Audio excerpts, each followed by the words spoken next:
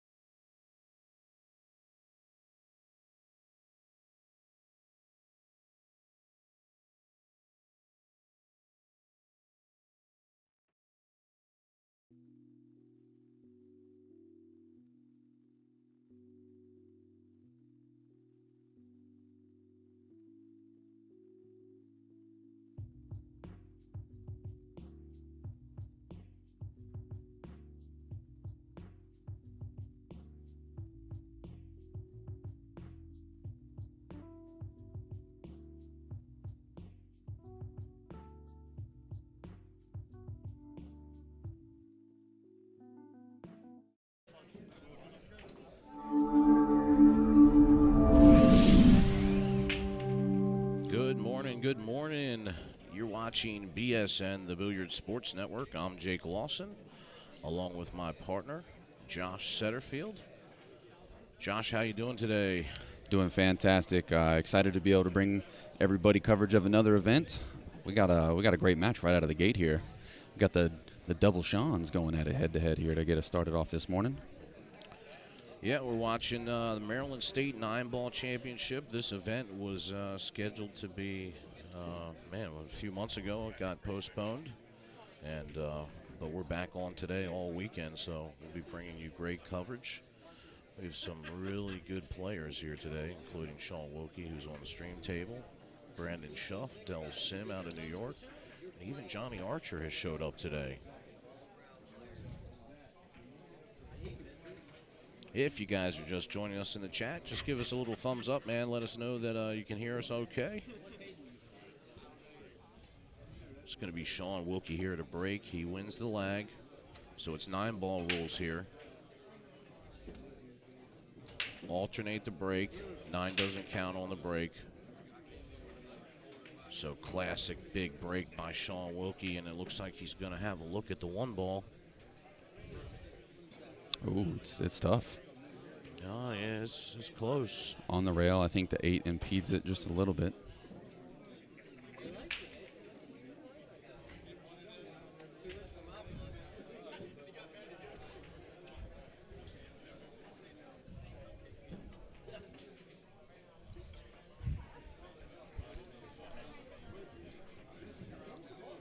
Yeah, he's got to make a decision here. Well, he's lining up. It looks like he can see all of it. Whoops. That makes a good shot.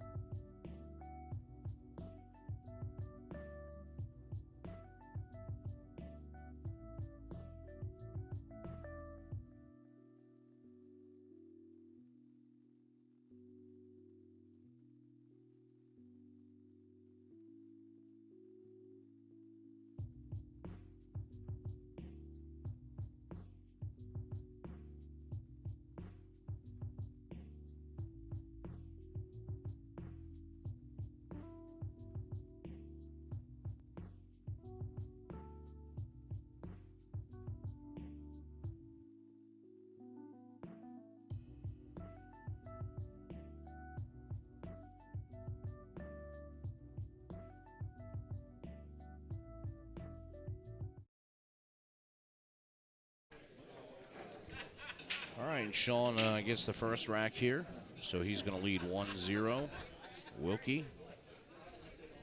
Of course, alternating breaks, so Sean Heller's going to have a shot at the table here. All the balls kind of lined up on the rails here. Yeah, a very different break from what we've just seen from Sean. Of course, he smashes the rack there, and unfortunately, Heller's got a lot of work to do here.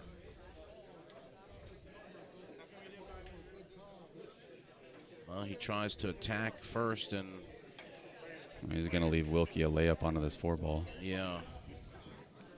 So he's just got to be careful here. Oh, he needs that to slow down. Oh, how's that? Set up nice for him. Now, is it just past the side pocket enough where it might make holding the cue ball tough here, or is he? Oh, yeah, he just tried to bump the 2, but he didn't get a lot of love there. He had that spin on it, so it just kind of spun off the ball instead of pushing it out. Let's see here. You think he goes for the side pocket, or you think he plays safe?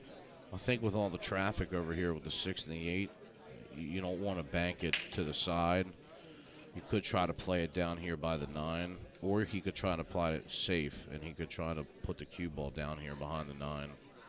Because right now with the 3-7 kind of tied up, he needs to be in a specific spot to make the 3. Yeah, so see, he was trying to.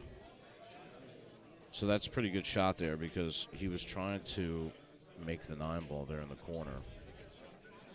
So he leaves a tough shot here for Heller on the rail on the 2.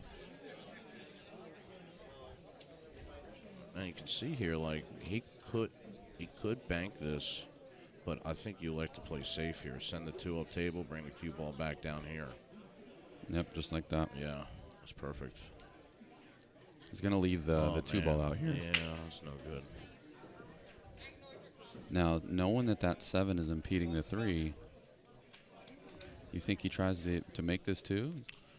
Because with the cue being on the rail, I don't know that he can spin over there. He's going to have to play up and down. So he just looked where he wants to be at. So he's going to try to come like 3 rails back into position here. Oh, he missed it. Yeah, so what he was trying to do was cut it thin and come off the top rail, then the side rail and the bottom rail back to the middle of the table. So he would have a look at the 3. But it was such a thin cut. He's going to give Heller ball in hand. Now, if Heller can make a shot on the 3 and get good position on the 6, he can play the 6-9 combo from here. So there's no, you really don't have to worry about trying to get a, crazy position. You just want to get on the right side here. You see him come through, and he hit that pretty good. Yeah, got himself a little close to the rail here, but he got himself on the right side of the shot, though, so that's good. Now, of course, today we're on 7-foot diamond tables. On the Hill Productions puts on 6 tournaments, 3 on the bar table. Oh, that's no good. And 3 on the big table. So he's left a carom shot here for Sean Wilkie. He's just going to hit the 6 like he's banking it. And he's just going to put like a little stun on the cue ball. Perfect. Nicely done. Yeah, very good shot. Yeah, so that's all. One of the things you have to be careful of is when you're going for these combos is that you don't want to leave the 9 in the pocket. So you really have to be precise. A lot of times that's why you see guys just fired in, so it won't wait by the side pocket. I thought this was going to be the turning point for the match right here. I thought, whenever Wilkie missed this ball and gave up ball in hand, I really thought he was going to let Heller back in the match here. That instant replay brought to you by Dynaspheres. Look at that break. Oh yeah, this is 9 hanging in the corner. This is dangerous here because with the 9 in the corner like this, Sean has got to make sure that he gets out here.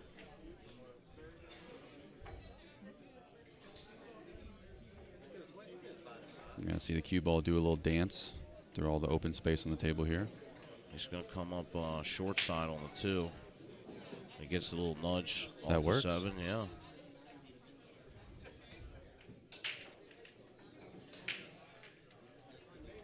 A little rub on the rail there. Doesn't want to get, he'll be okay here. Just wants to go back up to the top rail. Just going to play the 6-9. Yeah, so, I mean, that's the good thing about the way that the table was set up. You know, if he got on the right position for the 6, he could have ran out, but, you know, 9's right in the pocket, so Sean Wilkie making short work of this match already, up 3-0. Race to 7.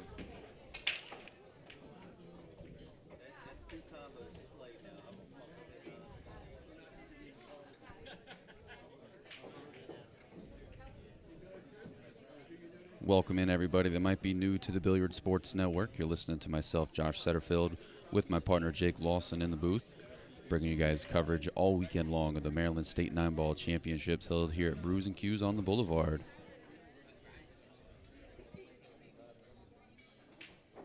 Just did a little bit of renovating in here. I think the place looks great, Jake. They took down the stage and opened up some more space for the players to have more tables. Got nice seating right down the middle of the venue now to be able to watch on either side. It looks fantastic.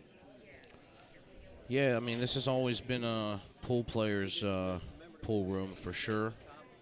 The owner, Tony Manning, has done a great job at making sure that that's exactly what it is. So not great contact made on the 1 ball here, resulting in the cue ball falling to the back of the pack here. Looks like Wilkie might be able to see this one to attack it. Sure enough, he can. Oh, yeah, and he gets a little bit of favorable nudge there because He sure did. now he's in perfect shape here to get back over to the 3. He hits it a little light. He wanted to be a little further over because you can see the 4 ball down here on the bottom rail, so he's going to have to spin it a little. Nice shot. Oh, yeah, that was perfect speed there. Yeah, he hit that perfect. So now he's just got to be careful because he's got to get out for the 5. I don't think so. No call 9? No. No. Yeah.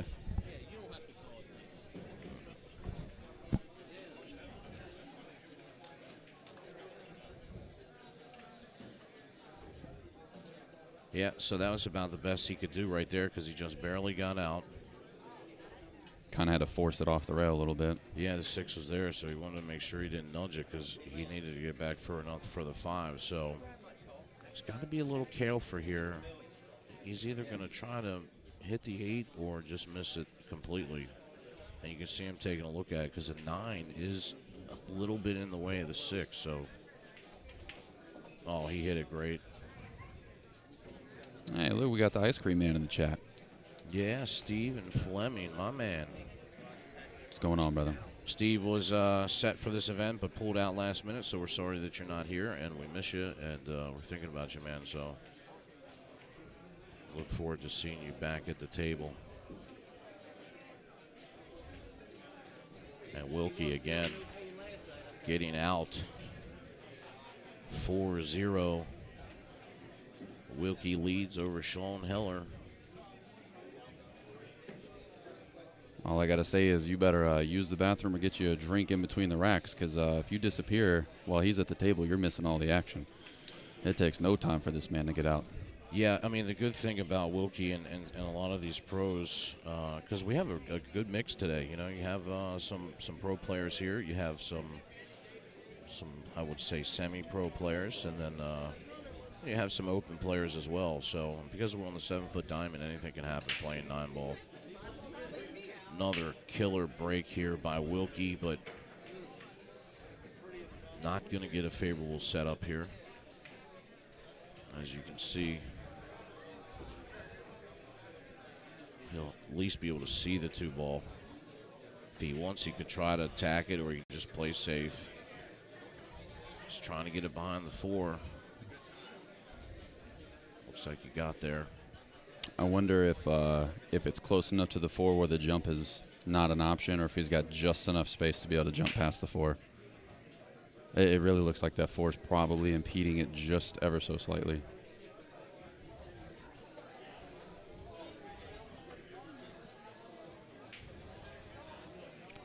Yeah, I guess he didn't get him exactly behind the 4, so he's left himself a one-rail kick shot here. Oh, and he scratches. Let's see where the 2 ends up. Oh, we're going to see another safe here. Yes, and that's a good thing about Wilkie is that he's pretty. He's not really going to try anything crazy. I mean, you know, you're up 4-0. You certainly can attack here if you want. But the guy's already on 1, so he could put him on 2. And he tries to put him right on the 7. And look at this. Oh, this is great. You get ball in hand. You got a 2-9 here. He has to make contact. Such a smart shot there by Sean Wilkie.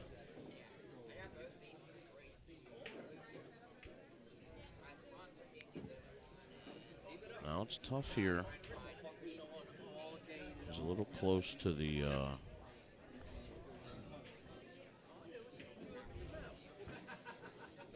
know, this is if he really wants to take a shot here, he could try to play like a Z kick and maybe make the 9. Yeah, like right, left, Yeah. right. Yeah. Because the one railer here is You got to tough. load it up with so much. Like, you're going to have to mass A into the 1 rail. Yeah, so like, see, it looks like he's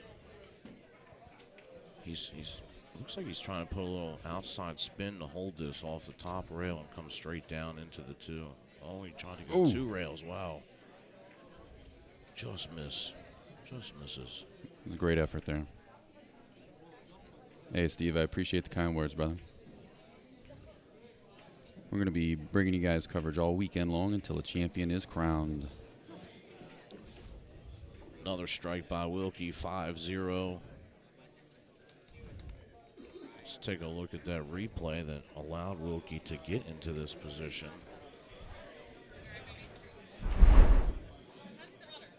Oh, that's the 2 ball. Let's see here. Yeah, we'll get it loaded up for you guys.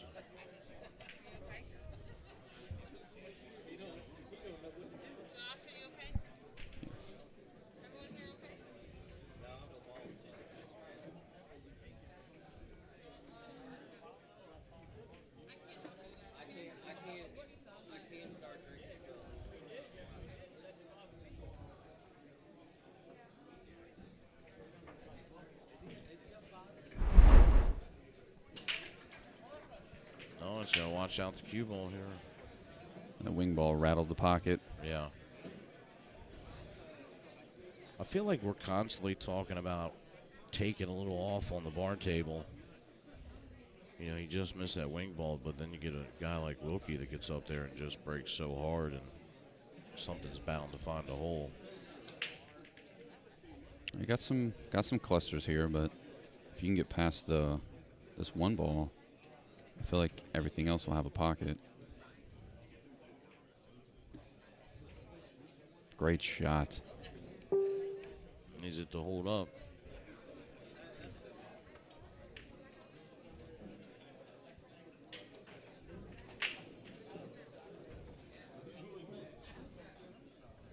Here we go, off to the races. Just comes off nicely off the rail. Perfect. Gets straight. Telling you, man, when Wilkie's seen him, I feel like he just gets up there and 1 stroke's perfect. Yeah, I talked to him a couple days before the event, and he said he is ready to go. So he's definitely going to make some noise today. Of course, multiple Maryland state champion Sean Wilkie on the bar table and the big table. Has he won all 3 of them yet? I think he has. He definitely hasn't won all 3 on the bar table. Matter of fact, the bar table championship kind of always eluded him a little bit until last year when he won I think he won the 10 ball. And of course, he's won a few. He won the 8-ball and the 9-ball out at on the big table. But he's going to have to deal with the likes of Johnny Archer and Brandon Schuff here today. And Dell Sim from New York. Just a few of the top players.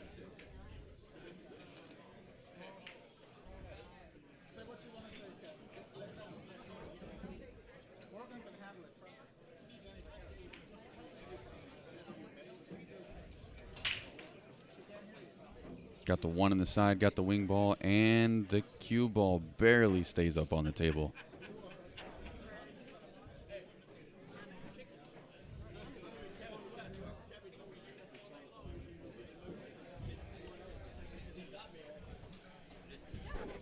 Man, he's left tough here. That's the 5-ball down there on the end rail. So if he makes this, he's going to be playing for shape on the 4 here. Let's see what he's able to do with this cue ball. Oh, man, just ran out of gas. What a great try. That was such a tough opening shot of the rack here.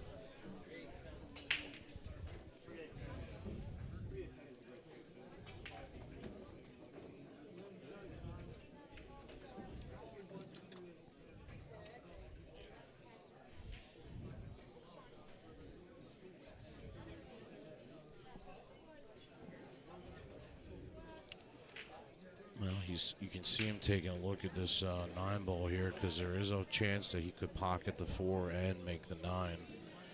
If you want to be safe, you just want to pocket the 4 and yeah, there you go. That was a very good shot.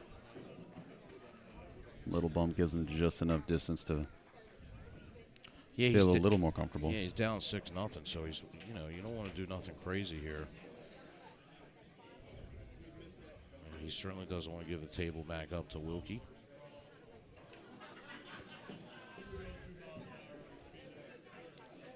Shooting over the 9-ball a little bit. This is tough. Oh, he just tried to spin it, and it's not going to go, but He might have got away with it. yeah.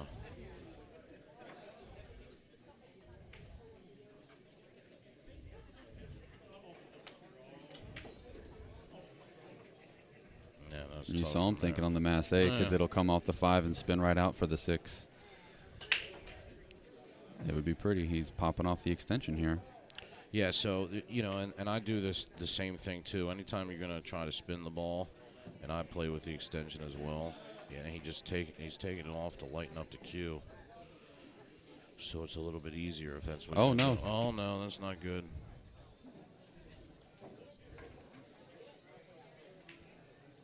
Man, it's like right in his way. Oh, great shot there by Wilkie. Didn't come out around the 6 like planned. But regardless, I mean, he held his focus right through that banner falling down.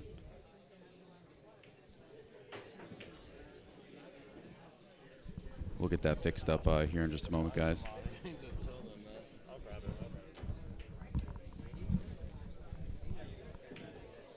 So you see Wilkie mapping out his contact points along the rail there.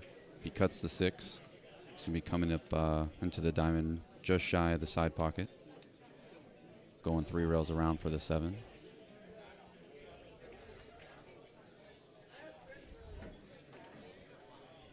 Oh, no.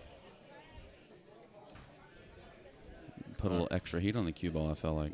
Yeah. Oh. So obviously Wilkie up 6-0. Can spare a couple misses at the moment. Not saying that he will, but Yeah, sure, you definitely can take a chance there. oh, look at this, look at this, look at this. Oh, wow.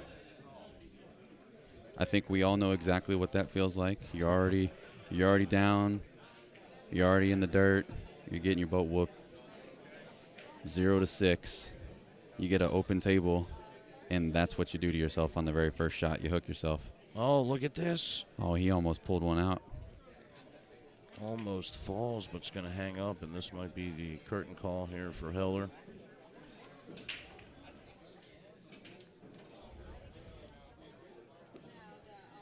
So I mean, I always find these shots a little difficult, Josh. He's on the rail and the cue ball's in, so like you just got to kind of take what you can get here. You know. Yeah, you see so many people try to go rail first there, and then they miss the whole ball because the shelf is so deep on these diamonds.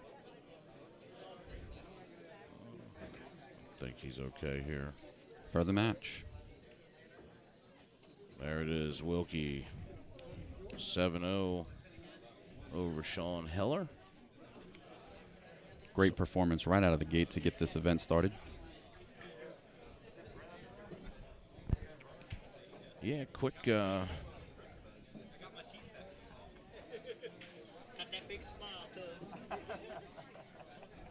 Quick little match there by Wilkie. They're gonna fix the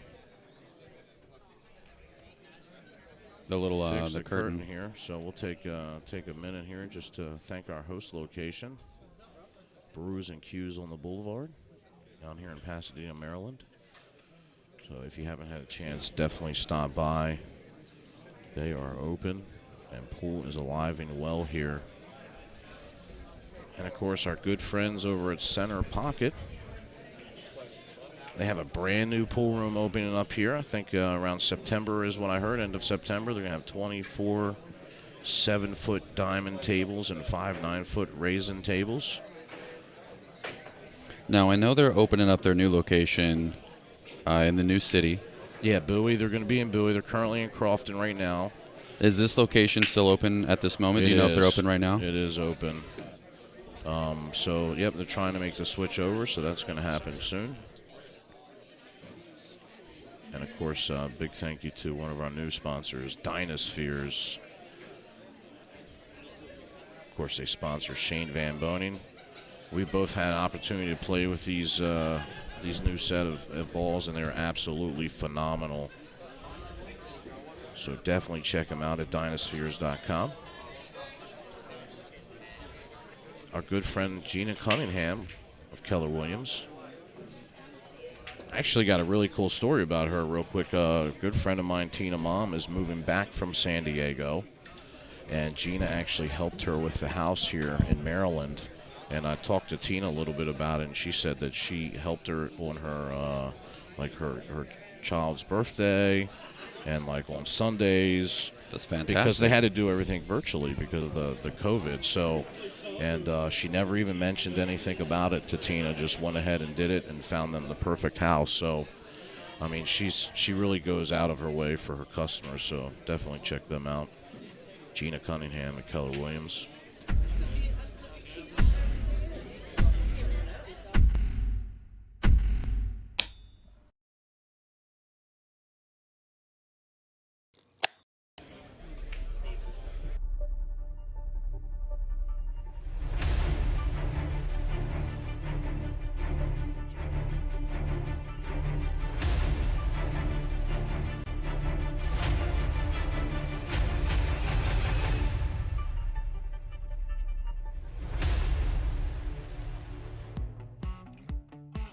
If you've been dreaming of having the best food for you and your family, now's your chance. Introducing East Coast Prime.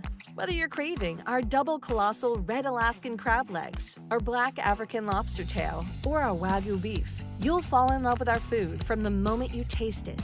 Mouth-watering burgers, prime center-cut filet, wild-caught salmon, prime-cut New York strip and ribeye. We also have chicken, lamb, and pork. At East Coast Prime, we only sell the best of the best products, and we sell it for less than our competition. The best part is, we'll bring it to you. Free delivery right to your door, or you can order from our website and we'll ship it to you. We have packages for everyone, and if we don't, we'll make you a custom package to fit your needs. Isn't it time that your family eats like kings and queens? Call us at 570-903-4095 or check us out on the web at eastcoast-prime.com.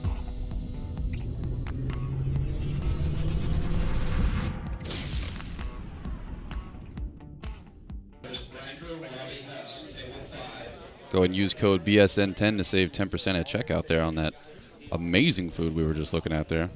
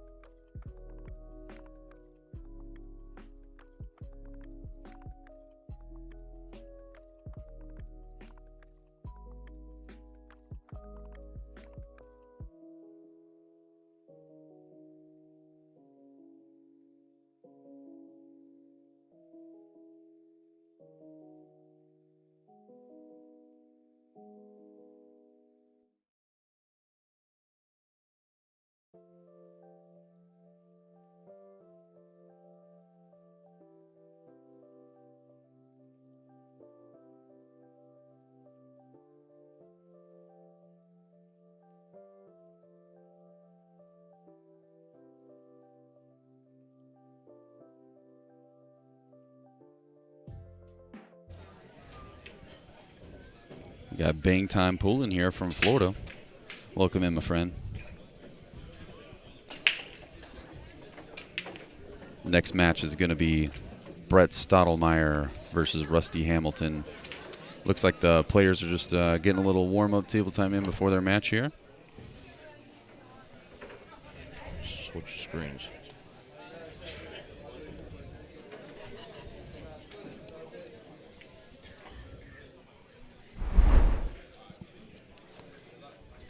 Both just taking a couple warm-up strokes here to get familiar with the table. Have you had a chance to see Rusty play before? We've seen Brett several times on the TV table here. Yeah, Brett is probably considered to be one of the other guys, and I feel bad not mentioning him earlier, but he is certainly one of the guys that plays at a very high caliber speed. He's beat Wilkie and all these guys before. So another one of Maryland's top players. I mean, I think he's got a Fargo rating of like 709 or something. So just to give you a comparison, like Wilkie's around 749. So he definitely is up there and can play. Rusty is another local Maryland player here, and he's okay. Doesn't look like he's feeling too comfortable right now. He was trying to throw those balls in, and he got up and took a big sigh after those few shots. So we'll see how he's feeling. They're going to go ahead and get a lag set up here.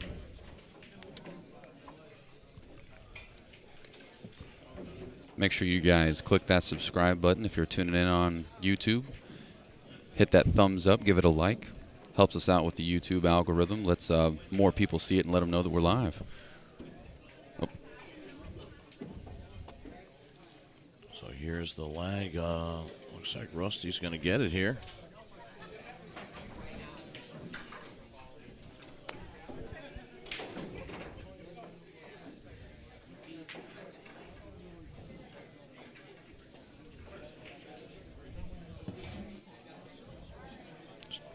Take that all out.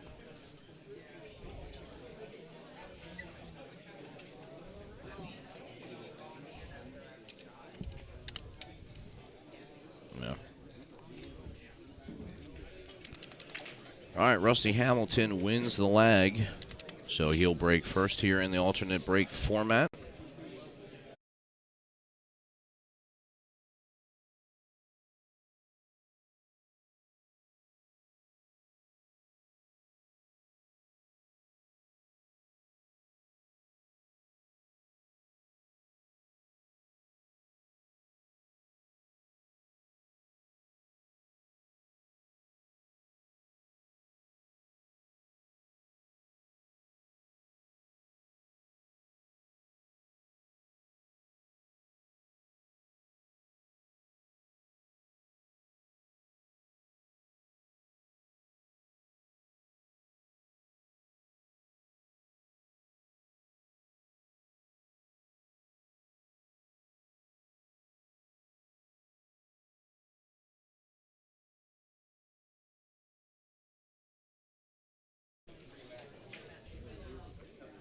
He needs that ball to travel.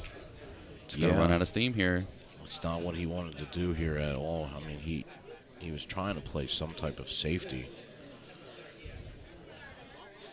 but now he's left a 1-9 combo here for Rusty if he wants to take a shot at it. Yeah, I kind of feel like there's a little bit of a two-way built in here because he can just play to leave the cue ball behind the 5. Because if he hits it right, the 1 should contact the 9 and be able to use the 8 or the 5 as a blocker here. Let's see how he plays it, though. He might decide to draw it behind that 7-3 as well.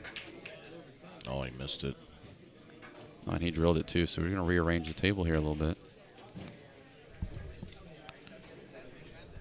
It's just what we were talking about earlier. You know, you don't want to hit it easy and leave it in the pocket for Brett, so he winds up on it, but ends up coming up short.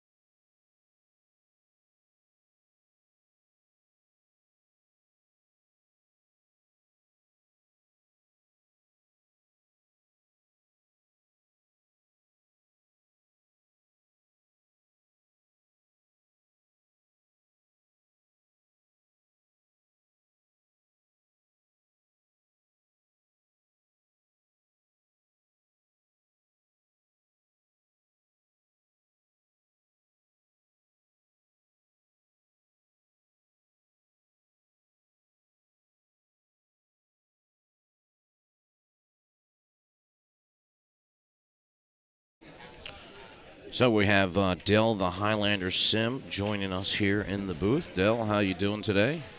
Very well, thanks for the invite. Maryland. Land of the Marys.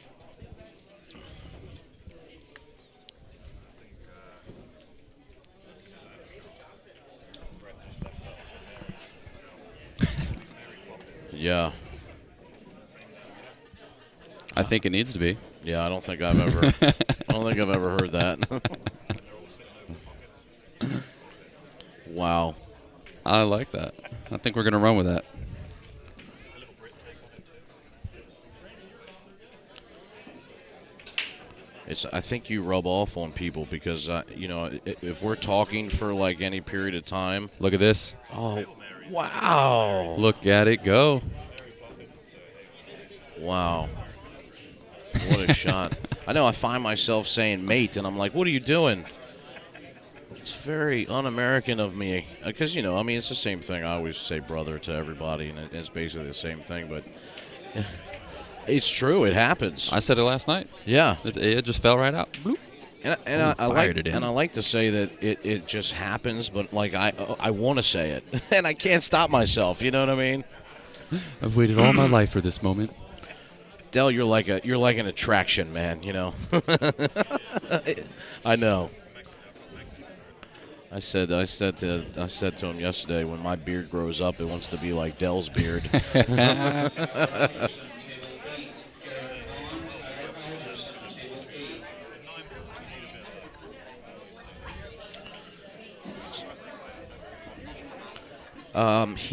He definitely shoots well, but he's like one of those guys that's hot and cold. I've had an opportunity to play him a couple times, and obviously if Brett continues to make mistakes, Rusty can capitalize on it, and we've seen that just here, where he comes with the Hail Mary shot.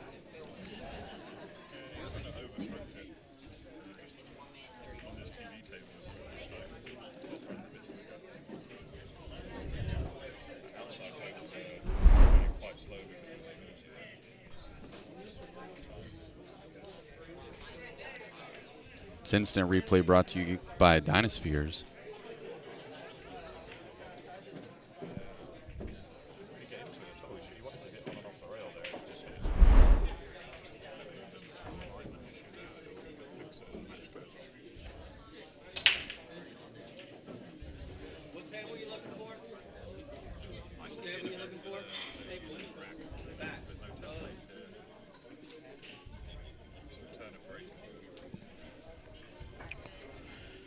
Yeah, we talked about it before, but it certainly allows for anything to happen here on the bar table, especially alternate break. All the tables are racking differently. Tried on 2 or 3 different tables. Each one has its own unique setting. So you need to learn the rack.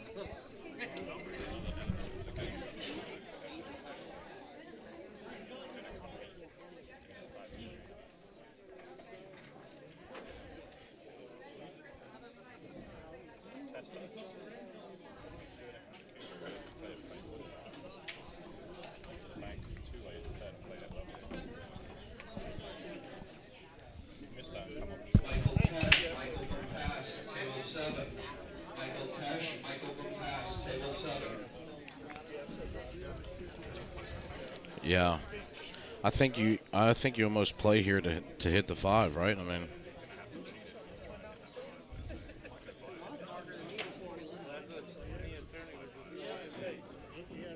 Yeah, it worked out great.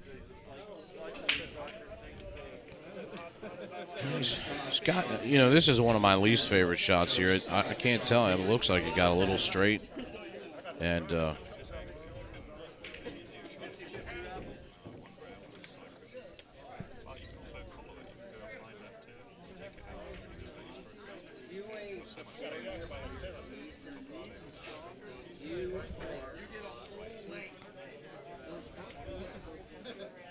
can see him loading up with some English here. So he tries to come around through, and he makes a great shot there.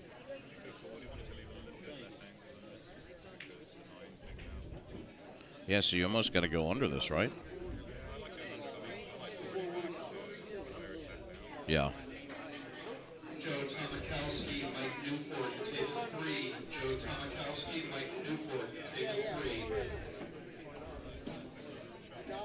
3. Yeah, great shot.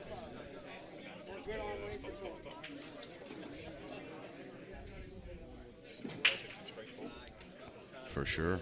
Oh, he rolls it a little far. Wow.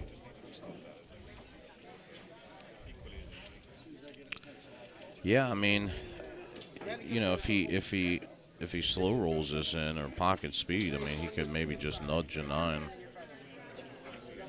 Oof. Yeah.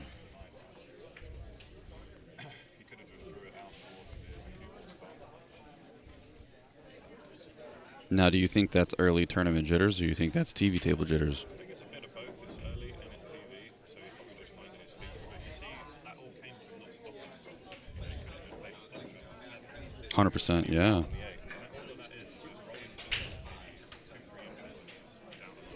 It was a very solid out. Yeah, absolutely. A lot of people, they think they're out. It's like, oh, it's Just rush through it. Yeah. Yeah, I mean, even though we are playing on 7-foot tables today, I mean, they're still diamond tables, and you still have to hit them true.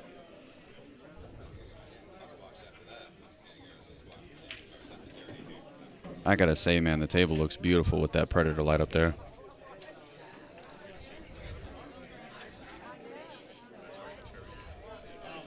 Oh, yeah.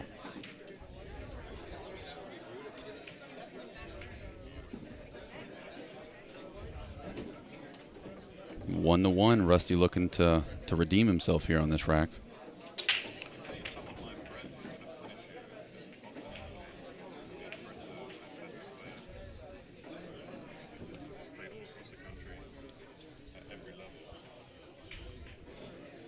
Yeah, we were just talking about him earlier before you came in the booth, and I mean he's been a very strong player in Maryland for years. You know, he's got a Fargo over 700, like about 710. So, you know, which means he's definitely a threat to run out from anywhere. And if these guys make a mistake, he can punish them for it.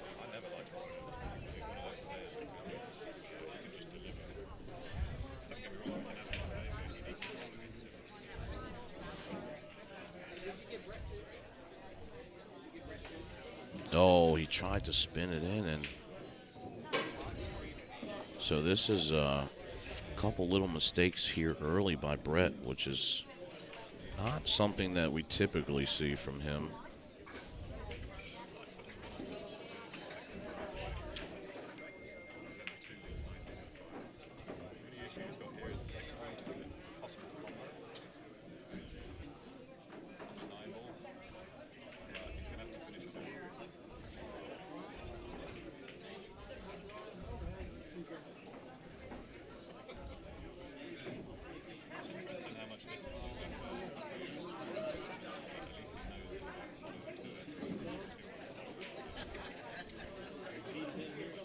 Yeah.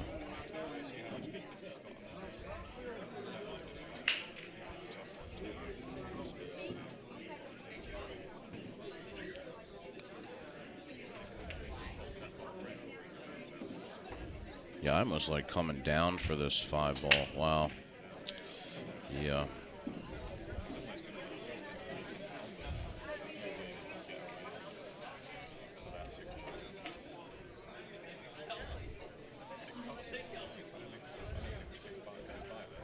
Is he going to cut this on the side?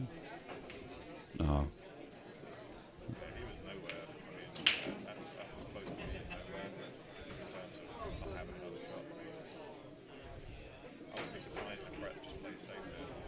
Sean Higgins, table 10. Table 10, Sean Higgins, table 10. Guys, remember, report to your match. Almost up to 100 viewers in the first couple matches of the day before lunchtime. Yeah, Good. absolutely. If you guys are tuning in, just hit that share button. Let everybody know that the tournament's going on, and check out the stream. Oh, he fires it right in.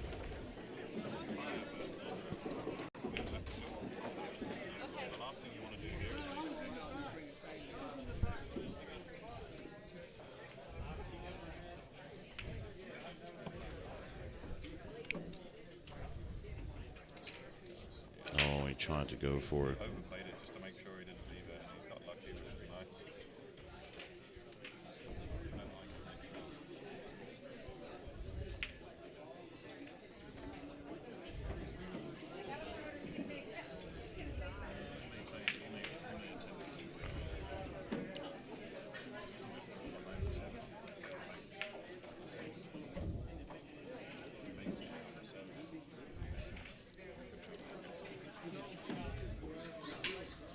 Wow. Yeah.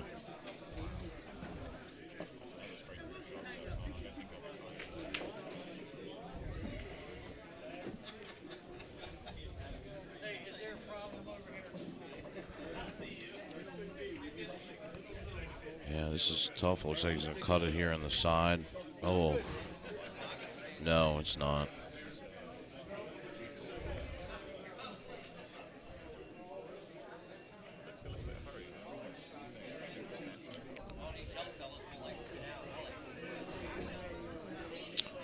You know, it's always tough.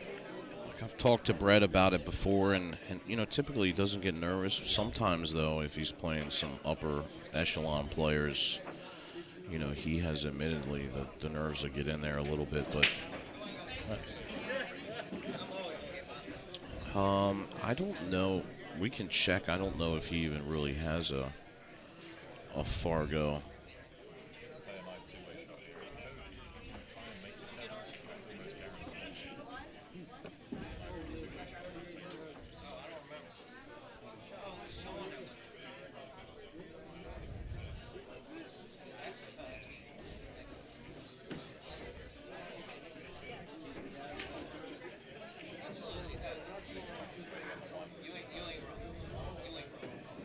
He's got just enough space to get past that point.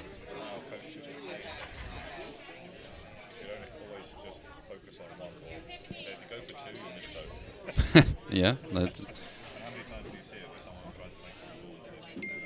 all the time.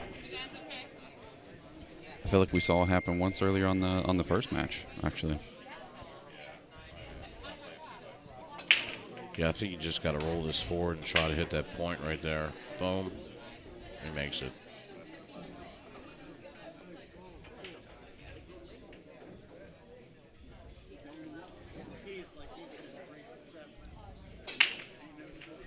Rusty looking to take the lead here.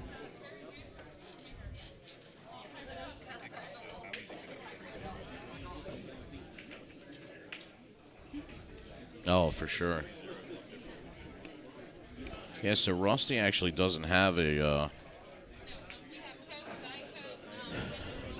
yeah, I'm not sure.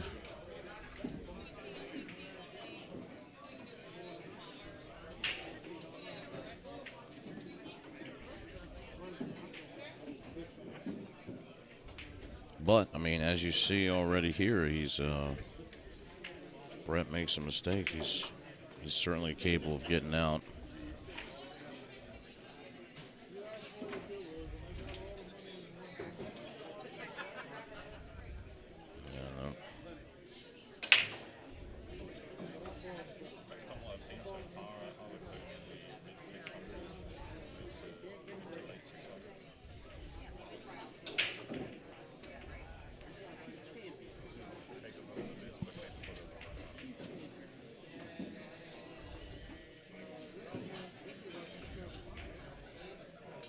You know, and that's one of the really important things here, especially on the bar table. You know, when you push out, you don't want to leave these guys an open shot. So you really have to start thinking about pushing out to a jump or pushing out to a kick.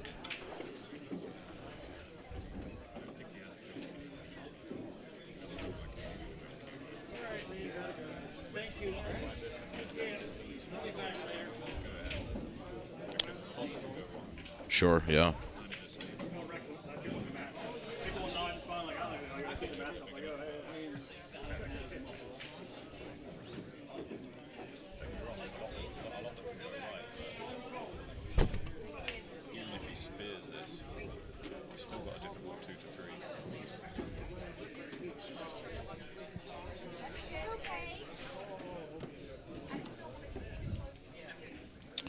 Yeah, I definitely like the jump here, especially where the two's sitting at.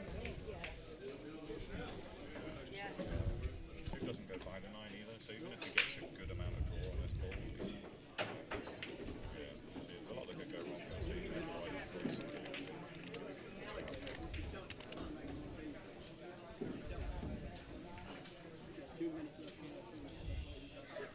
If that was a half ball jump, I would have thought about it differently. Get as far as Right.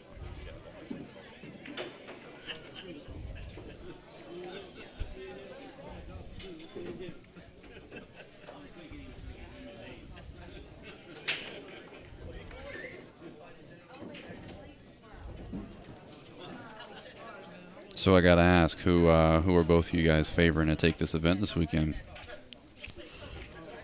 Well, sure, yeah.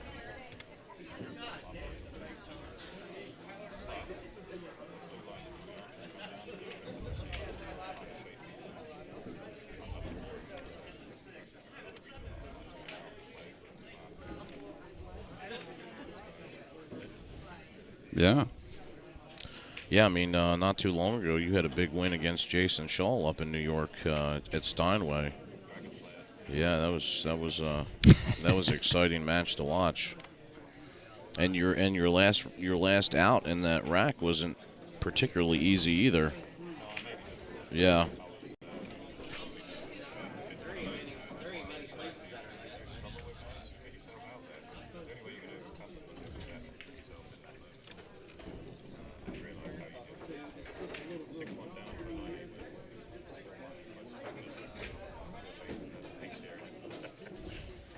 He's like, he's talking about it again.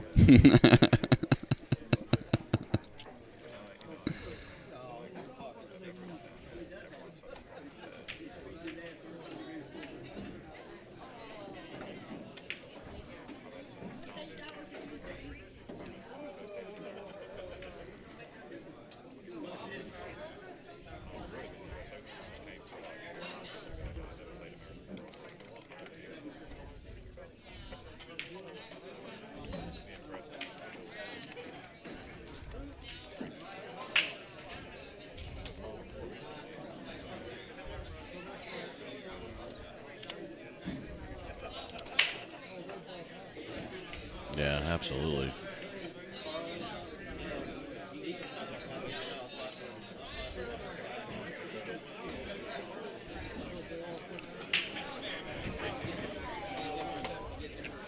Nice shot there by Rusty.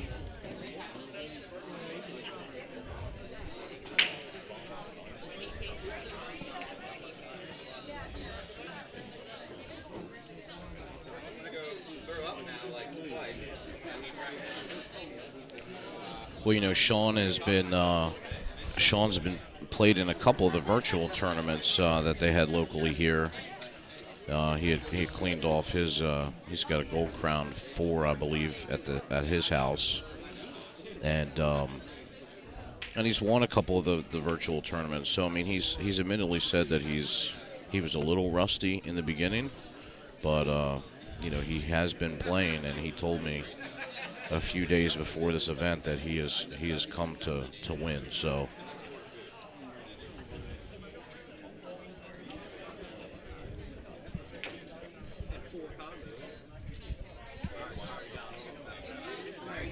Oh no.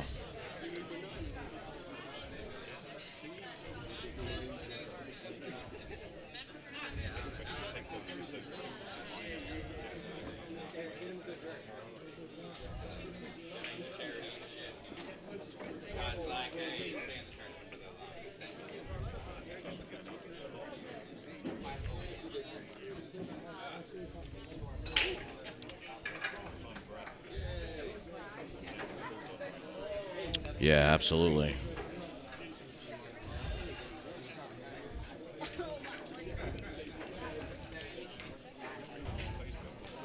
We are streaming right now on YouTube and Twitch, and you can go to Billiard Sports Network Facebook page. The link is on there.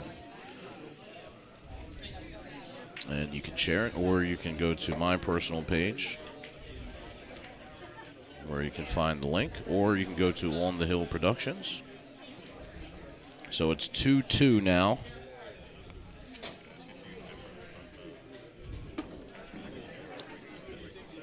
Yeah, race to 7.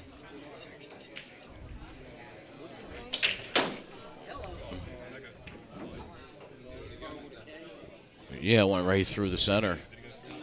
Yeah. Wow.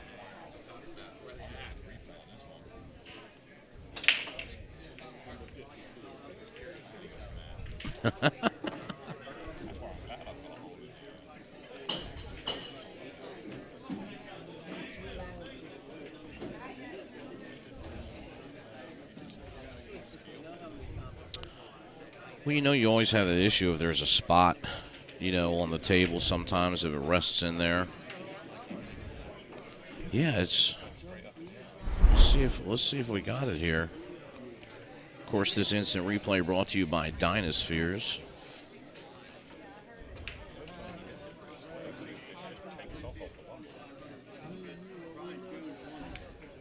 Yeah, just right up in the air. Wow. Hey, I think it might have actually. Yeah, it hit some. Yeah, look, there's a giant dent in that tile up there. You can't make this up, ladies and gentlemen.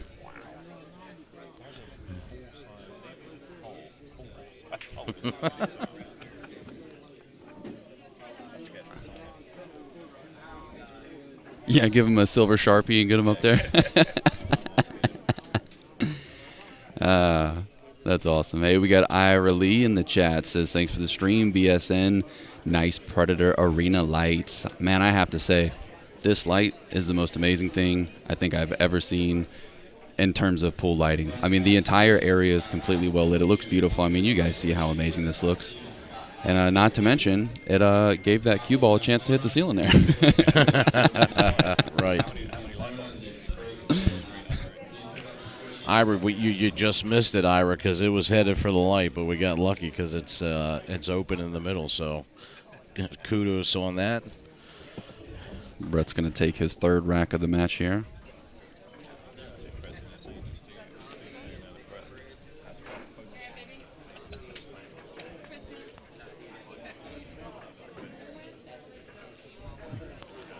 And it's a little hurdle to overcome. Now, let me ask you this, because you've played on TV tables, thoroughly. Do you feel like to your point of what you're talking about, do you feel like the first match of the day on the TV table is a little bit jitters, or does it make no difference between the 10th match or the first match for you?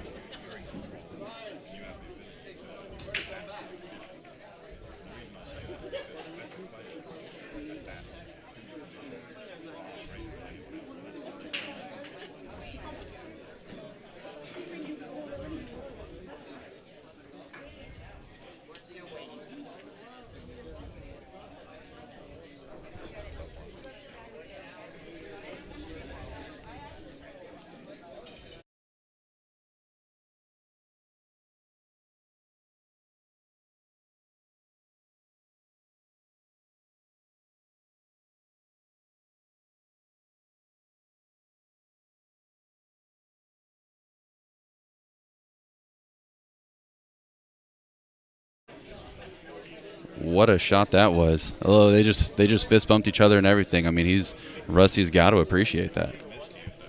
Oh, he missed you? I didn't even see that part. Oh, my goodness.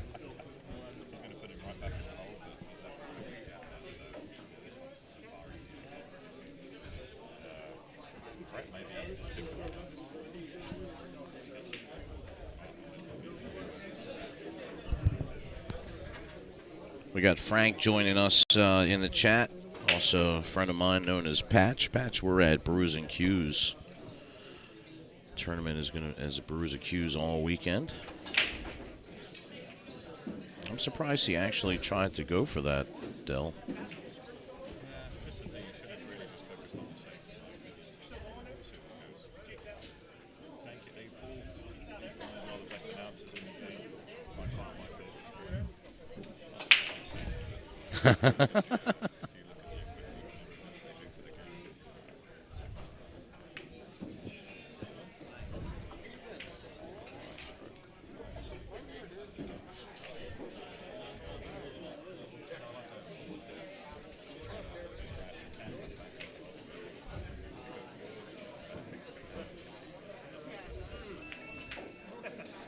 Oh,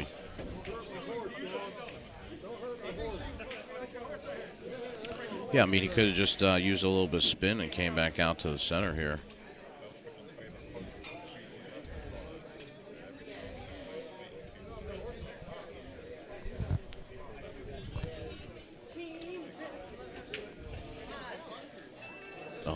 Oh, might fall in. Look at that. Just hides right behind the 4-ball there.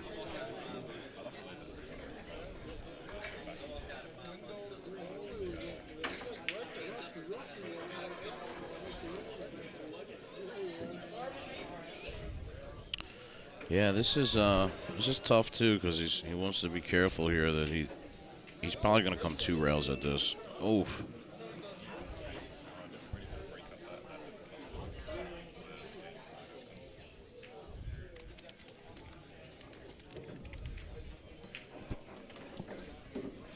Yeah, I have a lot of guys saying about the light here.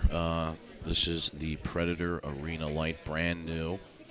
So we like to thank them for their sponsorship.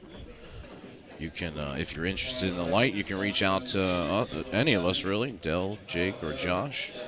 We can give you some more information about it, or you can go to highrockstore.com and find out some more information. They have the light on there. You can use the code posted.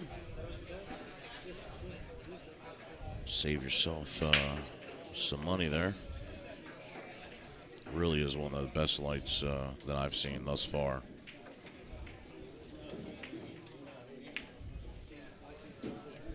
So he's left the 3 here on the rail.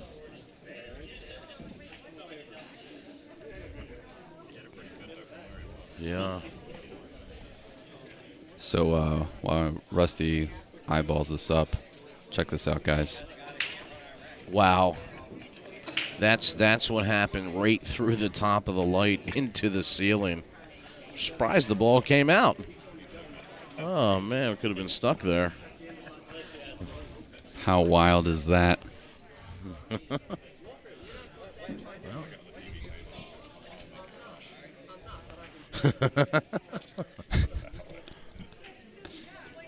Well, he's trying to play him a safe here, but I don't know if he got there. Well, yeah. Oh, yeah, I remember that.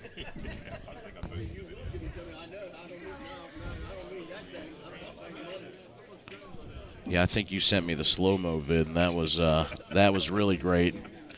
You see it fly off, and then you see somebody like almost hitting the ground. Great shot, but yeah, it's just.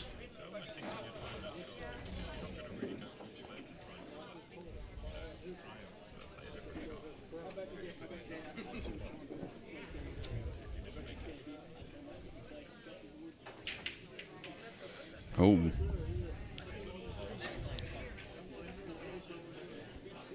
Well.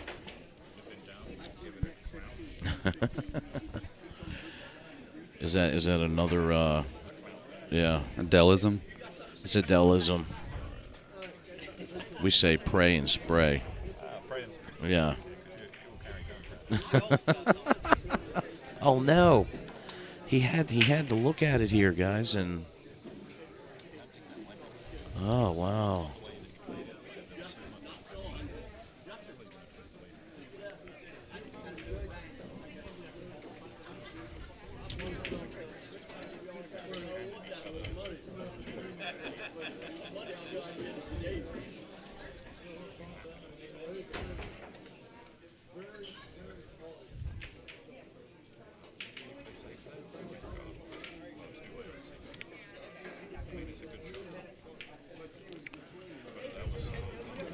Oh yeah. I feel like he could have cut that ball and came back around up top for the 5. Yeah. Oh no.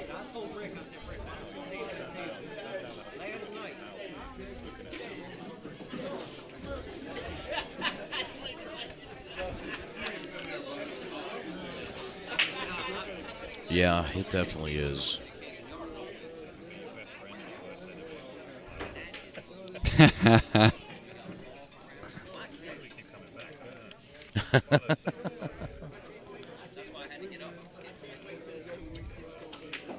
Oh, wow.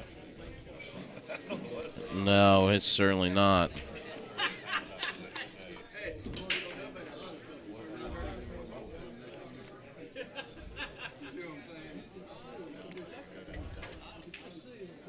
He might try to spin it in here, and he does.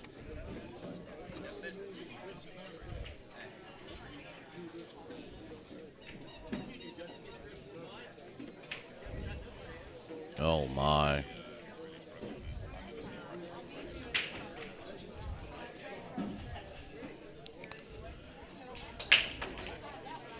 You know, I don't know, and I can attest to this because I have played Brett many times, and I mean, there's been times where, I mean, he's run 4 or 5 racks before I even come to the table, especially in 9-ball here on these bar tables.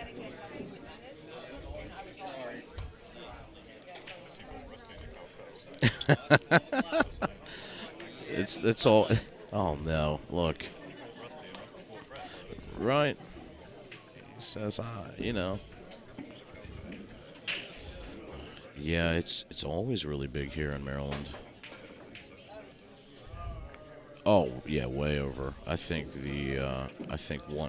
we got close to 20 grand one time, so it's usually in the teens somewhere. Well, you know, you got some guys down here that go crazy. Well, there you go. Yeah, Dave and Cap, Harry. Yeah. They always try to get Wilkie. It's crazy. You know, I can't get him no more because of these guys.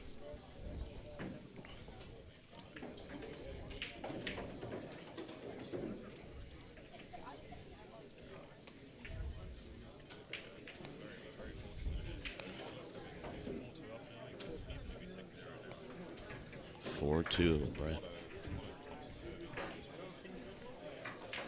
And this is, you know, as you can tell by this particular table, if you've been bruised, this is a table that we brought in specifically for the TV table. So it's going to play a little bit differently than the rest of them.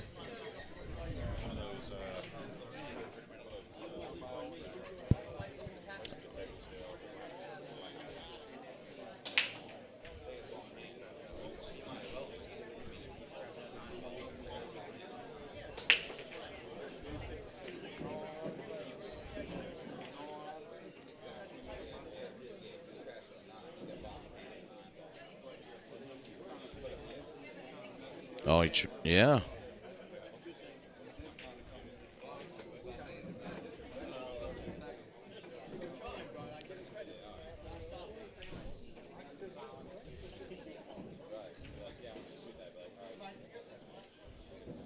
It's actually a nice angle. This is what I want. This is in line. Just did it just before the 5. You can almost guarantee that.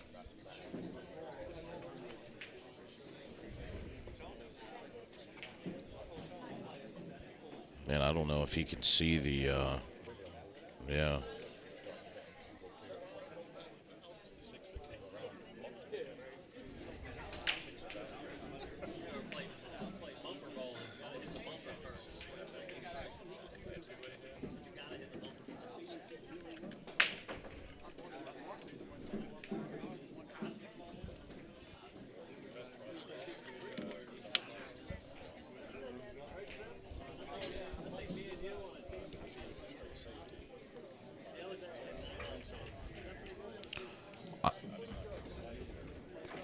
I almost, and if you were going to kick underneath it, I almost like kicking it at a slower pace so that he could leave the cue behind the cue ball behind the 3.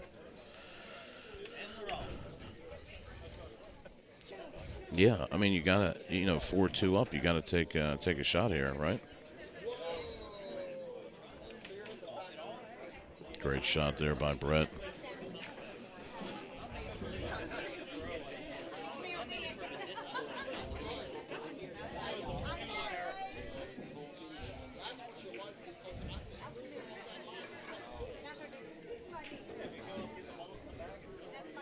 Yeah, I mean, what just a crazy event here. 5-2, Brett is up.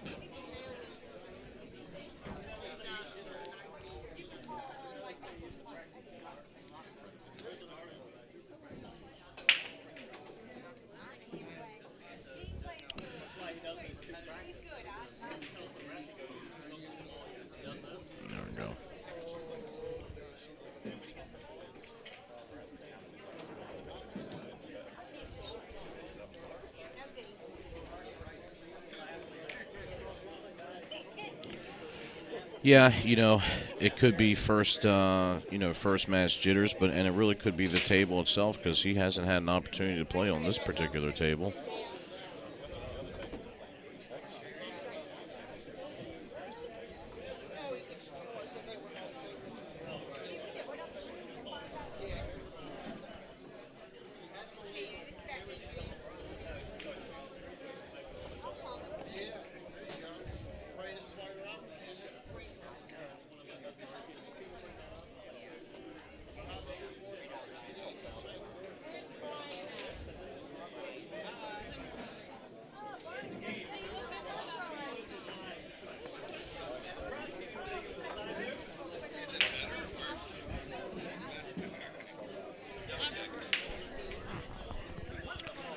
Yeah, so an interesting turn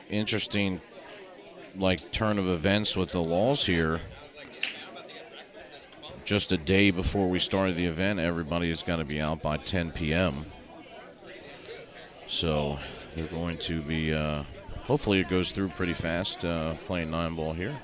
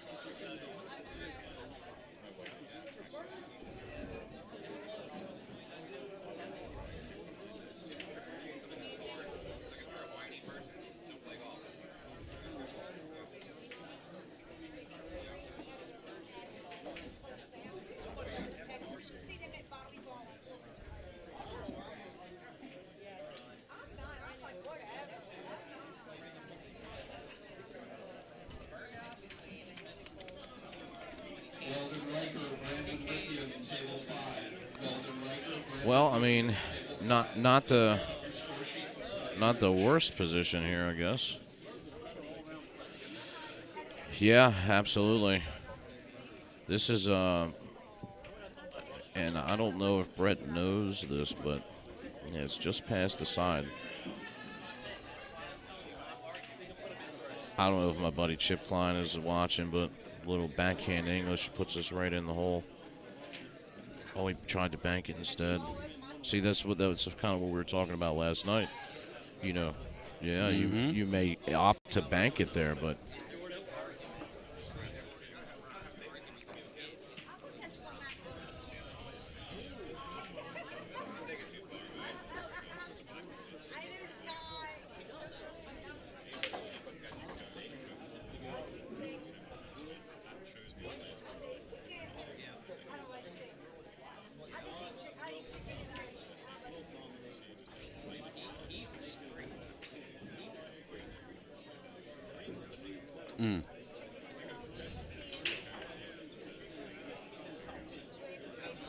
well, yeah, because you're coming right in line. That's why I like hitting that shot with, that high inside to come around. Yeah.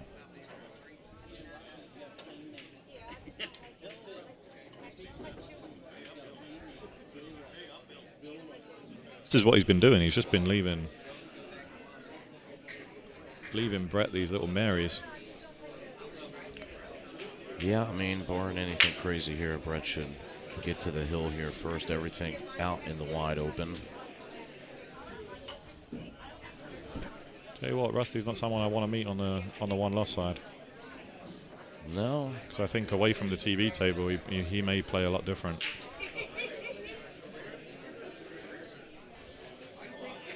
Just going to run this up here to the top. Oh, my God. Wow. What a shot. Commentator's curse. Cursed him. We just thought he's on the hill. Yeah. Is that our first victim of the weekend right there? Yeah, first 1-1 we are. He can hold this too. He can play this long and hold off the inside knuckle there. Just play this with a slow draw into the knuckle. You really have to hit this slow. Jesus Atencio's favorite shot, isn't it? Yeah, this actually, Jesus would would actually draw Wow, into the look at point this. there. I saw him do it a few times. Oh my God, Ooh, that he was almost really made it. Close. unlucky. So close. Why would I mean? I don't think I could take that risk at 5-2. That's such. I mean, this is a huge swing game, right? So even if I would have played that 2 rails like a 1 pocket shot. I think Brett was talking to him about playing safe and just tapping the 7 and leaving the cue ball up behind the point and let the 7 drift down the rail a little bit. Yeah, that one's dangerous too. Well, always You know, got it's to do bad is- when your opponent tells you what you should have done. Here's what you could have won. Well, I think both these guys are good friends, and Yeah, they seem fairly jovial off camera. Definitely do. There'll be no love lost over this one. 6-2, Brett Stottelmeyer reaches the hill first.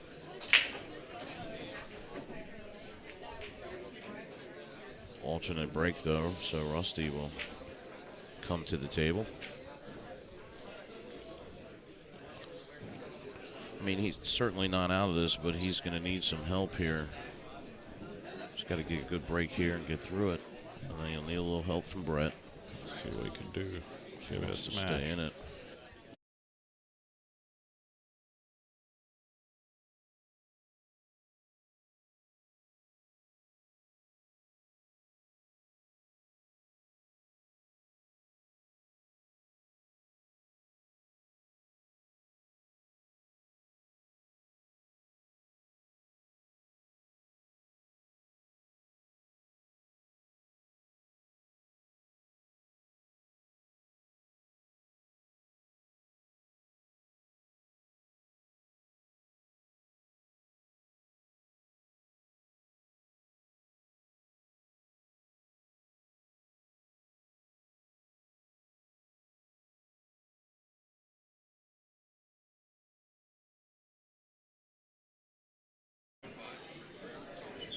A tentative break there, and it looks like Brett reaching for the jump stick. He's going to elevate, and I wonder if he's going to try and either cut it in the side. I think, yeah, he's going to cut it in the side. Whoa. Wow. Look at that, man. 3 ball almost found a pocket, and he heard buried of- him right behind the 5 Heard of here. a 2-way, but never a 3-way shot. Well, I there it think was. That might be the nail in the coffin, because he's going to do very well to get this ball safe. Look at that. Wow. I thought he was going to make it there for a second. Me too. Yeah, certainly a good effort there by Rusty. He's left a very makeable bank.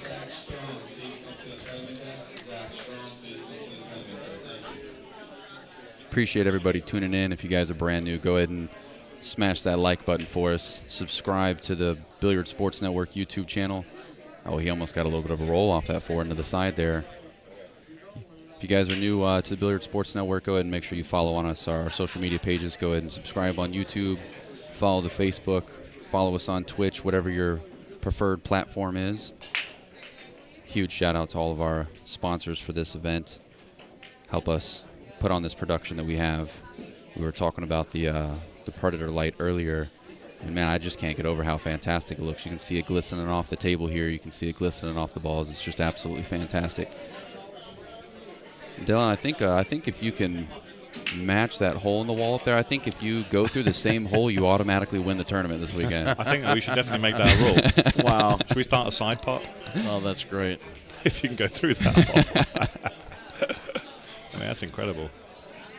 I think Ira would probably say no. Yeah. Yeah, he doesn't want anyone let's I mean, not take any more balls to the jumping up towards the light, please. Oh, look, he's going to have the 8 as a blocker here. Yeah, it's this match has really been topsy-turvy. It's gone back and forth like a yo-yo. yeah, it's been a little bit of a strange match here, back and forth. 3 does go to the side pocket, so I don't think it's going to be particularly hindering whoever gets on it first. Wow, what a bang that is. Oh, if not for that 6, that was in.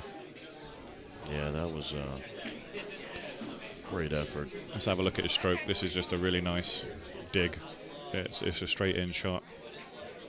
Now, are you trying to draw this back? Oh yeah, I draw it all the way back towards the 5. Especially on the bar box. You're only looking at like a 4-foot draw. I wanted to come back a little further than that, but this is, I don't think the Kerem's on. I don't think he can just push into it. I think he has to play it as a cut. Yeah, I think he comes up short on a Kerem. Yeah, the Kerem doesn't. Yeah, and they see the 9 just pushed it. But look where the 9's finished. Oh my God. Wow. That's just another twist. Hey, Ira upped the ante, my man. He said, you get $1 million. Dr. Evil over there. $1 million. Wow. I'll take that bet. No, I won't. I promise. We want to keep the light intact for the weekend. Dell's going to be over here practicing on one of the tables in the back. Wow. You put it in black and white, Ira. Oh, wow. Struggling. It kind of hits that point to where it's like, man, you're just feeling defeated. Match isn't going right. On top of the fact that it's on the TV table, you know, the pressure can just kind of build and build and build every time you're up there, and you know things just aren't going right. You know people are watching, so it goes back to my earlier comment about those that succeed have a stronger mental capacity for when the chips are down. You know, look at that. He played that perfectly, but again, he's way too straight. He could attempt to break this out. Yeah. But more likely, just focus on getting below the 5 and play a good safety. Now, what safety would you be setting up here for? Because with the 5 being so close. I'd be trying to get as close to the bottom rail as possible, and then just playing the 5 behind the 9. Yeah, just kind of graze it with the cue ball and let the... He's played that. He's overhit it, actually, with outside. But now he might look at a bank. He could possibly bank into the 9. Call the 9 cross side, sorry. He didn't have enough angle on it. Interesting safe play, though. I mean, I think he might attack the 9, you know. Yeah, I mean, he's really got nothing else. Bank kick into the 9, send the cue ball around the table. And he's been slapping everything else, so why not this one? There it is. There it is. Ooh. Just missed. And he's going to get a little fortunate. Look at this. Oh, my God. They found each other. Can we see straight down and see how he's... Wow. Oh, he's left it. Look at that. Yeah. Look at that. This is a shot I like with my break cue. Add a little bit of weight into the jump and draw it right back down to where the cue ball is now.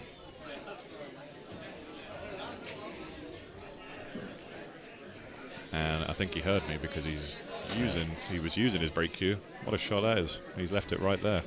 Yep. Beautiful. Great shot there by Brett. See, that's just a nice little tip. Sometimes with the jump cues, they're so light that if you want to control the cue ball better, and it's only a quarter or half ball jump on the object ball, which you saw there, using your break cue can add that little bit of extra control because it's heavier at the back end, and the cue ball won't jump around as much as... That was a nice shot. Definitely worth practicing jumps with your break cue if you've got one.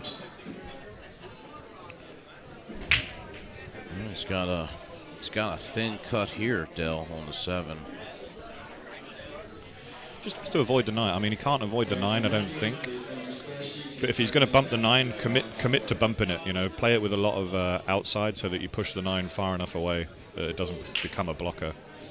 You can play it with heavy right inside, which he's doing, but you do risk a scratch here and make the shot way harder. But he played it nicely. Yeah, he pulled that off great. Natural shape into the 9. Yeah, looking like this might be the end of the match for Brett here. Oh, slow down. Perfect. That's good. Should concede from here. Done. Great match. A little topsy-turvy there. 7-2, Brett Stottelmeyer. There's hey, what's going on, guys? Most beautiful people in the pool hall. That's right. So interesting match there, but Brett ends up pulling it out, Dell. Yeah, I mean, I recall early on it could have easily been 4-0 to Rusty. And you saw there, just 2 or 3 errors pushed him behind 5-2, and he never regained it. And you can kind of see the moment in the match where he kind of accepted defeat a little bit. Yeah, 100%. And and you should always play till the end. There's a lot of people you see that are defeatist. Anything can happen in this game. You can be 6-1 down and win 7-6. What was that final score of that match? 7-2? 7-2 it was, yeah. Yeah, and we were just talking earlier about how it could have been very much 6-0 Rusty. Yeah, it could have, yeah, exactly. I mean, two rolls either way, and it's 6-0.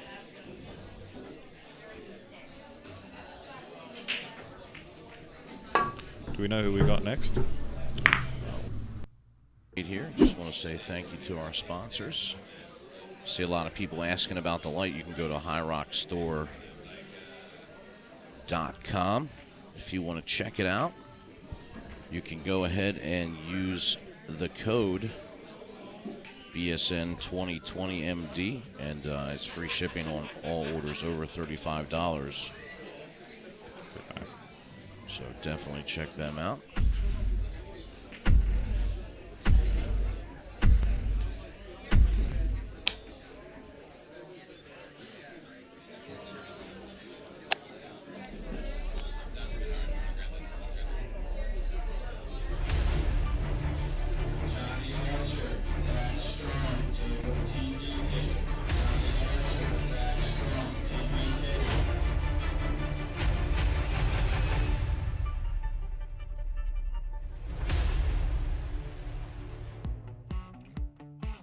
If you've been dreaming of having the best food for you and your family, now's your chance. Introducing East Coast Prime. Whether you're craving our double colossal red Alaskan crab legs, our black African lobster tail, or our Wagyu beef, you'll fall in love with our food from the moment you taste it. Mouth-watering burgers, prime center-cut filet, wild-caught salmon, prime-cut New York strip and ribeye. We also have chicken, lamb, and pork. At East Coast Prime, we only sell the best of the best products, and we sell it for less than our competition. The best part is, we'll bring it to you.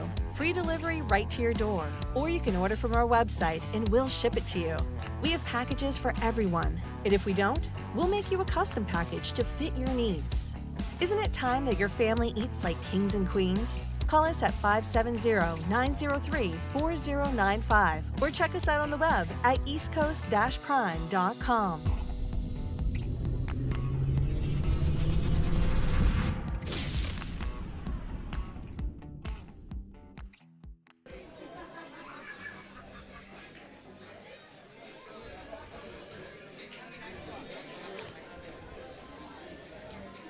Shout out to Dynaspheres. Next-gen phenolic resin balls. We've all played with these. They're absolutely amazing with just a weight variation of like, what was it, one gram, which is unbelievable. Yeah, they're way under that. It's in the 0.3 range.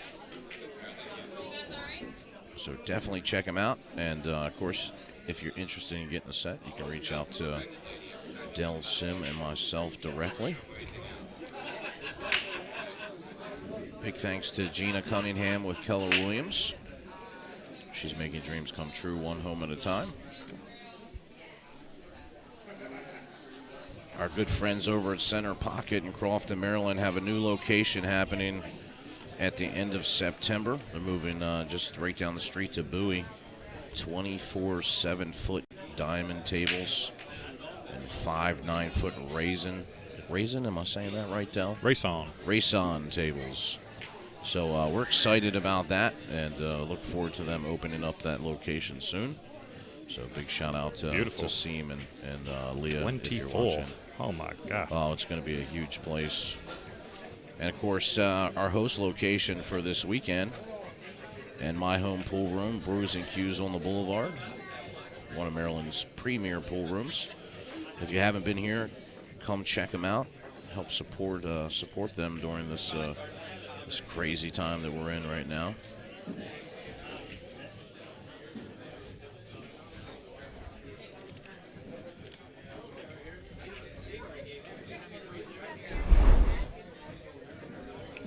So up next, we are going to have a real treat. We're going to see Johnny Archer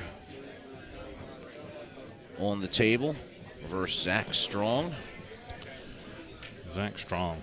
Another guy, I don't think I've seen him around much, but have I seen him play before, Jake? Zach is another local guy. Zach is another local guy here, and Yeah, there we go. He's played in a couple tournaments here. He's been in the Maryland State before, and he's played in a couple of the local tournaments. I don't know exactly how he plays. I don't think that I've really had the opportunity to see, but obviously Johnny Archer needs no introduction. That's the one. And, I haven't known Johnny to really play too much on a bar table. He's an accomplished bar table player, plays out in Vegas all the time. Oh, really? Okay. Yeah. I don't think it's his preference. I think he's more of a 9-foot player. But, when needs must, he's local to the state of Maryland, right? He comes from Georgia, close by. Yeah, I think so. Yeah. Atlanta, Georgia, I think. Who's he playing against? Zach Strong. Zach Strong. What a strong last name. Isn't it? Yeah, let's just get the See if spelling his game holds up. on Zach, Z-A-C-K. That's right. Beautiful. we don't want to butcher anybody's names here, No. So this is a great turnout, man. We got the whole venue packed. Of course, everybody, is being safe and wearing the mask with all the corona stuff that's going on. But I'm digging the changes to the venue, man. Everybody has complimented, the light endlessly. Everybody's a huge fan of it. It changes the way the shadows fall on the table as well. Makes the rails a little bit more distinct. You don't have like those washed out, kind of blurry shadows. Everything is clear and precise. It brings like a professional TV feel, doesn't it? Which is great for really you does. guys. To see the balls on the stream like that, sometimes people are like, is that the 5? Is that the 6? Is that, when they don't know the difference between the orange and the red. I can see each color individually clearly, and that's a huge difference for people that are streaming.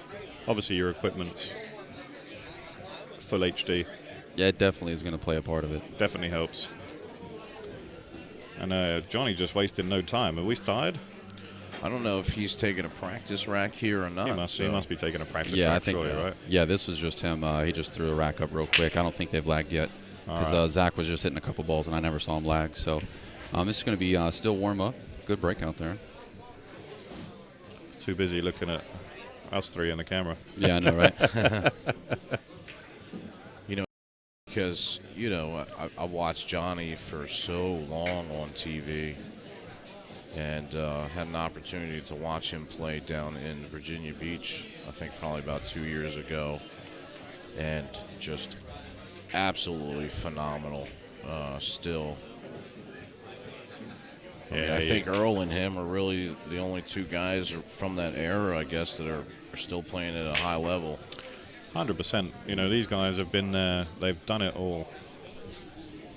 They're going to give the flip. They need to lag. I think they've gone with a coin. Oh, they need to lag. They know. There we go. There we go. But Johnny's one of those guys that you could tell if you saw like a silhouette of him, you'd know it was him based on his stroke. Oh, sure, absolutely. If you didn't see his face or anything like that, and you saw how he plays, he has a very unique cue in action.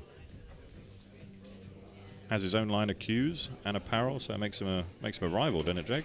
Well, I don't know about that. Is it Universal Scorpion? Universal, and yeah. He has his own Scorpion line, right? Yeah.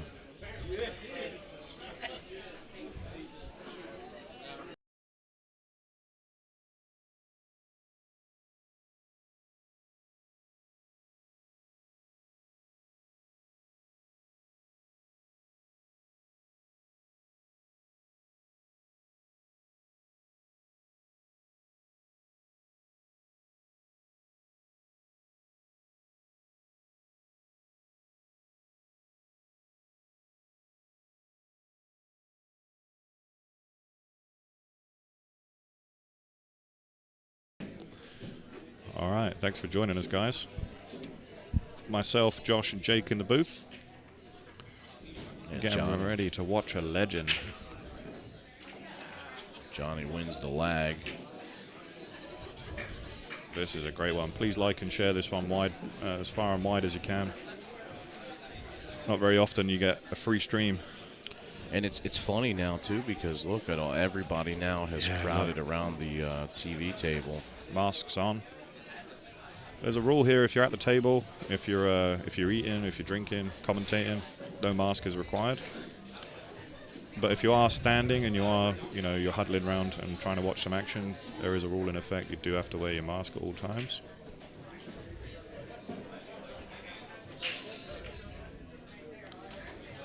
Let's see what Johnny can do. I mean, he looks like, in the warm-up rack, he looks very loose.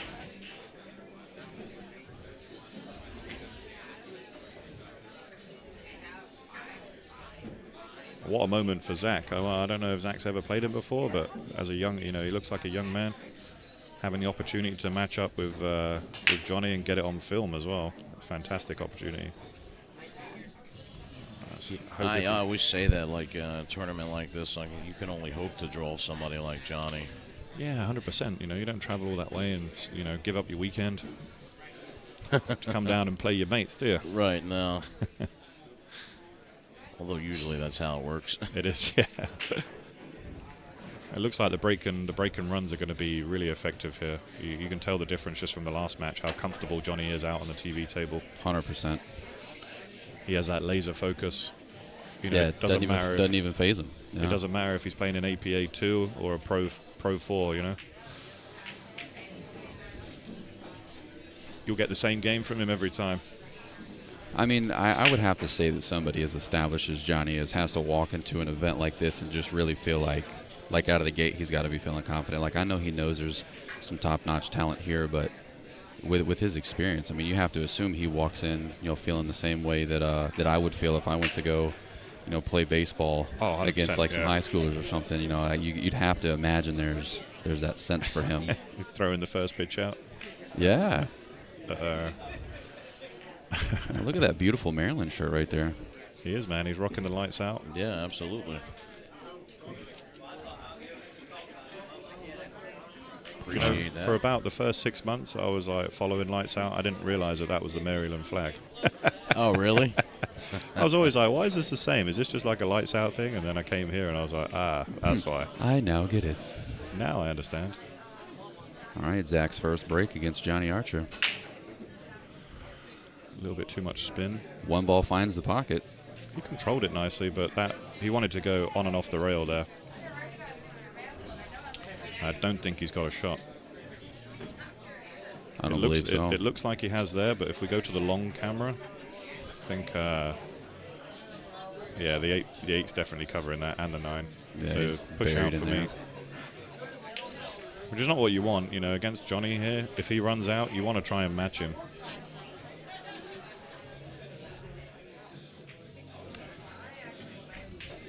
Problem is here, this is a really difficult one to push out from. Oh, yeah. I'd probably be pushing out one rail just by the side pocket and try and get the cue ball down by the 7. So somewhere down there where it's going to force Johnny into a bank, or just nothing easy. That's all I'll say.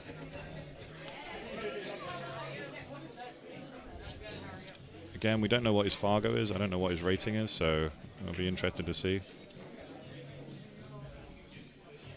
Yeah, that's a kind of a nothing one. Johnny's going to put him right back in the dirt here. There's no way he's going to take that. Yeah. And this is where he should have left himself an open shot at least, because unless he's, I don't like pushing to a kick. I'd much rather be banking here. Yeah, unless it's over the hole. If he'd have pushed down towards the 7, he would have at least had a bank at it. Prove me wrong. Oh, unlucky. Again, I think that's just a little bit of TV table, because you'll see on this one that you see the slide widen the angle more so than what it's doing on the outer tables. So you have to learn to shorten that one up.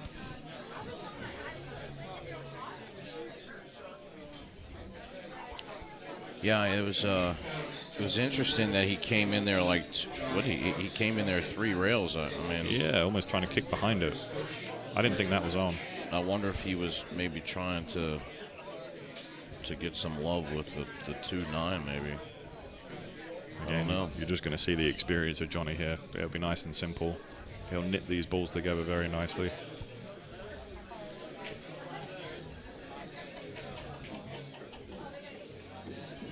Leaves a good angle to make it easy to get below the 6 there. Very Other much so. side of it. A lot of people would have followed that through and tried to go 2 rails around. This is just a far to cinch it and just use draw instead of follow.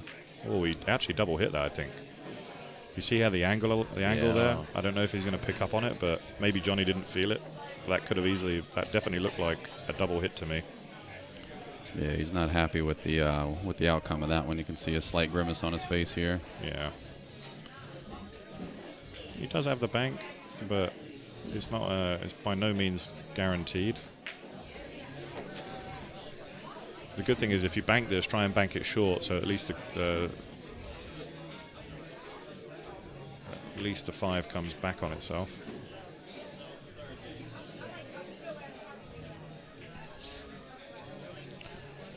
Yeah, a little tough one. I mean, looking at this, I think he can actually play safe. He can play the 5 down to the middle diamond and bring the cue ball behind the 8. That's another possibility. Carrie Shank, Sean Jackson, table 10. Carrie Shank, Sean Jackson, table 10. Yeah, he went for the bank, and that was the shot I was talking about playing the bank short, so he didn't leave it up.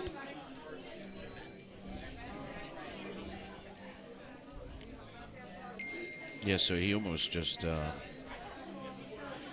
mean, obviously this is a very bankable ball. Oh, but he just, Too much. yeah. Had a little spin on there too, it looked like. Yeah, I mean, he's going to leave, leave a tough shot here, but I can't imagine Johnny really is going to attack it here, I don't think. Yeah, you may find him play a 2-way here. Yeah, maybe try to play it for the side, and Yeah, if he misses it, he can bring the cue ball back to where, like, the 7 is. well, he may even make the 7 as well, is what he's looking at. Yeah. If he misses the one in the side pocket, you watch how close he comes to the 7. And he Wow. missed both, you see, playing both. So often, and I hate to say it, but when you try and play both shots, you miss both. Oh, sure. And this is a great opportunity for Zach here, and it's not the easiest shot, but it's very makeable. And where the 6 is, he can go up and down the table 2 or 3 times. It won't matter, So even if he puts a little bit of extra pace into this, as long as he keeps the cue ball on a straight tangent line, opt him for a safe instead. Yeah, and I think when you're playing Johnny, you really can't afford to leave him opportunities like this, Yeah. because he'll just murder you.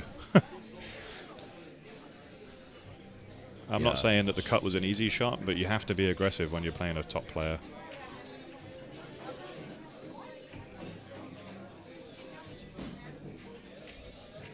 Oh, He great got shot. Very, And look got a at bit this. fortunate.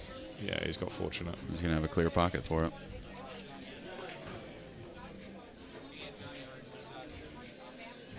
Great shot there by Johnny Archer.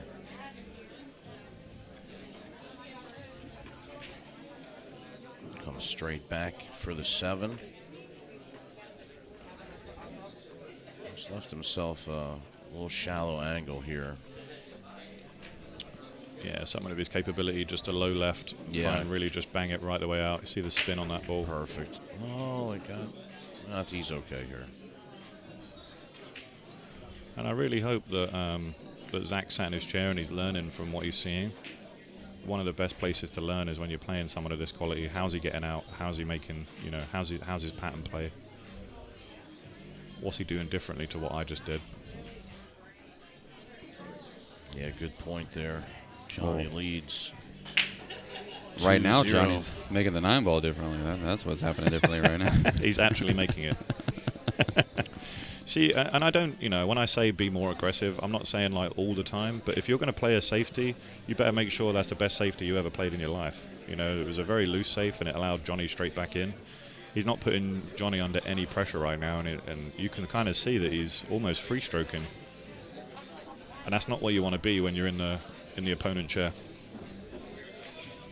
Because Johnny, probably one of the best, top 10 breaks of all time, I would say. Sure. If you think of the last 50 years, the guy's got just a monster break. his 10-ball break on a 9-foot table is disgusting. I mean, disgusting in the best possible way.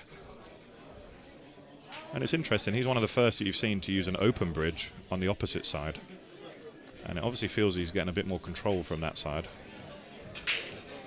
But you see that? Didn't really give it anything and has got a fantastic open, spread wide open break.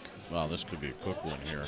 Yeah, I love that open. A lot of people, it's very underutilized, but on a table like this, you don't need to give it much power because the cloth's good, the table light is perfect, everything's working for you. You think he even runs out here, or does he play 2 to 9? Again, I think he's not unless he's straight in, he's not going to try the 9.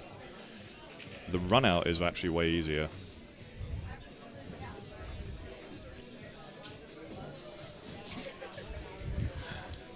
This is one of those sort of rare occasions where the run out is easier than trying to land on a combo and messing it up. The 9's deep, so I wouldn't blame him if he went 3 rails and did the 2-ball, put the 2 onto the 9 here. He stopped here, he used inside and just made sure of it. By doing it that way, you see he took the 4 out of play. He didn't, there was no chance he was going to run into the 4. Yeah, he didn't have to try to dance around it. Correct. And that was just using a heavy amount of inside. And another quick rack. Short. Johnny extends his lead 3-0 over Zach Strong. I agree with you there. Sometimes a player likes to play himself in, but Johnny's already 3-0 up. He went for the quick kill. Yeah, anytime you see that 9-ball going to the corner at an open table like that, it's going to be quick work for a guy like Johnny. I definitely think the overall rule should be that the 9 spots.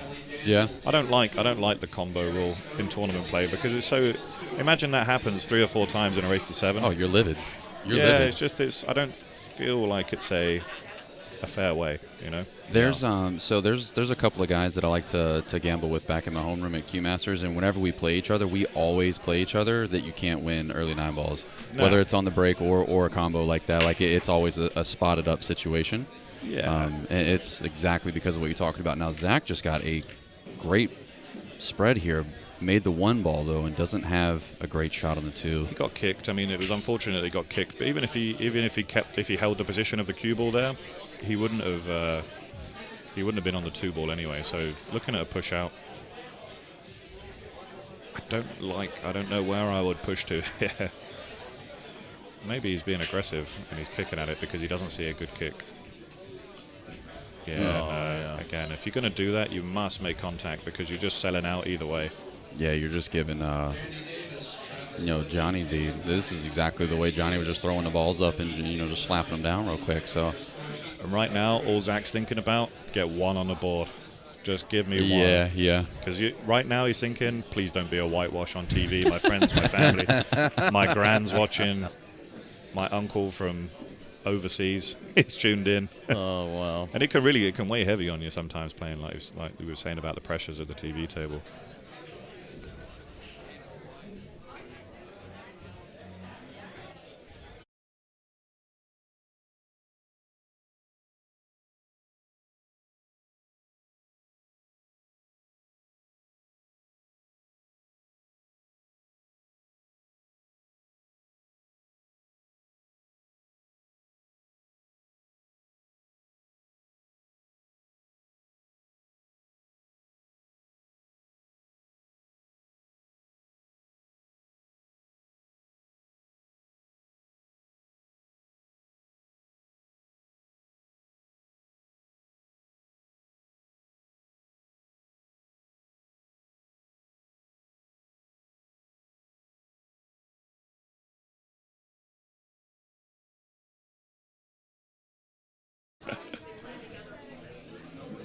Just as we've been talking off the stream there, Johnny's making light work. And again, just capitalizing on a very silly mistake. Needless, shall I say, not silly, needless.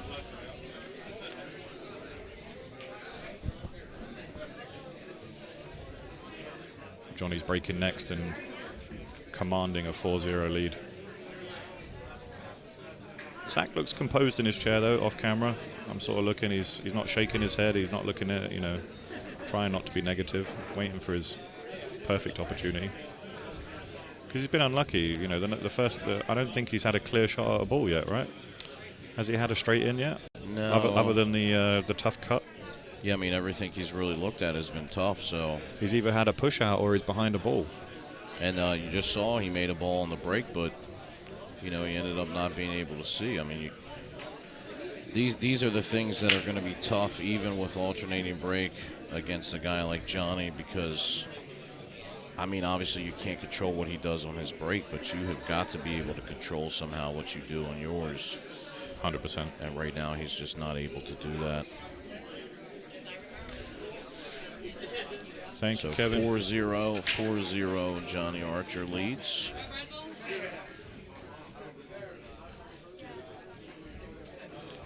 Thanks to Kevin in the chat, saying hello. You are getting a free education watching this man do his work. And I agree with you, Bill. I'd like to see the young man, Zach, get a couple on the board. Boost his confidence a little.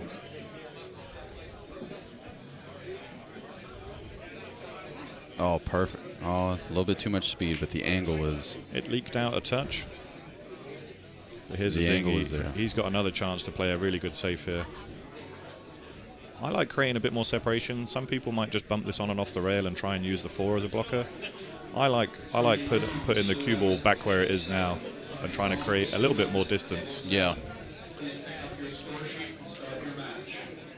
Yeah, that's what he did, but he played it as a two-way, really. He did go for that bank. Yeah, but now I think Johnny may have a lane here. Yeah, he sure does. He can make that ball. Does it go by the 6?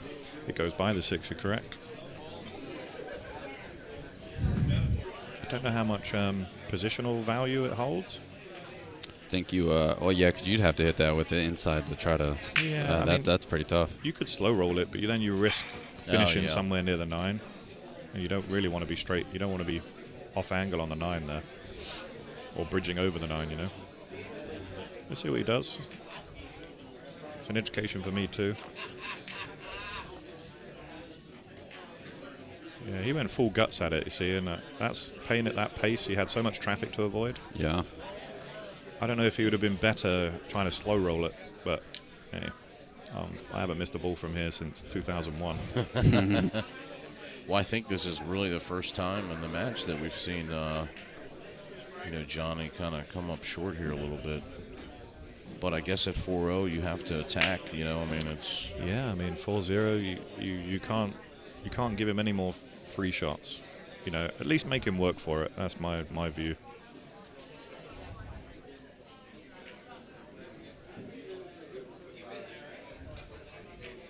Wow. And I like attacking it that way because, again, a lot of things could have happened there. A lot of things could have gone right. He could have made that. As it is, he's not really created enough separation. Yeah, and he just, he's not left him an open shot. It's awful, isn't it? It's awful. It's just. Just graze off this, finish behind the 7, just push it towards the 4. Exactly. Just thin. Oh, but he hits it. Oh, he's playing the cue ball. I like that, though. Yeah, that's that's nice. good. That was risky, but I like it. Yeah, Control he's both left- balls nicely. He's left enough room between the cue ball and the 8 ball to jump here, and you got the 6 right there by the side. I think you'll see Johnny attack this long. I don't think he goes for the combo. I think you'll see him try and make this in the corner pocket. I haven't really seen Johnny jump that much. Oh, he's a beast. Yeah. Looks like he has his own custom cue, which has a carbon shaft for a jump. Very similar to, I think there's a Mucci and I can't think of the other one. Is it hand shoe? That's a purple. That's the purple hand show, heart. yeah, that's Purple Heart, yeah. Oh, See him looking for the 6, yeah, that's He what is I was looking talking for about it. earlier. I don't like this shot because you don't know where the 2's going after it. Ooh. Oh, has he left an open shot? It's Ish. ish. With an asterisk. exactly. Yeah. Has he left anything that's not a 90-degree cut? I mean, the good thing is he's left a pretty straightforward bank here, and he can get position on the 4. So it just, I mean, what do you do here? 4-0. Yeah, 4-0 is tough, man. I mean, you could cut this in, but the cue ball's going to run. Oh, he tried to cut it. And here's the good thing. He looks like he's got solid fundamentals, you know. I like how he lines up. He's definitely no slouch. No, I mean, you can tell that he knows what he's doing out there. But, you know, we always talk about this, and, you know, I hate to be redundant sometimes, but I always, when you're playing the caliber player like Johnny and some of these guys, when you're not experienced, you have to get over that fear factor first. 100%. You know, in order to stay in the match. But look at this. Yeah, he's in. This is it, right? This is where you make your move. Let's do it, Zach. Your mum's watching. Let's go. Let's do it. Is that the yeah, he's got the 4, so it's just a nice draw, a nice easy draw back. Bill in the chat here asks if Archer's ever won this event before. Do you guys recall? This is actually Johnny's first time here at this event. The bar table, yeah. Oh, no, he miscues, and look at this. No, that's nerves. That's pure nerves. Worst case scenario. He had his first open shot, and he did what we all dread, the dreaded chip shot.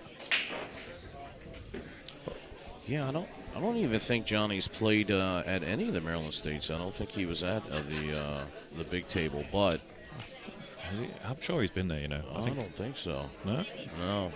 Earl won the very first one.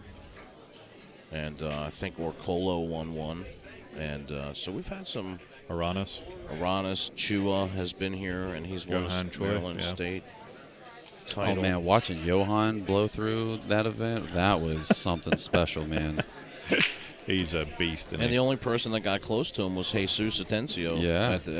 During that tournament. That was the same event that he drew into the side pocket, like, legitimately, like 5 times. Yeah, he played it right off the point. It was pretty crazy. It's got a good angle just to slide over just a little bit here. Yeah. Underhit it slightly, but yeah, he's okay. He can come back for the side pocket if he wishes. Oh, that's what he's going to do. Yeah, just let the cue ball roll a little bit. Yeah, never be afraid of the side pocket. It's always a great positional factor. Otherwise, there'd just be 4 pockets on the table. And Earl would be multiple world champion. 5-0, Johnny Archer. You know what I like? Table with no side pockets. Yeah, but that didn't work out so well, did it? No, he got beat by Appleton, yeah. He lost that match, I think. That was a good one. Diamond made him a 4-pocket table, and he didn't win. I couldn't believe it.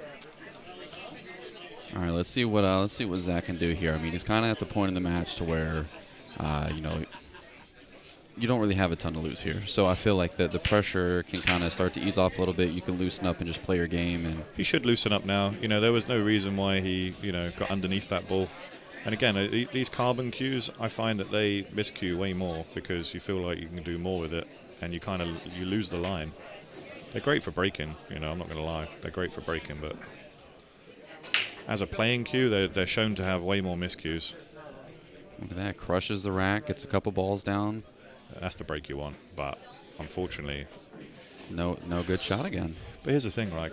Don't be afraid of the side pocket here. You can play a nice 2-way. Come underneath the 7 and play for the side pocket here, because if you make it, you're on the 3. If you miss it, you're leaving a tough one. I always find, that bank was never on. It was just never on. Yeah, at the angle he had. And Archer's coming back to the table with a favorable layout now. And Zach, take the criticism positively, my friend. If you watch this back, there's always more than one option.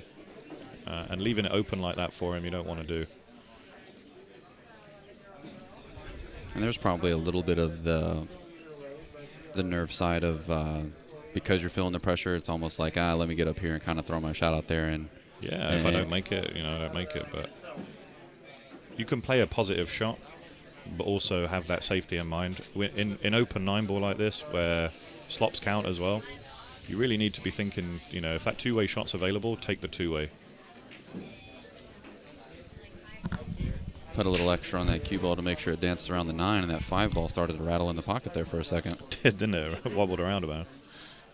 This is going to put him on the hill, though. It was a great shot with some good inside there. Barely missing the 7 ball. Yeah, I thought he was a bit straighter than that. He obviously had a bit more angle. I thought so too. Yeah, wow. Looked like he loaded it up with more inside than he did top. Yeah. And I think if Zach's playing anyone else but Johnny, this could have been a different game altogether. Johnny straight in to put himself on the hill here. Almost straight in.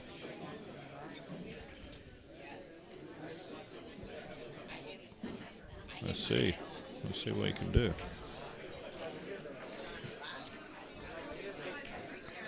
.60 Johnny Archer leads Zach Strong.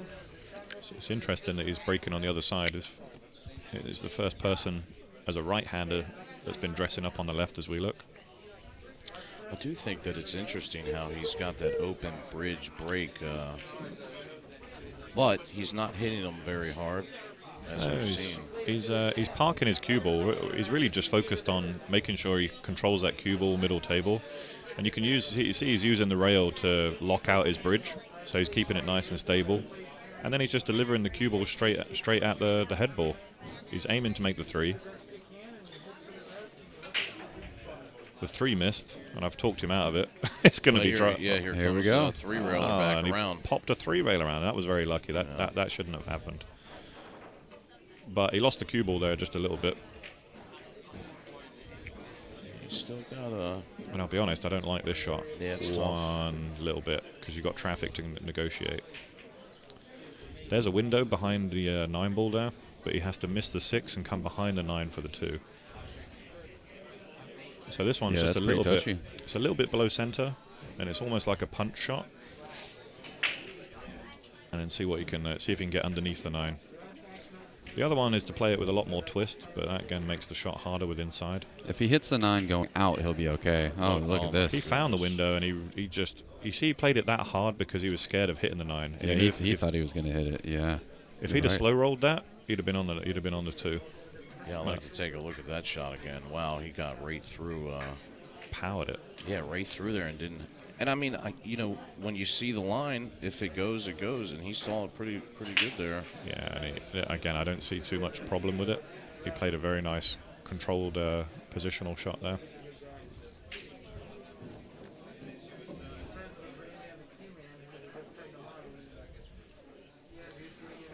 Yeah, some great advice, Paul Junkie. Play the table, not the man.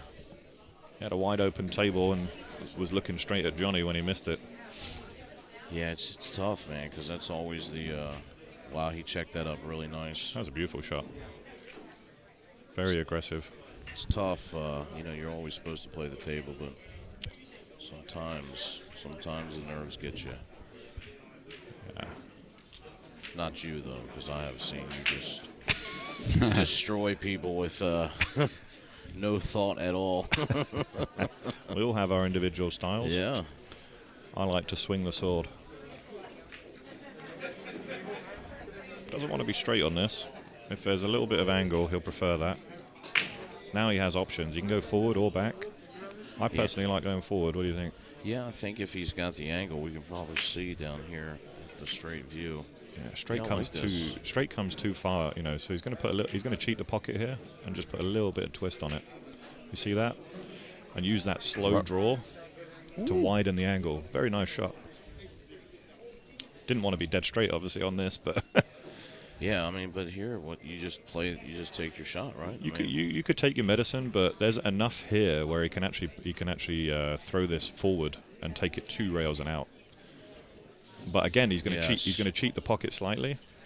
He's just off the rail, so I think he's going to be good. But he might jack up and do it the opposite way. Yeah, it looks like he's going to just take his medicine. Yeah, use the gap of the pocket to have a little bit of space to work with here. Yeah, that was smart. That was pretty interesting. That's a good point, Josh. Smart. This is a 10 out of 10 for a pro player. Well, I thought you were gonna. Yeah. You almost. I tried, Zach, man. I tried. I thought I'd curse that one. I'm sorry. 7-0 Johnny Archer over Zach Strong. Hold your head up there, Zach. I'm going to take a break, guys, and going to use the restroom. I'm sure I'll be called at any moment. Yeah, stay tuned, guys. You're watching BSN, the Billiard Sports Network.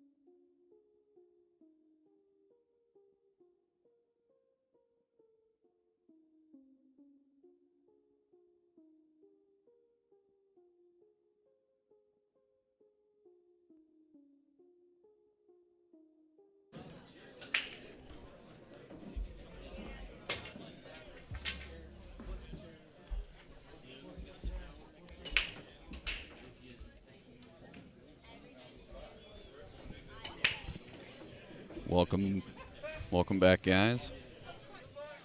How you doing, Johnny? Good, man. How you doing, bro? Pretty good. Good shooting. Good shooting. Are y'all in the second round already yet, or not yet? I'm not sure. We're not actually running the tournament. We're just doing the stream. Y'all just doing the stream? Yeah. Where, is there another table or something? Yeah, we're looking for Rick. I'm not sure where they got that tournament table set up at. I think it's pretty close though.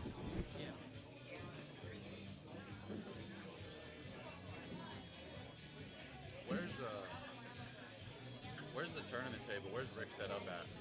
Where's Rick? Yeah, the tournament table. Is it in the back? Yeah, it's on the back. Oh, gotcha. Thank you. Nice work, Johnny. That was good commentator. This is Johnny Archer coming by to see what round the tournament's on. Looks like Mark Ford got a break in here, but was a loose rack, looked like. Not a lot of action. So let's see what Mark Ford likes to do here. Mark's going to pass it back to Tom. Guys, I appreciate everybody tuning in. We had a fantastic match so far going on today. Got a few great matches. We had Johnny Archer up on the table, Sean Wilkie on the table. Got Brandon Schuff in the building, too. I'm sure he'll be sliding through to the TV table before too long. A lot of great players in the house today, guys. Looks like we're peaking over just over 100 viewers. Go ahead and hit that share button for us.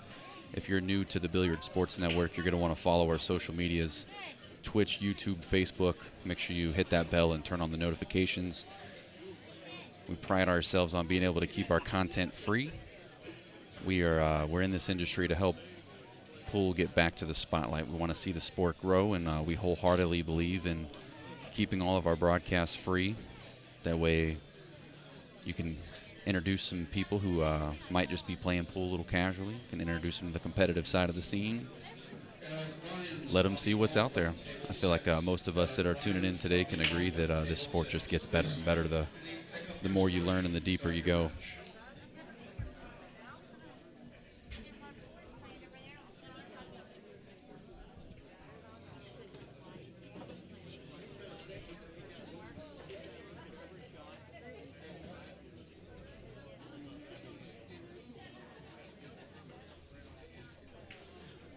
Yeah, we're going to have to snag him up, Bill. I think he was wanting to see when his next match was going to be because he might be trying to get some lunch.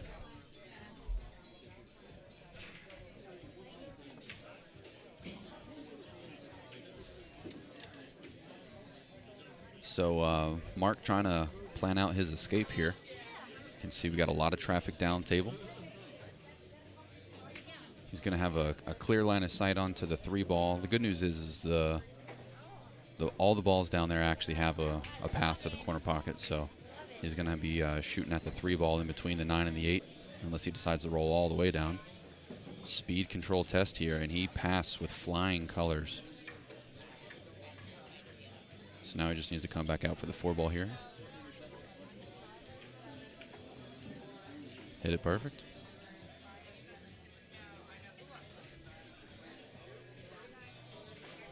He's just walking around, double checking, making sure he likes the 5-ball, passing the 9 here.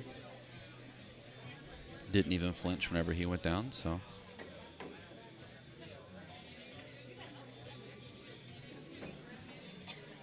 He grimaced pretty hard as soon as he let that ball go because he knows he lost that cue ball here. Mark's a great banker, though. Let's see if he's going to play safe on the 7 or if he's going to try to bank this out here.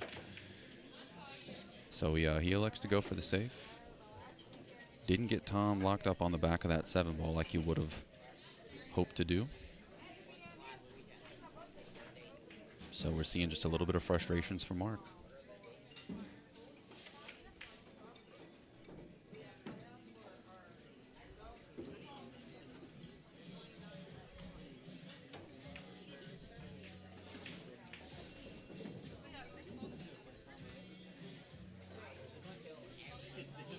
Tom comes up a little bit short on the cut there.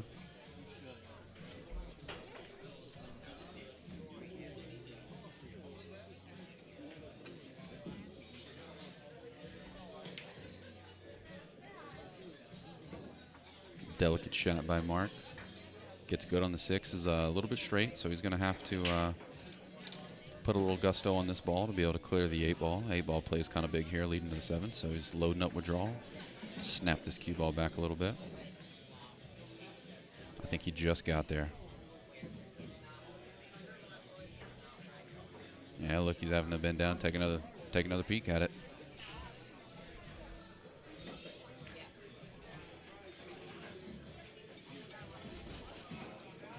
Making sure he's going to like the 8 ball in the side pocket. It's a shot he's going to be leaving himself here, so.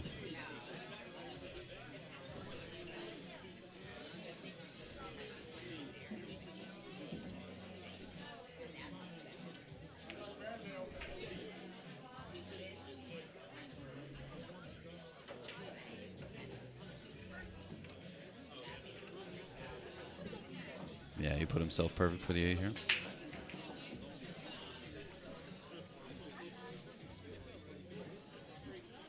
Everybody in the chat, where you guys tuning in from? We got several people in here.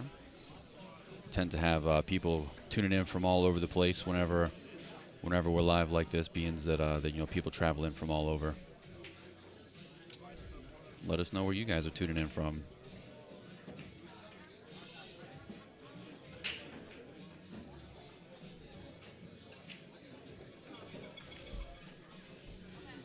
Mark's going to take the first rack.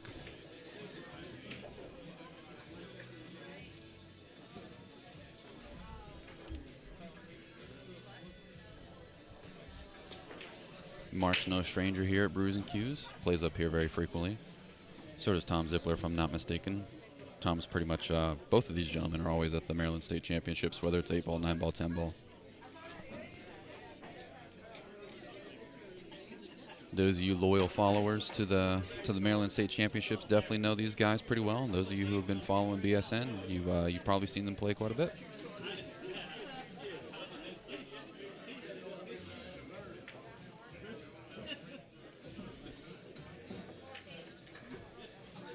How's it going, Don? Don says 2 of our favorite guys playing each other. That's awesome.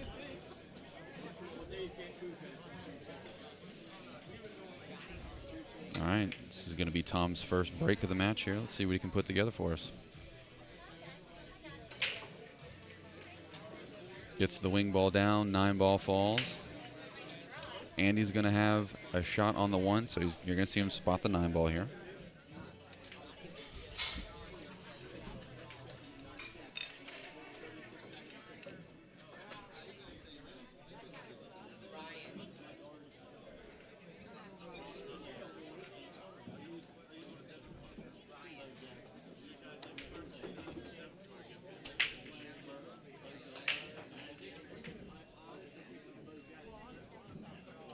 Got off the rail nicely to the 2 ball here.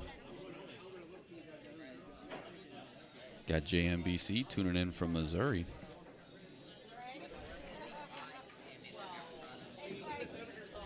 Welcome to the event this weekend. Glad you're here, brother.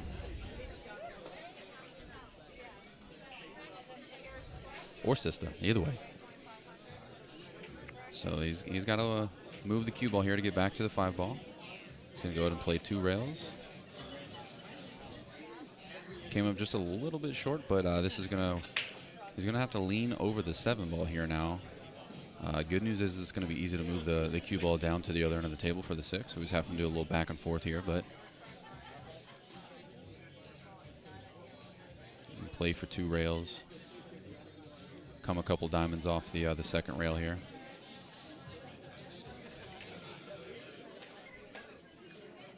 Played it perfect.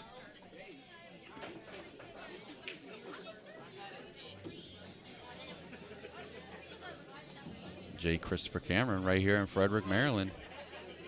You're not too far, my man. You're going to have to come down to Brews. Bob Farrell from Arizona. Might be taking a trip out to Arizona later this year. It's going to depend on current state of the COVID.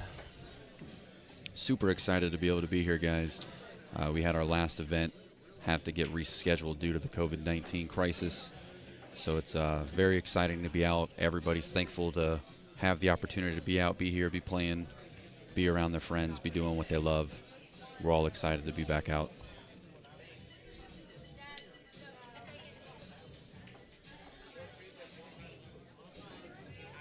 So Tom looking like he's in good form here. See a pool from Twitch. The Twitch chat's wondered how many players are in the event. I don't have an exact count, but I can get you somebody soon. I can get you an exact count here going soon. I know they filled the event up, and I want to say it was 100, just over 100 players. So we're all tied up 1-1 here. GSX on YouTube says that he's from Richmond. Yeah, I'm out here from Virginia Beach, guys. You're listening to Josh Setterfield with the Billiard Sports Network. My home bar, my home room is going to be Q Masters. So I get the amazing opportunity to play in a pool hall that's rich with history. It's where I normally see Johnny Archer playing in events. Pool Junkie says the Netherlands. Hey, got some people tuning in from the Netherlands. Welcome, welcome, welcome.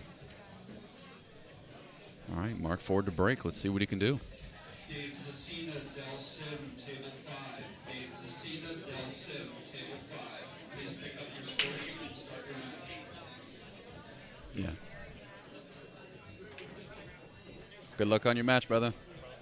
Del Sim just got called up. Let's see what he can do. He's going to be, I wonder if he's going to be playing close to us so I can follow along. Oh, he's going to be across the room, unfortunately. Pool says you guys are the best announcer in the business. Hey, I appreciate that, my friend. I really do.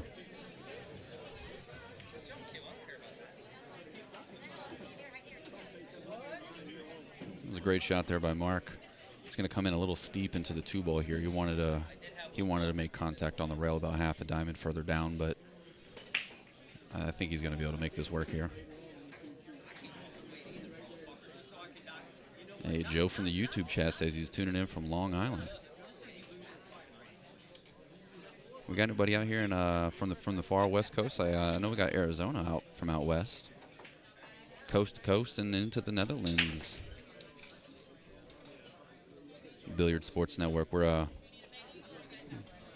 broadcasting globally, guys.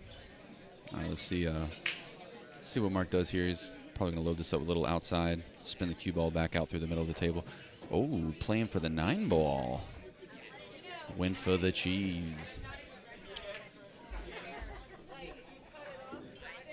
So Mark's going to take a quick point on that one and take a 1-rack lead here.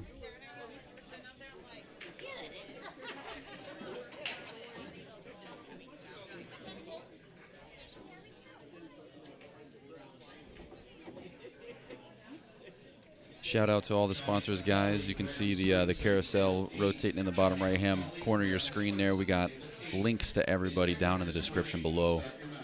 Calling it out for you guys because, man, we got to support those who support us. There's not a ton of people who like to give back. Well, I don't want to say they don't like to give back. Everybody likes to give back, right? But not everybody's always in a position to do so. And, some people, it's just not what they do. But these are people who are proven that they're for the pool players, they're for the industry, they're for the scene. Therefore, we got to support those who support us. Click those links in the description. Use the BSN code on any of the websites. Get yourself a discount. All right, so Tom's not going to be. He's not going to be unhappy with that break here. The 2-ball lays a little difficult. 2, 3. See, I think the 5-ball was the one that went down there.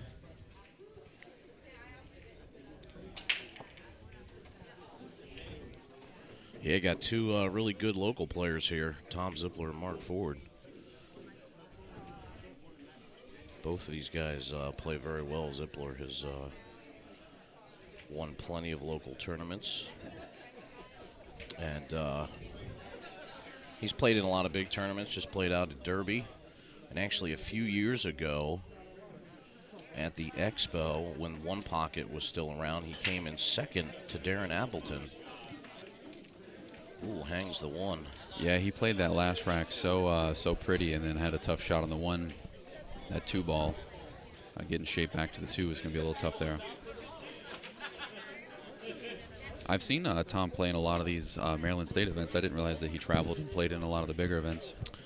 Yeah, he's He used to play. He used to play on the Action Pool Tour. He played on the Planet Pool Tour when it was still around here in Maryland, and every chance that he gets, he's been up to Jersey and plays in the Mez Tour and some other big tournaments. He's played at the U.S. Open before. Very, very good one-pocket player. Looks like Mark was able to capitalize there. He got a favorable bump on that 2-ball to lay up for that combo. Very easily could have went astray for him when he was coming off that 1. This is gonna turn out pretty nice for him here. You see where he's looking to make contact on the second rail here, so hopefully he doesn't go long and get tucked in behind the 9, but looks like his angle is going to be fine. Yeah, he played it perfect.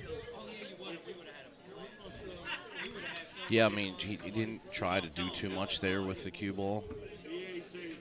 He didn't try to swing it around because the 7 comes into play there. So, you just try to get an angle here on the 3, and you just want to come up, miss the 9 here, perfect.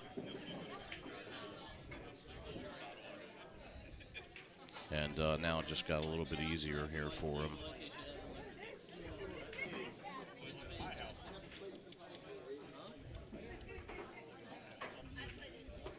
The one pocket kid in the Twitch chat got all excited because you said one pocket. Yeah.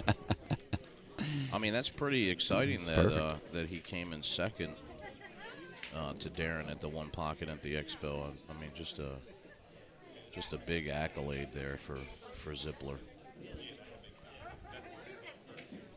Mark standing up and readjusting on the shot here. Yeah, he just wants to leave himself an angle here a little bit on the 8-ball, make it easy. Nice stroke. Now he can either punch this out, just slide it out a little bit. Perfect.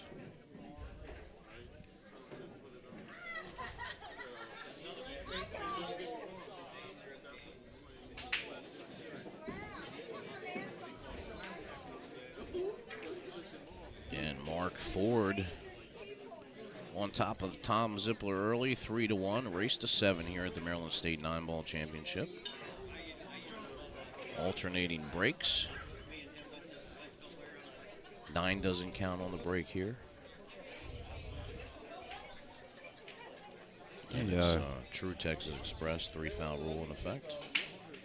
Kevin Rain in the YouTube chat says these guys are on the same APA Masters team that placed 7th in the world. Yes, that's true. Kevin obviously good friends of everybody here. They have a really good Masters team.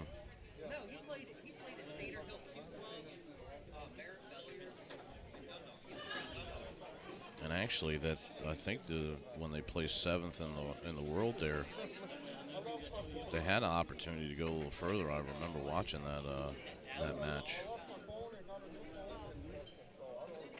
They call themselves the Rhino Nines because they're all 9s in 9-ball.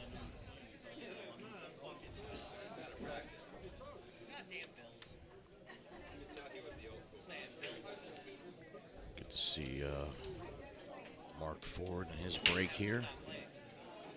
So got a little loose here with the cue ball. Breaks dry. Dry break with a bank on the 1. You swinging at this bank here, or are you going to play safe with this much traffic on the table? Yeah, I think you have to play safe here. I mean, you can attack it. I mean, Tom likes to bank, but yeah, that was the shot. Just put him behind the 7-ball. Definitely taking the smart play here.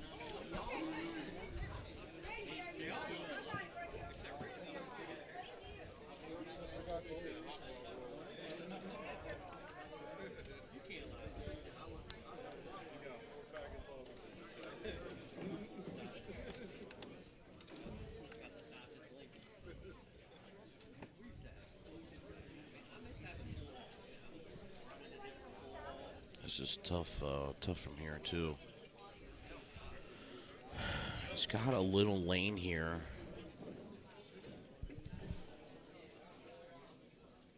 You know, he's trying to go one rail in here, and he hits it good, but he's going to leave Zipler a shot.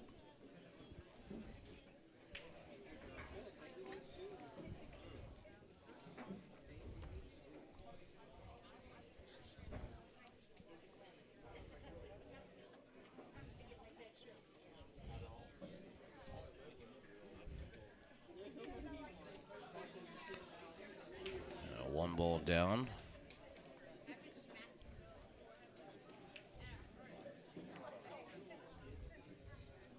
Doesn't try to do too much with the cue ball there. He's left himself a nice angle. He just wants to cut this by the 7 and get close to the rail here for the 4.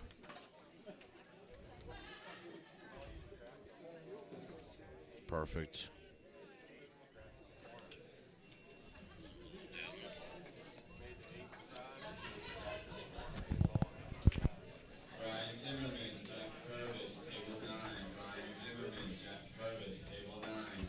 Just going to check this up a little bit with some inside. Kills it off the rail.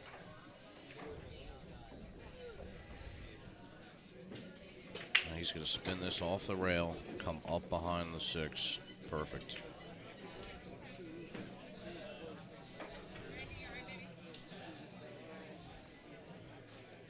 I mean, I tell you what, Tom's in form for him to be down 2 racks right here. He's just the opportunities aren't really going his way right now.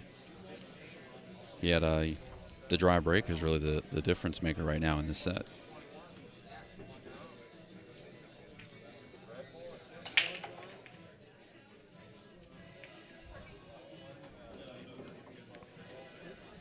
Yeah, the good thing about Tom is that I would say that he's a pretty seasoned player, so he's not going to get down too much on himself, even if he's behind in the match. You know, 3-1. He's gonna hopefully he'll make it 3-2 here, and he'll be breaking, so he'll have an opportunity to get these games back. Check that with inside pretty nicely there. Yeah, perfect.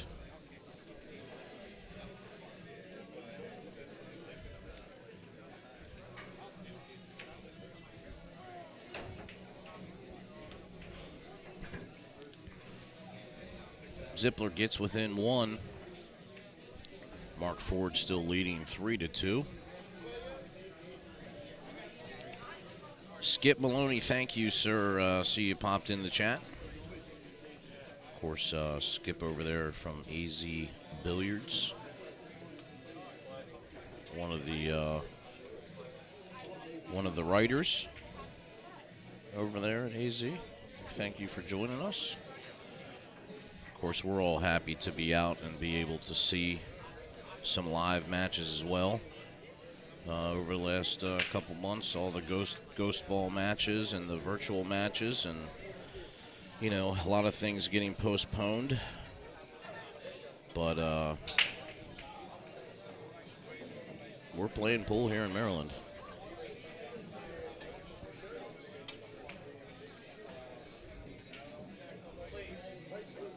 Of course, we've already seen Sean Wilkie on the TV table. We just saw Johnny Archer earlier in his 7-0 win.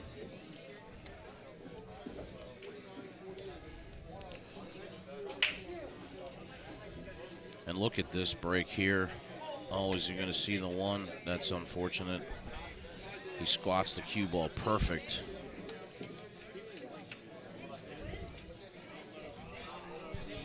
But he's not really going to have a good look here at the 1. You can see the edge of it.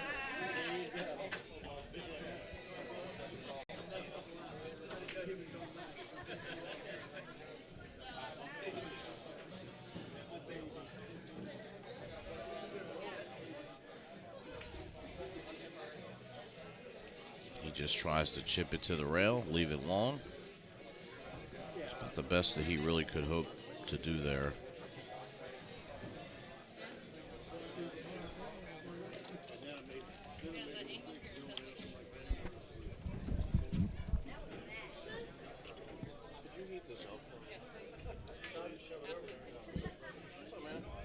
How are you?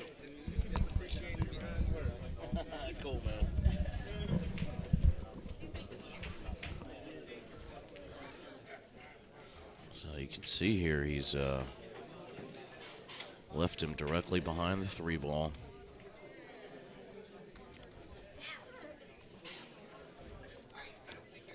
So you see here he's got a 1-rail kick here. He's going to have to hit just tad a little bit of spin here. And he's going to get him. Is he going to get him? Oh, no, he's going to leave it open for him.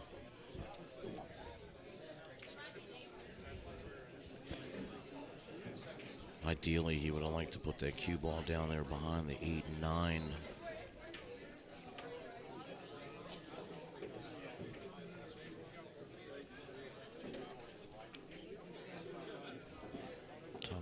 Tough shot here for Mark Ford.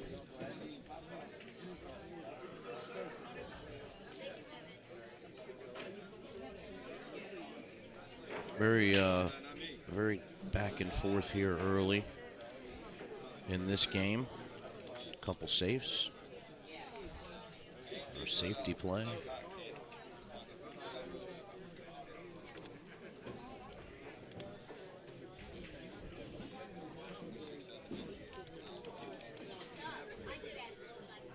Tom taking a look at this. Again, earlier I was saying how he's an avid one-pocket player, so he definitely knows how to play the banks, but down 3-2. He's going to look to play safe here.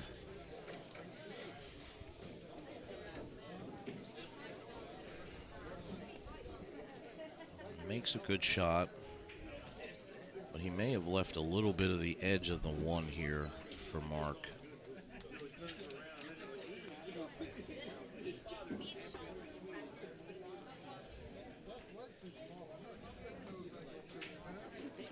See him queuing up. Yeah, just tries to nip it and bring it back over. Very smart shot by Mark Ford.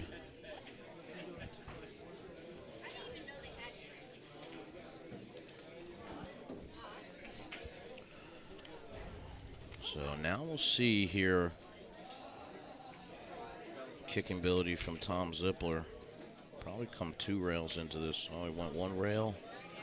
Oh, and he almost made it. He almost made the 5.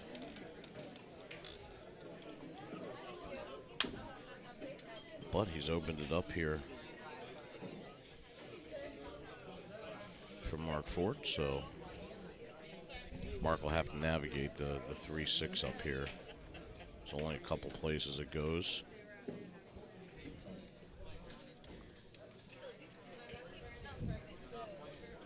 So good shot leaving the 1 in the pocket. You know, ideally if he could just draw straight back. I think he can. He's got the bridge in his hand right now, though. It's going to make it a little bit tougher. Yeah, it does make it tough. I mean, the only other thing really you could try to do is get above the 3 here to play it in the side. And he's got a slight angle here, but I think he can hit this this ball full if he wants to try to do it. Or you can see he may try to spin this up. You see him looking at the angle here. To go forward. Yeah, he might try to go forward here. Let's see, 1, 2, maybe 3 rails. He may elect to try to catch the rail here first, but Brandon Schuff getting called up to table 1 here. But it's tough here if you go forward because the speed comes into play here a lot. Because you don't want to overrun the shot, and of course the draw is tough too. He's going to have to get that bridge out of the way if he's coming straight back. So that's the tough part about it with the bridge.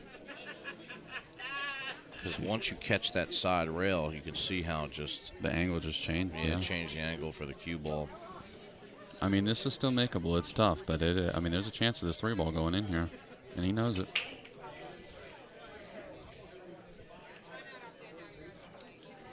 Man, that's really tough.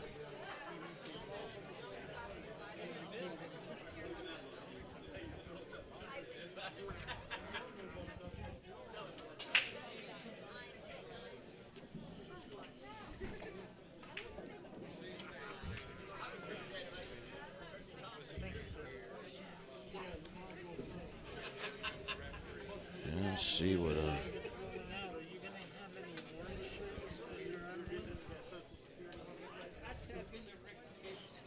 I mean, he's got a kick at this one rail here.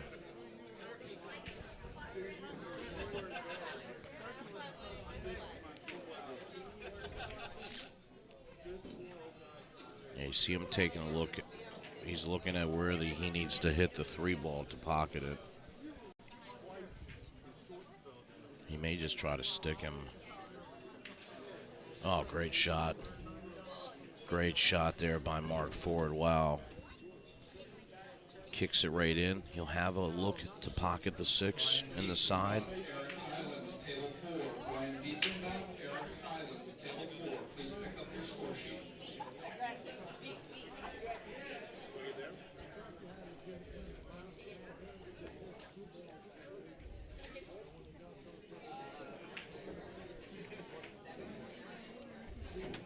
Hits that shot very well.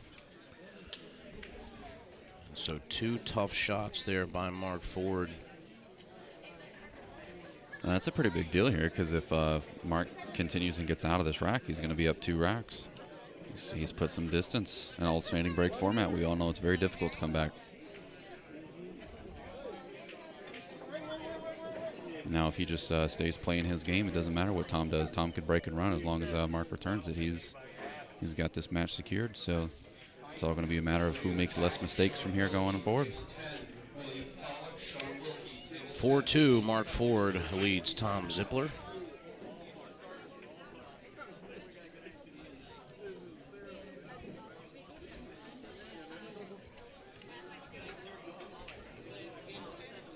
Let's go ahead and check out that replay on that kick shot.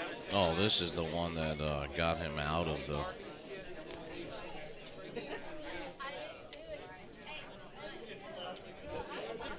Oh, wait a second. That's not the right one.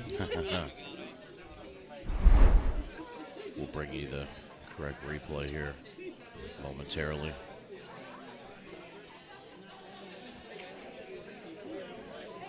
And, try it again real quick. All right. So, looks like we got something we got to try here real quick. I think it's the one before that one.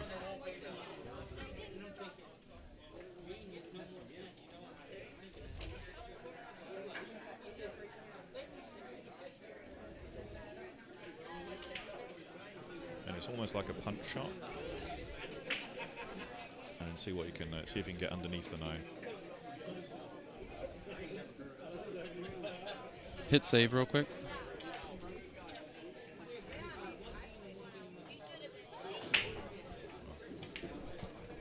Maybe we didn't get it.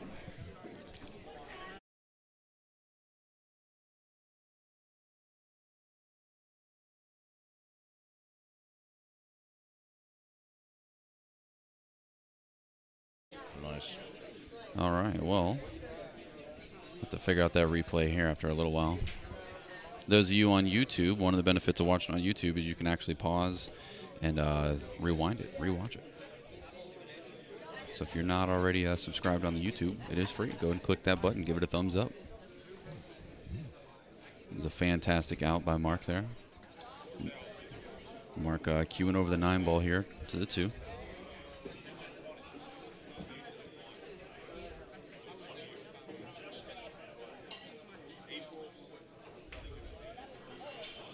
And a great shot there. Went right onto the shot line for the 3 perfectly.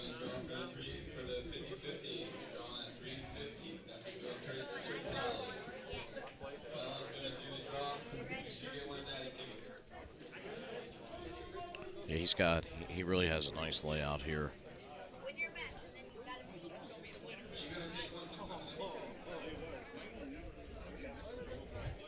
right, ticket number 507-621 is the winner. 507-621. Please come up to the tournament desk and collect your Staring right down the barrel of this 5 ball. 507-621. Just barely an angle. Be pretty easy to draw out of it if you wanted to. Put himself right on the shot line with the 6. There's a lot of different shots here. mean, he can just draw back to the rail and try to play the 6 in the corner, or he can draw this back and up, play the 6 in the side like that. Yep, he liked your shot. But the thing is he got a little far here, so he would have liked to have been a little bit further down, so he could have just naturally played the 6 in the side pocket and have the 7 ball in the corner. So we might see him draw this back. He might draw this right back to the rail. Oh, he went forward. Nice shot. Oh, yeah, that's beautiful. Don't get too straight here. Yeah, it's a little straight. He might be able to do the force follow that Dell was talking about earlier. He takes a quick peek at it.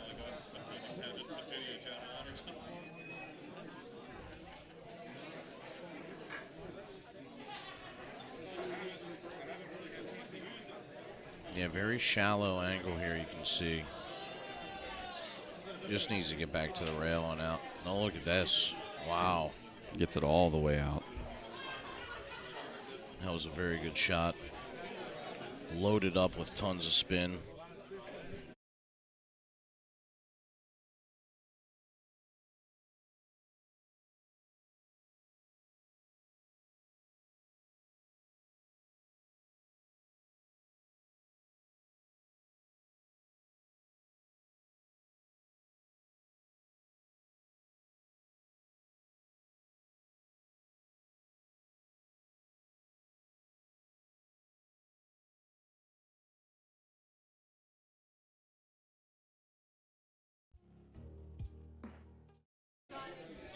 Mark able to take that rack here. He leads 5-2 over Tom Zipler. Got some excellent viewership going on so far. Day 1 of the Maryland State 9-ball championships. This event's on the 7-foot bar box tables. It's ran by On the Hill Productions. They put on about 6 events each year. You got bar box 8, 9, and 10 ball, 9-foot 8, 9, and 10 ball. You guys are catching some great action on day 1. We've already had Sean Wilkie on the TV table. We had Johnny Archer. Johnny Archer had a stellar performance. Had a 7-0 blowout. Many more great matches to come. You guys are watching Tom Zipler versus Mark Ford right now. Putting a great match together. Look at that. Got 2 balls down there in the corner, and then this cue ball just finds its way right in between the 9 and the 6 here. It's like we're going to be having a special guest here in the booth with us.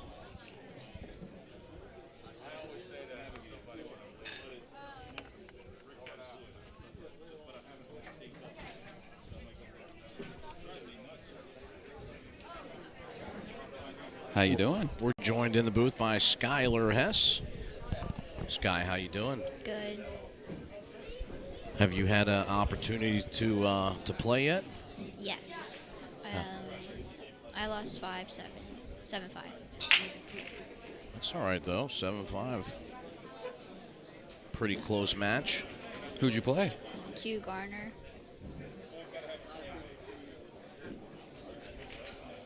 Oh, he tries to cut it in the side. Tried to cut in the side, but he's going to leave Zipler a shot here on the 1 ball.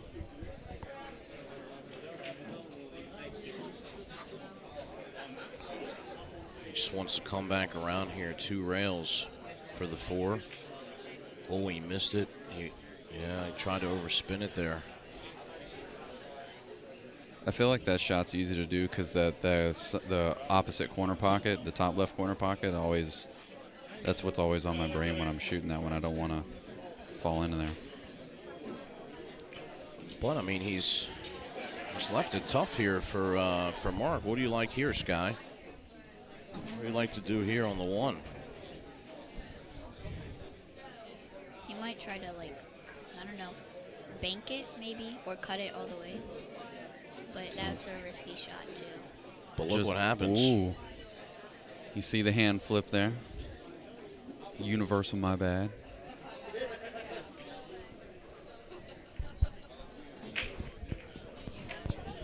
closer to you. There you go. Oh, no. And look at this. Zipler is going to scratch here. So, fortunate safety by Mark Ford. Gives him ball in hand, and he's going to line up for the 1-9 combo here. He's got to be careful because the 9 ball could get stuck with the 6 ball in the pocket. Yeah, that's a good point. Yeah, he gets out there. He gets out. He makes a good shot. Mark's on the hill. 6-2. So, Skylar, what do you have coming up? You got some tournaments coming up anytime soon? Not that I know of, besides the expo, which that probably will be canceled because of everything that's going on. I hope not. I feel like there's question marks everywhere for a lot of people. And there's a lot of uncertainty on how the rest of the year unfolds because as soon as we feel like there's some concrete information, man, something changes. Yeah. So here's the question. Beside yourself, who do you like? Who do you think has the chance to win here today with all these great players? Who do you like? That's a hard question. That is a tough one. There's a lot of good people here. Yeah. Is there anybody in particular you think you like to win? Obviously, besides yourself. Maybe like Twan Twan, yeah, he plays good. or Brandon. We've seen Johnny Archer here today. Have you ever seen Johnny play? Yeah. I played him one time when we were up here, when he came up here, and I played him. Well, that's exciting.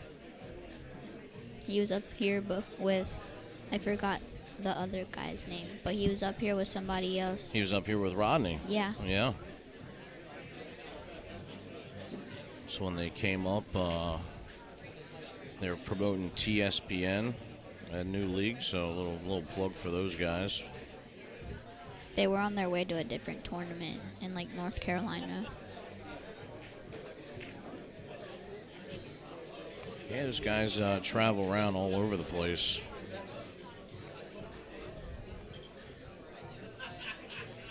A little safety. Wow. Now he was trying to get the cue ball behind the 5-6. But he's tied some things up, even though he's left a shot here on the 1 ball. You know, it's not so hard from the 1 to the 2 to the 3, but The 5 is behind everything. yeah, you have to kind of plan for what you want to do there. Oh, when he comes up short. Zipler feeling the pressure there a little bit. Down 6-2.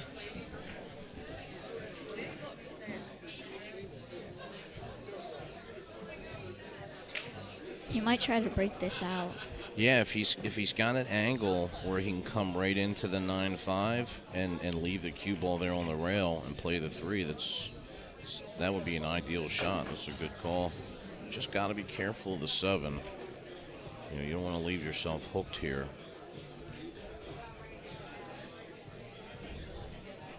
And the other thing too is you can still play. You can play the 2 and leave yourself a shot on the 3. And if you have to, as long as you have an angle and you can get down there behind the 5 or down on that bottom rail, I mean, you can always take a shot at the 5-9, or you can try to play safe.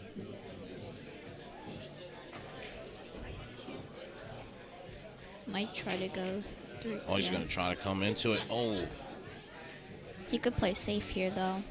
But he's Yeah. got to be careful, because then if he gives Tom a shot, he might break it out.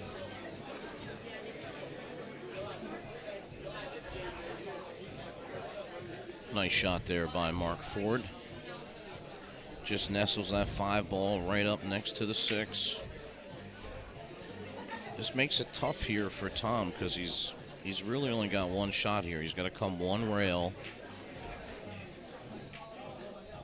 in to hit the 5. I mean, he could hit 2 rails, you know, if he comes rail first into the 5. But he's so short here on the angle that he's got to be careful that he doesn't hit the 6, because if he opens this up or gives him a ball in hand, that might be all she wrote. Just going to lock it up even more.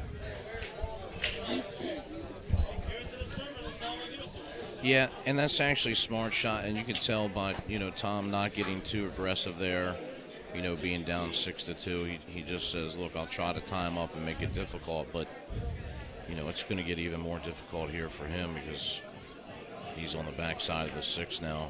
He at least left it by the side pocket, so if he can find a path to it, he might have a chance, but I don't know. He took the one railer out with the 6 ball. See if he's going to be able to spin into it. He's going to have to load this up with some left, and oh, he makes a good hit.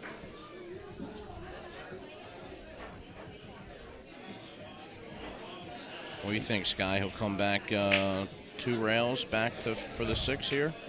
Yeah, You because like that? yeah, 'cause you don't want to hit it. Like, you don't want to try to hold it, because if you do, then you probably will get unlucky and get behind the 7. But you still got to be careful, because if you don't have cue ball control, then you wouldn't be able to get back 2 rails to exactly where you need to be. Yeah, he hit a pretty good speed there.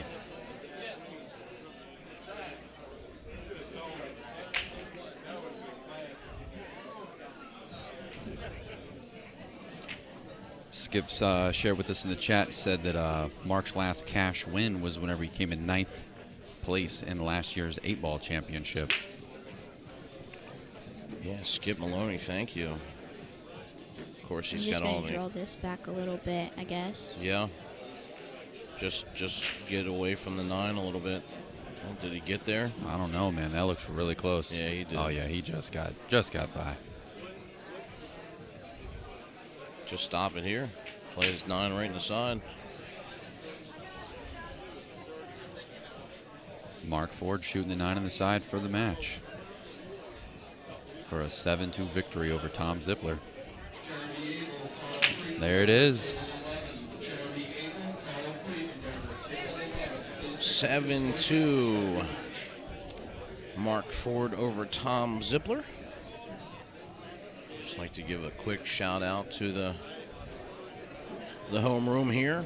This is our homeroom, isn't it, Sky? Brews and Q's on the Boulevard, down here in Pasadena, Maryland. If you haven't been in the area, definitely stop by and check it out. It's Great tables. yeah, one of Maryland's premier pool rooms.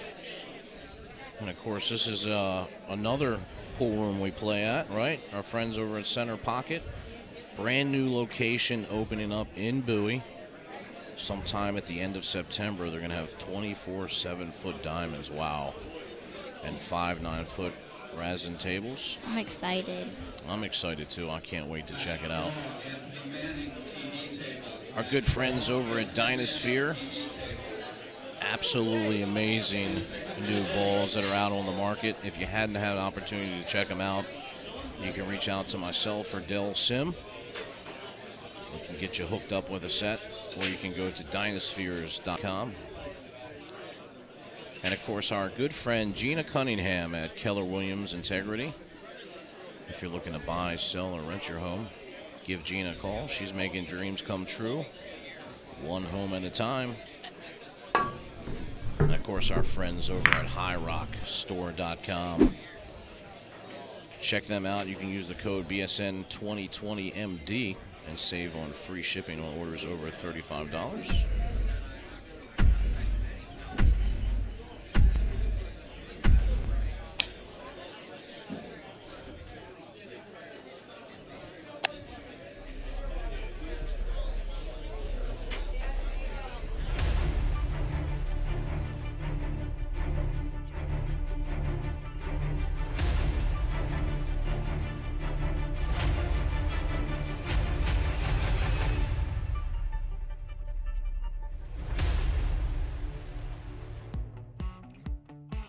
If you've been dreaming of having the best food for you and your family, now's your chance. Introducing East Coast Prime.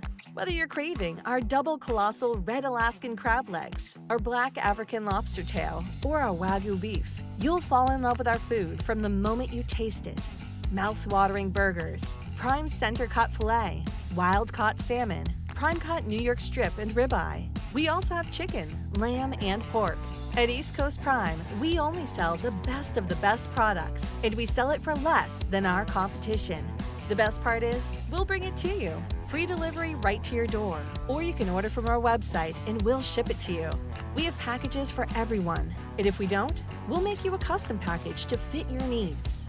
Isn't it time that your family eats like kings and queens? Call us at 570-903-4095 or check us out on the web at eastcoast-prime.com.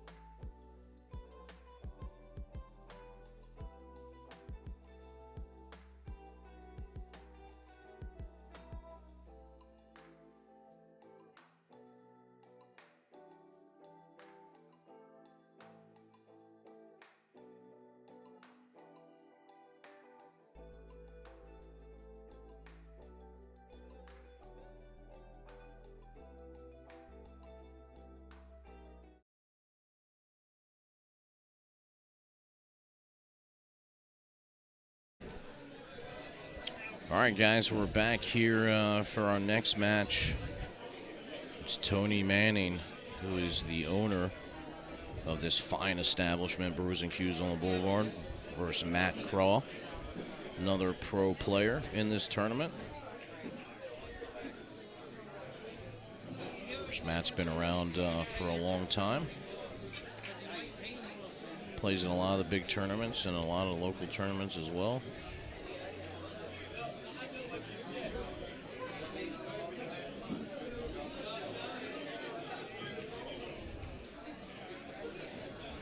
Be a tough one here for Tony Manning. What do you think, Sky?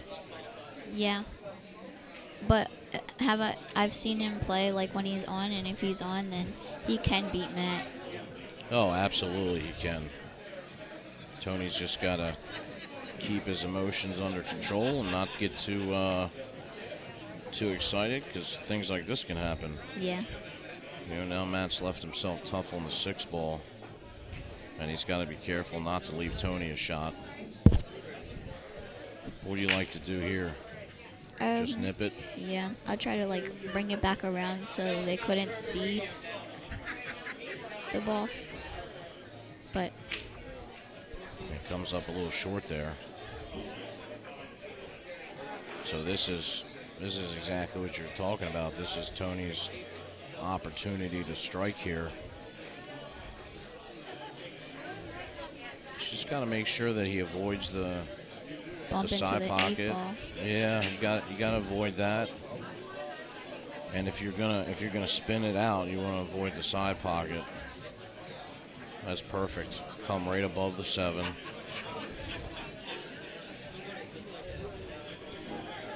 Now the 8 doesn't go by the 9, so you Just roll it. yeah, you can see where he wants to be at. You can just roll it up a little bit for the 8-ball. Stop the 8-ball. And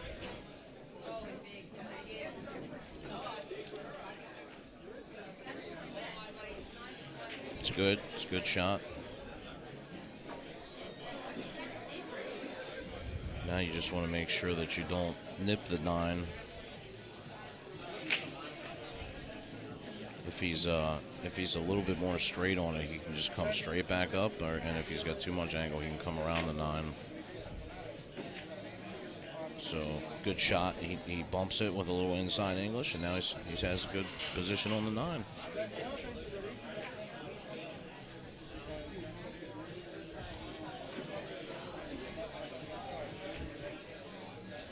Tony Manning strikes first. He's probably pretty happy. 1-0.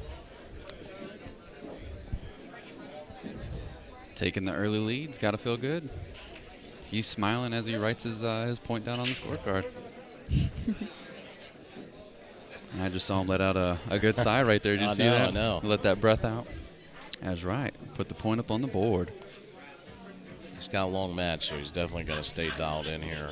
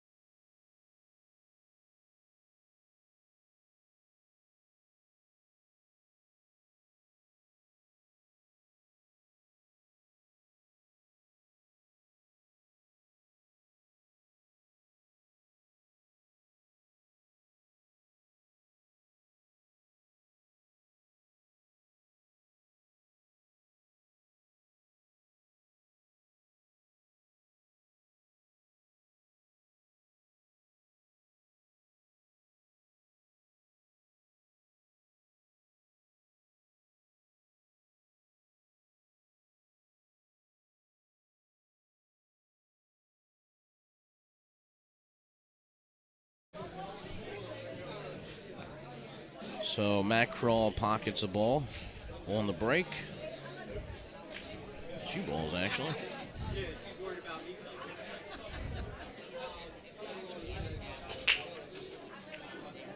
Instead of trying to dance around the traffic here, he's gonna make Tony figure it out. if he can see a little bit of it, I would nip it and come back to try to get safe to get the 5. Like, is that the 5? No, the 1. Yeah, the 1 up there and the 3. Yeah. And bring the cue ball back down so he can't see it.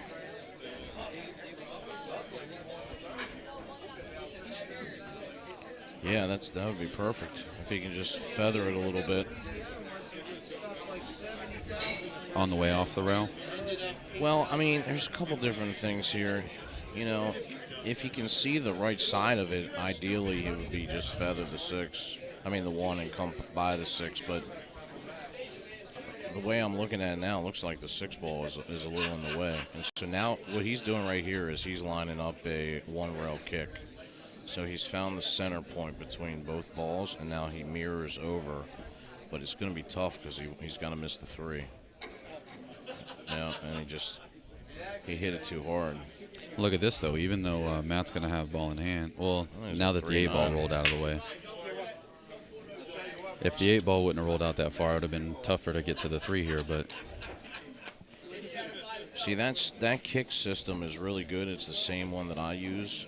But when you use that, you have to make sure that you're hitting the ball at a medium speed. yeah, otherwise the angle doesn't hold right. Yeah, so he hit a little hard there, and you could see it shortened up, and that's why he called the 3 going in. Well, I think if the 8 is out of the way, I mean, he can just come down the rail and play a 3-9 combo. Oh, he's going to come in the other way. Yeah, he's just going to try to run out, find a stroke, get comfortable on the table. Just going to nudge the 8 ball here, use the 8 as a stop for the cue. Play the 5 in the side, roll up for the 6.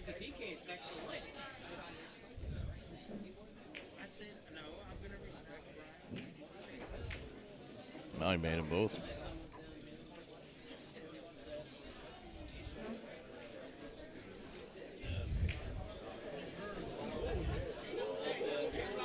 He might be able to still go in the corner and still get on the right side of the 6 ball here. It's hard to tell exactly what the angle looks like from here, but if he cuts it in the side, then he definitely has the right side of the 6 here. Yeah, the cut shot in the side seems a little difficult. He's going for it. Yeah, I like the cut, though, because it puts you on the... Oof. Oh, that's what you didn't want to happen. He put a little bit of outside on that ball, and it kind of made it hold the tangent. He needed to let that ball roll up. Yeah, I mean, you could see that he was like trying to hit a little stun shot with the spin, and that was kind of the issue. I think you could have taken the same shot maybe and tried to roll it in the side and get position on the 6. It's tough, like Skylar said, very tough shot. And this is exactly what Tony needs. 2 early mistakes by Matt Crawl. I would leave the 6 ball on an angle so I can get back to the 9, because if you get straight in, it's kind of hard to figure out what to do. Yeah, and you can see that he got a little straight in there, didn't he? Yeah. So now it makes it a Gotta cheat the little pocket. difficult. You see him loading up here with some top right. Yeah, he'll come spin it. Underhit it just a little bit, but still makeable shot.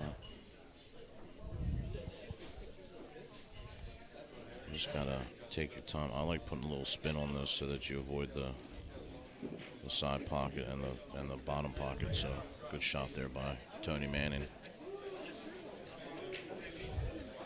Tony with a 2-0 lead, and a great opportunity to really put the pressure on Matt. As soon as Matt sat down from his last shot, he was just sitting in his chair just shaking his head because he could instantly see the position that he's going to be in the entire match, not just from that one failed shot. Frank Spain says he's going to be up here shortly. Oh, all right. Come on down.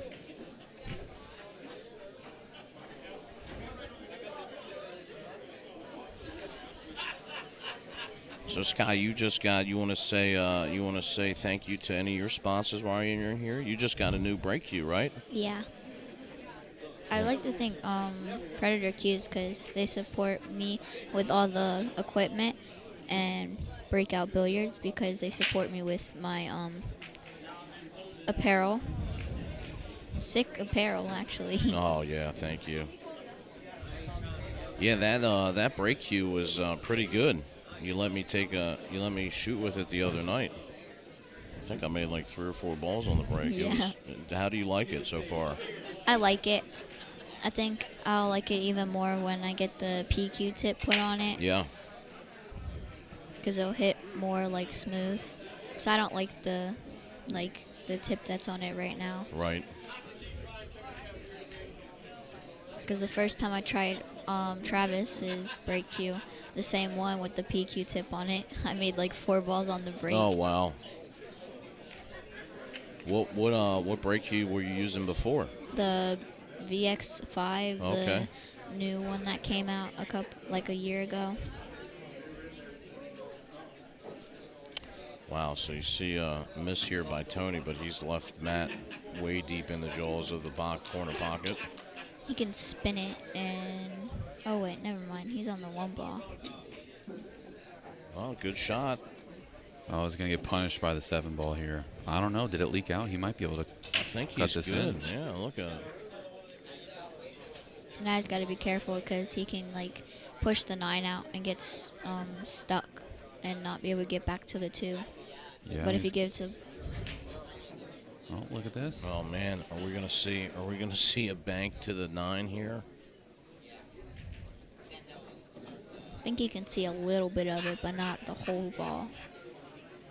Oh, he's gonna play Playing safe. Playing safe. Look at that. Wow. Now we might see a jump kick combo, or a jump bank combo. Yeah, I don't like playing safe where you can, like, I'd rather get right up on the ball so they can't jump because you never know how good they are at jumping. Yeah, that's a good point. Because if you jump and make it and they're out, then you have, it's not your fault, but you just have no control over what they can do. Yeah, absolutely. Randy Davis jumps really good, so, like, Oh, I'm like, phenomenal. Yeah, you never want to leave him a jump. no. So that's good. If you're in the match, they always say play the table. But if you know that a player either jumps or kicks very well, do you take that into consideration when you're playing them at all? Yeah. Yeah. I reconsider what I do because I always think about how they can get out and if they can get out. And even if, like, I know they can't, like, they probably, they can put it to themselves that they can, then obviously they will be able to, and it'll be tough. Yeah, that's some good information. So Matt Crawl plays. I don't know if he was necessarily trying to play it safe here, but he's locked Tony here behind the 7. Joshua Hargett, Dylan Sport. Joshua Hargett, Dylan Sport, table 2. Please pick up your score sheet and start your match. He's going 1 rail at it, or 2 rails here. Oh, he tried. Oh, wow. Great effort there. Now Matt might play another safe. He might try to roll the 2 ball up behind the 4 and roll the cue ball behind the 9.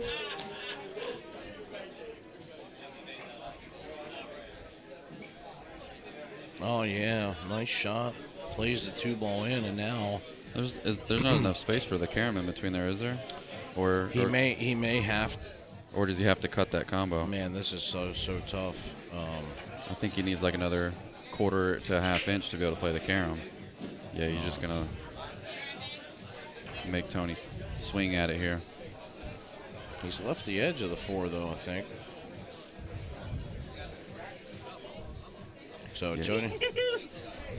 He's got to be careful if he just clips the edge of that 4 and that 4 leaks out, he could be setting him up for a 4-9 combo. Yeah, if you can see the edge of it, I think you could feather it and just bring the cue ball right back over to that side of the table. You know, like where the cue ball is at now. Tony's been kicking at a lot of stuff, so I wouldn't be surprised if he does kick at it. This will be like his 4th kick this match already. It's a tough kick from here because you can see from this angle the 8 ball is a little bit in the way, so you can go between the 8 and 7, but then you have to start manipulating the spin a little bit off that top rail. So by this angle, it looks like the 6 is below the 4 by just a hair. Yeah, it does look like that from here. Oh Look at wow, this. he's going around the world here. This might be 3 beautiful. rails. 3 rails. 1, 2. Look at this. Oh. He just missed it. What a try! What a try! So with a guy like Matt Crawl, a more seasoned player, you can see him taking his time, and even though he's down 2-0, he's still electing to play safe and not take any crazy shots, and it's come back around for him. He's got ball in hand and an opportunity to get on the board here. Matt could still put the pressure on Tony because you never know if he runs out and it's his break, then he can break and run. You never know. Absolutely.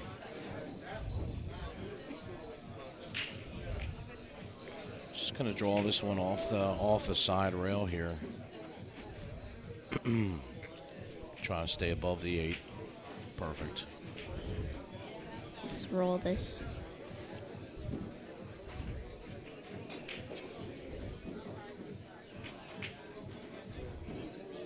Oh, he wanted to come up a little bit, but I think he's okay. This is basically the same shot as the... I forgot what ball he was on. The 3 ball, I think. There you go, Crawl on the board now. Tony Manning still leading 2-1. If you're just tuning in, please hit that share button. Believe it or not, this is a live tournament. Everybody's been cooped up in the house for so long watching virtual tournaments. We're live. So tune in, we'll be here all weekend. Of course, the Maryland State Championship going on for many, many number of years now. First with the John Moody Sr. down at Great Slates Cafe in Cambridge, and now here in Maryland at Brewers and Q's and that champion. So the tradition lives on. You got kind of fortunate that cue ball came back out from around the pack there. He cue ball went down to the end of the table and just kind of danced his way back out into the open. It's going to do well for him too. You got the 1 and the 2 out here.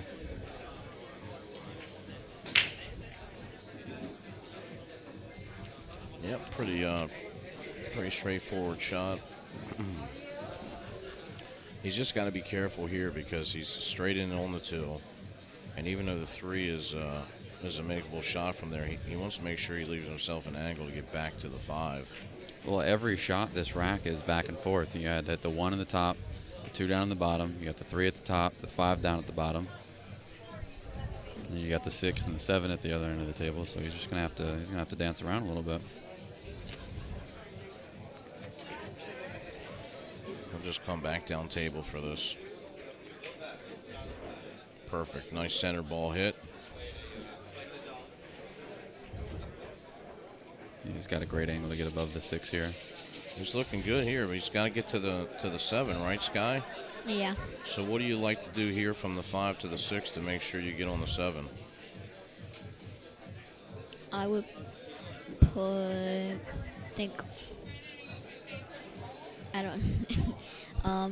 ow. Maybe a little right-hand English to come up above the 8? Yeah.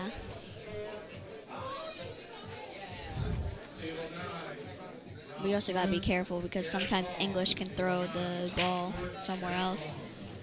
But I'm sure Matt knows about that, so it's not like it's a big deal. It's just got to draw straight back here. It's a nice draw. Good stroke there, yeah. Nice stroke. Go 2 rails to the 8 ball. Yep, absolutely. Just spin this right off the top rail. 1, 2. Perfect. Now, if he makes the 8 ball, it might bump the 9 ball, and it might get closer to the pocket. Nice. We'll slide draw out for the 9. And after being down 2-0, he's tied it up 2-2. Tony to break.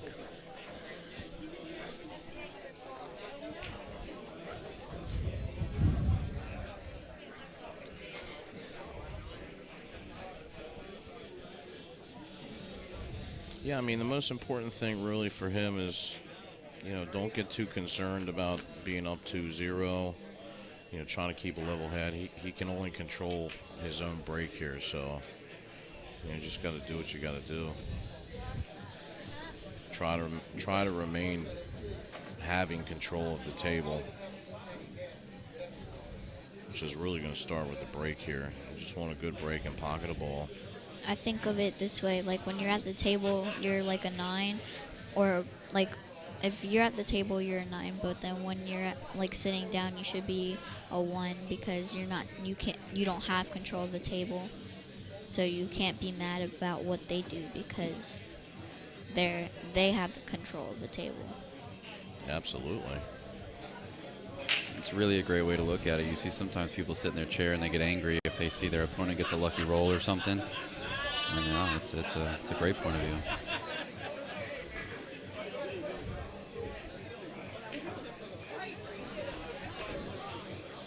Well, he's got a ball down on the break, and he's got to look at the 1 here.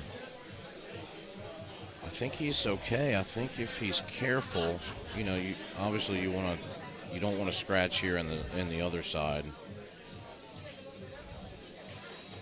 So that he's looking now. I almost like just playing at pocket speed, but I think he's going to try to take the 2 in the same corner as the 1 here. oh, he just played safe. Oh, look at there. Didn't like trying to force it.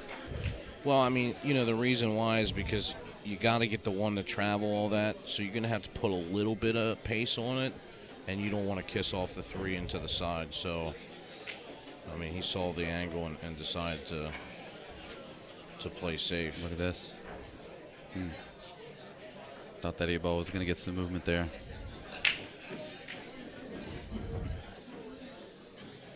This is kind of what I was talking about earlier about controlling the table back and forth. So now Tony, even though he played safe there, I mean, he's left Matt a look at the 1, and so now Matt has the opportunity to try to regain control here.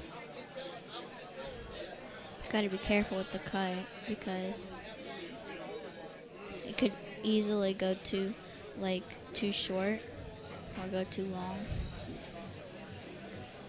Yeah, I don't. He might try to cross-side it. Yeah, I think that's what he's... Wow, I don't like that at all. I think you just... Scratch in the corner. Wow, look at this. I mean, he had a ton of spin on that ball, and now he's got Tony. Who shot that? Tony shot that? Yeah, yeah. Oh, wow. For some reason, I thought Matt shot that. That was a great shot. I think he was trying to go cross-side. Yeah. Oof. That was a great effort there. But now here you go. You have an open table. It's still a little touchy though, because he's going to have to jack up over the top of this 5 ball. Yeah. The 1 ball doesn't have a full pocket here. It does have a backboard off the top of the 8 from the way we're looking at it though. But there's still a lot that can go wrong here because that 2 ball does not go by the 9 in the lower corner. So he's going to have to... See, I'm short, so I wouldn't be able to get over the 5 ball. Yeah, that'd be a big reach. I mean, this is really all about pace here. You got to be careful. So he makes the ball. I think he tried to draw it back. Or spin on it so he could get... They play the 2 down in the left-hand corner.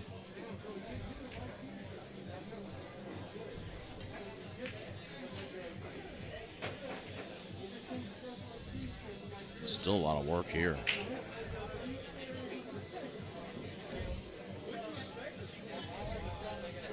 You can pocket the 2. I mean, the 2 goes by, but then it really comes down to speed because you want to miss the 6. I mean, there's a lot of things going on here.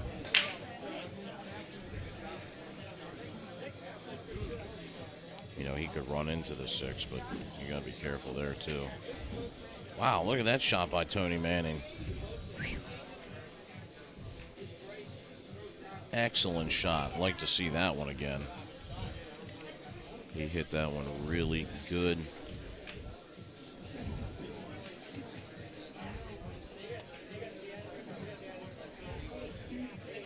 Now it's all about speed and taking your time. Oh, no.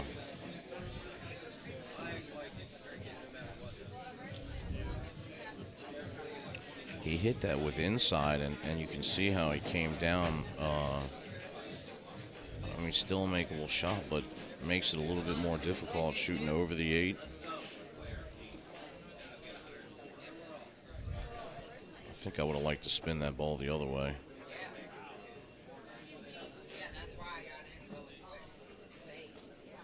And right here, all you got to do is just concentrate on making the ball.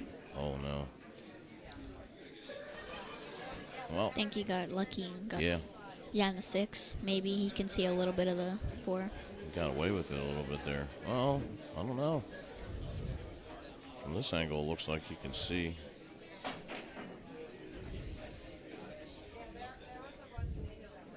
I figured out what was going on with the replay. That's good.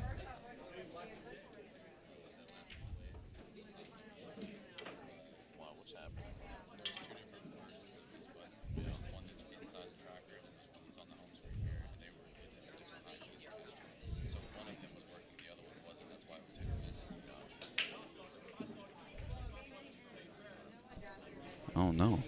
Matt Kroll staring at the ceiling. Can't believe he just missed the ball like that. Well, this is exactly what Tony needs here.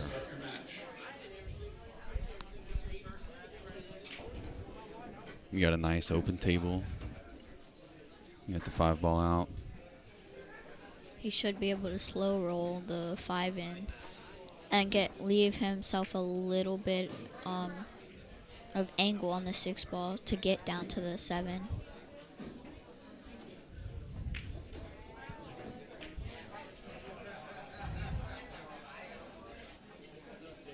So this is all going to come down to what you guys were talking about earlier about, his composure and keeping his head in the game. He's got a good opportunity here. He knows he has a good opportunity here. So now he just needs to capitalize. These are the moments that make or break people's entire matches, is when you're given an opportunity like this, can you capitalize? So let's see what Tony's able to put together here. He looks to go 2 rails. I think he's a little happy about it. So he's like speeding up a little bit because he knows he can get out. But that's when mistakes happen. True. Yeah, you feel like he's a little excited about it right now? Yeah, because the way he like walked around the table and kind of like got down and shot it.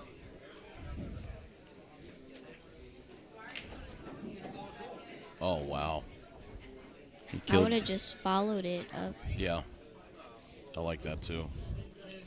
I think what he wanted to do was try to punch it off that rail and come back over for this side of the other side of the 7.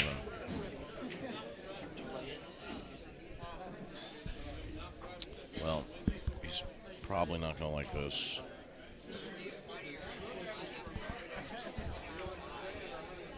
It was tough. I mean, he really juiced up that 6 ball. That was made it a little bit tougher than it needed to be. There's always several ways you can get out of the rack. I think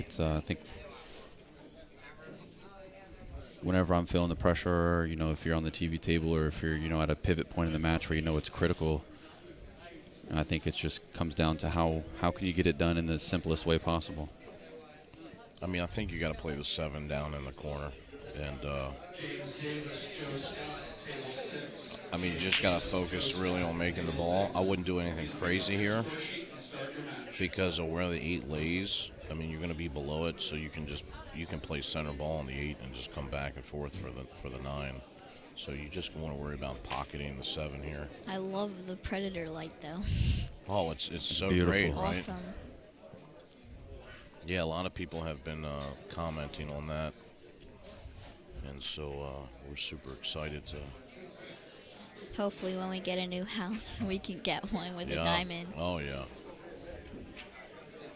Oof.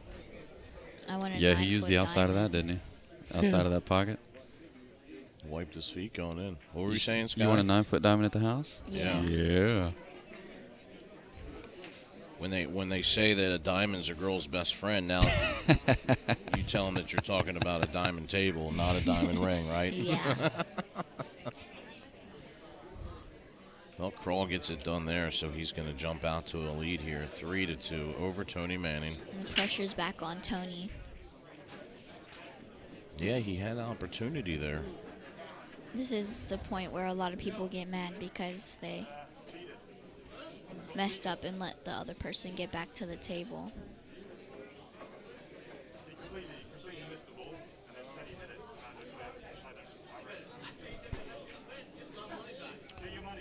Yeah, it's funny because Tony, I mean, he certainly can play very well.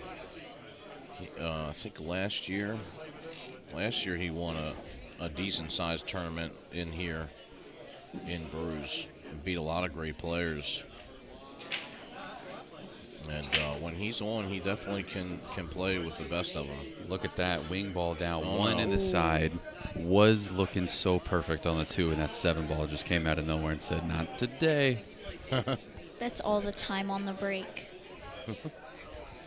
There's always got a ball that has to ruin it for you. Man, this was going to be looking like such a pretty out, too.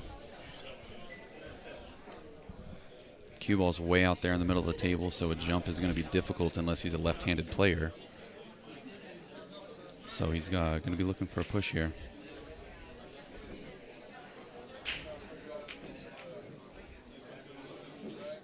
I would play safe here.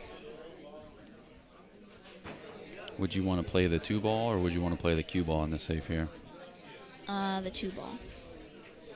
If I hit the side of the 2, I could push it with the 3 and the 8. Yeah, I like that. I mean, you can send the cue ball up there 1-2 rails right behind the 8 and 3 there. And but obviously you just got to be careful about how you hit this. Because also if you get the 2 behind the 3 and 8, the cue ball might come, if you put the right English on it, the cue ball will come back down and might get behind the 5 ball if you think about it. But that's a very hard shot. It's a good shot there by Tony. He may have left the very edge of the 2 ball for a crawl. Yeah, it's so hard to tell whether that 6 actually is. Yeah, I think the. If he did leave the edge, he can actually just let this cue ball fly. Jeffrey Spellman, Joe Tomkowski, table 7. Jeffrey Spellman, Joe Tomkowski. And that's what he tries. Pick up your score sheet and start. Tony should be out if he isn't under pressure. That's basically why I don't bin. Besides the 3 and the 8, which you still can make the 3 without the 8 being in the way. Yeah, this is going to be the key shot right here. You basically want to clear the 6, so I'd be trying to play the 2. Whoa, he hit it way too hard. And he loaded that up with a little bit of outside. So the reason why I don't like a lot of outside like that is because you clip the 9. I think that if you go either center ball there or just a tad outside, try to bring the cue ball up in between the 9 and 6, because even if you get anywhere around the center pocket there, you know, he has an open shot on the 3. You know, the other option is to try to spin to miss the 9 and come into the rail, so you come in line with the shot itself. Lucky. Yeah, look at this. Oh wow, how frustrating is that? You see Matt's face right now too.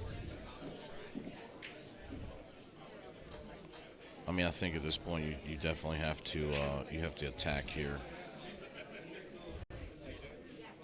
Oh, he clipped the 9. So close to being beautiful. I think at that speed, even if the 3 went in, though, he was going to be married to the back of that 9 because he didn't have enough speed for the cue ball to release to go anywhere else. But, man, that was so close.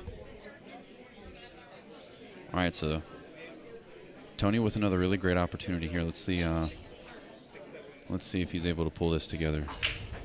It's not going to be super easy here. This 5 ball doesn't go by the 9, does it? I'm pretty sure it does, because.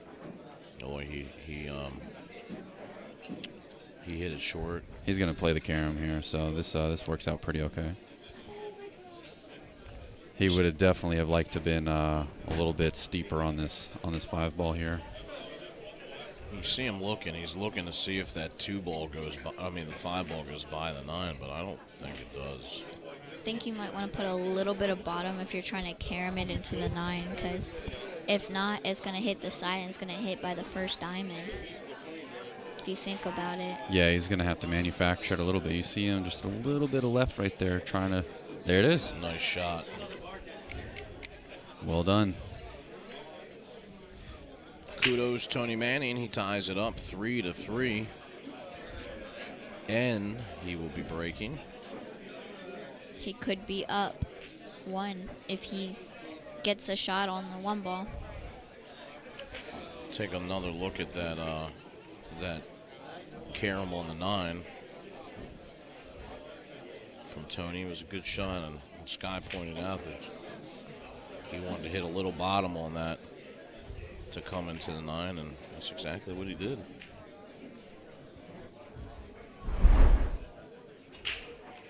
Here it is. Walk us through it, Sky. You put bottom. You've got to put bottom on it, because if you don't, then it would hit by the first diamond. Yeah, it hits it perfect. That instant replay brought to you by Dynaspheres. You can check them out at dynaspheres.com. He made 3 balls on the break.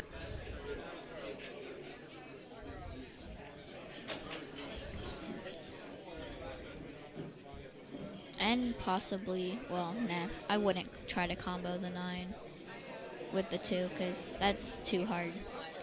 Unless you, like, have it, like, exact aim to do it. It's just very risky, because you could bobble the 9, or you could leave him a straight-in shot. You never know. He could play a real nasty safe here and lock him right on the back of the 5 ball. If he just only went for it. Ooh, wow. Yeah, that's. Oh, wow. Oh. Wow, Matt must be sick right now. Look at, you can just tell his face.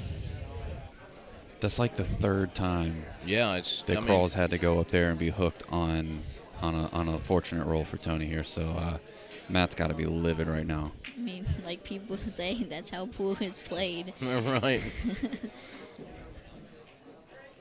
You can see Matt looking at the 2-railer here. A little bit of knowledge and a little bit of luck. Yeah, for sure.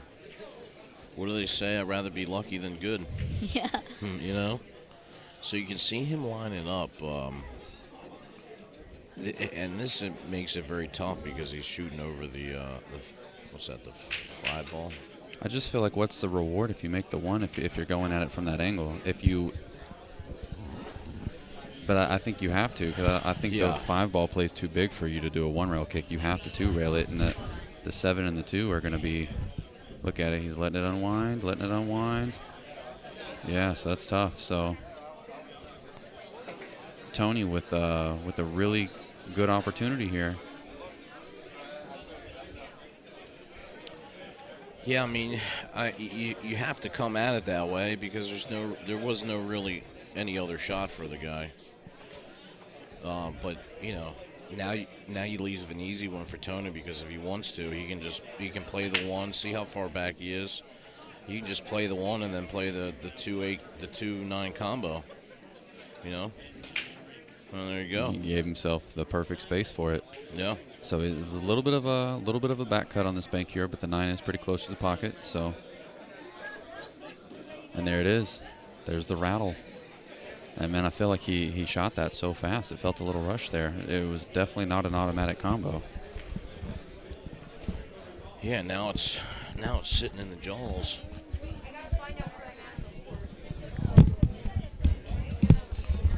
It's the bad part about that shot. Just rushed it a little bit. He had an opportunity to steal one there. But look again, he misses the combo. 9's in the pocket, and Matt's got to jump at the 2 ball here. So Yeah. I mean, if he makes this, the shape should be pretty good on the 4 ball here, because even if he runs into the 5, he's going to have shape. So yeah, this is a pretty straightforward jump. just make the 2 ball here. This is like the type of jump you give yourself if you're practicing jump shots, just to check your fundamentals here. It's got some draw on that cue ball, so. He hit it absolutely perfect.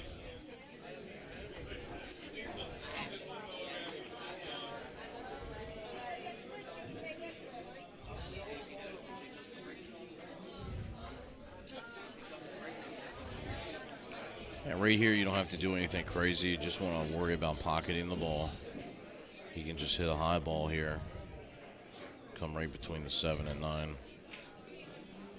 Boom. Sometimes people get a little bit lucky because sometimes they like put a certain type of English on it and it kicks the 9 ball in because it's right by the pocket. Yeah, if he would have put some low on there, for sure. But I'd rather run out than try to do that. Well, now he's left himself the easy 7-9 combo with the 9 and the Joels. Yeah, that 9 ball plays really big here. So just when we thought Tony was going to go up 4-3, a little bit of a hanger on the 9, and Kroll gets out, and he leads 4-3 now. Gonna have to start calling him Matt Claw because he always claws his way back in the match. Yeah.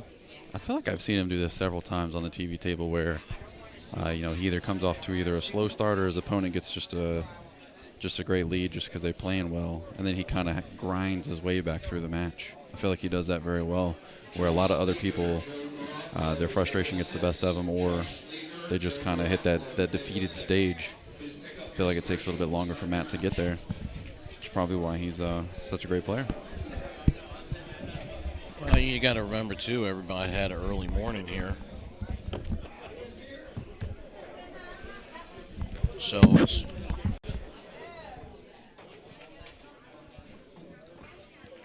not completely used to getting up at 6 or 7 o'clock, to come play pool. I always say, like, pool is a night sport, kind of, So a lot of these guys would definitely get better as the day goes on.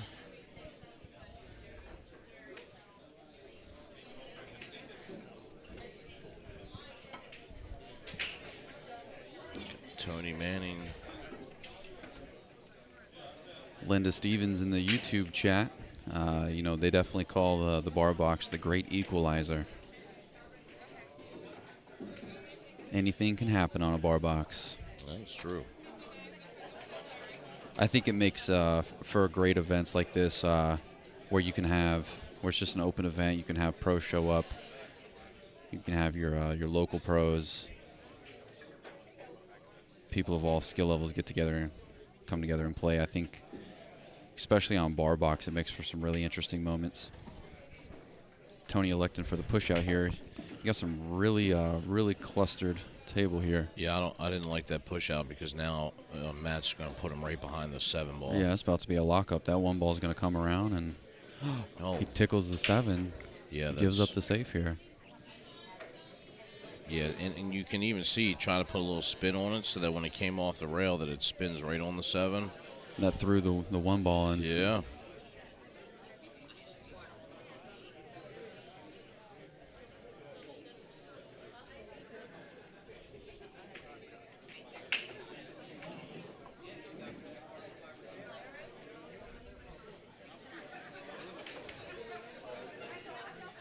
Guys, don't forget we do have a ton of links in the video description. If you guys are tuning in on YouTube, you can go down there and you can check out all the sponsors for the live stream as well as the tournament bracket.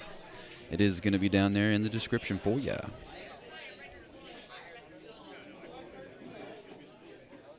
So I'm trying to make some magic happen here. It's going to be going airborne. Wow. Look at that.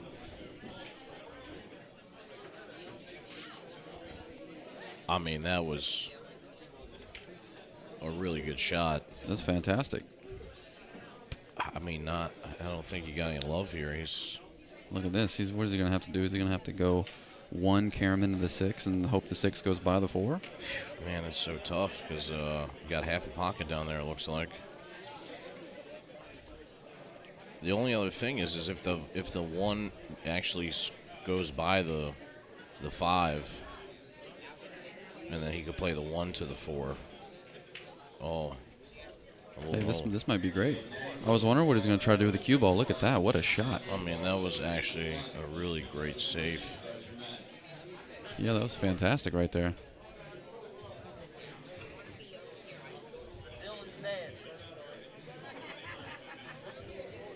putting the pressure on Tony to come up with something. This is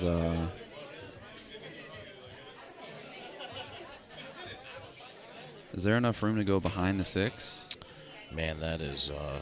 I don't. You might have to play for 2 behind the 6 and then come from behind the 1. There's a chance that one ball finds the corner or the side pocket. Yeah, I mean, I guess you could play it like that. I don't see any other way to actually get there. Because even if you don't make it, you're hoping that the 1 is going to hit that left rail and come up, but either behind the 9-3 or the 7. But he's straight jumping it. Oh. I thought he was going to hit that 3 ball on his follow through there for a second. So Kral's safety pays off.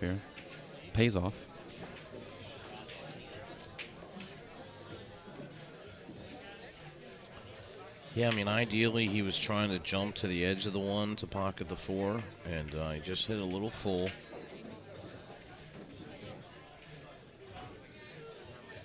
But again, look, Kral's on the rail, long on the 1. You're going to have to roll up here, probably to play the 3 by the 6.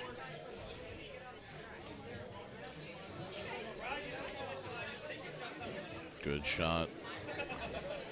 Yeah, this works out great.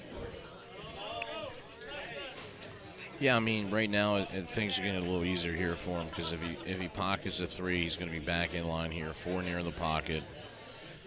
4 to 5 is going to be, fairly easy here.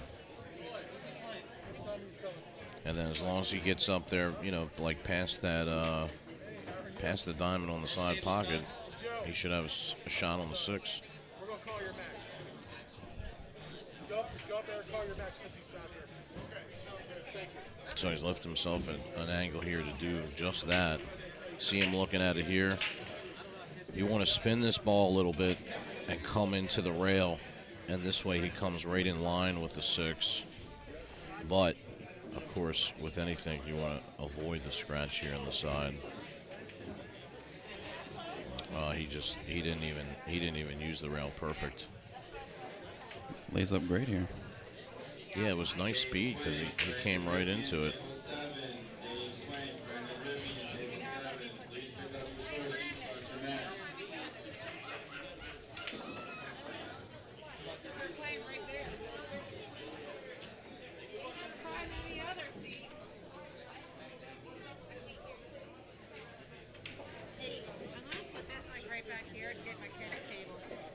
It's not touching anything. Cool. Right here.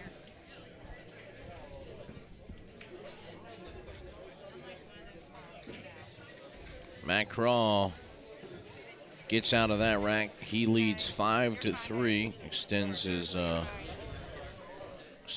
lead by 2.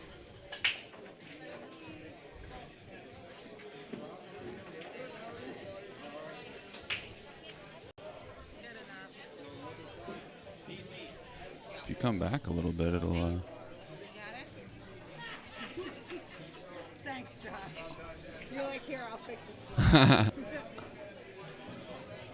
it looks good. They can see it at least.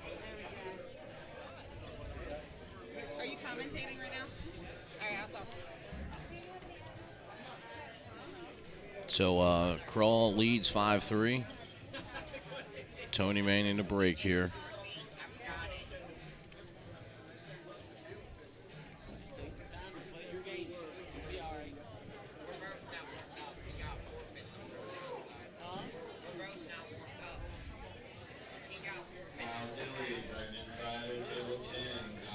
Tony's looking to get himself back in the match here. He really needs a good break. Break and run will put him right where he needs to be. Oh, watch out for the scratch. Holy moly. He barely escaped. Oh, wow. This 1 ball does have the corner pocket. Does that 1 ball go by the 8? It's tough. I don't know. Man, I hope it does for Tony's sake. Because I don't know if the side pocket's an option. Yeah, the side could be an option. It could go past the 7 there in the side pocket. I don't know if that corner's available. The side might be.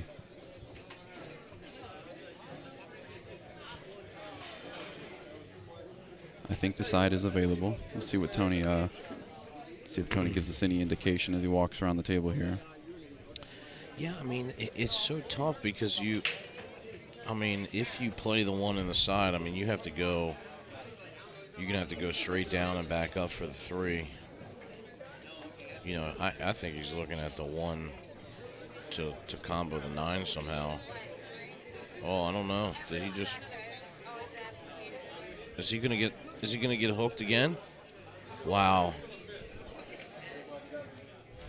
Wow.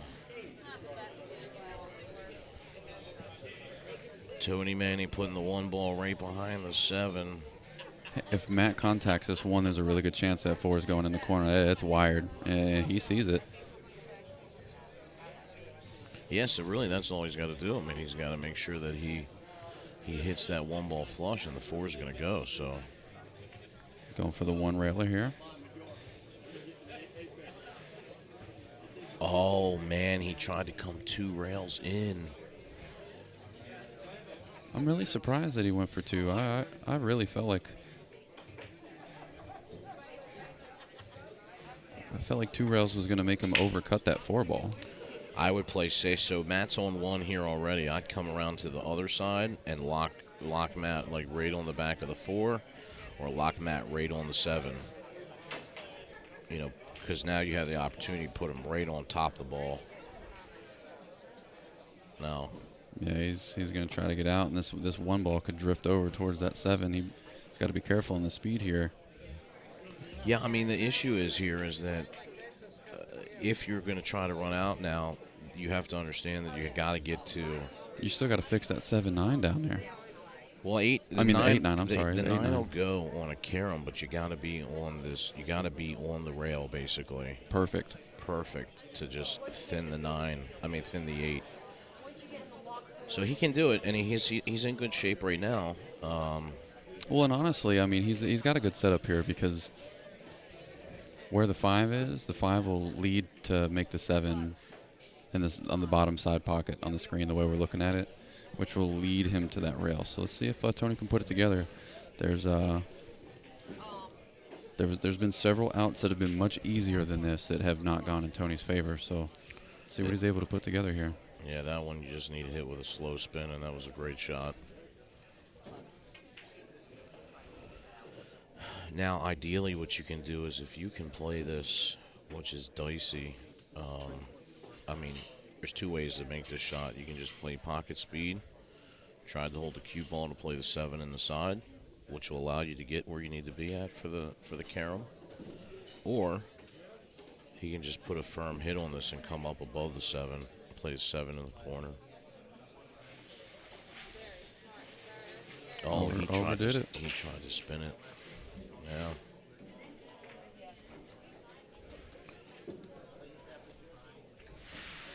Trying to spin it too much. I think the shot you were talking about just hitting it and letting the cue ball come down table is probably, whenever you're in this stage of the match and you're in a do-or-die situation and your nerves are getting the best of you, I'd rather let that cue ball roll than trying to play a touchy shot like that when your nerves are already feeling it. Yeah, because, I mean, given the angle he had, really could just on center ball and went down table and back up into the middle. So now Kral's going to have his choice here on how he wants to play the 7.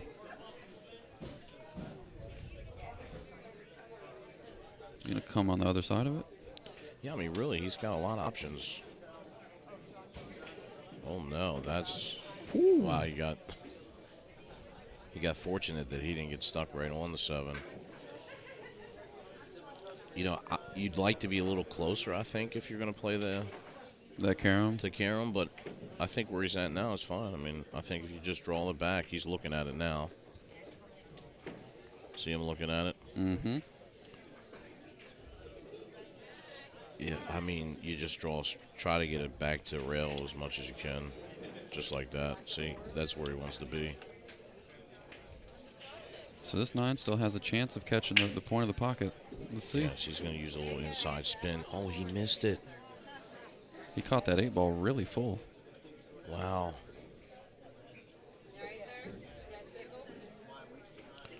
Now, here it is. This is a makeable shot for Tony. Tough because he's in the pocket, But really, all I got to do is just concentrate on making the 8-ball here.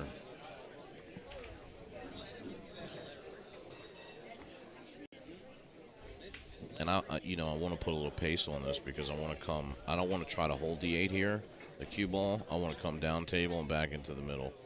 Yeah, and you don't want to have that weird awkward shot where you have to back cut the 9 because you didn't put enough juice on it. Like, just commit to he's hitting 2.5 rails here. He's hitting a little inside on this. I don't like that. I like just hitting this center ball.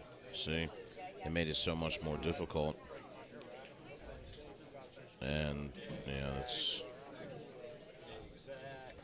Crawl's going to have to jab this 8-ball.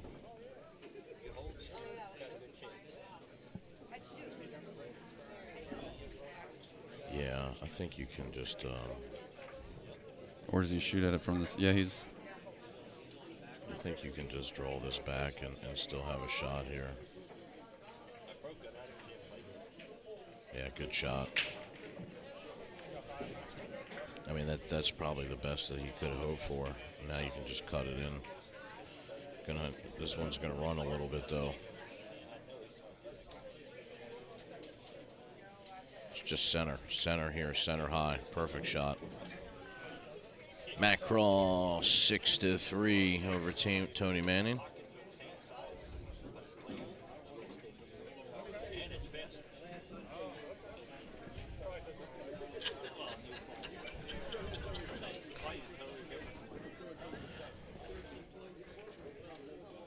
Seen some pretty good matches so far.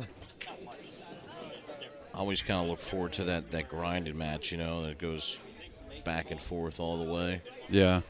I'd like to see one of those. Appreciate everybody tuning in, guys. If you're brand new to the channel, you guys are watching the Billiard Sports Network, and you're listening to myself, Josh Setterfield, in the booth with my partner, Jake Lawson. Super excited to be bringing you guys coverage of this event all weekend long. Tuning into the Maryland State 9-Ball Championships. It's going to be the bar box event held here at Brews and Q's on the Boulevard, here in Glen Burnie, Maryland. Matt Crawl down the break. Yeah, I see your questions in the chat. If you're looking for the brackets, you can find them in the link description on our YouTube page. Be a link there.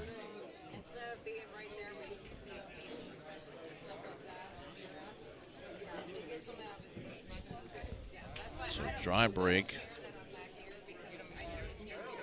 Fairly open table here, Josh. Just come back down in the middle here. That's good. I like that. And I think you have just enough angle here to come off this side rail after pocketing the 2 and come back over. See where he's pointing at. Yeah, right in between the 3 or the 6 and the 5 there, I should say.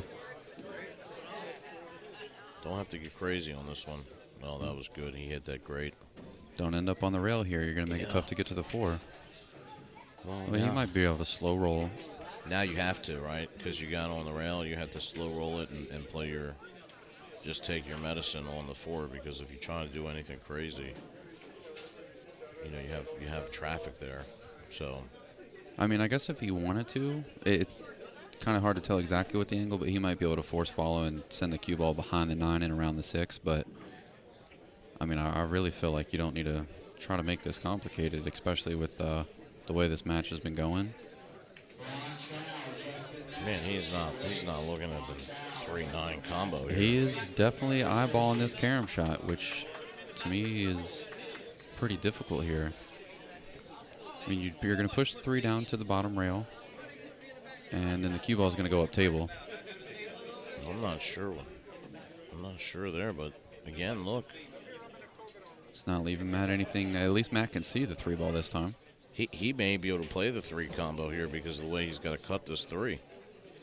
He can only see the side of it. I think this goes.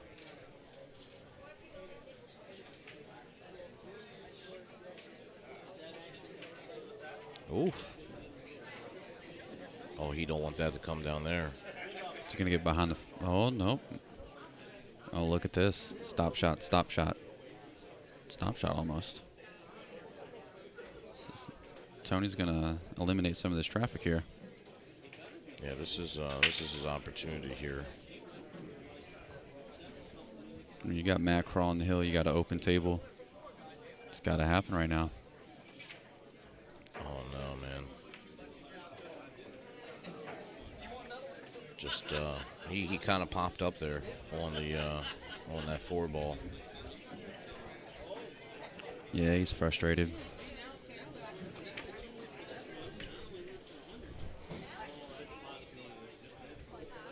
See if Crawl can get out from here. Get himself a W on the TV table. Advance through the winner's bracket. Gonna send this cue ball around the world. It's gonna get a favorable nudge on the 5-ball here. Very nice shot by Crawl.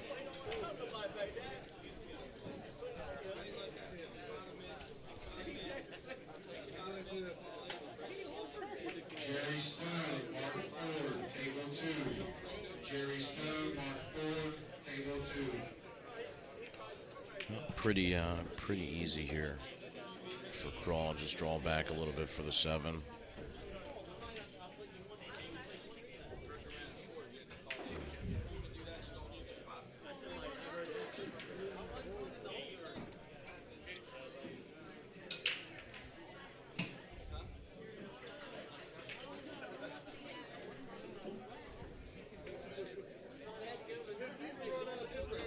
Just draw over here for the 8.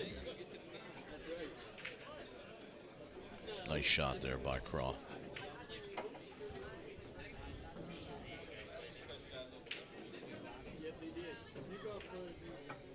Didn't get quite that far back, but I think he's okay here with the cut.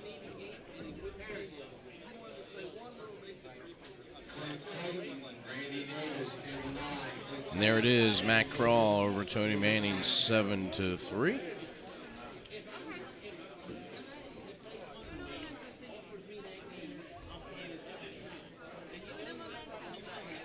So stay tuned. We'll be bringing you the next match momentarily. You're watching BSN, the Billiard Sports Network.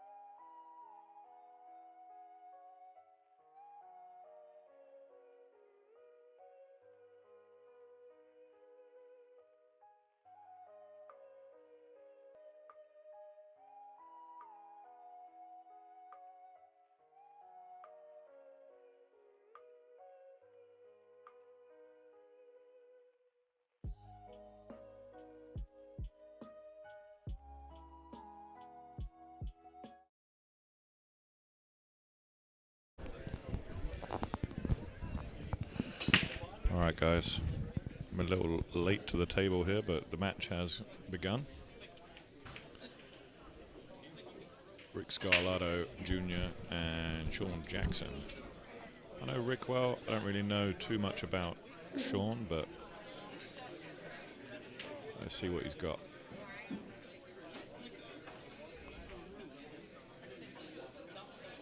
Looks like Rick's got a nice easy opener here.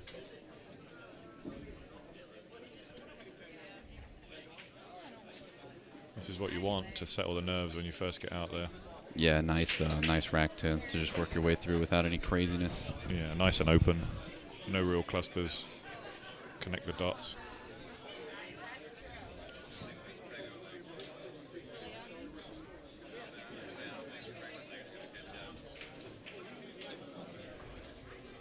Gets a favorable bump on the 5-ball here that could have went south for him really quickly. Yeah, it did.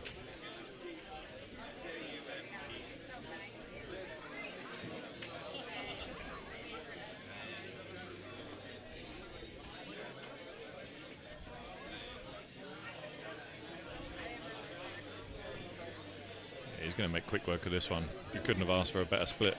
Yeah, really. You know what I mean? Especially first rack of the match, like you were saying. He's an accomplished bar box player. This is his home room. I expect him to be fully comfortable right from the off. Rick also runs the tournament for On the Hill Productions, along with Lloyd Boyard. So, as you know, running a tournament, keeping everyone happy and being the GM of the bar, whilst trying to run out, can be a little bit stressful, but Rick copes with it well.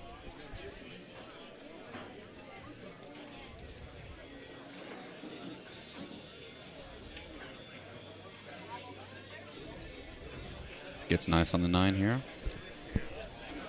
Very nice.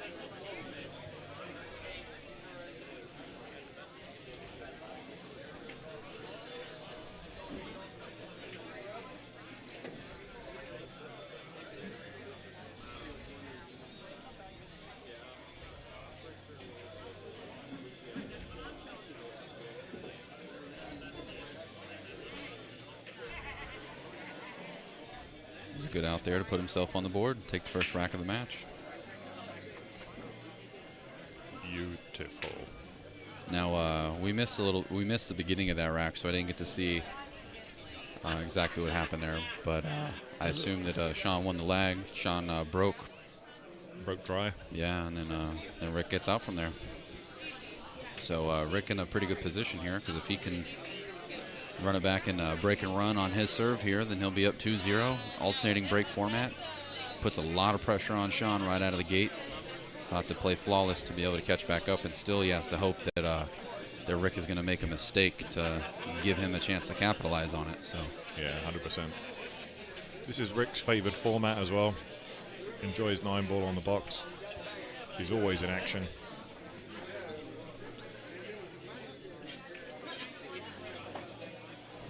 Loves a color-coded glove. This man's got more gloves and shirts that match. I was going to than say, I've ever seen. His gloves is his shirt and his shoes coming the together. Shoes as well? Yeah, he's got the baby blue shoes. on the shoes. That was a bad break. Yeah, cue ball got a hit that real bad. And it reflects in how they've spread as well. Joey Scarlato, Joe Wright, table 5. Joey Scarlato, Joe Wright, table 5. Dell, Michael Moyer says that he won his first 2 tourneys with the Phoenix. Oh, beautiful, Mike. My boy Mike out in Vegas asked me to hook him up with the Phoenix, so he's now got himself and his buddy one. Nice. But to win your first 2 back to back, come on, man, you're just rubbing it in now.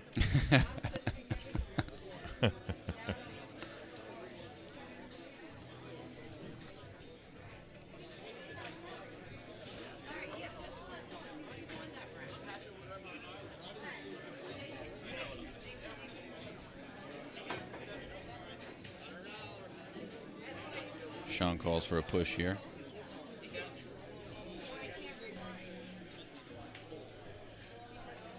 Let's have a look.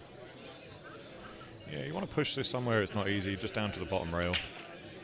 Just leave him a bank or something open. That's probably a little bit strong. It's going to bounce right back up. Yeah, he gave that away right there. That one is called selling out.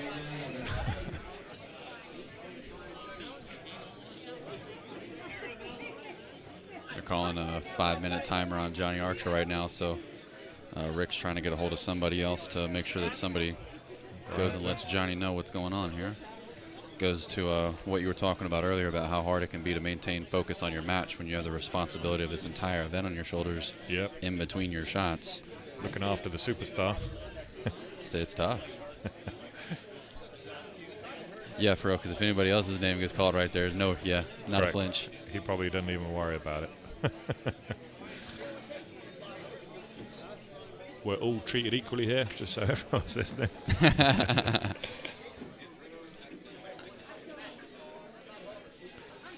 He's got a nice shot on this one. I mean, the hardest one to control from here is going to be the 2 to the 3.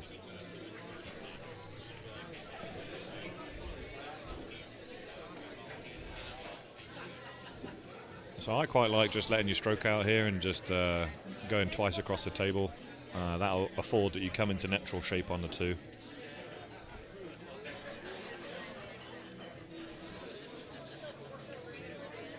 Just like that. Perfect. And again, that 3 does go by the 5, so he can come around this ball and try and stay inside the 6. And he'll have a nice cut shot to connect that to the 4.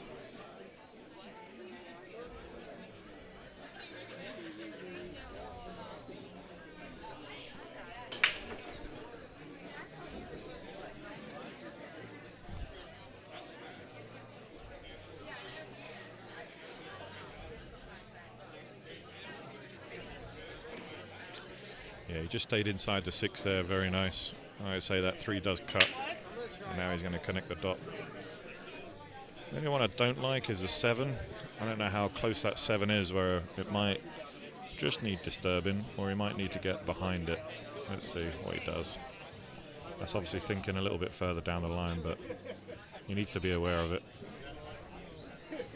Wouldn't be surprised if he has already looked at the 7 or wants to look at it again. Oh yeah, keep up on the balls, man. It's Jake's job. You want me to do it? Sure, yeah, that'd be fantastic. Why not? They've given me something digital to look after people. Look out. Run for the hills.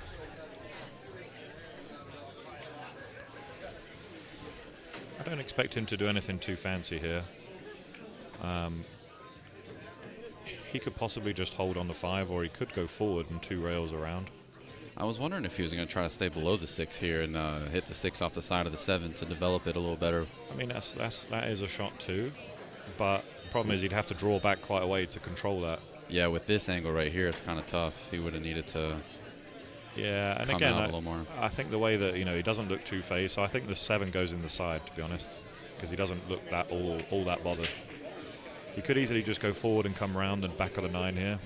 We will see after he hits this one. That's what he tried to do, but that was dangerous going.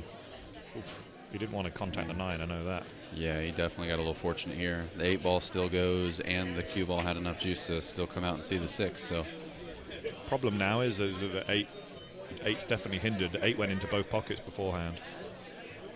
Now it only goes to 1, so that kind of limits his options in terms of how he gets on this 7.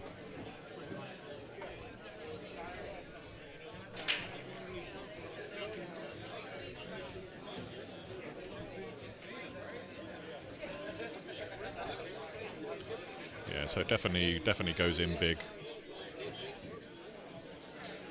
And he'll just float. Is that a combo? Is the 8 a combo? Not that he'll need to do anything with it, but you never know. Yeah, nice. That was nice. Just played that with a nice soft high draw, high follow. And 5.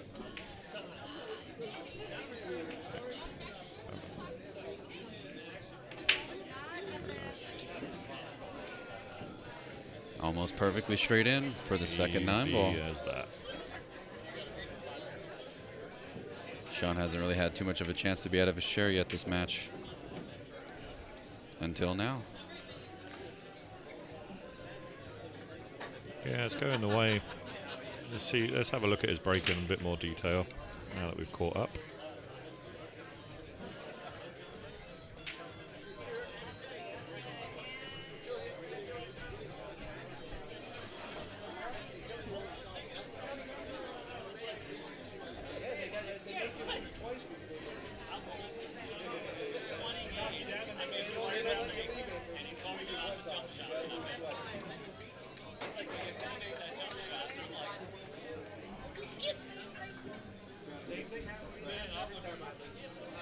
Let's see which side he breaks from.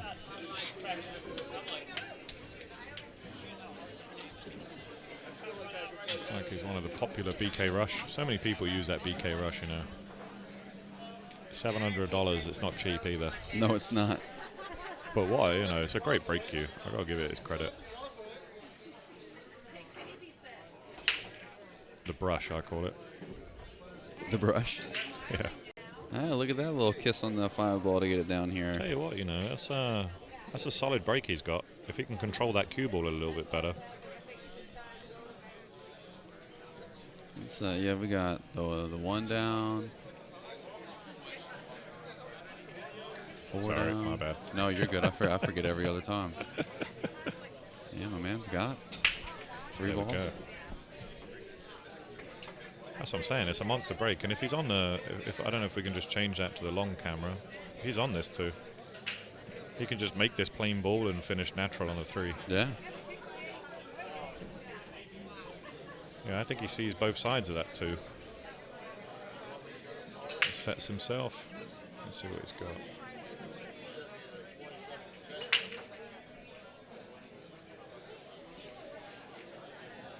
Hit it thick.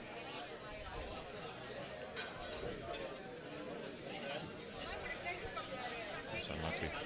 Second shot of the match there, and he He's hung it up. Rick's got to be thanking his lucky stars. yeah, Rick is in a great position here. 3 of the balls basically hanging in the pocket for him. Oh yeah. He doesn't want to be on the rail. Needs a bounce. That's about as good as you want. Pop this one in. A little bit of low left. Doesn't matter what angle he leaves on the 5 as long as it's not too steep. Can be straight in if he wants.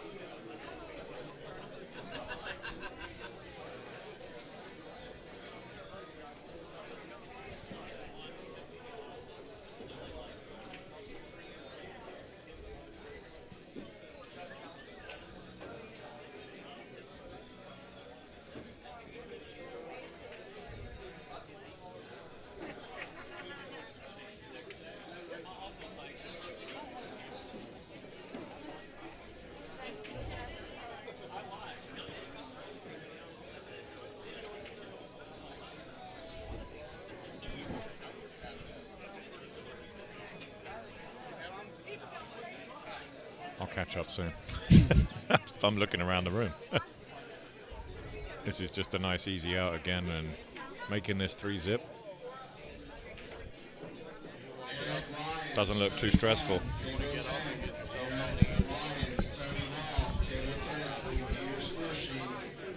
Nice easy straight in there. Let him pop down. Hangs in the 8. Nice and easy. Rick takes up the lead there. Sean is a little bit unlucky. He's not really had much of a look in right now.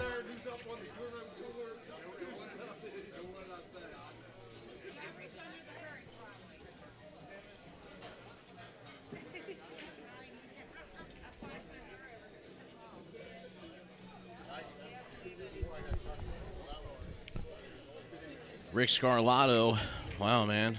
This has jumped out to a 3-0 lead early here. Yeah, I must admit, he's had everything on a plate, really. There's been no difficult traffic to navigate for him at all. And Sean Jackson is no slouch. Yeah, Sean might just have a little bout of the jitters because he's had a couple of opportunities and he's kind of gifted it back on a plate to Rick. Let me see what he's got.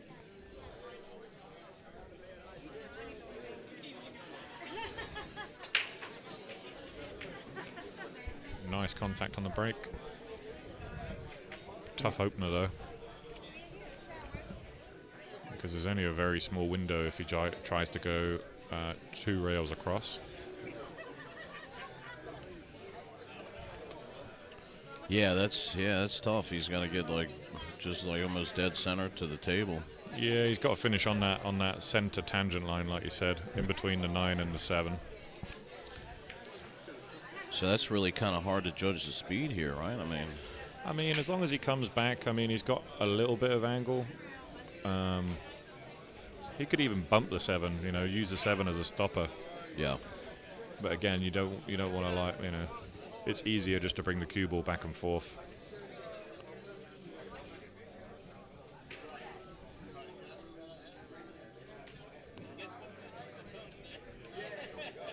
That's all he's done. He knows the speed of the table. He's absolutely perfect. That was a great shot.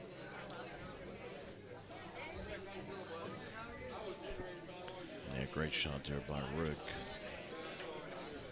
Again, Rick can overplay this, almost leave the cue ball where it is now. Play this 2 ball with a little bit of inside. You can also play it with outside. Come behind the 8, but I don't know. It all depends on where your comfort level is. Some people don't like using heavy amounts of inside. Let's see what you can do. Yeah, you see that really took off on that rail. So he did come right back to where he was. Had a lot of table to work with there, a lot of open space.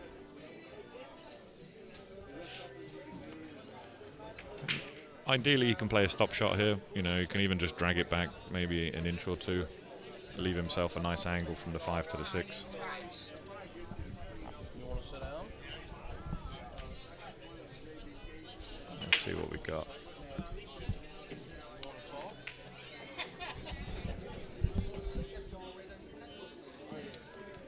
All right. That's the 2, the 3, the 4. What else are we missing?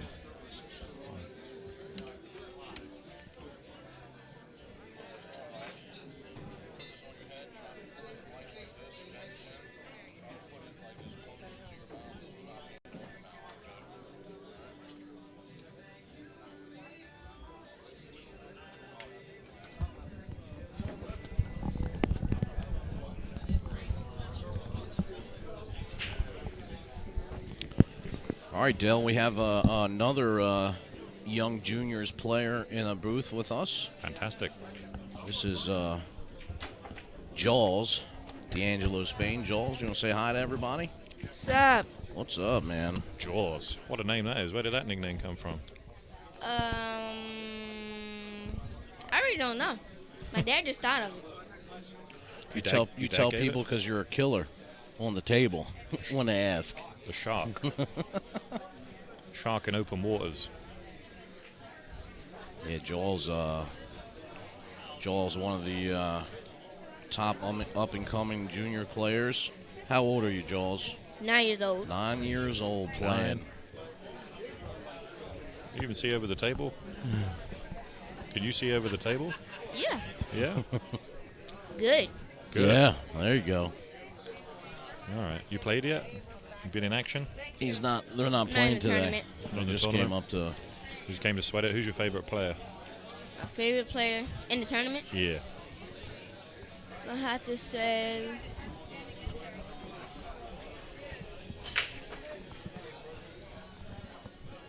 Rick Scarlato. Yeah, you like Rick?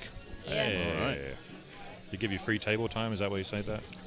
Yeah, sometimes. Yeah, there we go. I like Rick. He's a good player. Rick gets out another one there, huh? 4-0. Wow. I didn't notice this before we played, but they are if you notice, they are pattern racking the same way every time. Yep. And that's to avoid pattern racking. Yeah. So they've done it in a way that's deliberate with the 7-8 and the 2 at the back there. you'll notice they're racking the same way every time. And that's to avoid people pattern racking for 9-ball, which is a very obvious thing, where you put the 7 and the 8 where the 3 and 4 are. You put the 2 and 3 on the back. Now, a lot of players have a different opinion about that. I mean, how do you feel about making a pattern to avoid a pattern? I mean, I think that it evens the playing field out, right? Because everybody's got to play the same rack. I think it does. It does do that way, because in 8-ball you do the same thing. So why wouldn't you do it for 9? 8-ball you do solids and stripes, and they're in a certain, they're racked in a certain way. Yeah. This is probably one of the hardest racks I think Rick's had. Huh, what's that? I don't know what happened there. What's he said? I'm not sure. Was it a foul break? Did they need to make? Yeah, it's probably a foul break. I think he hit four rails though, no? Yeah, I wasn't paying attention there. That's just strange. talking away, and we'll have to check on the score. I'm not entirely sure what that score is. Let's see if he moves his coin. No. Nope. No coin change. All right. So, Jules, tell us what you think. What do you think is important on the 9-ball break here? Tell us what you try to do when you're breaking a rack of 9-ball. I try to keep the cue ball in the middle of the table when I break. Yeah. And try to make the wing balls and the one on the side. So here, you're trying to make the 4, right? I think it's 4-0. 4. Yeah, but he's won 4 before. It's 4-0. Have somebody look at the scorecard.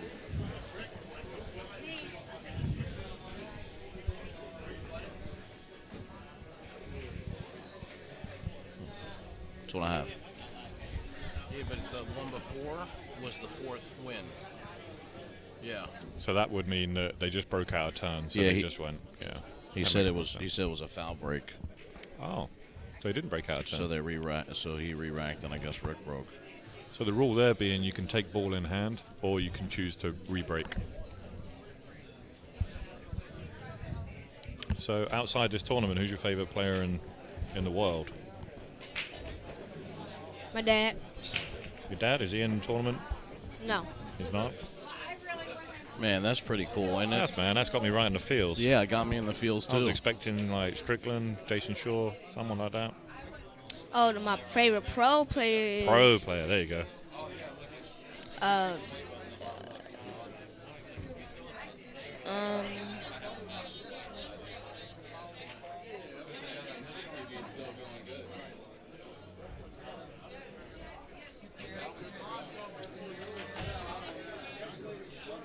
Shane Van Boney. Yeah, Shane. You like Shane? SVB, good choice. The consummate pro. Well, I forgot his name. I'm just going to say Eagle Eye. Shaw, Jason Shaw. Oh, yeah, Jason Shaw. Eagle Eye, Jason Shaw. Yeah, he's a great player. He's from Dell's homeland. Home country. Yeah, home country. Both from Scotland.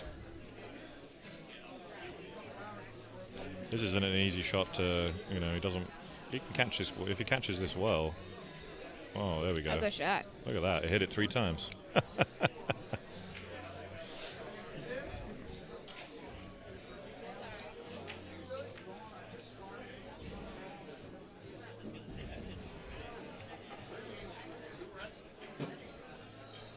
Again, doesn't really have anything too easy.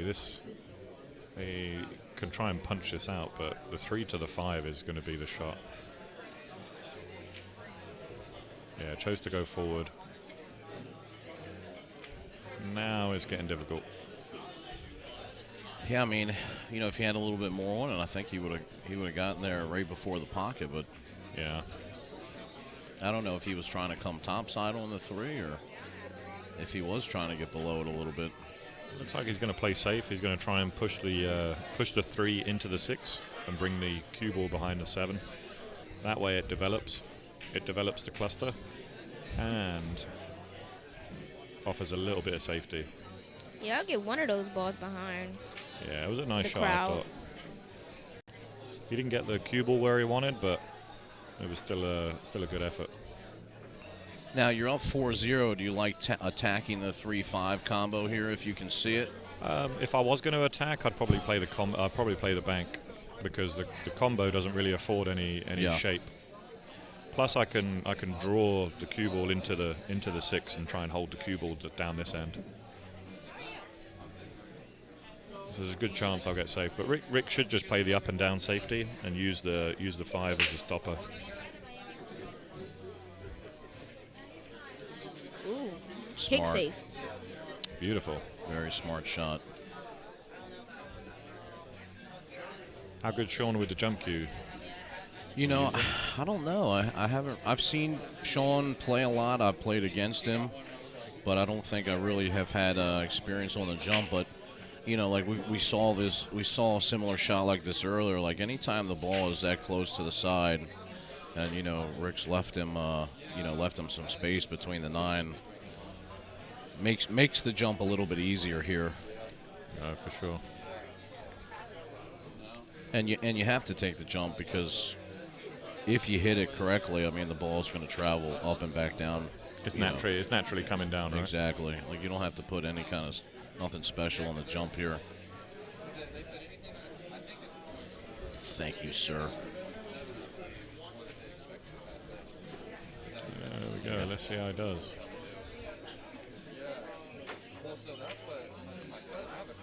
I mean, trying to catch it a little too much. He got it, but he came around and hit it again. It's quite a funky little jump cue. It looks like an ash.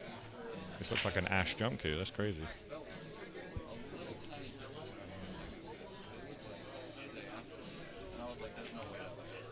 Well, he's given Rick opportunity here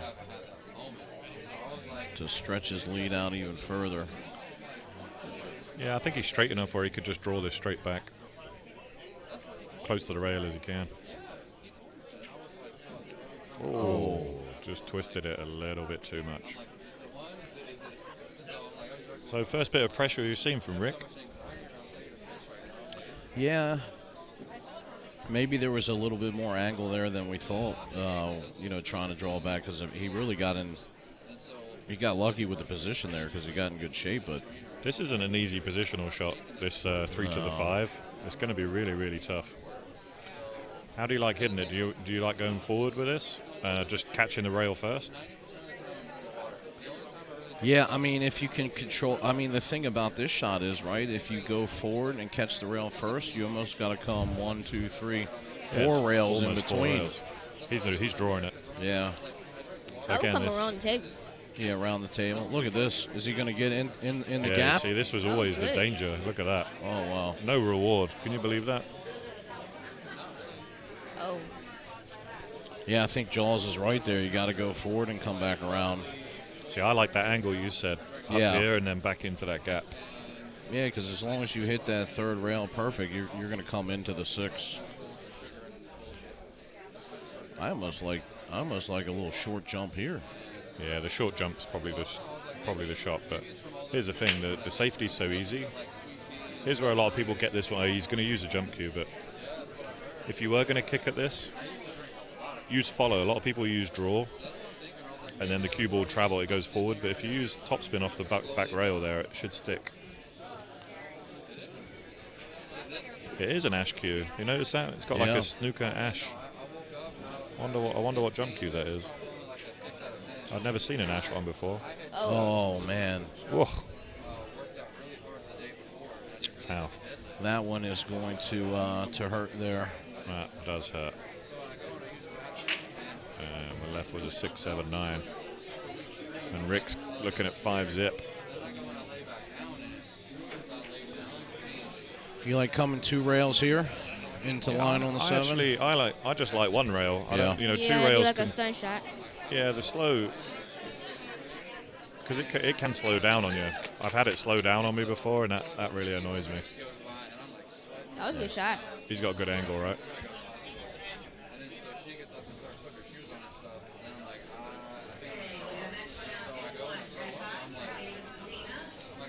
Nice shot there by Rick Scarlato.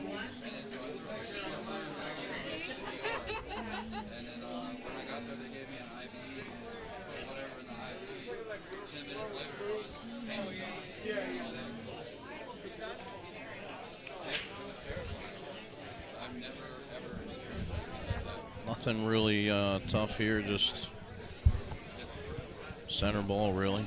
Pocket the ball.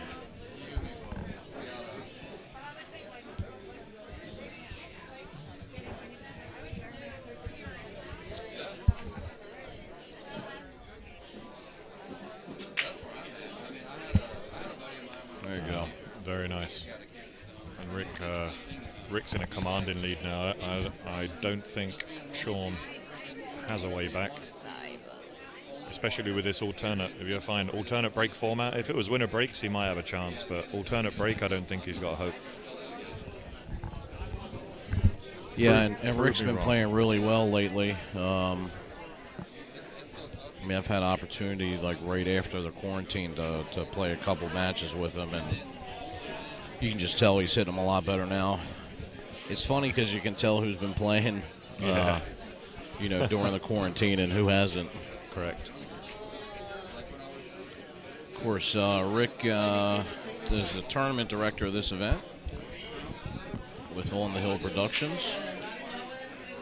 Yeah, we were discussing that and saying about the pressures of running the tournament, running the club, being able to play and trying to coordinate everything. It adds that little bit of extra pressure, but this by the looks of this match, he looks right at home. And I was actually talking to Tony outside a little bit, and he told me that they measured the pockets on this table versus the rest of them because it's different. And he said that it's like about a 1/16 of an inch bigger than the outside tables. Okay. Well, that means he's playing generous then, right? Yeah, I mean, it should be. So we should be seeing plenty of runouts. That's basically what you're saying. Yeah, I mean, we saw Johnny Archer earlier on the TV table, and he just 7-0, and he was just running out pretty much from everywhere. He made it look easy. That's all right. But runouts don't mean nothing if you can't win the match. Tough shot here. He's going to try to go 3 rails. No, he went 1. Wow, look at this shot. Oh, my God, twosies. 2 for 1. What a instant replay that's going to be. Wow.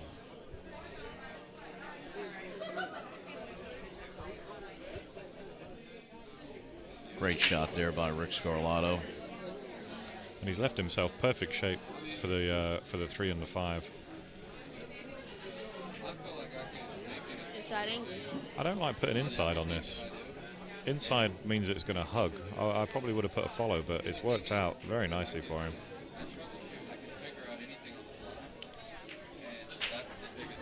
The 7 does go, but he's going to have to finish almost in line with it.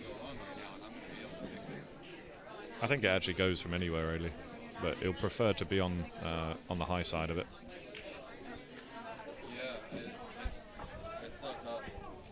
Because a lot of times I'll be up there on the floor and like my phone will be ringing when I'm talking to a customer and I'm like just waiting for a pause in the conversation so I can be like, hey, I gotta take this. Yeah, he's left himself a good angle here just to come back to the other side of the table. Oh, he hit it. He hit it beautifully.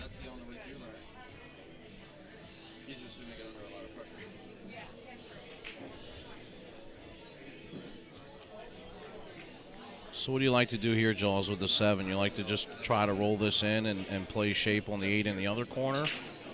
Or do you like to try to come back and play the 7, the 8 in the same pocket? I play the 7 in this corner. And then play the 8 in the other, right? Yep. All right. Oh, look at this. He came right across it. He hit that good. Let's see him. See if he comes across it again, or plays into the line. He came across it. Oh, that wobbled, and now he's scratched. Oh no! Don't do that. Wow. Do you see the 8 wobble? So I think he actually hit it into the wrong side of the pocket, and that caused it to check up a little. Can't be too happy there. Sean takes some free charity. Yeah. Good job. All right, you're on the buttons, okay? As soon as they go in, because I'm terrible at it. Me too. It's got to be my worst quality. Joel, so tell us and tell everybody who's watching what are some of the tournaments that you've finished high in or won? You've played in a lot of juniors tournaments so far, right? Yep. Any notable ones that you remember the best? North Carolina. Yeah, I think that's North Carolina. Got first place. First year, I got out my second round. But I came back the next year and I won. That's awesome. Brought it home. Fantastic. And my, let's see.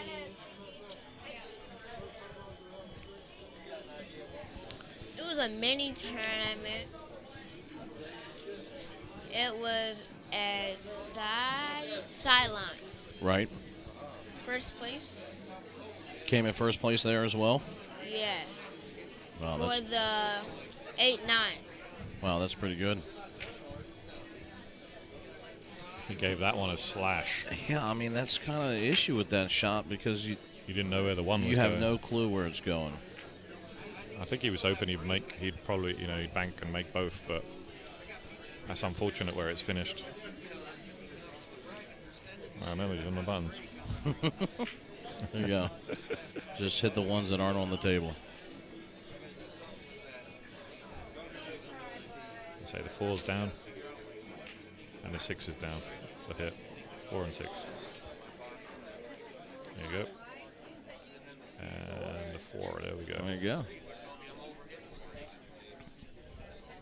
You're a pro now, Jules.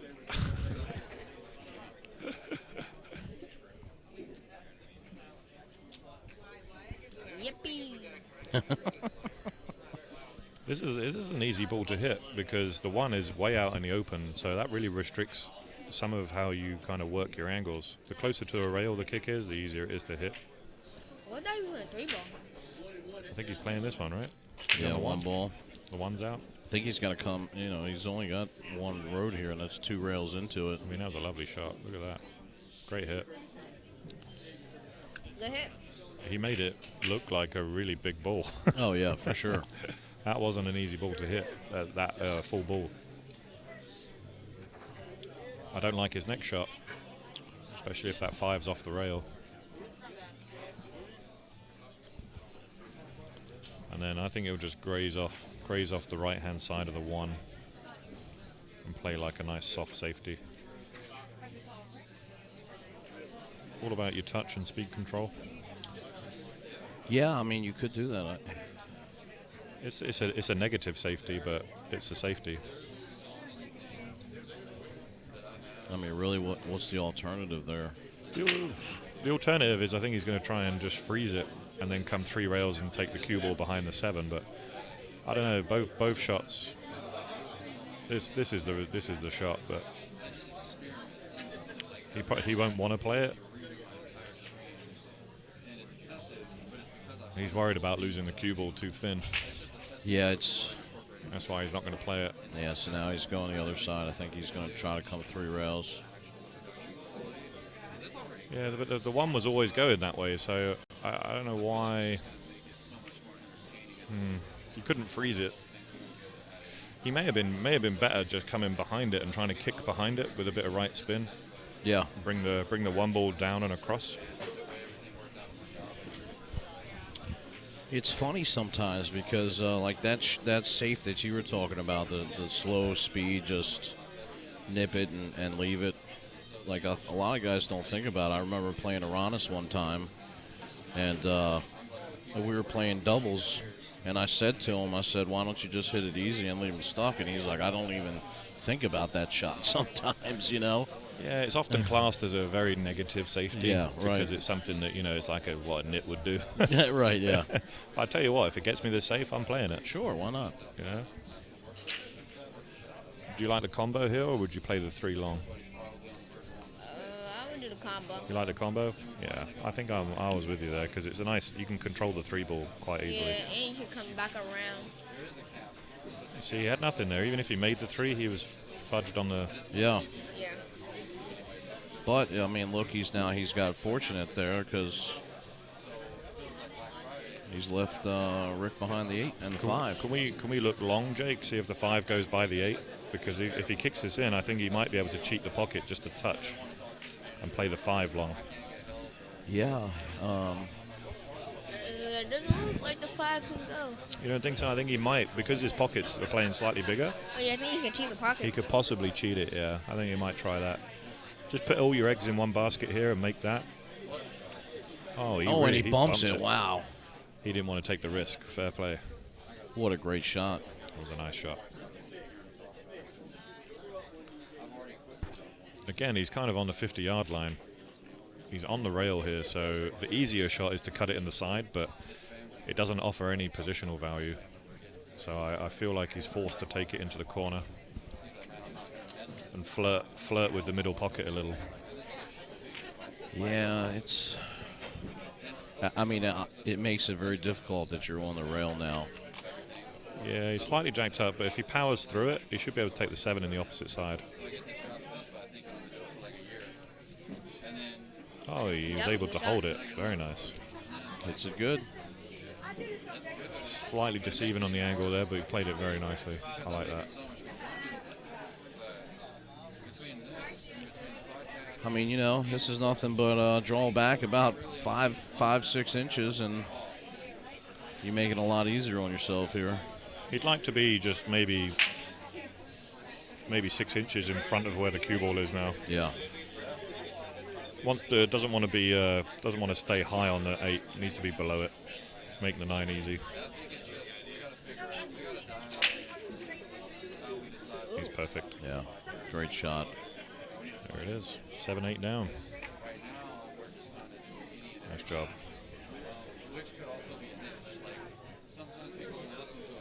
Slow roll that. Yeah. Perfect. No danger.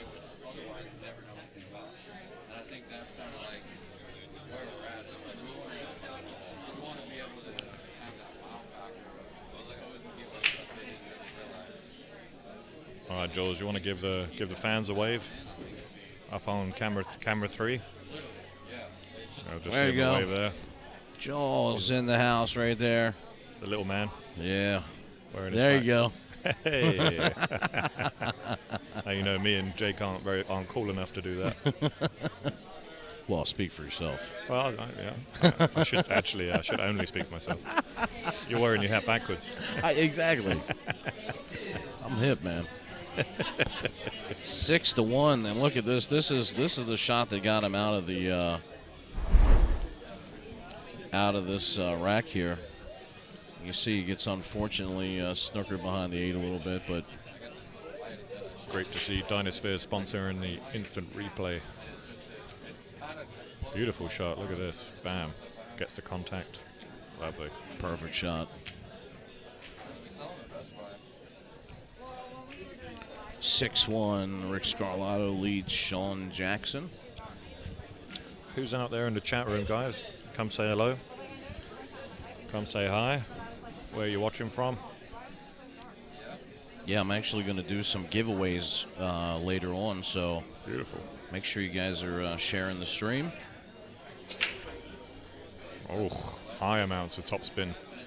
Sucked the cue ball in there. Yep. It's unfortunate.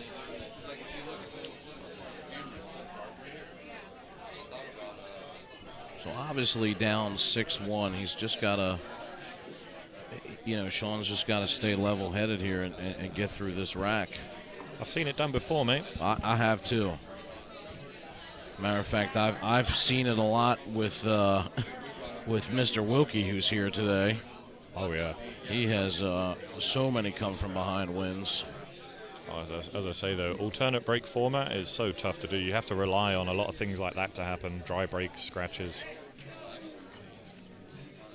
Oh, came up short. Came up short, you're right. He's going to make his next position shot tough. That's it. One ball's down. I think he's going to try and bump the 6. But I like that. I like bumping the 6 there. If he bumps the 6, maybe he's There's a lot that could go wrong, but I like just a nice, smooth little outside spin. Boom. See, when a lot goes wrong like that, you yeah. catch the outside of it, and he didn't really need to bump it. He could have come the other side of it, played the 3 in the opposite in the same pocket. But that's the risk you take. And this is kind of what this is what Rick's going to need right here, because this is not easy from here. No, not at all.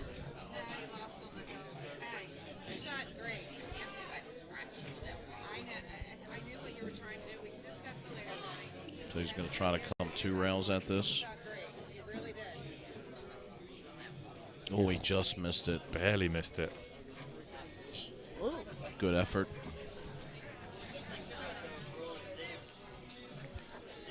Well, Rick's got the roadmap here. Just gotta get dialed in here. I think 3 to the 5, and if he gets good shape, I think he's out.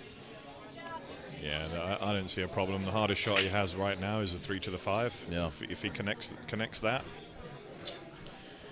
everything else has a pocket wide open. This is smart here. So a lot of people may try to draw this shot on the 3 to get position, but he's just going to use the rail and come back out towards the center a little bit. Yeah, just twist it right around. That's natural shape. Letting it go into the natural line of the shot. That way you can't get out of line.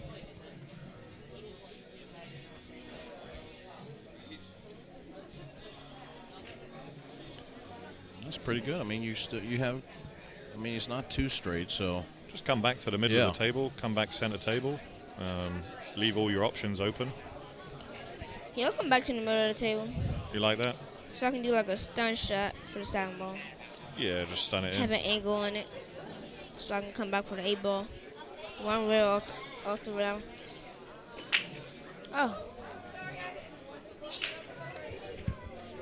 Perfect.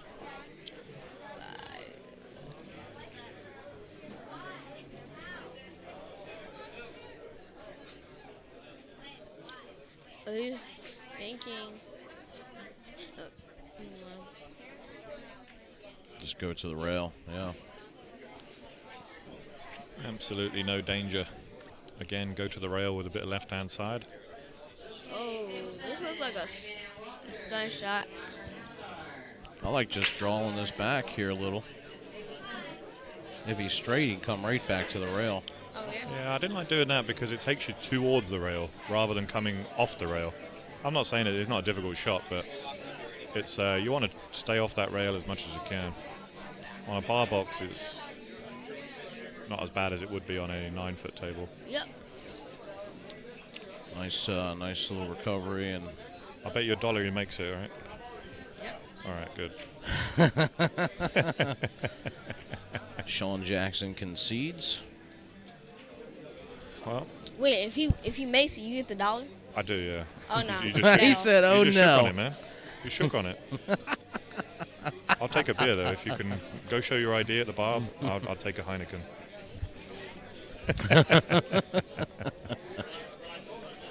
That concedes that one there. Thanks everyone for tuning in. Our next match on the stream is... Next match is going to be Brandon Schuff versus Eric Highland. Eric Highland. So just hang tight, guys, and we will be right back. Nice one, man. Good commentary.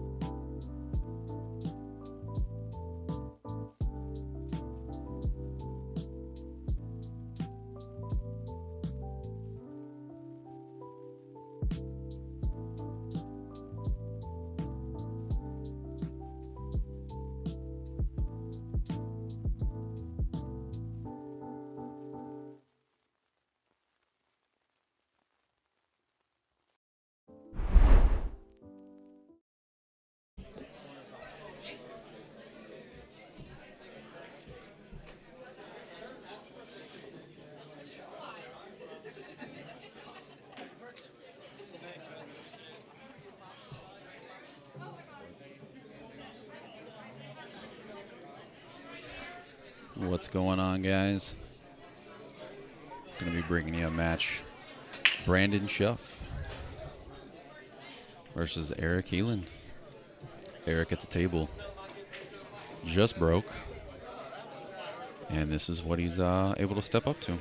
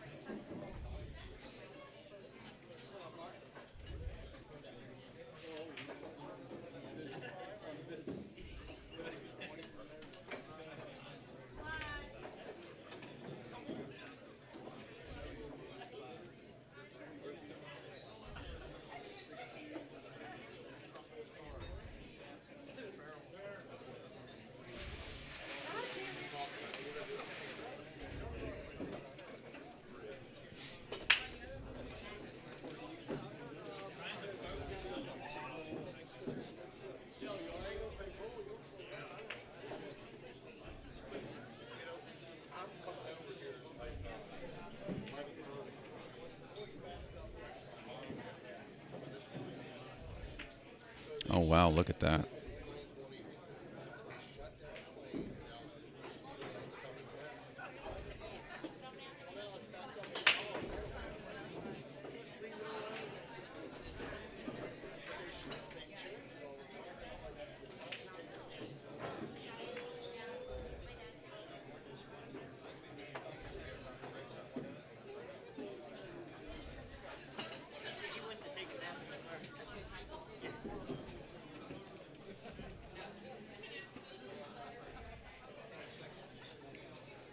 Just got to be mindful of the side pocket here.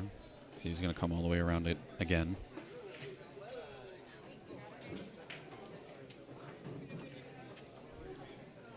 Didn't quite get back far enough, but I think still might have the side pocket as an option here. Shows you how severe the angle is. But it will lend to some pretty natural shape to the 6-ball here, so I don't see any reason that he wouldn't take this.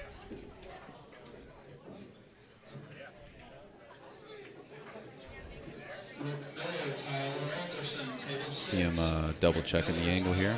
Please pick up your score sheet and start your match.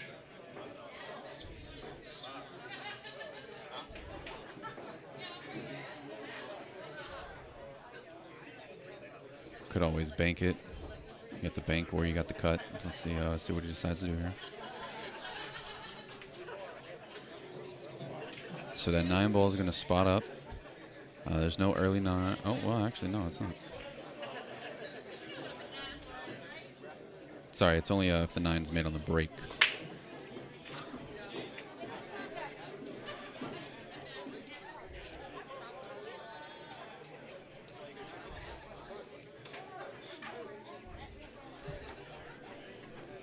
So Eric's going to be able to take the early lead in this match with that early 9-ball there.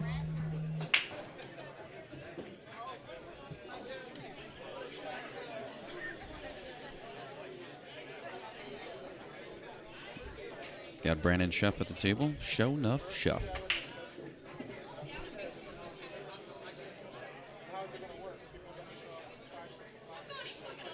Unfortunately, Brandon's going to come up dry on his first break of the match. He's going to give Eric eyes on the 1 and a little bit of traffic to navigate to get himself to the 2-ball here. It's going to be pretty delicate, but there is a little window for him to be able to thread the needle around the 7, go in between the 3 and the 7, and then back out between the 7 and the 2.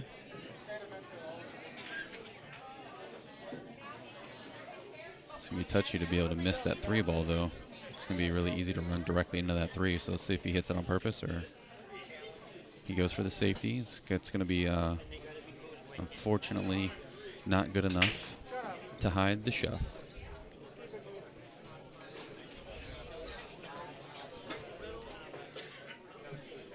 So Brandon's going to be stepping into not an easy shot here, but a chance. He's got enough room if he wants to cut it into the side, but then you have to worry about the scratch.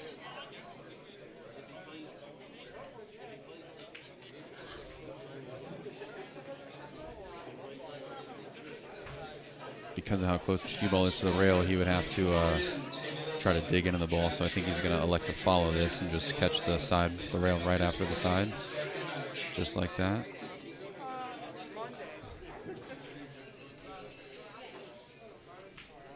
So Brandon off to a tough start here. Slight grimace as he walks back to his seat.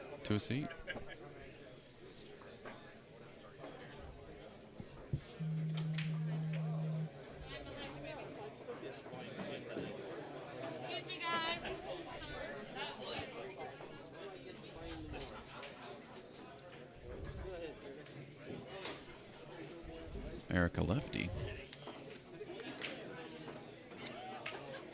Put too much juice on it, rattles the pocket. These diamond tables, tight pockets and deep shelves. You got to hit them pure if you're going to hit them with that kind of speed. So now Brandon has a chance here to take an early 2-0 lead in the match. He would like to have had an angle, so he would have liked to have the cue ball come up short or go a little further. So now he's going to have to follow this up and play short side on the 3 ball here. And that 7 ball might have just got him. Holy moly, he barely scraped by.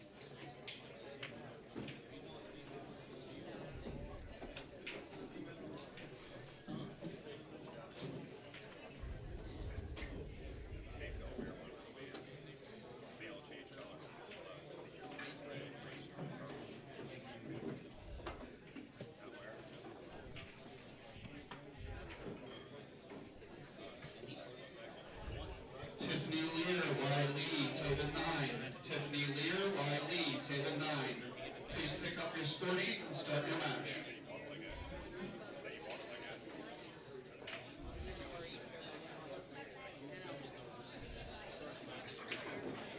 What a shot.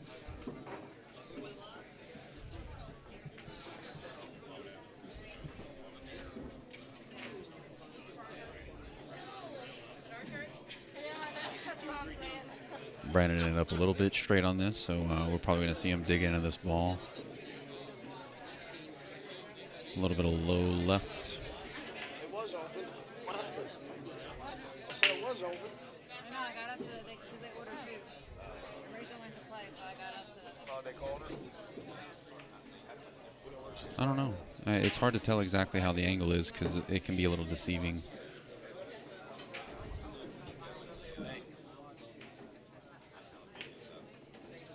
There we go.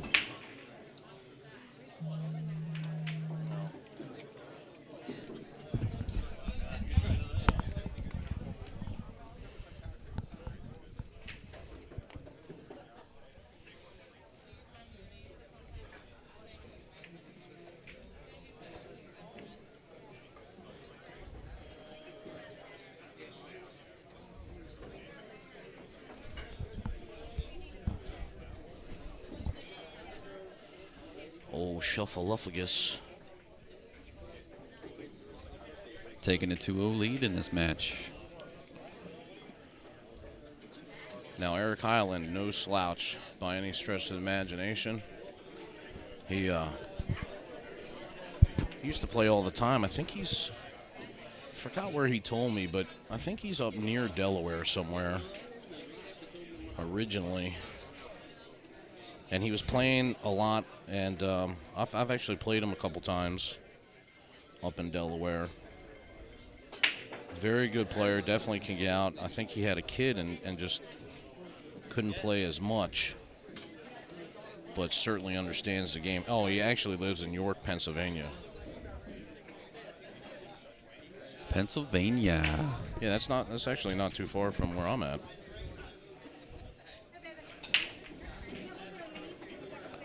Doesn't want to scratch, and the 2-ball hangs up for him. How good is this?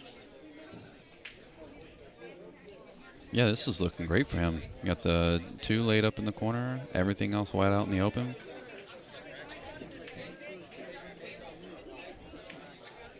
Down 2-0 in a match, I would be very happy to see this break.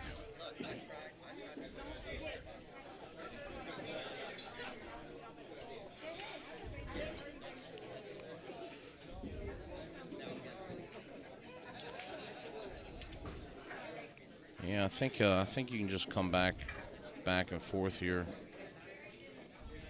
Just hold a little tad inside.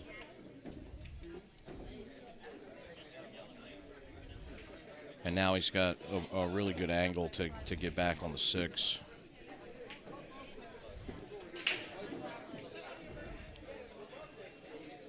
Just want to put some draw on a little outside spin here just to get above the side pocket. Oh, he needs that to hold up a little. Do you slow roll this and just take a longer shot on the 7? Yeah, I think what I do here is, which complicates the shot, so you can see him looking here. I think I would juice up a lot with some inside spin. And kill it on that first rail. And kill it on the first rail, and then just play the cut on the 7, because then, then you're going to track down towards the 8-ball anyways. I mean, I like it because the 8-ball goes in it's actually any pocket, really. Yeah, it's a controlled shot here because you're using a lot of the spin. There, so yeah, that turned out great. Yeah, nice and easy. I maybe would even like to use a little bit more spin there to try to keep it closer to the rail. But right here, he's fine. And he can come down really any side if he wants to. So if he hits just a tad inside. Hey, he went outside. Oh, and it hung. All right. Well, Brandon's getting another favor here. Yeah, he can't do that against Schuff.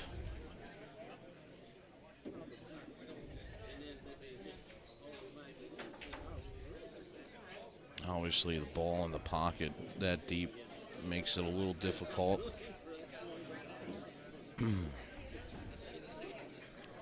So you can see him looking at it because you can even see it from this angle that it's really in the jaws there on that first rail, that short rail there. I mean, it's about as close as it can get before it falls in. I mean, it looks like half the ball is hanging over the shelf there. You can see like the points. It's like it's inside the point. So he's gonna have to dig in a little bit here. You see him elevating his cue.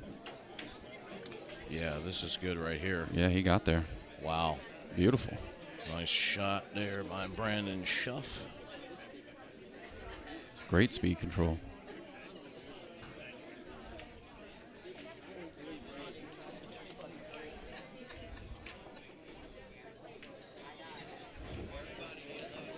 Show enough Schuff, 3-0 over Eric Hyland. Take a look at that last shot by Brandon to get position on the 8. That was key there because it was so deep.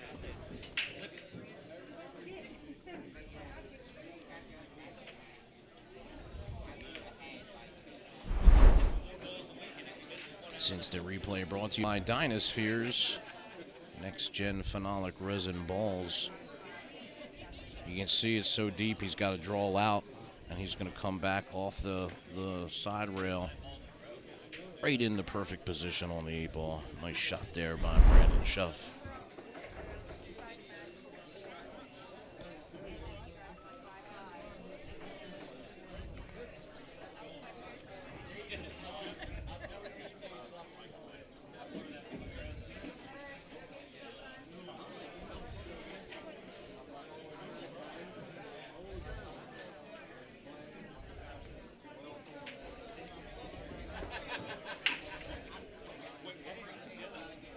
One ball catches the point of the side pocket, drifts back down the table, and snuggles up next to the 9 ball. That's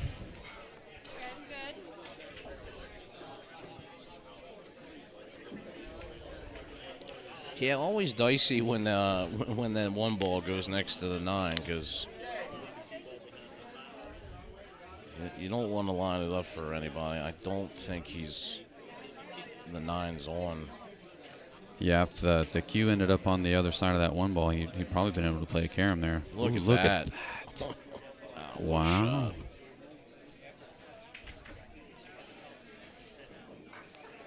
What a shot.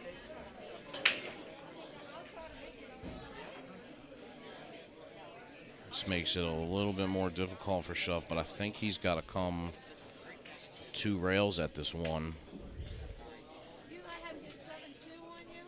You can see him taking a look at it here. He's just trying to find the center point between the cue ball and the 1 ball. He'll mirror it. He mirrors it over to the rail. He could make this if he hits a good. Oh, a little too hard. I mean, you know what, though? It still actually works out okay. I mean, Eric could always try to push him to a 3 foul, but he either has a really tough or a really tough shot to make the one, or how does he you just hit the 1-up table and just marry the cue to the back of the 5 here? Yeah, I mean, it's tough because it's on the rail. So you see he's going to try to bank it out of there and put him on the 5, but, you got to see he's getting even more shallow here because you don't want to clip the 5 at all.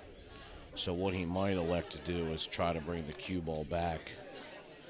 If you're going to do this shot and it goes past the 5, maybe bring the cue ball to the bottom rail and use the 6 or 9 as a blocker.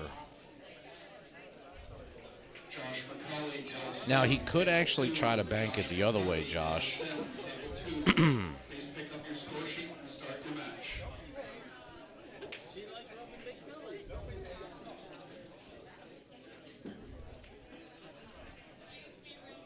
Is that right? I think it's 3-0. That's what I had. And then somebody in the chat said it was 2-1. Oh, okay. Maybe so. And then I do see one of the markers on the 1 spot, so unless it just hasn't been moved yet. He made the ball. No, that's a beast of a shot, getting it up the rail past the side pocket.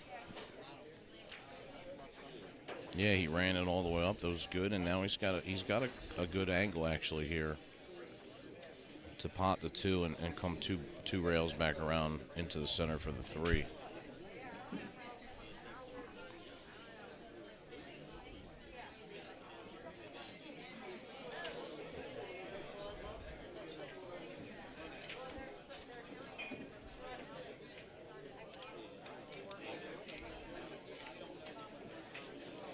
Good speed, needs it to hurry. Keep going. That makes things just a little tougher.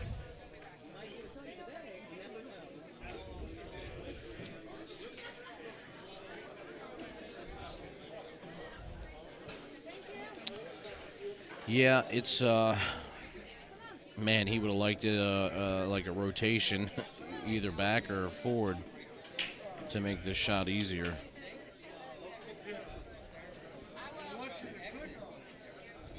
Because this ball doesn't look like it's going to cut, so I don't know. It's hard to tell from this angle. I think he's just going to try to play safe and leave him behind the 8. It looks like. Well, it didn't hit it. No. Didn't hit it good. Oh man, and he's going to let Shuff roll right up in between the 6 and the 4 there and get shape.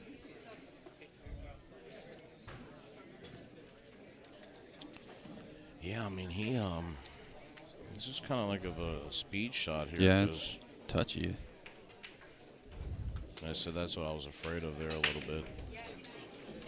I mean, was he just planning on running into one of those balls full, or I feel like that had way more speed? Yeah, I think maybe he was trying to run into the 6. I mean, that would have been the ideal play because or slow it down a little bit. It looks like you can see this though, maybe. Oh, off the rail. Wow, how'd he hit that? Don't get behind the 7. Oh, Little love beautiful. bump. Yeah, beautiful shot.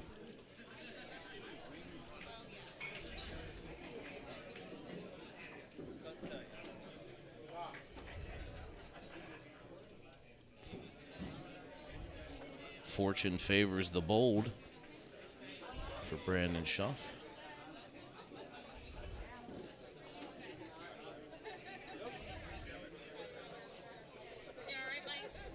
Now you just got to see here how you want to come into the 7.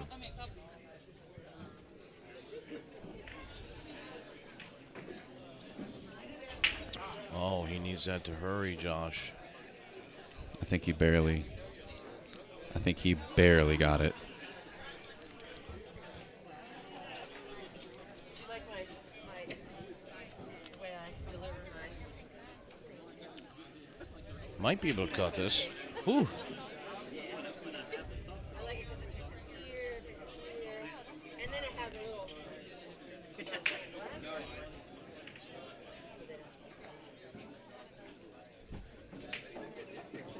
This is tough here from this angle because if he cuts it, I think he's going to need to throw it a little bit, and then the cue ball is going to run. So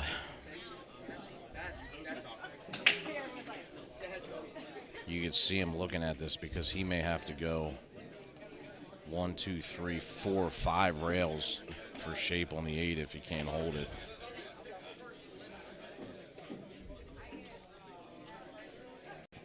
Which is definitely doable. You just gotta know where you're coming in. See it. Oh, he's able to hold it good, and he pumps it perfect. A little bit of a back cut, but it's okay. He's gonna bump the 9 here too. You gotta be careful there. I think actually he could probably put a little bit of a draw stroke on this 8 ball and miss the 9, or he can go forward with it. Yeah, perfect. Great speed right there. Perfect control of both balls. Yeah, like if you're going to bump it, you want to hit it a little hard. That way it doesn't get stuck on the rail. And Schuff hits it great. Leads 3-1 over Eric Highland.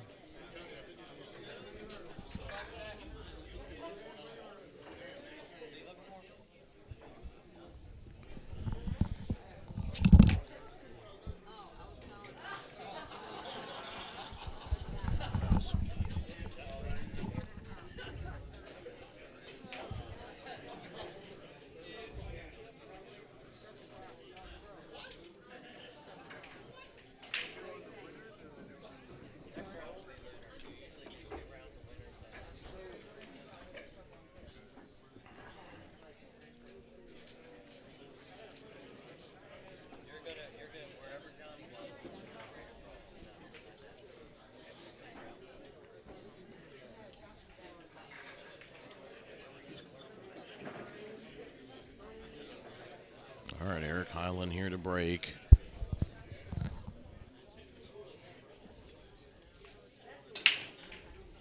Oh, just misses the wing ball. And he's going to leave a shot here for Schuff. Yeah, this is looking good for Schuff here. The 1 leads to the 2.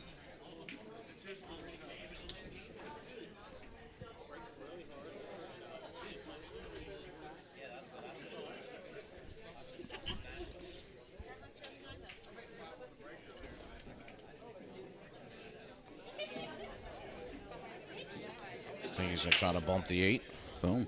Yep.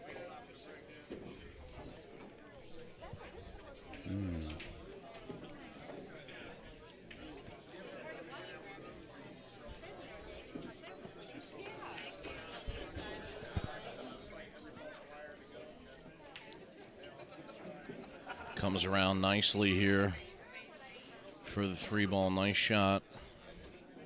Now this is the key right here from the 3 to the 4. He's gotten a little bit shallow on the 3 ball.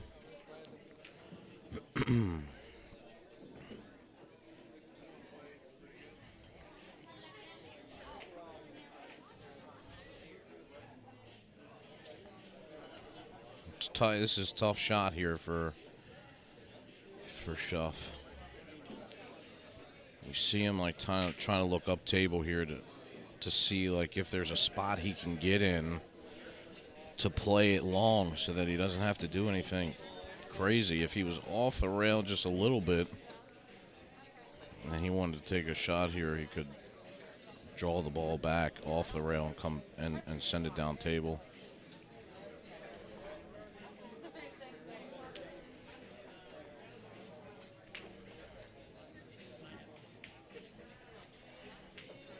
You know, he might have to go, he could go forward with this depending on the angle. There's a little bit of better look at it. I don't know if he can get there from there.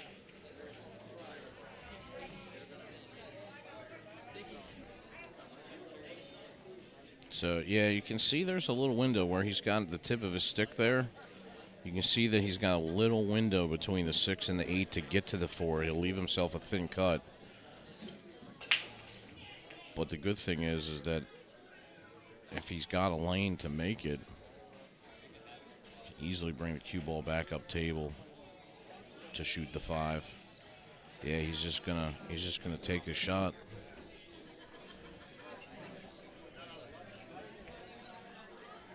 You know, a lot of other players may have tried to get cute there to try to get perfect on the 4, but how'd he hit that? Wow. Absolutely perfect shot by Brandon Schuff.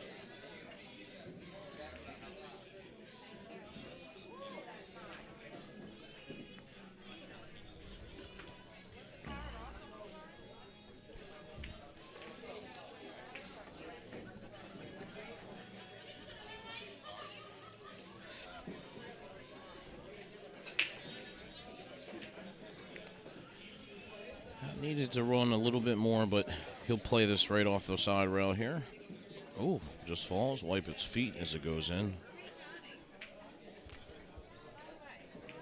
But now he's got a perfect angle here to come back over for the 8 and play the 8 in the same pocket as the 7.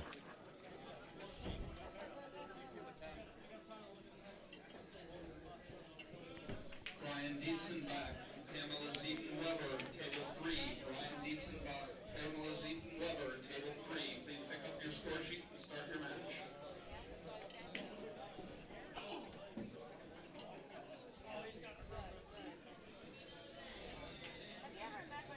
Just he'll hit this with a little inside, and he goes all the way up.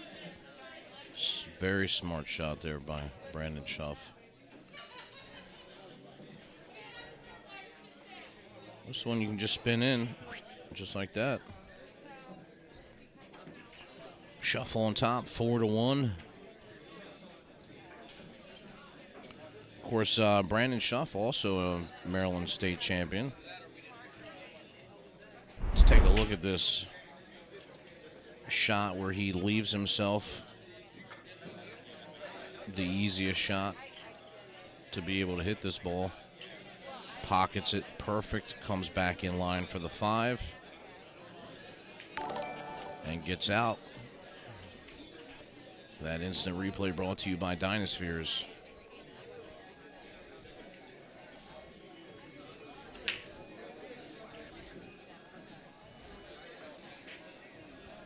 Oh, and he gets some love off the 6.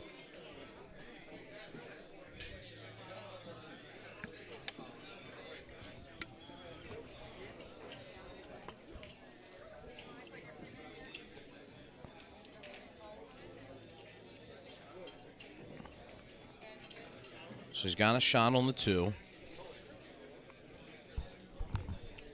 Just taking a look at where he wants to be at on the 3 ball. Needs that to slow down or hurry up.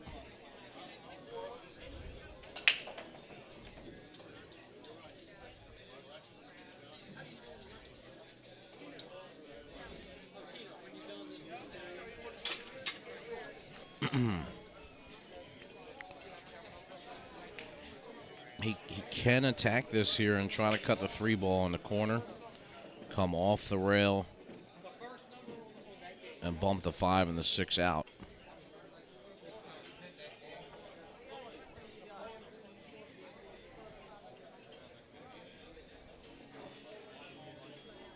Let's see how he feels about it.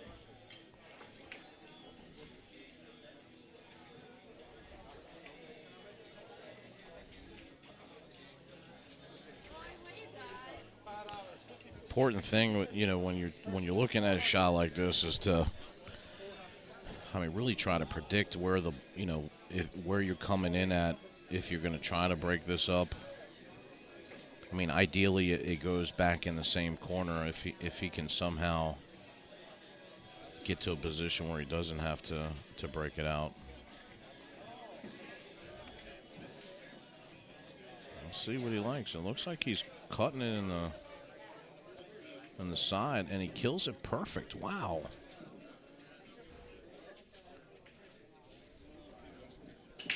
Excellent shot there by B. Shuff.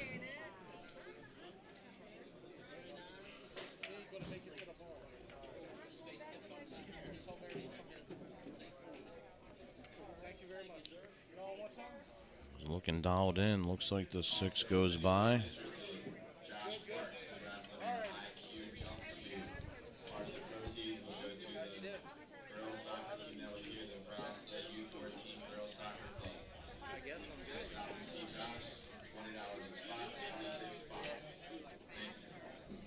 Nice shot by B. Shuff.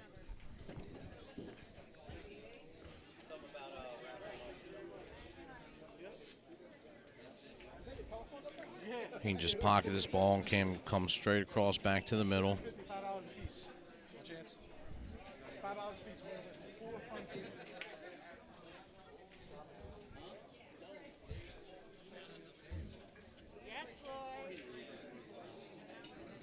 Another strong shot by Shuff.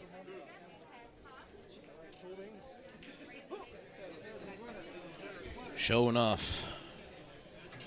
On top 5-1.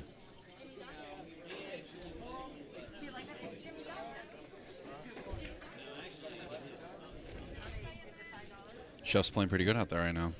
Yeah, he's shooting well. I mean, certainly one of the guys that's favored to win this tournament. I mean, that's really the cool thing about the Maryland State Championships. There's a lot of people here that can get there. Shuff obviously being one of them.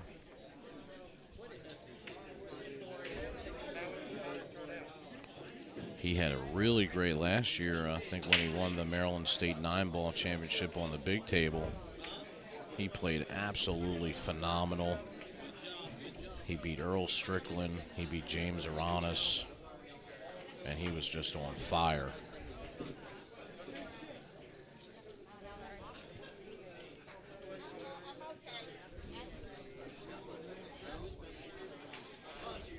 Wow, my man made 3 balls on the break. Can't see the one. It's got to make you sick. Certainly is frustrating.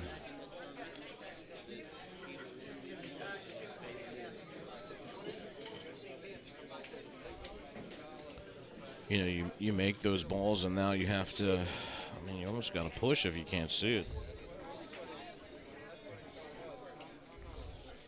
But where do you push to?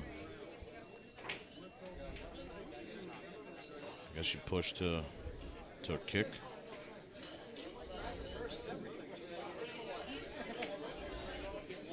Brandon may just let him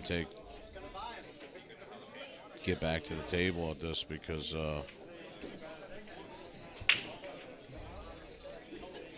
Zach Strong, William Pollock, table 10. Zach Strong. Yeah, he's going to let him shoot again.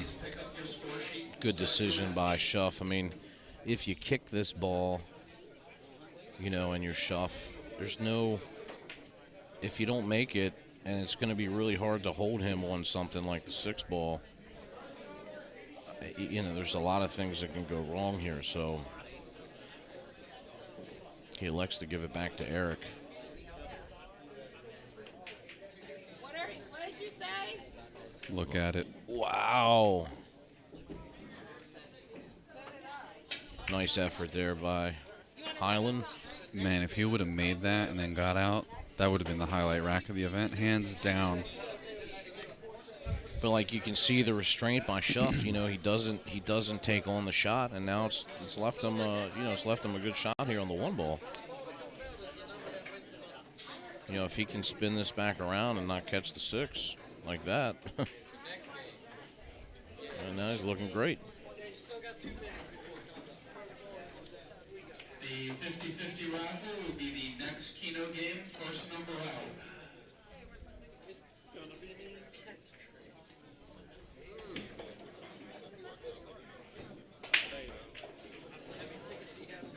Didn't necessarily want to be on the rail, but he can just roll this forward a little bit. And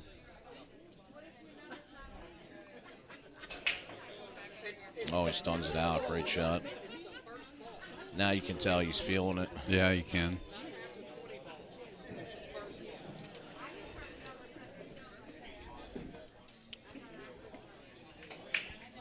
Boom, quick work. Shuffle on the hill first. Yeah, that's one of the things I love about some of the pros that are here today. When the table's open, they're moving fast.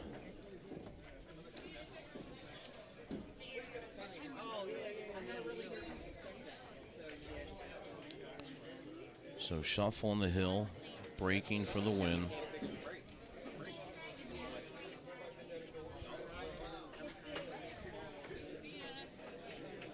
Is there anybody in here from Roy's Basement playing today?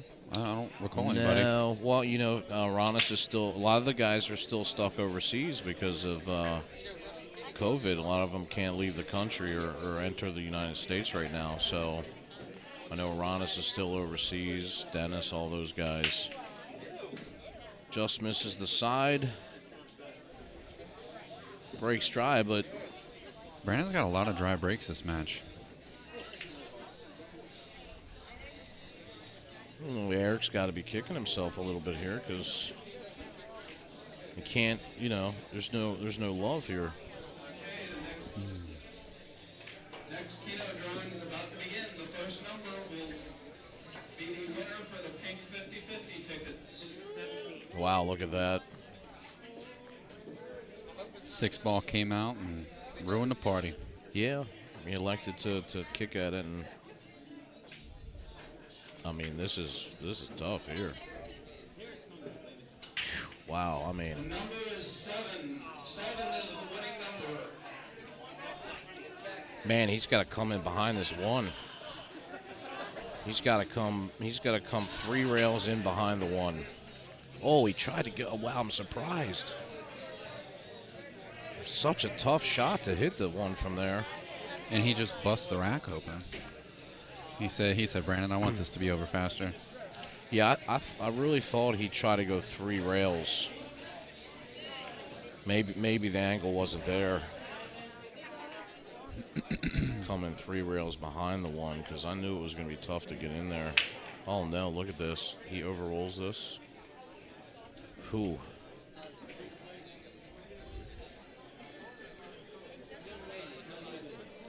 He's going to let this cue ball loose. Yeah.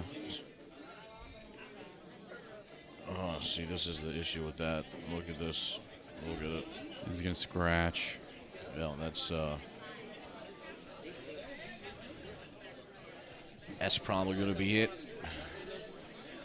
With a wide open table here for Schuff. Let's just roll down here.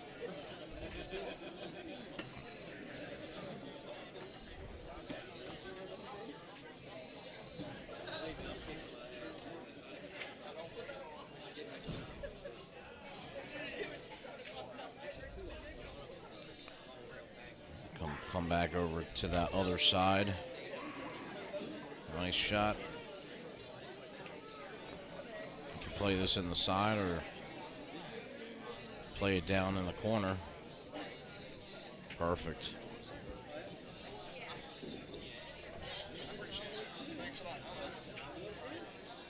There you have it.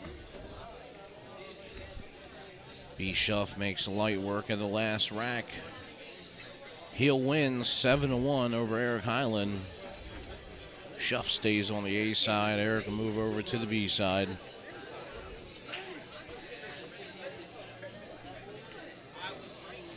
Like to give a quick thank you to our sponsors. Big thank you to Brews and Q's, our host location.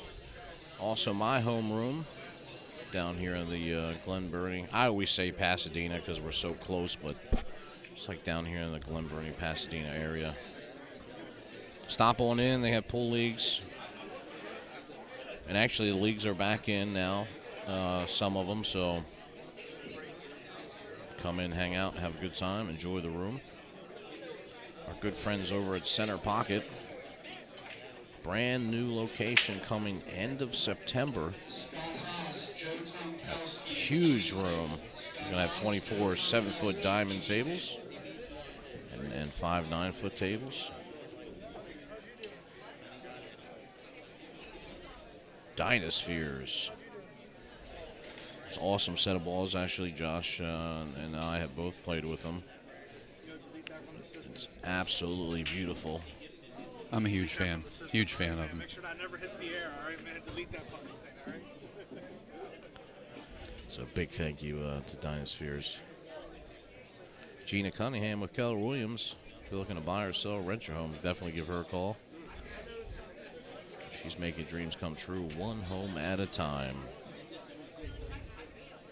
And of course, one of our new sponsors, High Rock. You can use the code BSN2020MD and it's free shipping on orders over $35.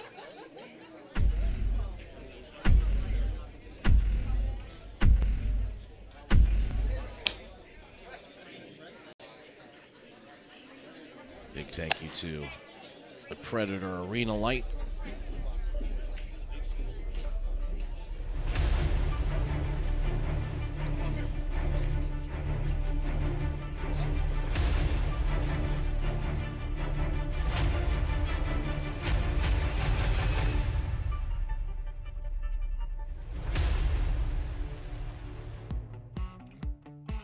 If you've been dreaming of having the best food for you and your family, now's your chance. Introducing East Coast Prime.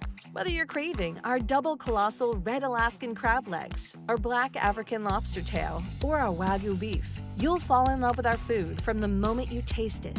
Mouth-watering burgers, prime center-cut filet, wild-caught salmon, prime-cut New York strip and ribeye. We also have chicken, lamb, and pork.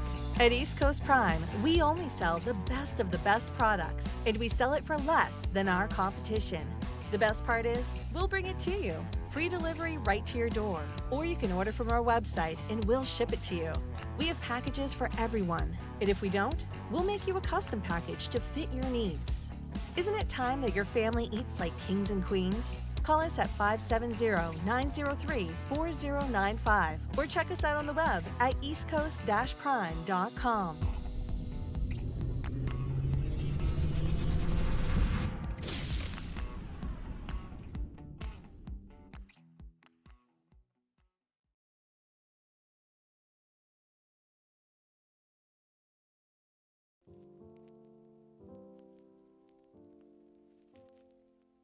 Last ad made my mouth water. If you're interested in getting some of the best steaks and seafood, chicken and pork, definitely reach out to East Coast Prime. You save 10% by using BSN10. We'll have the next match coming up soon. Hang tight. You're watching BSN, the Billiard Sports Network.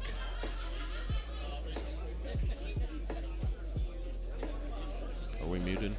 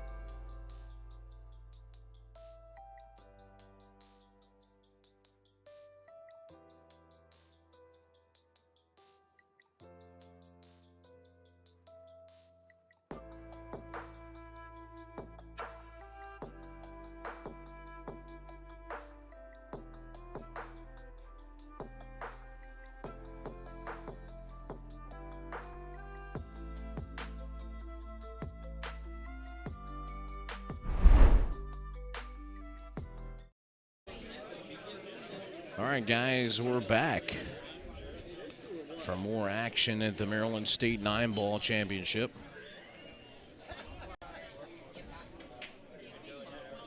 We have Scott Haas versus Joe Tomkowski. Tomkowski. Say that 3 times fast. Today, Junior.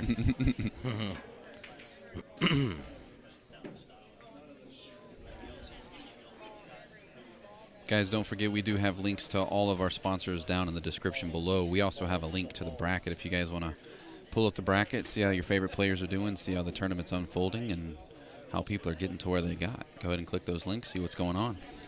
We do have a donation link in the description as well, so if you guys are enjoying the broadcast and want to be able to throw a couple dollars our way, go ahead and click that donate button. Anything is greatly appreciated. No amount is too small, no amount is too big. We can handle anything, Jake. That is for certain.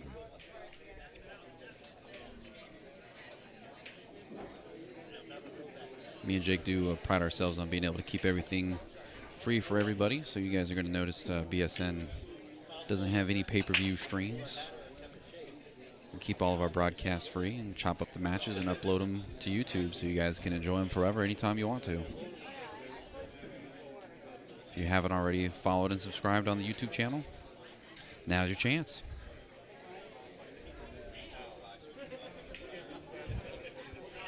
Joe down to break.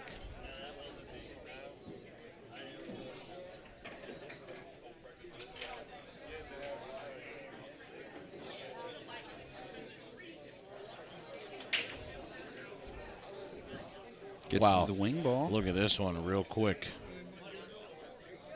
1-9. Could be. Could be 2 shots with a point on the board.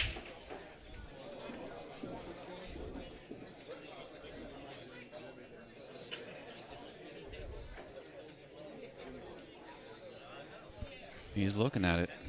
I think you got to take it here. You just back cut the 1 a little bit. Just make sure you hit it. No, I mean, you don't need any spin or anything. Just find the spot. Send it.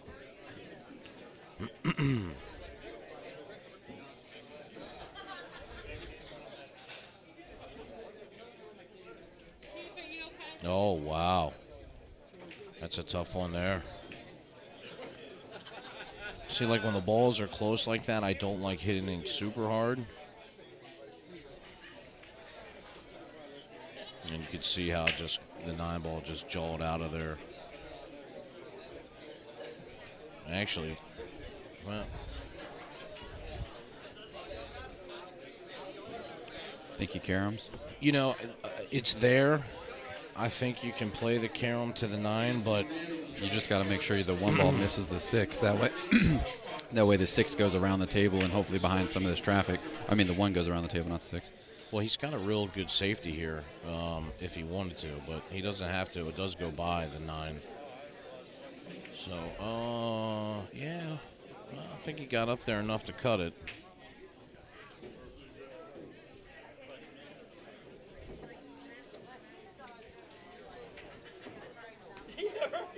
He could have also played a safe there on that 1. He could have put him could have banked the 1 up towards the round and left him behind the 6. Hits that nicely. Now he's got the 4-9.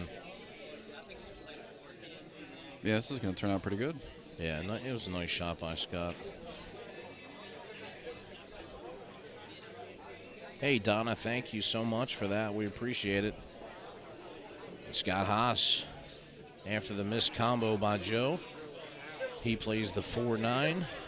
He jumps out first.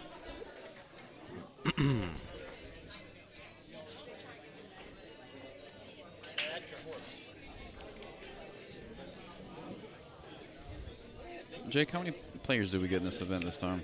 104 players.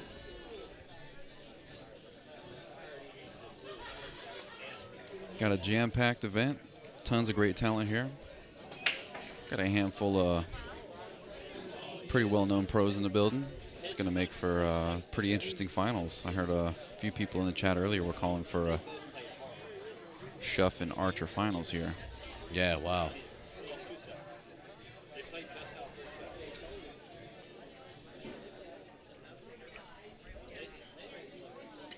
lost the first one, won the second one, lost the third one.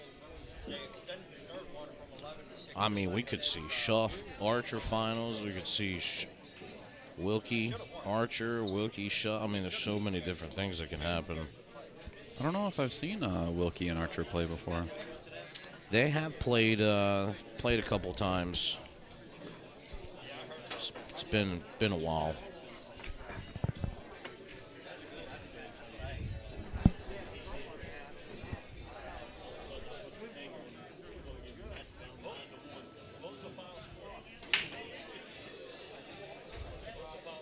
One ball falls. Yeah. 7 ball falls.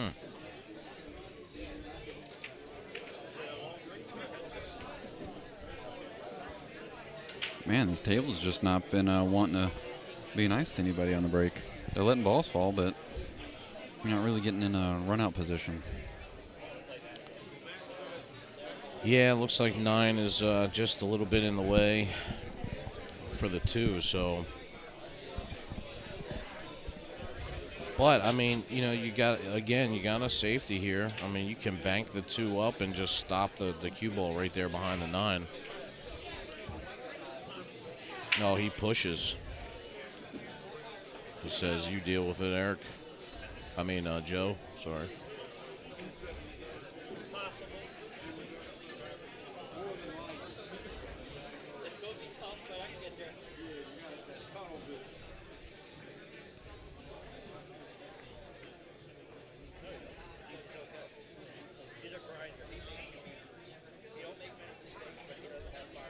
I mean, you still got the edge of the 2 ball here, so you can still probably bank the 2 up. That's what I'm wondering is what it gives it back. What you put on the cue ball here. If you would hit that with a lot of low left, that way, like play it into the rail a little bit. That way you make more square contact on the 2, so you can kind of hold the cue ball there a little bit. Yeah, and I think that's what he's going to do, and he's going to hit low on the cue ball. Oh man, if the 2 would have made it past the 8 there, it would have wound up down there. But all right, let's see what Joe can put together here. Still tough here because I think you have to shoot the 2 into the top right corner pocket and follow this up and just make sure you miss the point going past that left side pocket. That way the cue can get up table. Man, that's tough. That side pocket's like right in the way for that. Yeah, it's. I feel like either way. I feel like either way you cut it, you're running into traffic. But yeah, he could cut this, and if he can hit the rail right before the side pocket, you know, he can get down to the 3. It's just not an easy shot.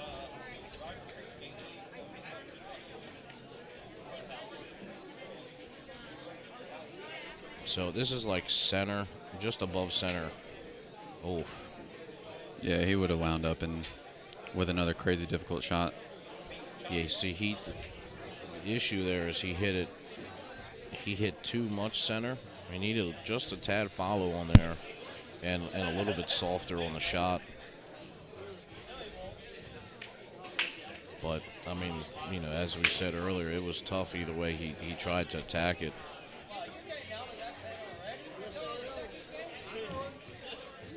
And Scott's a guy that you can't make too many mistakes against because he's another one that can beat anybody in here. Scott been around a long time on the pool scene.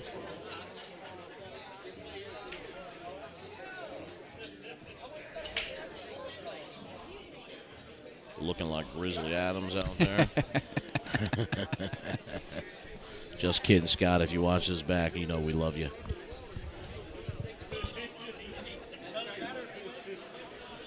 Oh, look at this. Oh, he tried to put him behind the 9. That would have been gnarly. I mean, he still left him pretty tough here. I don't know if I think those are too close together for the camera to be on right now.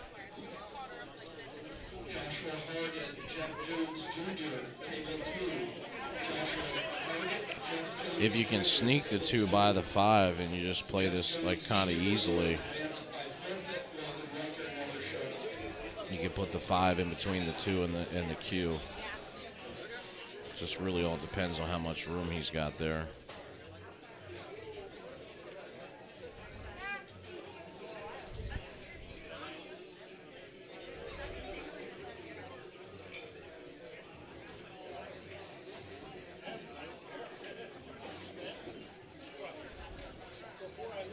Yeah, nice and easy like that.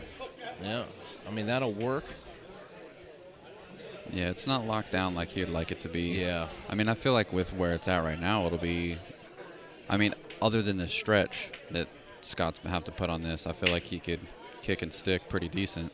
The angle's good, and the 5 is still close to the rail to be a big blocker here. So send this 2 ball. Oh, he hit it perfect.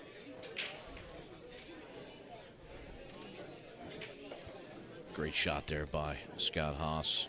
That was a fantastic shot.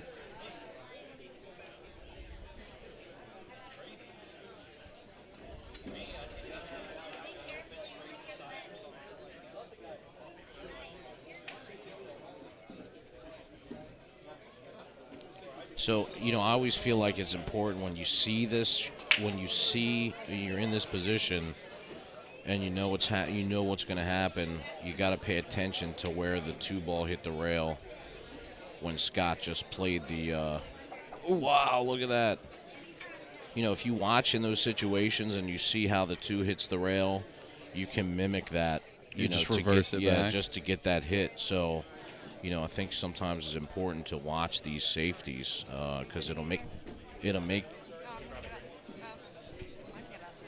little bit easier.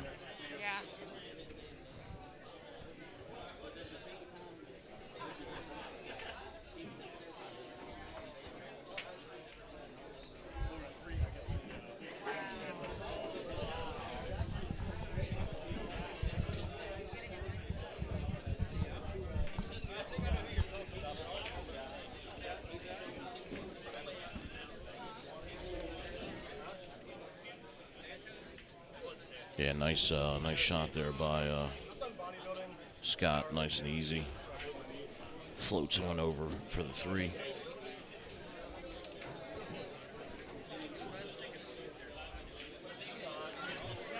Just squeaked it by. Yeah, he did.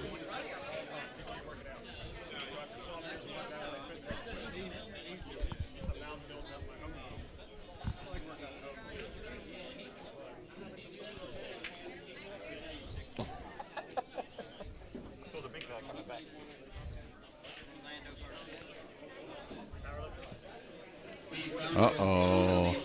He threw it into the side of the pocket. No, that's not what you wanted. Dang, had a chance to go up 2-0. Third knob.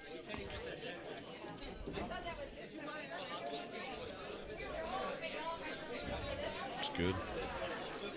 We got Del Sim back in the booth with us. Sorry, guys, just had to disappear for a moment while I got my aggression out in the next round. How did you fare? Played Josh McCauley. He was in good stroke, but just 2 or 3 errors I managed to capitalize. I got him 7-2, 7-3. Nice. He was 7-2 actually. Yeah. It's good to see him back playing though. I know he's had a bit of time out. Yeah. How's my boy? Don't hustle the Hoff. Hoffle the Huss? Hoffle the Haas. I'll coin that one. That's mine. Yeah. He never lets me forget it either. You can't hoffle the Huss. He's unhoffable. He was playing really well, and he just accidentally missed a fairly forward shot to allow Joe back at the table. Okay. Joe Tomkowski. Tomkowski, yeah. He's a player, B player. I've never actually seen Joe play, so I'm not really sure. I don't know. I mean, he's got some nice warm-up strokes. Look at that. And I like the stroke too. He's got a nice loose grip at the back. I'm going to say he knows what he's doing. Oh, yeah, without question. Nice bridge. Always tell a good player by their bridge. You ever found that? Oh, for sure. I do find it interesting, though, how many people like prefer a closed bridge. You know, like we were talking a little bit about Johnny breaking with the open bridge, but actually Schuff plays a lot with an open bridge, and he feels like it gives him more stability. But I've heard the other side of the closed bridge. And I use both, depending on the different shots, but it's interesting, I think, between the 7-foot and the 9-foot table, like, how people bridge. There's definite shot selection. There's shots where the loop will give you a benefit, and there's shots where if you're queuing straight, the open bridge is the way to go, because a lot of people use the loop to assist with the straight queue, but for me, Europeans, we all open bridge. I had to learn to loop bridge. Oh, yeah. It was just the other way around, and I think a lot of players here, they start with the loop and have to learn the open. I'm sure we've got some Europeans in the chat. Say hello if you're tuning in. I was actually like you. I always used an open bridge, and I had to learn to use a closed bridge. Yeah. You got those big meat hands. I know, it's so tough, man. I mean, when you're not cutting meat and chopping wood. Right. I think you just called me like a lumberjack, basically. And a butcher. And a butcher. That's my nickname, the Butcher. The Butcher. Yeah, it's tough. It's actually tough for me to have a closed bridge. That's what I mean. It's like, it doesn't suit everyone, and some people don't have big enough hands to do a loop bridge. Look at this 2-ball. That came up bad. One through 2, but he does have an angle to disturb it. If that's the, that's the 1-ball up top, right? Yeah. He can come into this one rail. Yeah, do you like that? You like coming into it? Yeah, here's the thing. I'd like to catch the second rail, so I'd like to catch the second rail just before the 2, right. And then I know that I'm controlling both balls, and I'm not going to get stuck behind the 5. If I go straight into the 5, I'm not controlling the 2 either. What I like about trying to run into him is you're going to give yourself the chance for a 2-9 combo here. Not just your breakout, but you could... the pace there, you have to play it at such a light pace. Yeah. You really want to go into these. I would go into them with a bit more pace. And then see, because you want separation between the cue ball and the 2 object balls there. You don't want to get frozen on anything.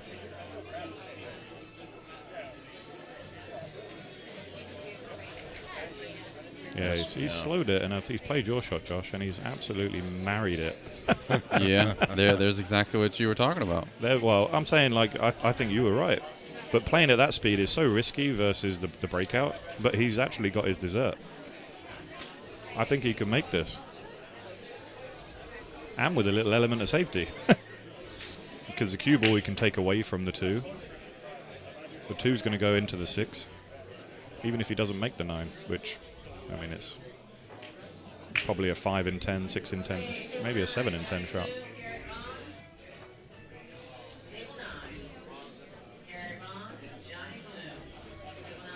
JB. Man, you got to go for this, don't you? You do have to go for. That's what I mean. I would jack up and use some low right and just take the cue ball spinning away. So I'd really jack up on this. It's like he heard you. Yeah, there it is. A real nice shot. Great shot. Fantastic. Joe leads 2-1. I think he's got his hands full, Yeah, Scott is a tough player. Scott is a grinder, man. He's probably my favorite tournament player because he's always there and thereabouts, and he never gives up. He's always there on day 2. I'm going to jinx him completely. I know, right? He'll watch this back and he'll be like, damn. That's where it all went wrong. Thanks, Del. Oh, man.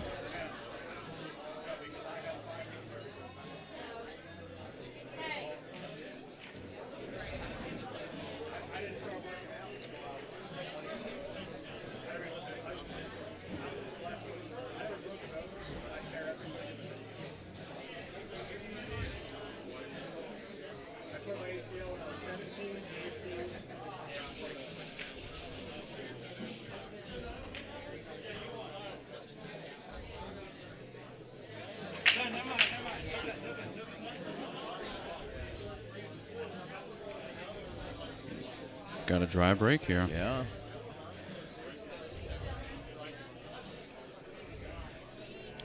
Man, can he see a little bit of the edge of the one? I think he's going to have to spin into it. Well, if I don't like, it's tough spinning in when that one's off the rail like that. And he'll be queuing over the 6-ball at here. It's so hard to tell from this angle whether or not he actually has a shot to it.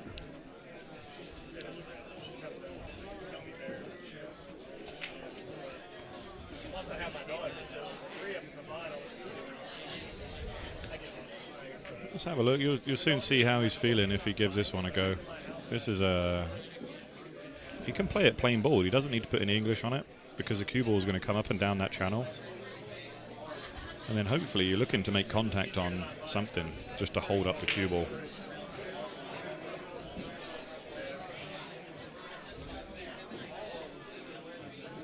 And he's just going to push and try and give himself more of an angle. Put the 7 safe on the 5. Not really safe. It's 50-50 there. Yeah. Do you put? I don't like that. I really don't like the push there. You think, especially with a guy like Scott. I mean, you think Scott's going to take the slice on without the guarantee of shape on the 2? I think he has to, doesn't he? No, 2-1. I mean, it's early doors, but yeah, but this could make the match. You're on the rail here, so I mean, where do you play safe from here? I mean, you could send the cue ball down table, I guess. I mean, the 1 ball, but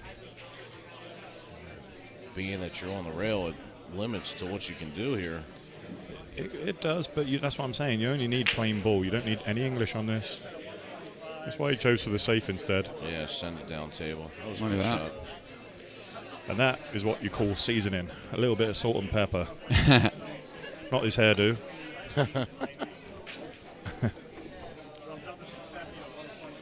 Well, I made reference to him looking like Grizzly Adams before you came back. He's been at his wood cabin in the in the hills. Scott is a man that could live by himself forever. I'm sure of it. Oh yeah.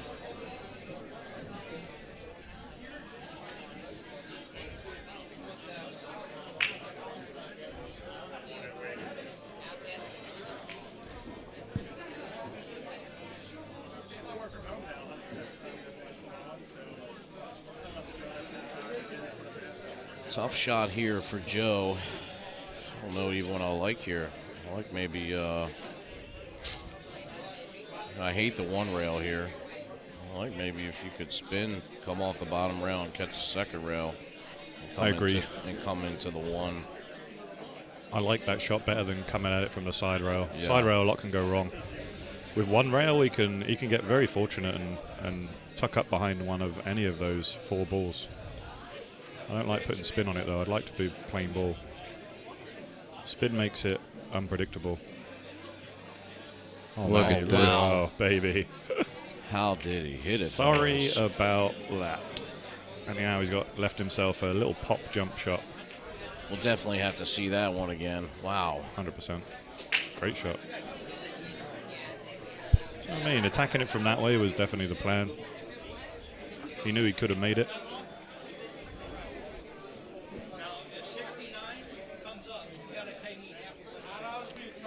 Man, this is tough, too. He's looking at kicking to the 2. Doesn't have a lot of space there. Yeah, maybe he doesn't use the jump. Does he use a jump cue yet? I don't think so. Because for me, this is a perfect little half-ball jump. Almost straight in. And you can just stop the cue ball right there. I definitely don't like this.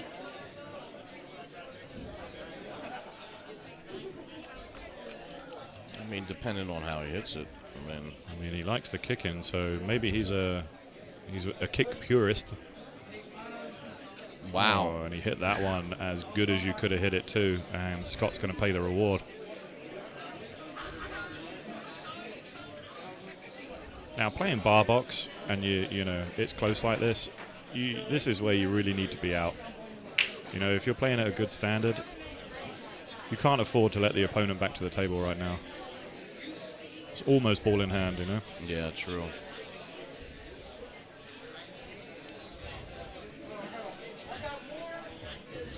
Problem with this type of shot is the 8 ball's huge. He'd love to play it with inside and just come out, check it off 2 rails, but I fear he'll go around 3 and try and leave himself where the cue ball is now. Well, it looks like it goes by the 6, which is nice. Wow.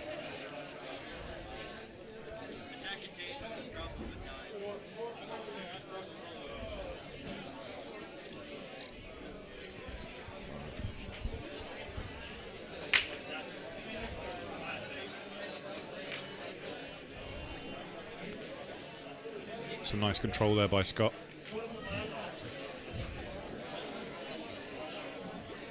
He's in an awkward position here because, again, the middle pocket is playing very big right now. If he can just draw this to the side and back out. Yeah. See that 3, or maybe he can just float behind it. I mean, he's just going to float down 1 rail like that. Perfect. Leaving himself too close to the rail. But this is where he wants the cue ball where it is right now, after the 4. Let's see what he can do. Oh, thanks.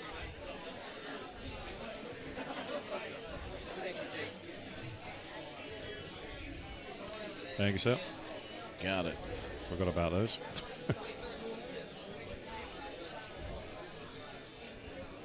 Getting a bit peckish from breakfast. Yeah, for sure. I've been looking at mine for hours. I know, mate. I've seen it since breakfast. I've been taking tater tots, just so you know. Oh no. Oh, you can have those for sure. Nothing like a cold tater tot. That was really, that was just a positional error from him being too close to the rail. I think if he was maybe just 6 inches forward, he makes out every day.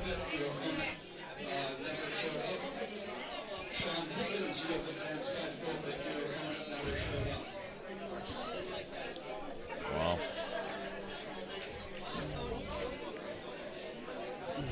Yeah, still, Scott misses and Joe's on the rail. It's the shot that I like here, and it's maybe using a lot of these balls as blockers down the end, the 6, 7, 5, and 9. But come behind it, kick it 1 rail. That ensures that the cue ball is going to stay this end of the table, and it's going to push the 4 down towards that kind of middle diamond as we look on the top left. You can also play the bank. You don't have to kick it. You can play the bank as well and control the cue ball, but I like the kick and stick personally. You see anything different there, Jake? this is such a tough shot here because even if you try to go at the bank here, I think you have to back cut it just to get the cue back into position for the 5. I don't know that I like that at all. It's it can go either way here. You can bank it, or you can just take a nice little back kick. He tried to cut it, man. That's brutal, by the way. Trying to did you think he tried to kick that and maybe cut it by mistake? He was sticking his cue on the end of the table like he was lining up the kick. So, but where was the shape afterwards? It was you're kind of like in no man's land. Yeah, he's just in a tough. He was just in a tough spot there. I don't like the cut. The bank I don't like. And now he's not. It's not. This is not terrible, but if Scott wants to get position on the 5, he's going to have to hit this with a little inside English and hope to come down. He'll come behind the 9. This is perfect just to play that. Played it really nice. Nice. Great speed. And again, he's in perfect shape. This is exactly where you want to be right now. Just a touch of draw. Very nice. Sometimes these can be tricky, but I like to go forward with a nice high left. He might draw it. He come around the bottom. Little love nudge on the 9. That's good.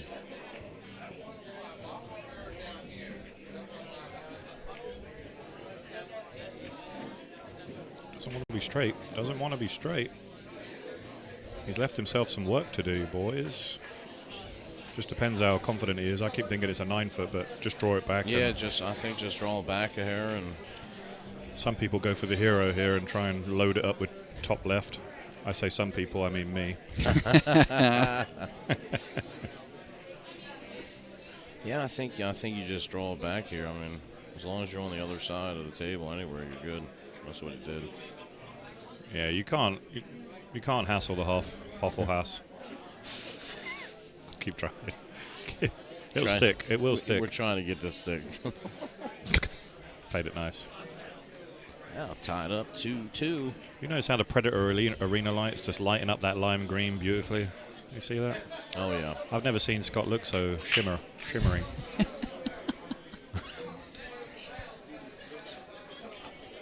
Yeah, I mean, I just can't get enough of this light. It's just, it really is something else. So it is. It's like it's lighting the carpet up. Dave Mangle, Jeff Rosenberger, table 3. Dave Mangle, Jeff Rosenberger, table 3. It's fantastic. If any of you guys at home or in your own pool room or thinking about revamping some lighting, we definitely recommend you check this out. You can reach out to us, you can DM us, comment in the comment section on YouTube, any which way you want to. Let us know that you're interested. We can get you guys set up with one. yeah, we can get you hooked up. Use the lights out code that's being displayed on the screen. The BSN code, actually. Ah, BSN code. Oh, you should have made it lights out. It would have been perfect. I'm joking. True. Lights on. The lights on code, Right. sorry. Oh, look at this. That was a nice break. That was unfortunate. Yeah. You make the bank here, though. That 4-ball's making this bank real big. You can overplay this. I mean, the bank's looking pretty straight as it is. Yeah, it looks pretty straightforward. But that 4-ball, as long as you, I mean, if you catch the 4-ball, just make sure it doesn't run in front of the 9, and then you have a 3-9 combo. Yeah, exactly. I think the bank is almost dead on here. Bank's huge, isn't it? Look at it. Just don't come short. Right. You can afford to hit this one maybe an inch to the left.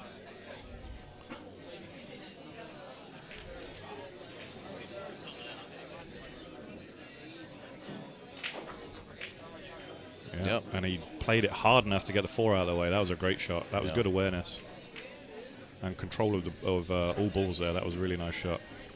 This is no gimme though. I've seen Josh make a few of these, but he'd had several beers, and it was more of a miscue than a shot. So.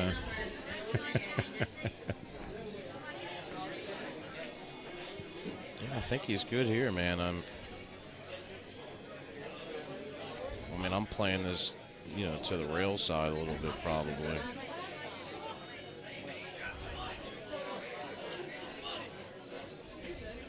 Yep, just like that. Perfect. Wow, what a shot, man. He's playing jam up. I like his game. I say I've never seen him shoot before, but yeah. He's leaving me impressed. He's certainly given Scott some issues here. So Joe came to play. I'm going to say we're going to go hill. I'm calling it early. And we haven't really seen one like that yet on the TV table. Nope.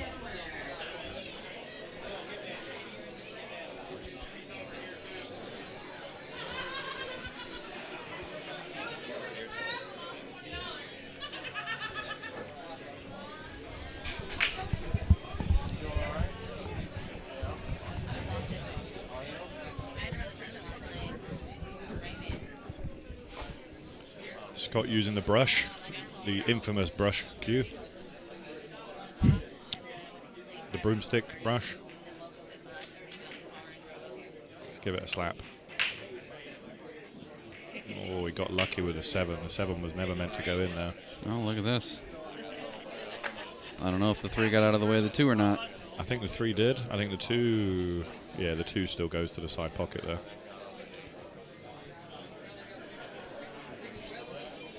He got lucky with that break, though. The 7 was never meant to go. He missed the wing ball.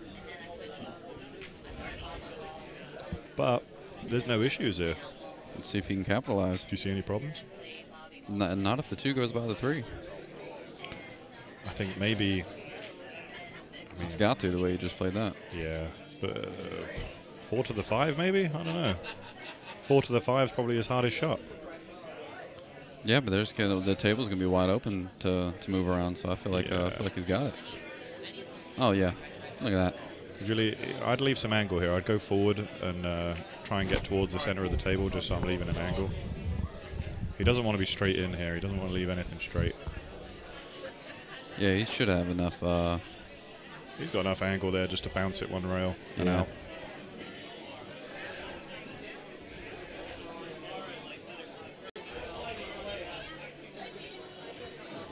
I even like a little bit more angle than that, you know, because now he's going to have to power it, and you put an unnecessary power into this.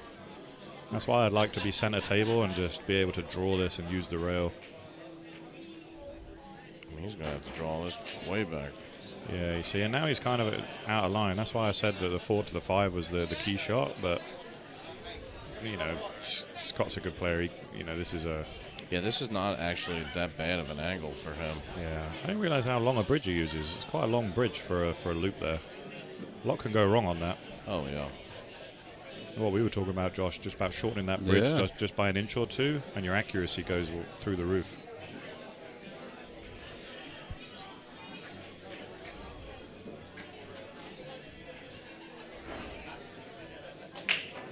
Oh, wow. Wow, used a lot of inside there. He went the Hollywood route. Yeah, yeah. Well, this is... This just became difficult. Yeah, this is no gimme here. Heavy inside on this just to straighten up the angle. Makes it missable. Played it nice. Wow, Beautiful. he hit that great. Yeah, he couldn't hit that any better. Isn't it funny how that ball just finds the rail every time? Like it just keeps. It's just like the rail. Yeah, it's like a magnet. Just when you want a little plop in, done. All tied up, 3-3. Close match here.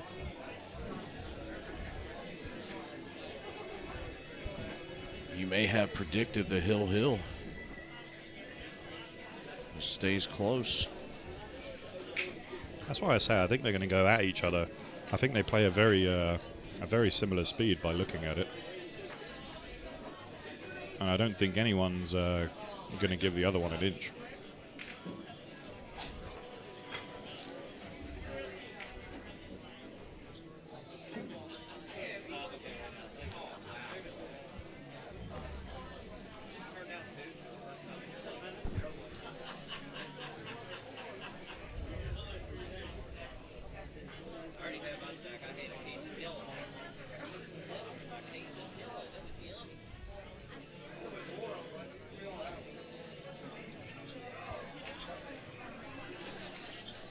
Just remind me, Josh, has he been breaking from that side every time, or has he switched? I think he might have switched, you know. I didn't see him break from that side last time. He made like 3 balls on his last break, though. I have a terrible memory for breaks. Well, you know what that means if they're switching back and forth. It means they're paying attention to how it's racking. Yeah, 100%. What did Joe Tucker used to say? Whatever side had the most amount of gaps, that's the side you want to break from. Mm-hmm. So, I don't pay attention enough to that, but you see guys that clearly do, and you'll see them switch back and forth, and it certainly does make a difference. It really does. It depends on the table condition. Sometimes they do, and it again they're using the physical rack. So they're not always going to rack the same on every table, and that produces gaps on either side. If they know how to manipulate the gaps, which clearly they do, they've been playing long enough, you can get the best possible reaction off that. Look at this speed. Wow. Beautiful shot.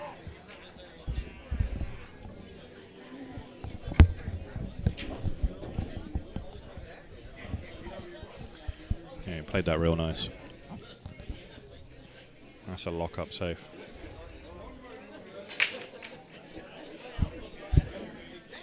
Yeah, I mean, but this is exactly what you have to do against somebody like Scott. I mean, you cannot give this guy open table at all. Joe is handling it real nice here. He's playing a couple nice saves. He's got out when he was supposed to. I enjoy this type of game. I mean, it's not just run out with 9-ball. It's there's some nip and tuck, and you see in all elements of the game. You're seeing kicks, you're seeing banks, you're seeing good safety play, as well as aggressive. What do you like? I mean, you got to go one rail at this, right? Don't you think?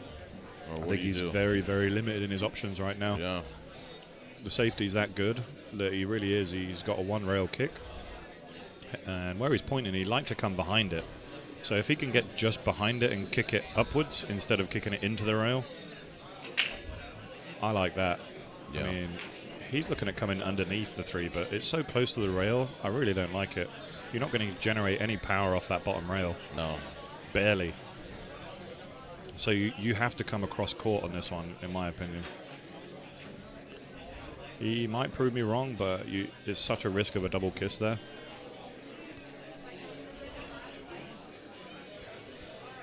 Yeah, it's... Plus, when you're that close to the rail like that, if you start trying to, put any kind of power behind it, that cue ball has a tendency to hop a little. I mean, if he cues over this, I mean, some people are really good at this shot. Yeah. I'm terrible. He managed to generate way more power than I ever thought possible. But now he's left a bank, and again, the bank's big with the 8 sitting over the hole there. Yeah. I think the bank's big enough, that you can actually put follow on this. Very rarely you see someone put follow on a bank, but to afford better shape, I think he can put a high left on this ball.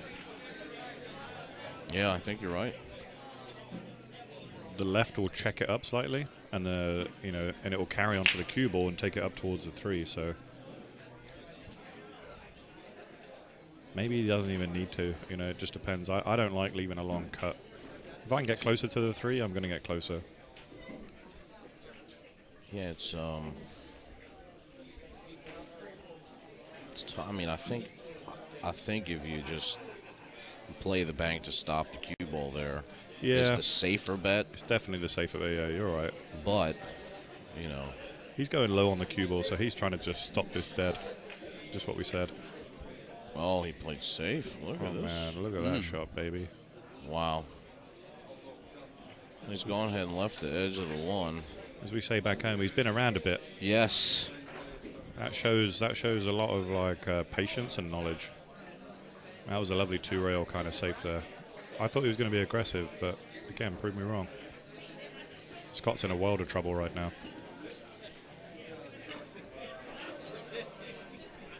Yeah, it's tough shooting off the back rail again. I mean, you got to cut the wings off this ball just to feather it enough, basically. Right. If you don't, if you hit this thick, you sell out. It's like whisper thin. Is he going to get down here behind the 5 now? Yeah, another foot, and he'd have been great.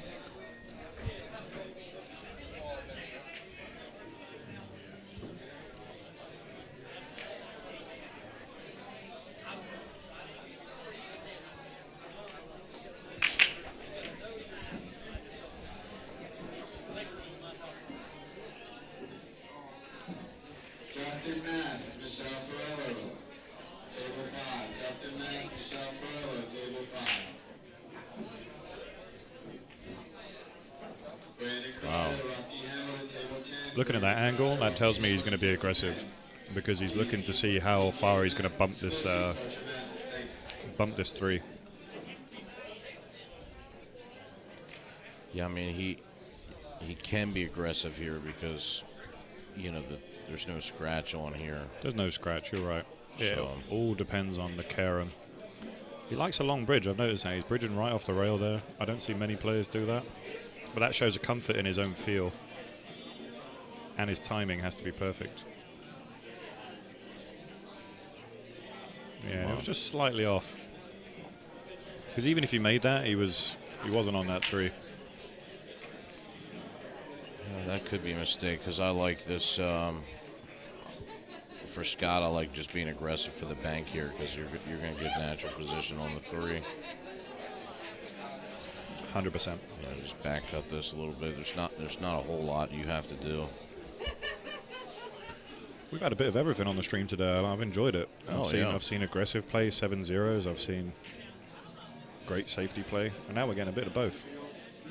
Doesn't want to scratch. Doesn't want to scratch. I don't know why he didn't commit to that. Could have played a really good two-way, right? For sure, yeah. But I'll give Scott his credit. He's stuck in, and he's favourite now. This is a tough safety.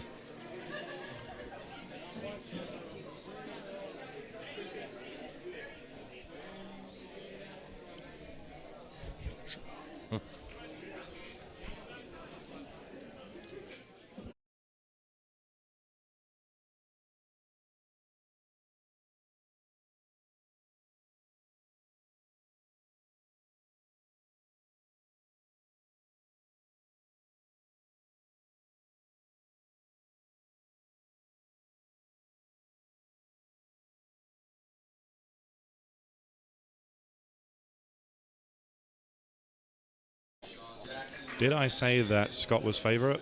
Oh, that was... Wow. I rescind that previous statement. Locked it up on the 8 and locked up the 1 ball here. This is so rough. I don't know what I like here, but if he doesn't hit this, there's the possibility of a 1-9 combo. Oh, yeah, it's laying there. If he gets a ball in hand, that's done. So I'm firing at this, even if I'm hitting the 5 or something. I'm just to move. Just to move it, yeah. See, he's looking at here two rails into the 1. And it's so giving tough. himself a chance to. It's the only angle, but look how small the ball is he's got to hit. And I don't think he can widen the angle any more than that. The other shot that's there is coming this way, so coming around and then bumping the 9. Yeah. So coming 3 rails as if you were going to attack the corner pocket. I'm trying to explain it so that it's visual for the viewers. But hitting the first diamond on the lower right-hand rail as we look, and playing that with a lot of left spin so that it takes it, and we're aiming for the second diamond on the left side, and kick the 1 ball up, so that makes the 1 ball a lot bigger. Yeah, so you're coming into it the right way. I like that, and actually we've actually talked about this because you favor this shot a little bit. I do. Because when we played together, there was a few times you had mentioned to me this exact shot. Yeah, it just widens that angle, and it makes the 1 ball a ball bigger than trying to come at it 2 rails and hit the sliver. You know, you're trying to hit the half of the ball there. Plus, you can put some pace into it, you know, and I guarantee I could hit one of these 2 balls 9 out of 10 going this way, and I think he's listened. I hope he didn't hear me, but look at this. Oh, and he just missed it. Wow. What an effort, though. But it shows his knowledge. He's very knowledgeable. So one of the 2 things could happen. He can lock him up behind the 5, or he can attack the 9. I like attacking the 9 here and just sitting the cue ball behind the 5. Yeah, I like that as well. A lot of things could go right here.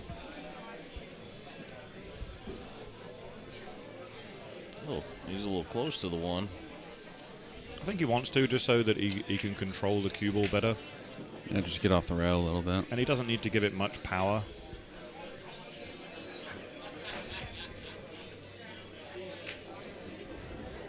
The problem with playing a 2-way here is you should really, I mean, you don't give it everything. I've said it many times, you know, go for 2, miss both. Yeah. But if you give everything to the combo here, you'd bring the cue ball back just a touch, and you'd really be aggressive. I still think he's trying to control 2 elements here. So that's going to play on his mind, and I do think that... What a match we've got here. With having ball in hand, I mean, I just feel like you just control the cue ball by giving yourself the angle that controls it automatic. That way you put all the focus on making it. Correct. Put all your focus into making the 9 if you're going to do it. Don't worry about the cue ball, because I guarantee this is an easy enough combo. The pockets are playing slightly bigger. And he did that, and look at this. Oh my god, we've talked him out of it. Wow. Is there a channel there? I mean, there may be a channel just to clip the side of the 1 and let the cue ball run right into the 9. It's close. Here's the thing: if there's a channel here, he can. It doesn't even matter if the 1 contacts the 9. He can play a follow shot. Right. Play like a high right on the cue ball. Even if the 1 pops out the way, the cue ball is going to follow and then take the 9. Yep, exactly. I really like that shot. Yeah, if he can just miss the 5, which it looks like. Oh, he can. yeah, he has a window.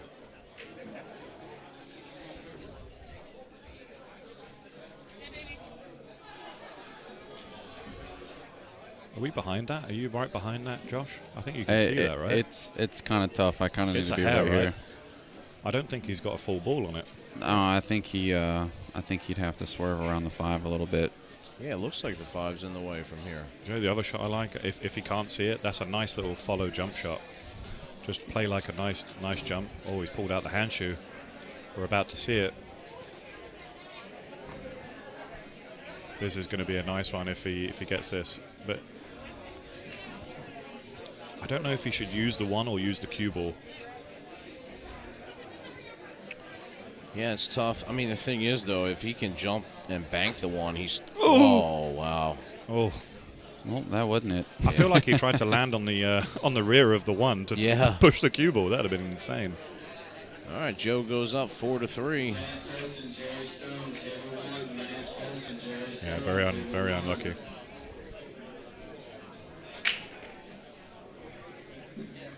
Yeah, that was tough. That's why I really liked if he was just having to jump to get by the 5, is maybe try to play the 1 as full as could be. Even if he banked it out of there, he still may have had a shot at the cue continuing on to the 9, but 100%.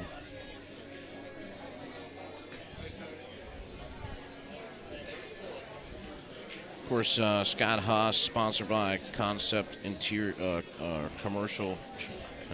I'm all messed up. All those words just in different order. Concept Commercial Interiors, and our friend Jeff Greener.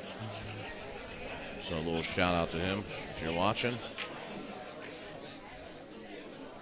This is a great match here, guys. Very evenly matched, going back and forth, rack for rack.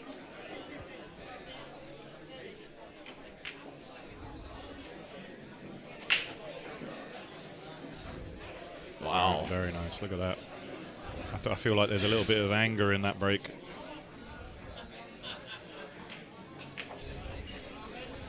Because he knows he could very easily be 4-3 up instead of down. Well, I mean, he's got to look at the 2 here. Can't really tell how straight he is. Maybe let's take a look at the other angle here. He got some angle. Oh, yeah, you can get across there. Yeah, just a nice stroke, but for me, he wants to be above the 8, not below it, so that he's got some angle just to come across table and take the 4 by the 9. So do you try to hit this with top right and hold it, or do you hit top left and let it come around a little bit? Top left is the harder shot. Top right, even just a straight follow. You're just trying to come by the black spot. You see where the black spot is so you there? can get a decent angle into the... So you want to leave yourself an angle to get across to the other side of the 4. Yeah. So let's just see how he plays it. He should just play it with a high ball, no English. Perfect.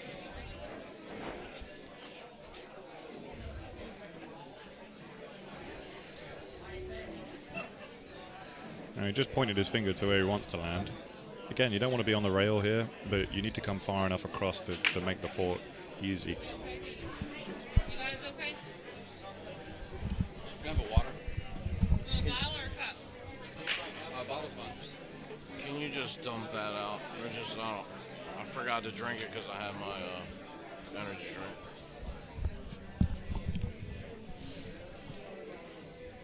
Got to re-up on the hydration.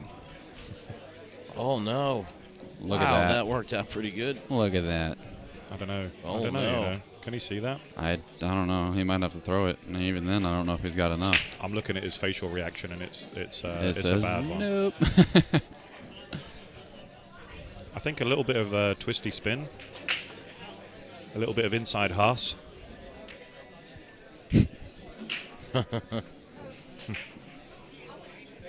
This is a tricky little shot, but he has a very heavy cue as well. You see that middle extension he has? Yeah, he's been playing with that forever. It's about 24 ounces, isn't it? And you know what? One of the weird thing is that it didn't work. He actually uses one of those on his brake cue too, I think. A little bit of extra. Because Sean and I were talking about it. Maybe he does it anymore, but I think at one time he did.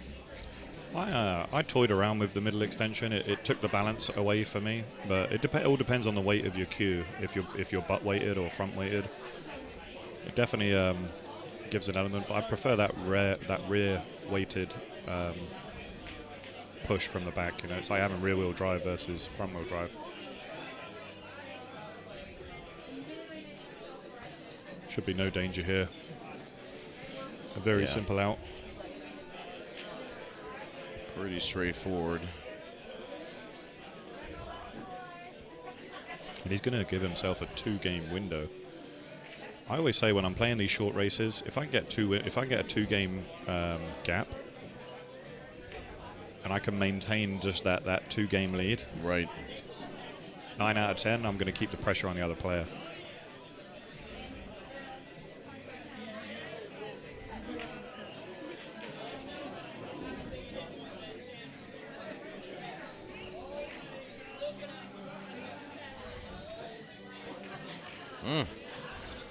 He's a little bit flat, you know. He's going to have to punch this. He might have to settle for short side position. Yeah, for real. I mean, I don't know, you know. I mean, he's obviously going to load up on this and just push it on and off the rail, but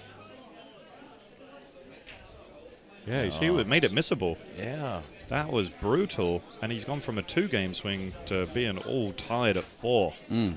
What a game! I mean, hey, you said you wanted to see him claw it out. I did, man. I called Hill earlier. Rack by rack. Remember, I said it at 3-2. And really, honestly, when you think about that shot, the shot before, I mean, if he would have been a few inches either way, it would have been a much easier shot. You know, he just got super unlucky with the leave. You know, but touch my fries. Yeah, it's just crazy to me, man. Like you say, if he'd have finished straight, if he'd have finished straighter on that ball, then it would have been better. But the way that he finished, punching it on and off the rail made it missable. Like you said, if he'd have just accepted the short side, maybe it was a different shot. But no player worth their salt wants to settle for the short side. Yeah, nobody wants to, but you always find yourself there. You would. I'd settle.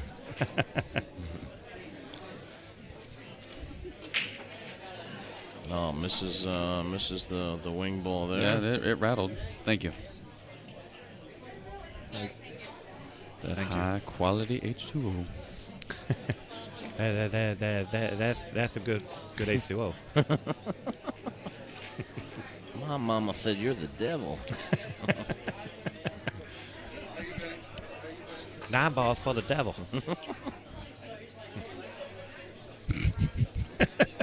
Great movie. It's a great movie, isn't it? Again, Scott's looking at a real tough shot. It's you just focus on making this ball. If you contact it right, you're guaranteed to be on the 2. Just make it. Beautiful. Great Nicely shot. Done. And again, he's got a nice just stop shot. You just stop this, play the 3 on the opposite side, opposite corner.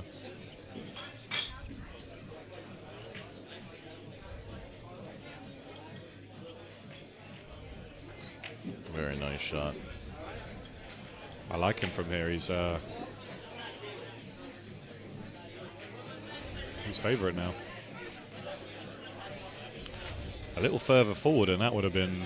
I don't think this would have been makeable, you know.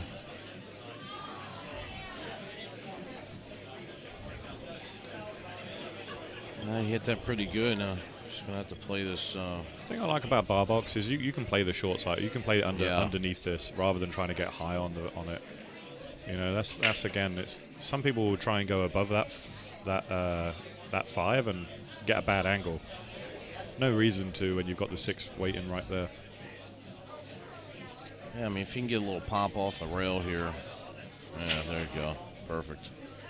Cued it like Moses.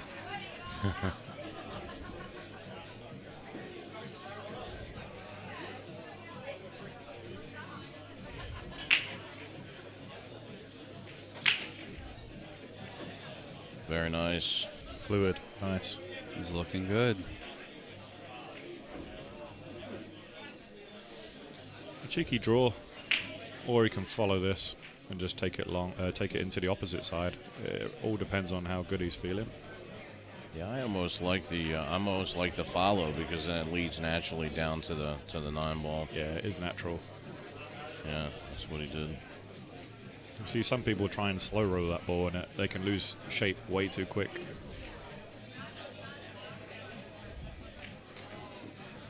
This is nice. He's got a bit more angle than he wanted. So I wonder if he'll come short side, yeah. Notice that. Rather than just floating that forward. Right. Making it a bit more difficult.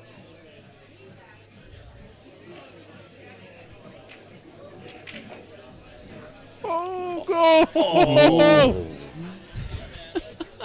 Wow. Damn. I think the ball only fell in because it was scared of you yelling at it. My days. I honestly thought that was staying out. It looked like he missed it right as soon as he hit it. Wow. Oh, man. Well, thank goodness these pockets are 1/16 of an inch bigger than the rest. Because You, mate, yeah. that may not have fell on the other tables. I think I saw the goaltender in there. Just tipped it onto the bar and wasn't able to keep it out. Wow.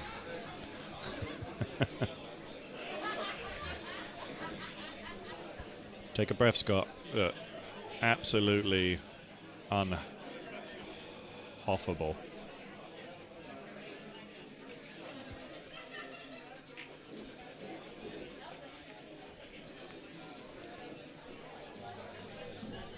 His expression didn't change at all. All right, let's see what we got.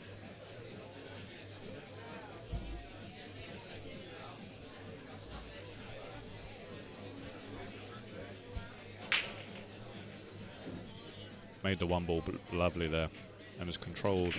Needs a 3 to go on. Needs a 3. No, unlucky. He's going to have to work some magic here if he wants to continue this rack. Instead, looking at the 9 ball. Wow. I mean, it's probably not a terrible decision with the 3 and the 5 tied up. I agree with you, but how do you attack it? Do you play the cross bank or do you attack it with the cue ball? I think the cue ball. You want to attack this with the cue ball? Yeah, I think if I'm gonna go at this, because you can still pocket the 2 here, and so I think if you just, you slide. I like a little slide draw here. You don't want to draw. Yeah, see that's. Oof. I didn't like it if he made the 2. You see my point? Yeah. If he made the 2 and he didn't get the 9, then he was left. He's in a worse position than when he started. Playing the cross bank, I feel like he may have got a bit more with the. He could have brought the cue ball 2 rails and behind. Sure. Yeah. It had its advantages, but I get why he played it that way. I think he hit it a little too hard, so that the draw took more than expected. Nothing like a bit of adrenaline though to get your carom pumping. I mean, can he sneak this in behind the 5? I don't know. Hey, you know what? I mean, I think he can only see the thin edge. Wow. And I don't like the thin edge because he's going to leave it. However he looks at it. Oh. Yeah, he's left a combo, but wow.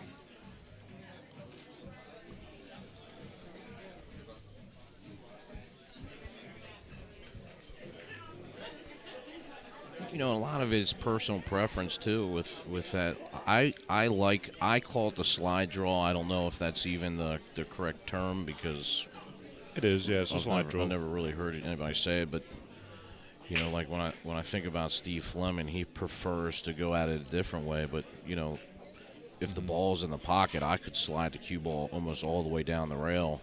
If I'm head on with it. I agree with you. But I like that shot. And I'm comfortable with it. But there's there's maybe 3 or 4 ways to get to the balls. I agree. I think Joe's getting more roll in this instance because he was very fortunate not to leave this ball on. But I do wonder. I think Scott may have an edge, and he's looking to attack this 2 rails. That's interesting.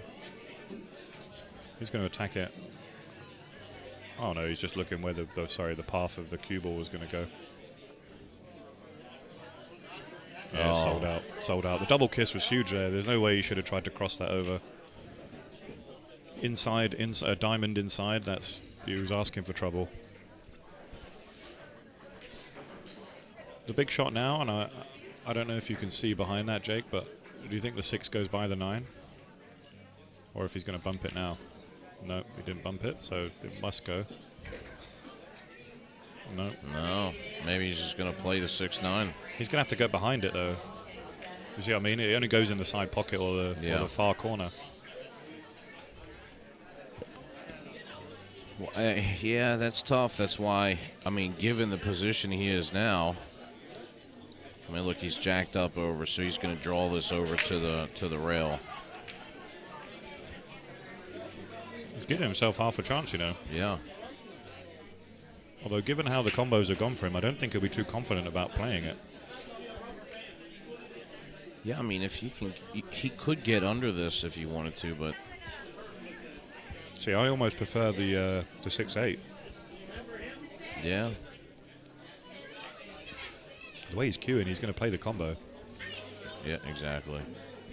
Or it's just a really good safety. I quite like locking him up behind the 8 here.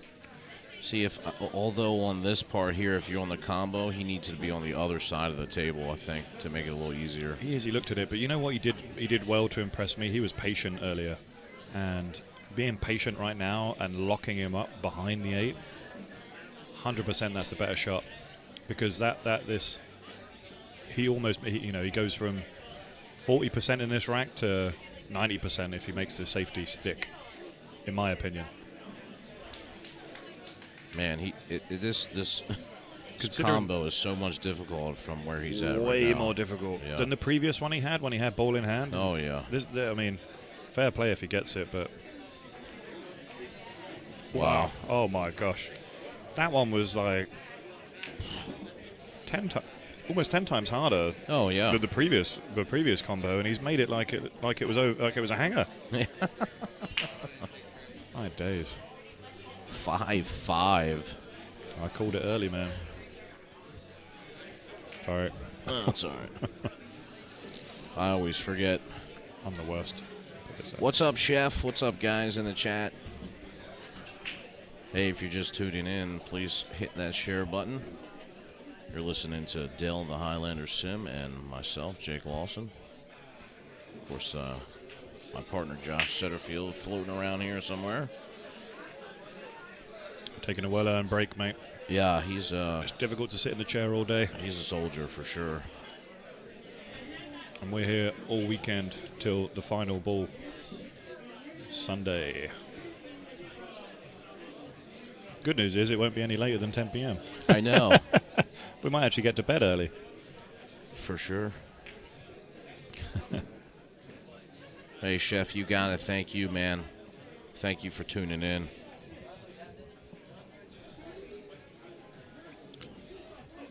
If you guys want to share some love and help we always have free streams, so feel free to drop a donation through PayPal. You can go to sales@bsncoverage.com. Every little bit helps.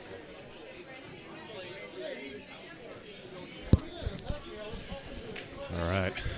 This one's getting tense. I feel like whoever gets on the hill first, I'm going to call it. Whoever's on the hill first is going to win this match.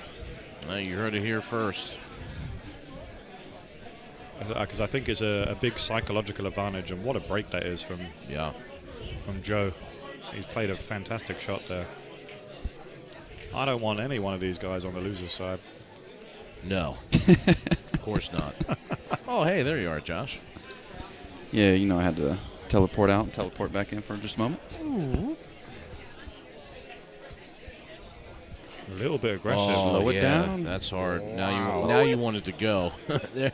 Oh, so he plays short side on that shot, but not the other one? You see, it happens when you don't want it to happen. That's why I'm saying you don't deliberately play short side. It just happens.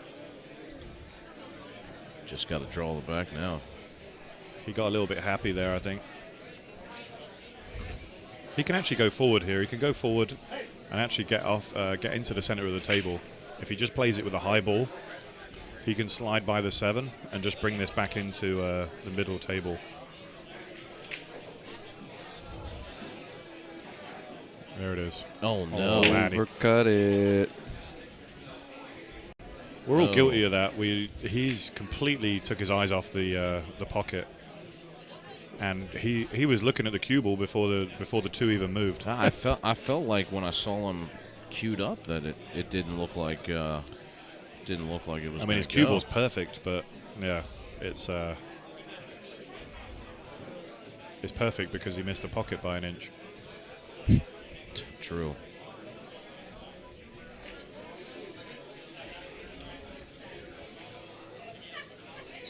So what are you feeling here? I don't know. Scott's trying to stare it out off camera. You guys can't see it. He's hoping that it's going to move an inch to the right. I mean, I think you just have to play safe here. You do. The 7-8 is such a big blocker. Yeah, it's big here. You just make sure you don't bank it. Or leave it by the side. Oh, man, he's really overplayed it. He went for the 2-way and he's made it. Oh, my wow. God. I don't think he... Did he play that? Do you think he played that? I feel like he would have. I mean, he might have been trying to go for the 2-way and just lost the cue ball on the 2-way. I think like so a just too. in case. Yeah, I think he lost the cue ball on the 2-way also. Now he's just going to be... I like going slap happy at this because to get around the back of the 6 here and not contact anything is next to impossible.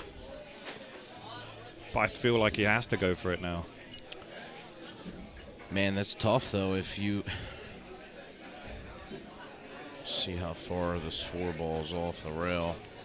I almost like playing it with inside and trying to bump the inside of the 6 and then come back up. Yeah, I like that too. To the left.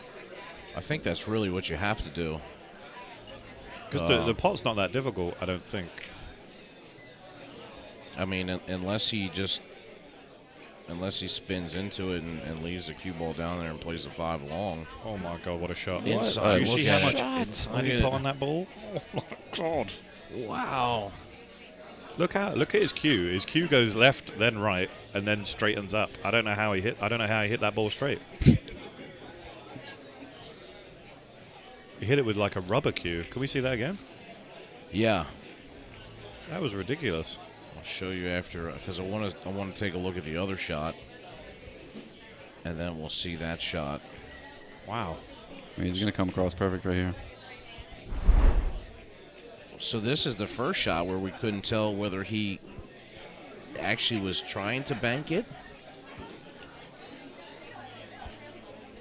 If he's playing that bank, that's insane. I mean, he hit it so... he hit a pocket speed. Yeah. He's going to have to play inside again here just to straighten up. To get the angle on the 7 that he wants.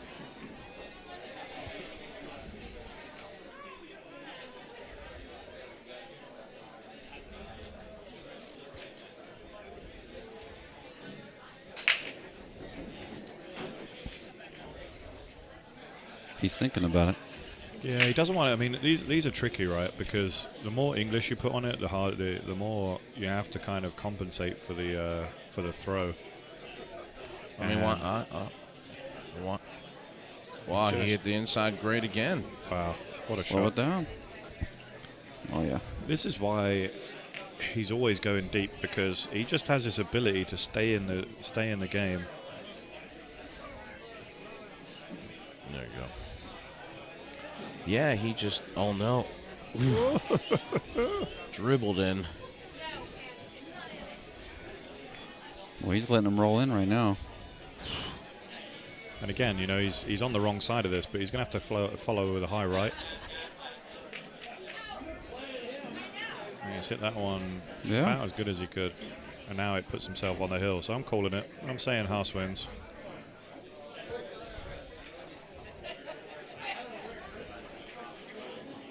Nice shot by Scott Haas. And he's rewarded with the next break. This shot right here, man. Yeah, this is unbelievable. Watch his cue. Watch how much cue he gives it. It goes left and right. Oh, he did poke it. He actually poked it pretty. Wow, what a shot. And the next one wasn't half bad either. I was going to say, that was an eventful out right there. Mm-hmm. Well, he hit 2 inside, that inside spin really well on 2 shots. And, it complicates the shots. He just hit it perfect. But it was kind of weird how he poked at it on that last one we just saw. I mean, to kind of like Like have it a almost stab. looked like it slid off. That's Yeah. how it was coming through. Strange. So it's so difficult to time that shot and make it the way that he made it without even touching the 6. That's unbelievable. I'll tell you who hits inside really well is Randy Davis. Yeah. Oh, he hits the inside spin probably better than the most people I've seen. Where I'm from, you're taught to avoid inside, or check as we call it, check side. Oh, he's got a ball Balls. down. Wow. Well, here With we a go. shot. Wow. Can he break and run to close the match? Could he? This is his best chance. You don't want to let your opponent back at the table, let's put it that way. Yeah, he's completely in the driver's seat right here. The hardest shot he's got is maybe the 3 to 4 and then connecting the 4 to the 5. That's it. It's all about leaving the right angle. Del the Swami. Oh, no. Oh, no. And he was 2 straight on the 3 anyway. Wow. All right, well, we might get that hill you were asking for. Telling you, bro. I'm like a savant in the box. The Swami. Swami. Man, look how that thing is in there. Well, he's going to have to go rail first here. I just like slow playing this and taking the 3 high, Just like that. He likes it too. I'm on edge. I don't know about anyone else. No, he's going to have a good angle on the 4 here. Yeah. As long as he doesn't leave himself on the rail. This is one you just, you got to grit your teeth and just give it everything just to get the cue ball back somewhere near that black spot. Black spot would be ideal.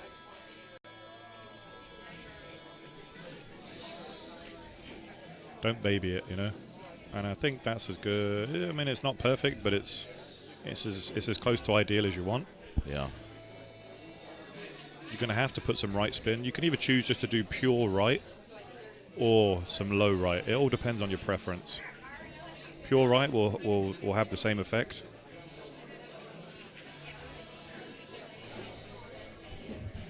I like the bank too, but that's just...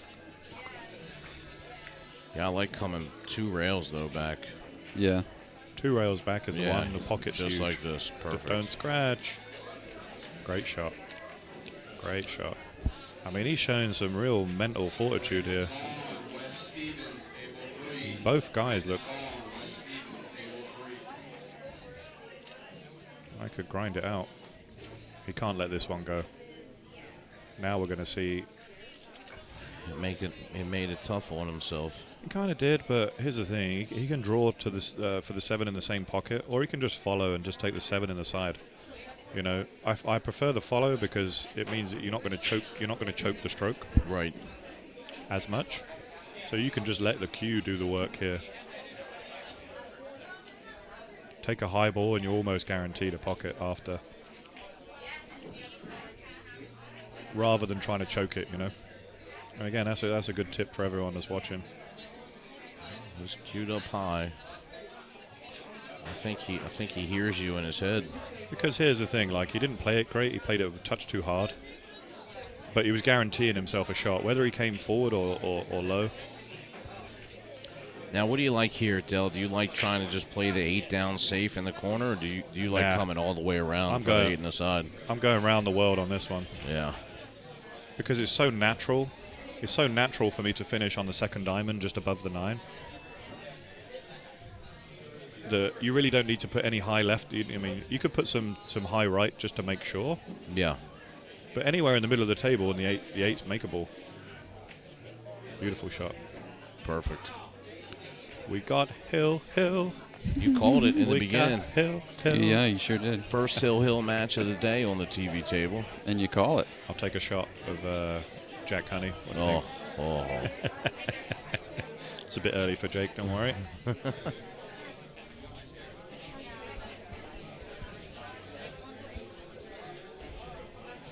I've never heard that expression. What is that? Is tectonic Hamo said. Hit it with your purse, Alice. Does that mean never- hitting it thick or just... No, that means hitting it soft. You've never heard that term? No. Hit it with your purse. British. Yeah, it means hitting it too easy, you know. Oh, okay.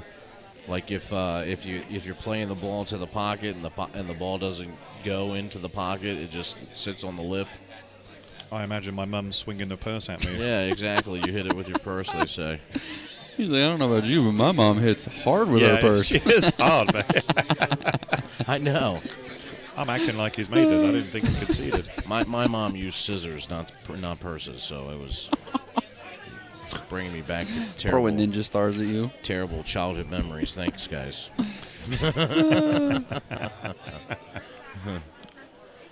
Bottom score here. Joe gets the 6. We're all knotted up. We are at 182 viewers. Should be 1,082. Yeah. The way this match has gone. Well, not to mention there's been no live pool. Let's go. Let's go, No guys. live poll. There's been no live action. Now, you did say whoever got to the hill first was going to win. I So did. Are you still... I'm sticking with it, mate. You're sticking with Scott, okay. I'm sticking with it for a shot. Oh. We've got our first hill of the day on the stream.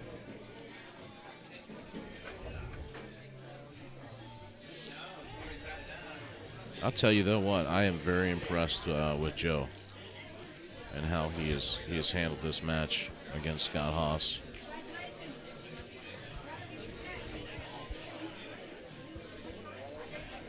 Now we'll really see how they handle the pressure here, the both of them. This is true. Is That's what I was about to Joe say. local? Or does he come from another state or what?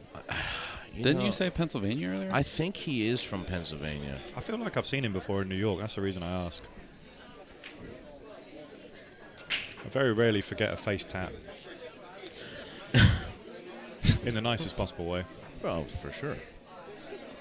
Yeah, he's local. He lives in Columbia. Columbia, okay.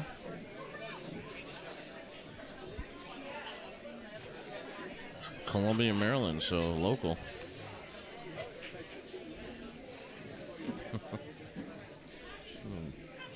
There we go. He's in the driving seat right now, and I think he's got a shot.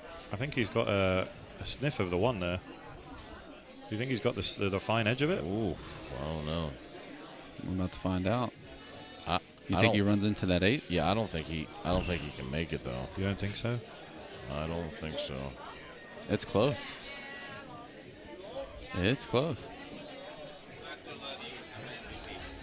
I mean, but even if you can't make it, what do you? There's nothing. I mean, you can't push anywhere. That's the thing. That's what I mean. I mean, you can push onto the 8, and maybe, but you're gonna be in a world of hurt. You know, or do I just tempt him and make the 3 maybe? Well, I don't know. Push the 3 onto the rail. Well, 3's gone. That's the 4 and the 5 up there. Sorry, my bad. Looking at our screen. Tricked I'll push. yourself. I did, didn't I?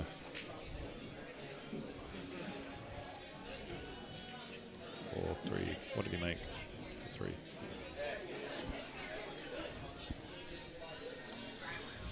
All right. Let's see what he's got. He's taking his time then, so we know it's not automatic. Otherwise, he'd have got down and stroked this one in by now.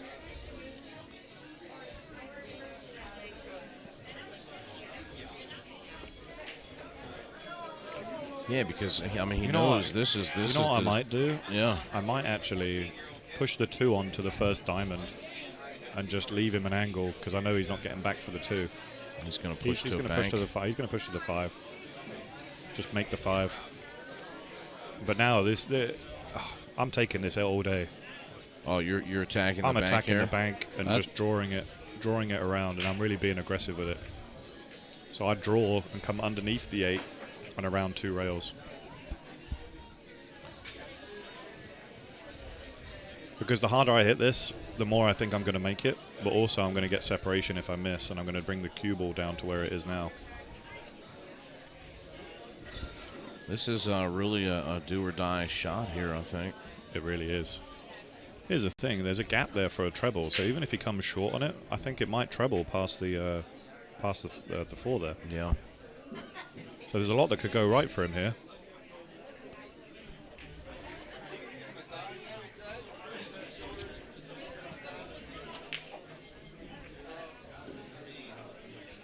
Or he could ignore everyone and play safe. Yeah, I mean, I thought about that too, but there's really no. I mean, he could push the one behind the 8. Oh. So much that could have gone right, and oh my God, it's gone all wrong. No. Wow. It went in the pocket and out. It just cost me a shot, Scott. So if you watch this, you owe me a Jack Honey, all right? It went in the pocket. Now, if he had hit it a little bit softer, I think it would have dropped there for him. And now I think if Joe can just make this and get shape on the 2, he should be good here. Yeah, Joe just became 90% favorite here. Oh God! Oh God! Oh no! I'm sorry, Joe. I didn't mean it in that sense because I thought he couldn't miss. He just tried to baby it instead of stroking it. Yeah, you like see how he decelerated? He dragged the cue ball. Yeah, you saw the cue ball decelerate. I mean, that's just pressure, people. That's a little bit of pressure. You can't say badly on that. The Jack Honey's back in play. We're good. Not to say I'm fixated on it or anything, Jake, but Like, but who's keeping score? Right. That's the one gone.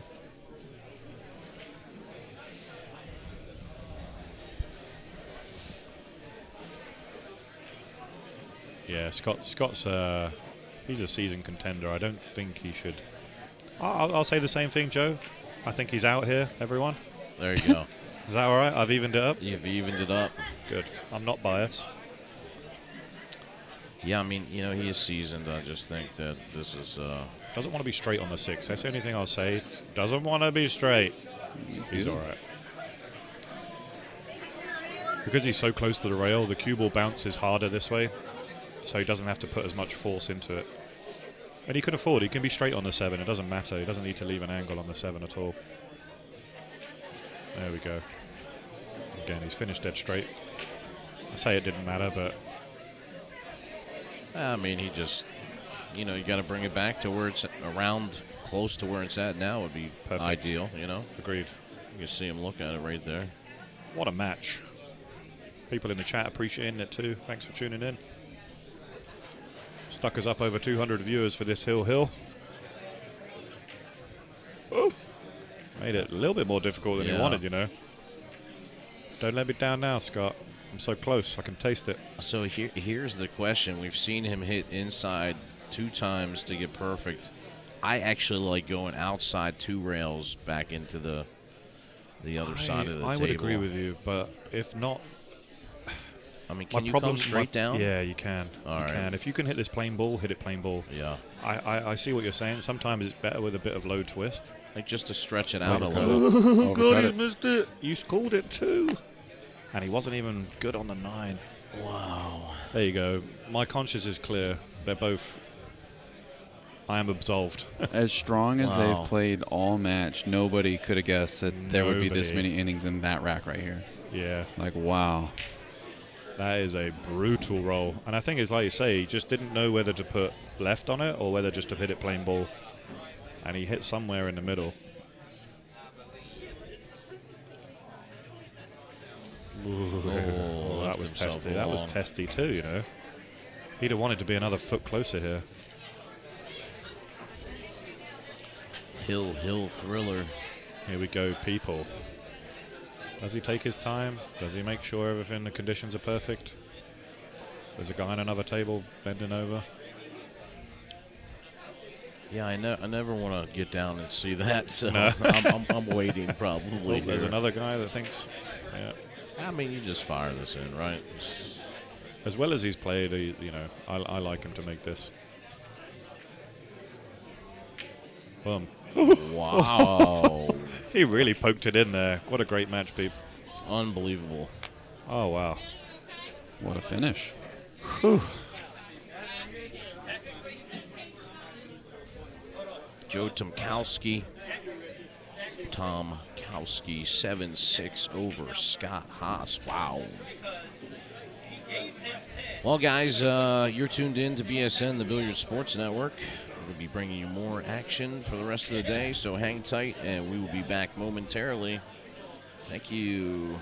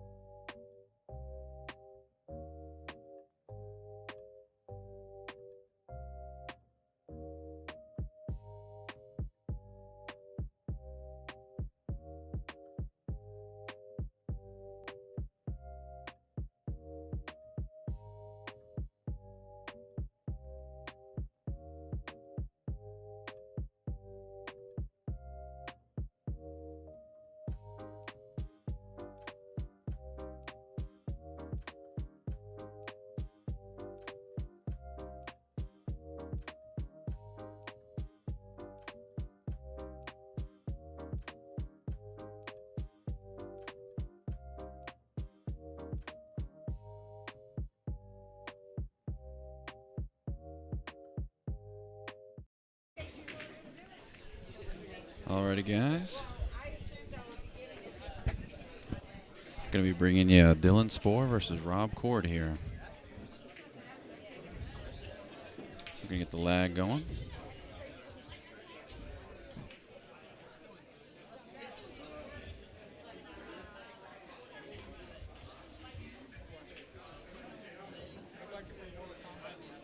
It's going to be some pretty solid players. I feel like everybody's been pretty solid so far today.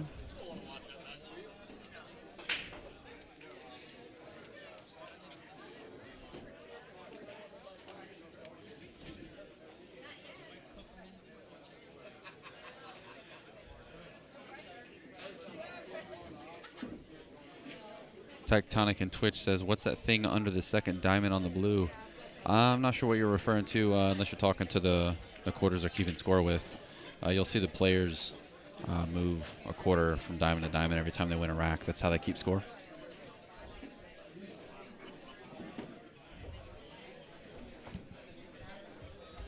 So you got Dylan Spohr to break here.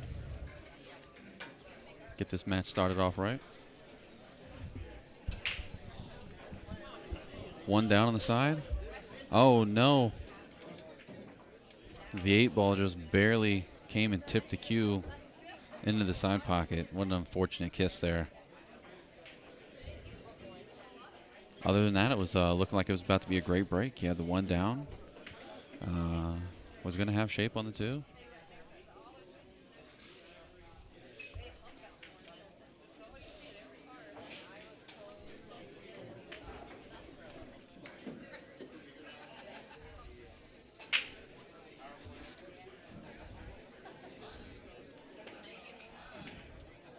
Got Rob Cord at the table now. Kind of poked at the 3 here. Rattles the pocket. It's going to give Dylan a chance to come to the table and finish what he started here.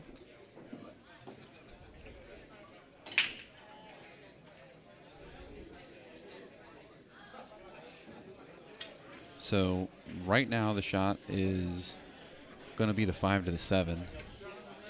It looks like the 7 ball is only going to go in the side pocket. So he's going to have to come get down here below the 7. So he might try to stay steep on this 5 ball here, just like that. That way he can roll straight up and down the table. In between the 8 and the 7 here. You can see right where he's putting his cue. That's the line he wants to have to shoot into the side pocket. Oh, he's going to run into it. I don't know that that was the plan, but it definitely worked out fantastic.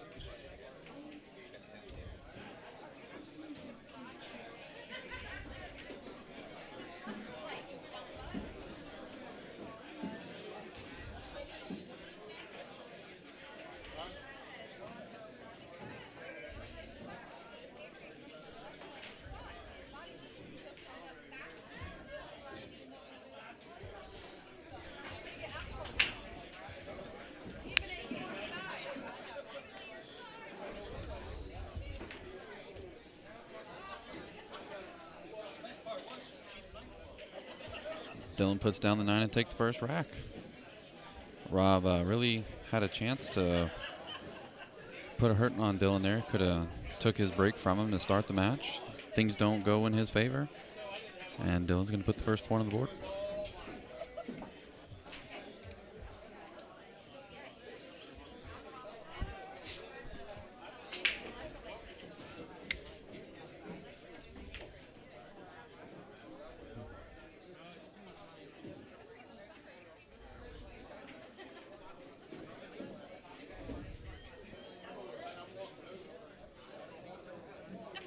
Been live for 8 hours so far today. Got a couple more hours of good pool to bring you guys today, and then we'll be coming back for day 2 tomorrow. So if you guys haven't already, make sure you follow the channels. Go ahead and follow us on Facebook, Twitch, and YouTube.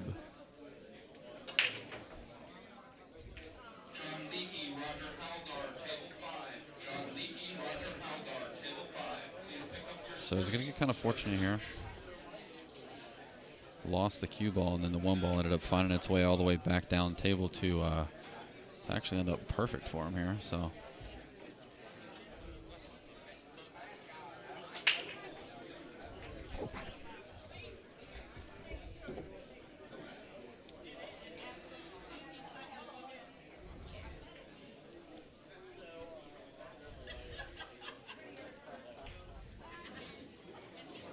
Oh, wow.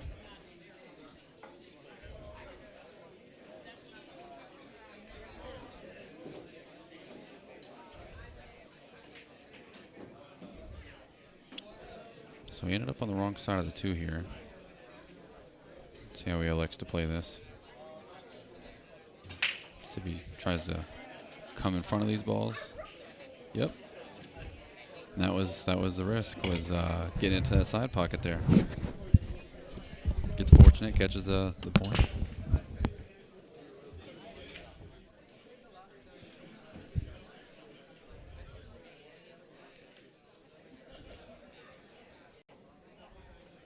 So he's looking pretty good from here.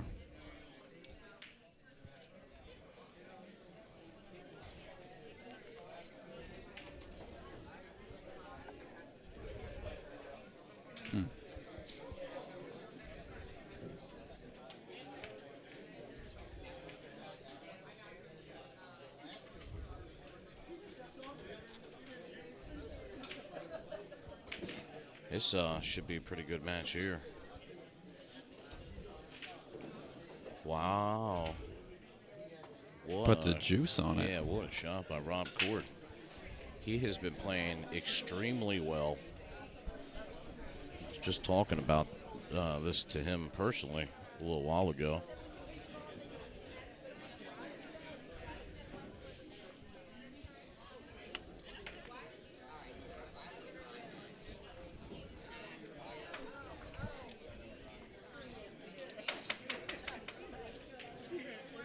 Nice.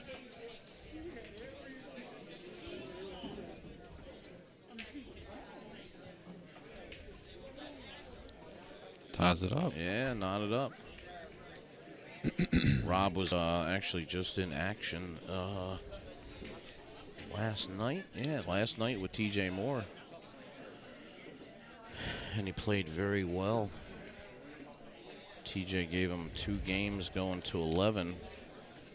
And Rob won, I think, like 11-3 or 11-4. So he played great. He's been playing a lot better on the tables now that everybody's been able to come out.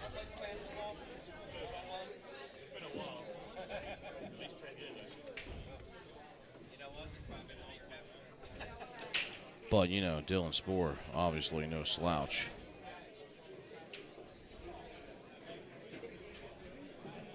Yeah, Dylan played pretty sporty the first rack. Just got unlucky on the break, and Rob made a easy mistake.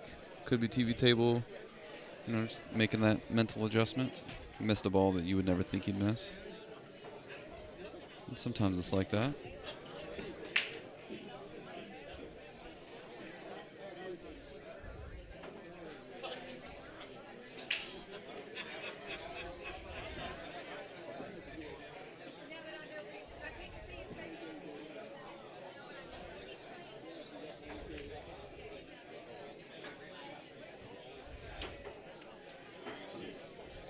Dylan's not really liking this shot too much.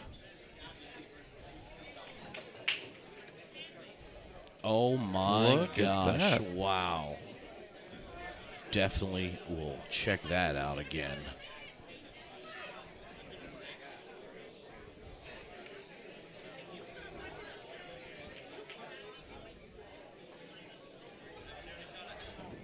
What a shot by Dylan Spoor. I think he was actually just trying to maybe get him behind the 9 a little bit, and 2 goes right in. Yeah, I felt like he was playing for the safe there, and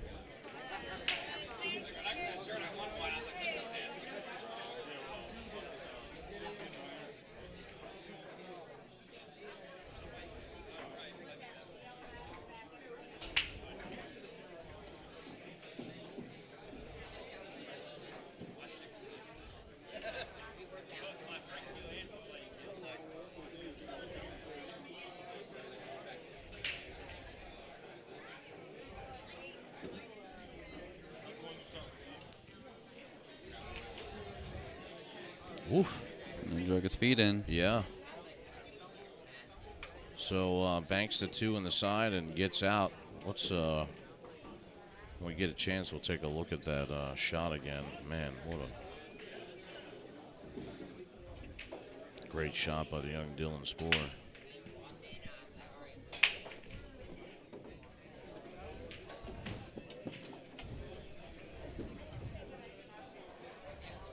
Take a peek at it.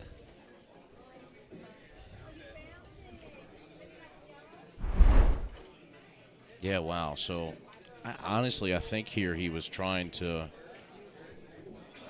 maybe put the cue ball on the bottom rail and leave him a little bit behind the. See, he tried to get it there, but he ends up pocketing the ball, and then he got out from there. Yeah, and you see him raise his hand right there. So he definitely was playing for the safe, but I didn't notice he pulled his hand up like that the first time. Yeah. I think we were just both stunned that the multiple. that the 2 actually went in. Oh man, he's got eyes on the 1 here. Yeah. Not easy. We're joined by Skylar Hess. Skylar, how you doing out there? Good. I haven't played my second match yet. Oh, wow. Still waiting. Yeah. I have to play Eric. I don't know his last name. Like, I know it, but I don't know how to pronounce it. He lost against Tony Long. You must be wearing a mask. If you are not seated or in the playing arena, you must wear a mask. Thank you. They are coming around and checking. Be sure to do it. Don't make me ask you to leave. Thank you.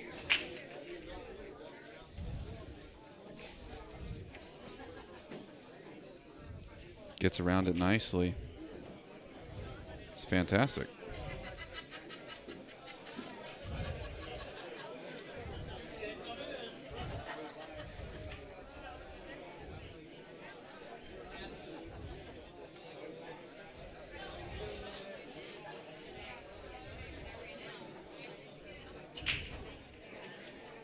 This almost looks like a drill, like they're in a perfect square for him to go through.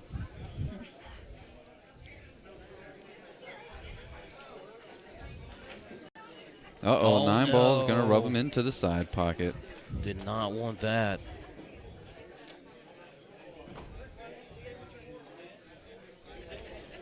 Did not want that.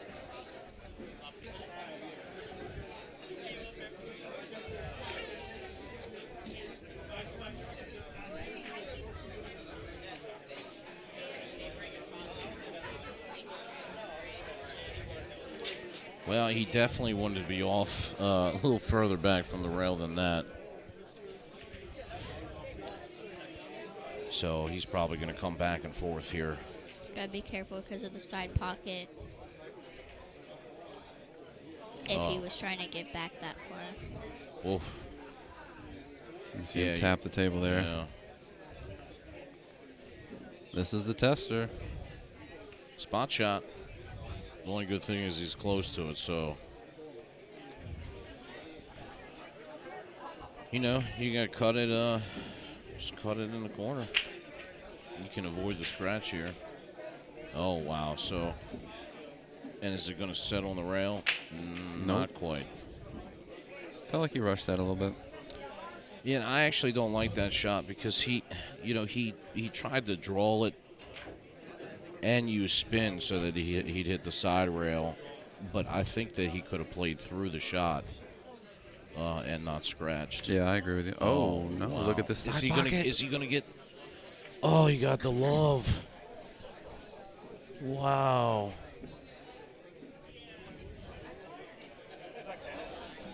It's 100% from that amazing jersey. Dylan Spoor up 2-1 now. And we'll take another look at that that miss, but the 9-ball falls. Man. That was pretty crazy, huh, Sky? Yeah.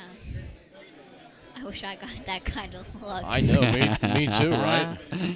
I either have to make it, or if I don't make it, I either scratch or just leave them straight in the pocket. There's no Watch this. Instant replay brought to you by Dynaspheres. Oh, hits them both and right in the side. I'll have to remember that shot. I'll have to remember that one. Looks easier than the other pocket. I know. I'm gonna have to try to recreate that. Oh, scratch and made a ball. It's pretty open besides the 2 and the 3.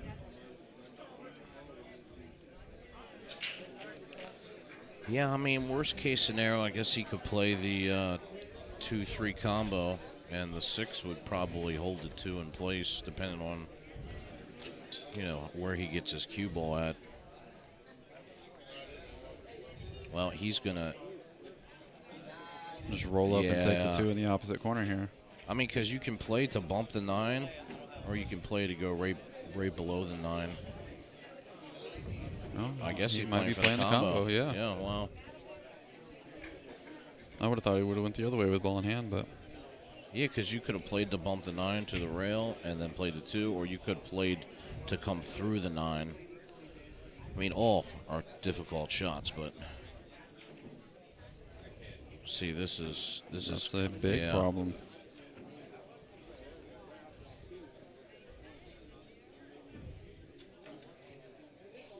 That is tough.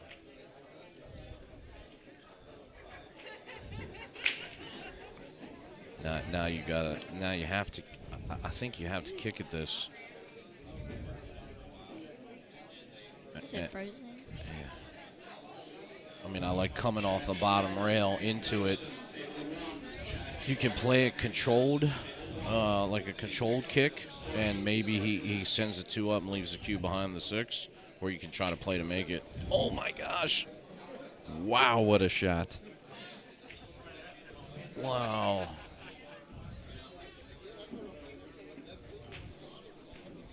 A little one pocket bank shot right there. Yeah, Man, you can see gnarly. enough of it. That was crazy.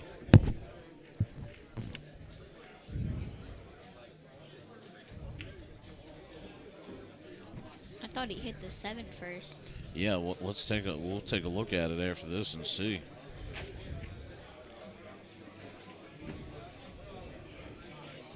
I didn't think that he could see enough of it to make it. Yeah, I'm pretty sure he hit the 7 first, but I feel like he thought that was going to fall in.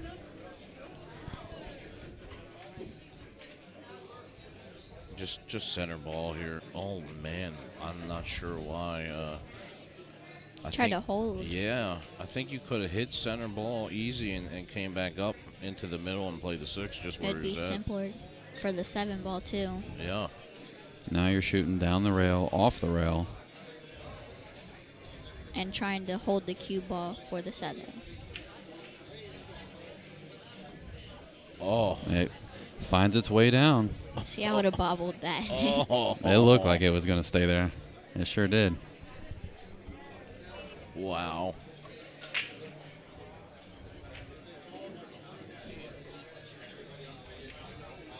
Oh my goodness. And he missed the 7. I think he got too excited and one-stroked it. Yeah, I think you're right, and he had an okay angle. I don't think that he had to go back and forth really. I mean, he could have just played it to make it, and taken the cut on the 9. Yeah. Yeah, I think he tried to just get too perfect. Man, this match really should be the other way. It should. And Dylan Spoor leads 4-1. Look at this sickness. So let's see if the 7 or the 6 move first. See if we can see. Looks like there's some space between the 7 and the cue. Oh, he hit it with the edge of the stick. He hit it with his cue. Yeah, wow. That's why I was like, wait, what?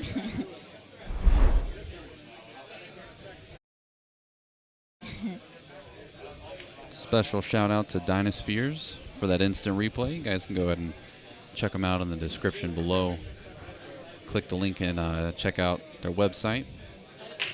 We got a couple sets of the platinum balls me and Jake Lawson have been using that are just absolutely fantastic. They play nice. Yeah, that's right. You played with you them got a set too? Well, she was at her and her family came to my house on what was that, 4th of July? And yeah. we hit with them in the basement. Nice. Could you tell any difference? Yeah, I think they rolled a lot smoother.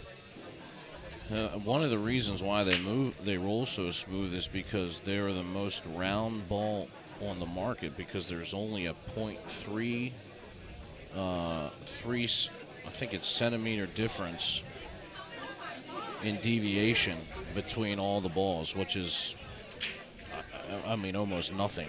Yeah. And I definitely could tell a difference as well. What'd you think, Josh?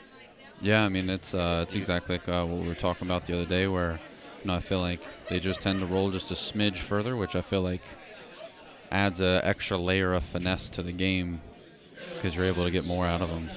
I love them, absolutely love them. All right, Skylar, go get them.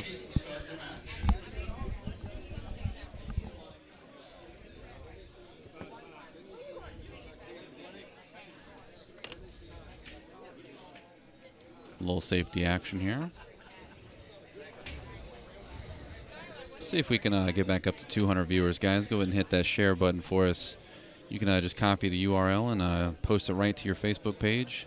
Tag a couple of your pool buddies and let them know that we're live. We're going to be bringing you coverage for a few more hours tonight and all day tomorrow until a champion is crowned.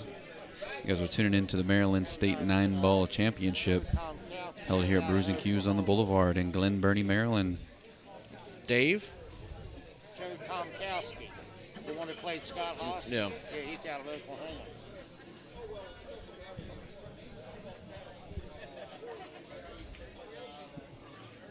It's a good shot there. It's going to get out far. Okay. He might be able to still clip this into the side pocket. I believe so.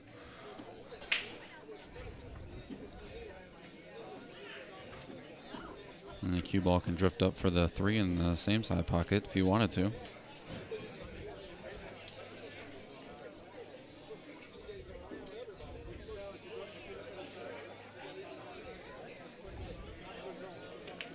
Nice shot. There's a couple delicate speed shots here.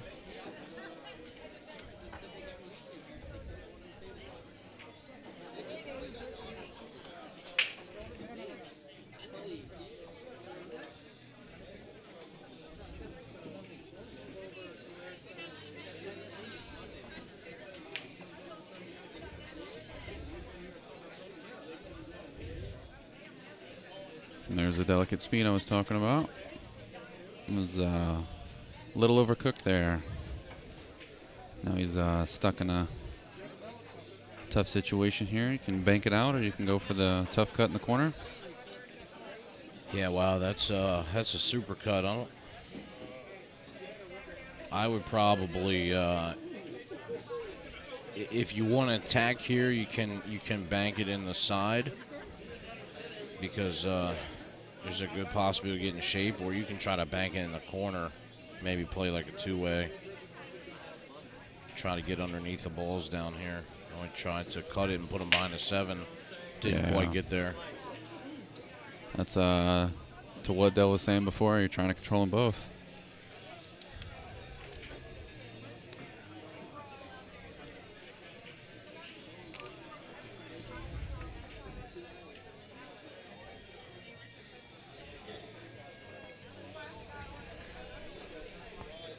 Oh, I got it right in there. Oh, yeah. Up next is going to be Johnny Archer and Clint Clayton. Get to see Johnny again. It's Johnny. Oh, look how he killed that. Yeah, he checked that perfect.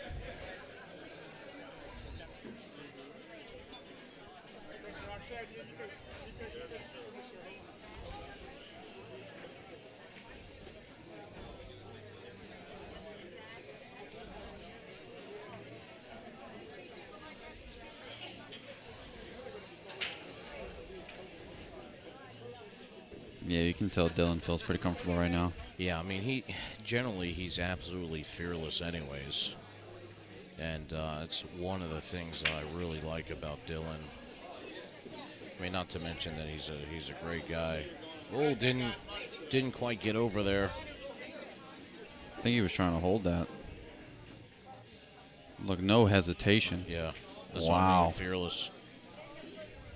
5-1 Dylan Spoor. Wow. Putting it on Rob Cord, who's been playing excellent. Just a couple, you can just see just a couple little things there. Thanks, MBL. I actually have my MBL hat on.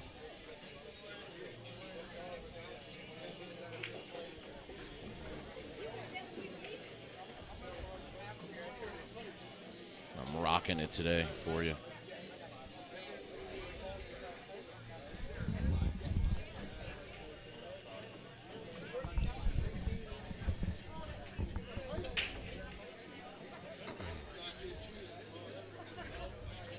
Almost got a bump on the 7 into the side there, but it decided to stay up.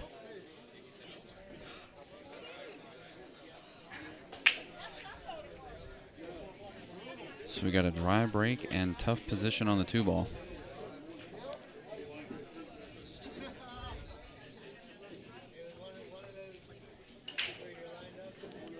Yeah, it is tough here. He might be able to come underneath if he just misses the 7. No. That's okay. That's good. Oh, it actually cuts past the 9 and the 3. Okay, there's a window right there. It's a great shot.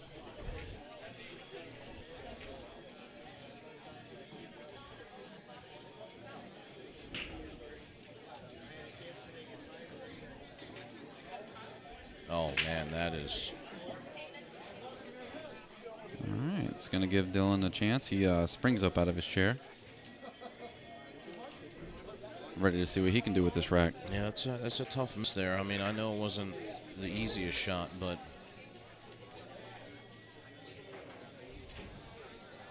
I mean, this 9 ball.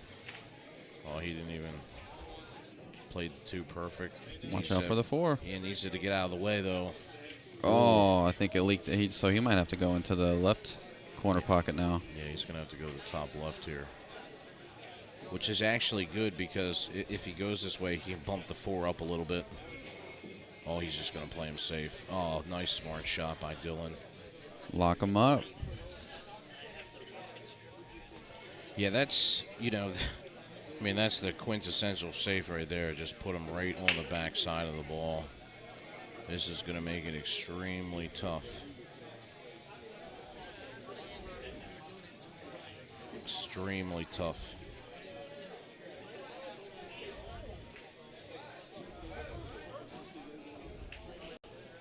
I mean, the only thing I can really think of is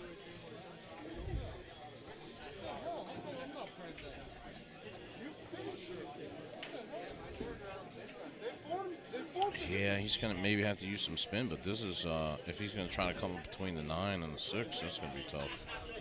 Look at it. Oh, wow, what a heck of a try by Rob Cord. I was about ready to jump out of my seat there. I thought he just drilled that.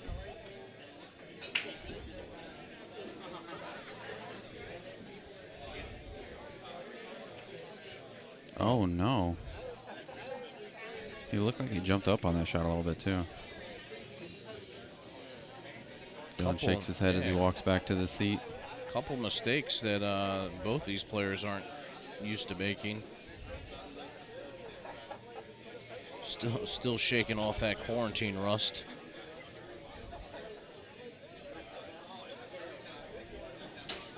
Yeah, it's it's going on 7 in the evening. A lot of these players have been here since 9 a.m. Speaking of NBL, I want to give my friend Ed Ladawi a shout out. And NBL, the National Billiards League, getting ready to start up in January. What he has done is just absolutely phenomenal. And we hope everybody in the billiard community gets on board. I think a lot of qualifiers are already sold out. filled up. So, Ed, congrats to all the hard work you're doing.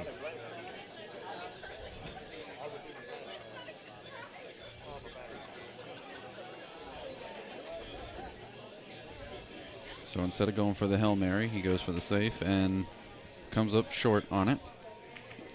Yeah, it really was a poor executed safety there. Dylan fires it in.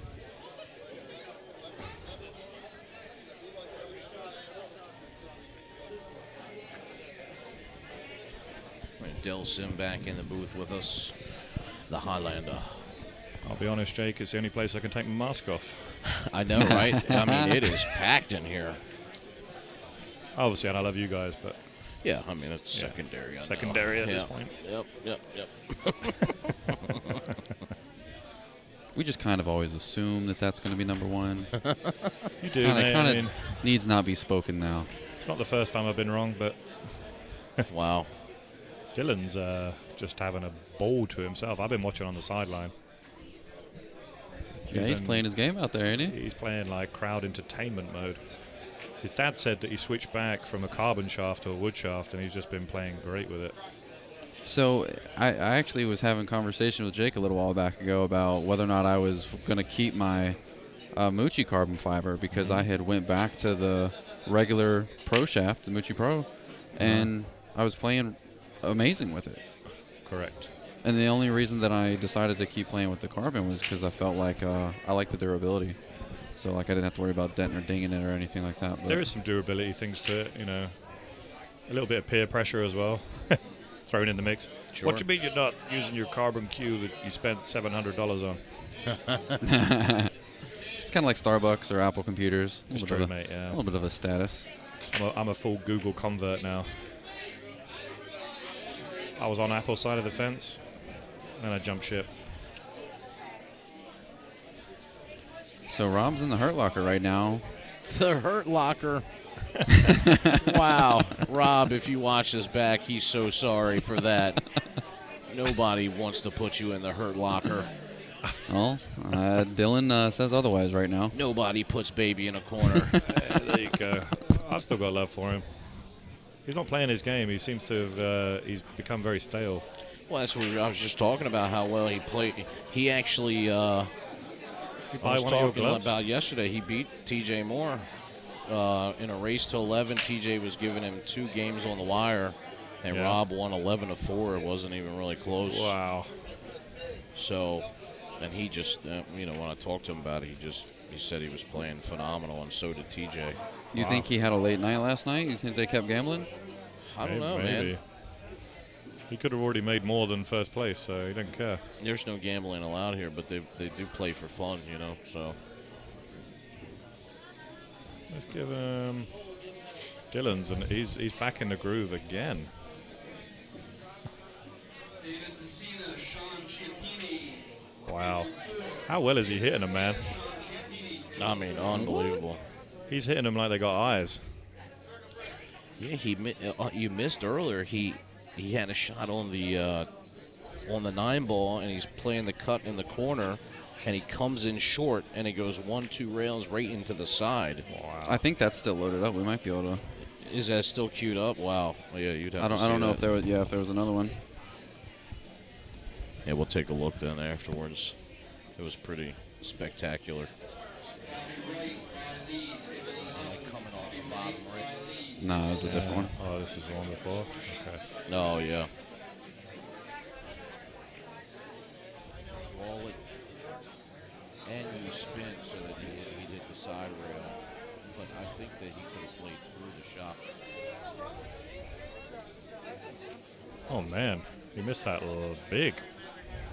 Oh, no. Right in the side. Oh. I'd have been livid. That probably is still haunting Rob. That's probably why he hasn't played well since Rack 2. Yeah, that's rough. I'd be replaying that in my mind till it, like a horror show. Dun, dun, dun. That's not a nice leave either. He missed that bad, and now Rob's got this to look at. I mean, it's a 50-50-50 stick. What a shot. Nice shot. Oh, no. Oh, wow. And another tester. Tester into tester.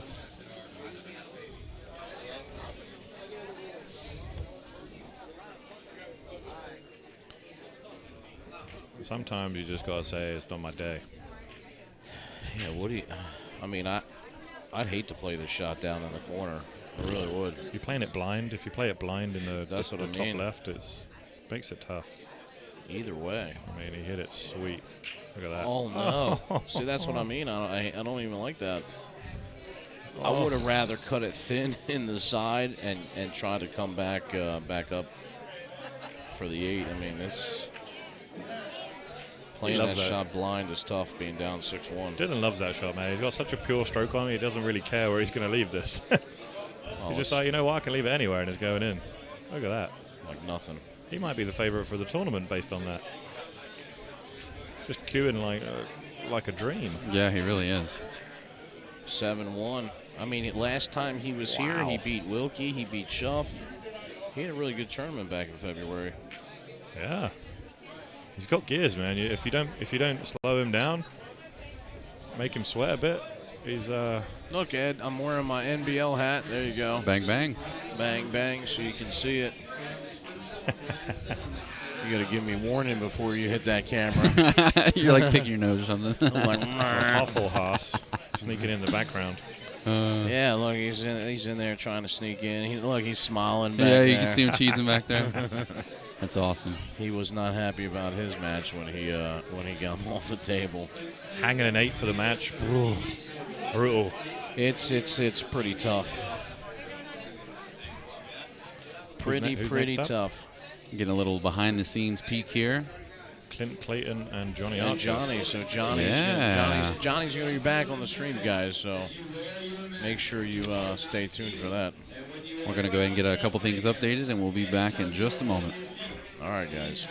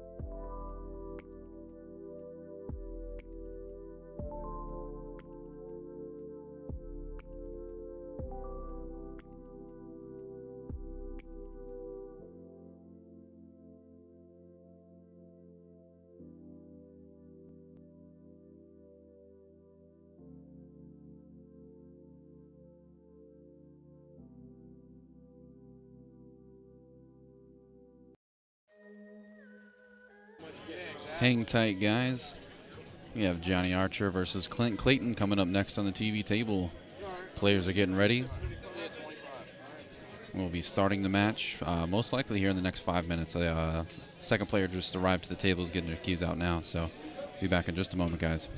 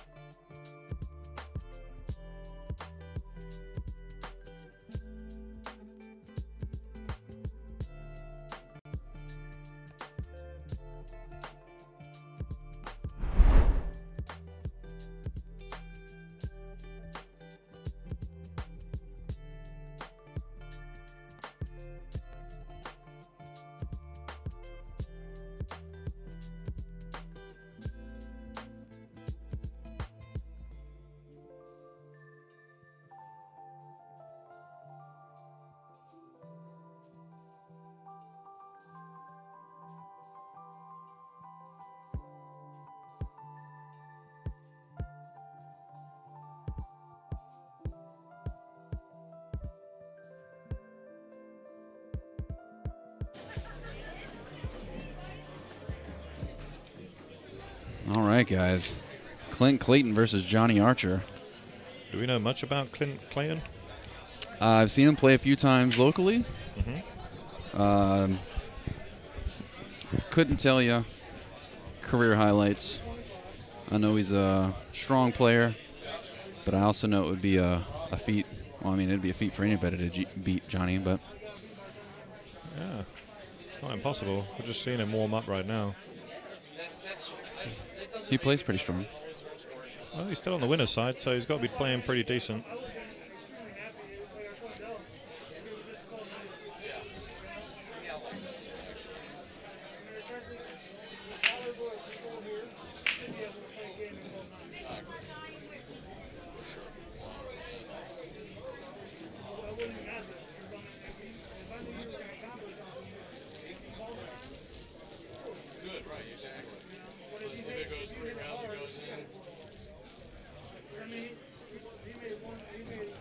There's a good stroke over the top of the 8 ball there. Oh, we live? I thought he was practicing. No, he is, yeah. Damn. They are in it, my man. Troy Right. Bolden says Clint Clayton for the win. You heard it here first. Wow. Can anyone tell us a little bit more about Clint? Where he's from, where he shoots out of, what his speed is? I feel like he shoots out of here. Yeah. Kevin, am I right on that? I know I've seen him every time that I've been here, but this isn't my homeroom, so I feel can't like say. I've been there a few times, but I don't know. You did, man. I got one. Didn't give me one.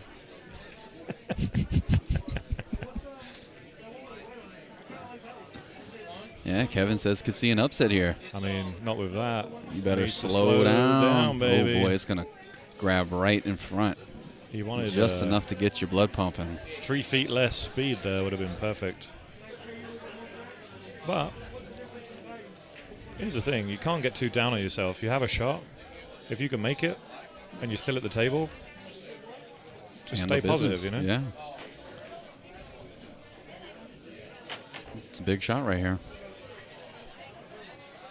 It looks good, man. I like his stroke. It's nice. Not rushing.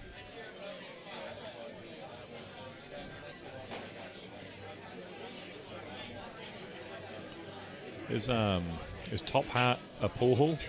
Top Hats? Is it, I recall that's a place, right? I think he's from Top Hats. I seem to remember, or I'm not from around here, but I think I've heard Top Hats is a pool hall. So yeah, he'll be local. He was great out there. That was nice, man. All right, Johnny's going to get a match here. That's what we need. Yeah, Johnny's first match in the event on the TV table. Gets a blowout, 7-0. Oh yeah, he gave it to him easy. He's called Zach Strong. Yeah, Zach Can't Strong. forget that name.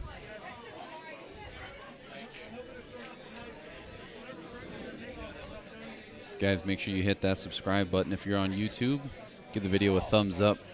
The more thumbs up and comments the videos get, the better it does in the YouTube algorithm, meaning more people have a chance to see it. Here at BSN, we believe in keeping all of our live streams free. We want it to be available to as many people as we can possibly get it to. Oh, nice. So he is a bar box specialist. He was on the APA Masters team. I know that Tom Zipler and Matt Ford are 2 good guys as well. Oh, yeah, I didn't realize he was on a team with Zipler and Ford. Nice. Oh, yeah. What is this? What's the score here? He's 1-0 up. Oh, yeah, 1-0. He just got that first rack. Who, Clint? Yeah. Oh, man, that's we were just exciting. talking, but he had a really nice out. And we were just saying that Archer's got a game now.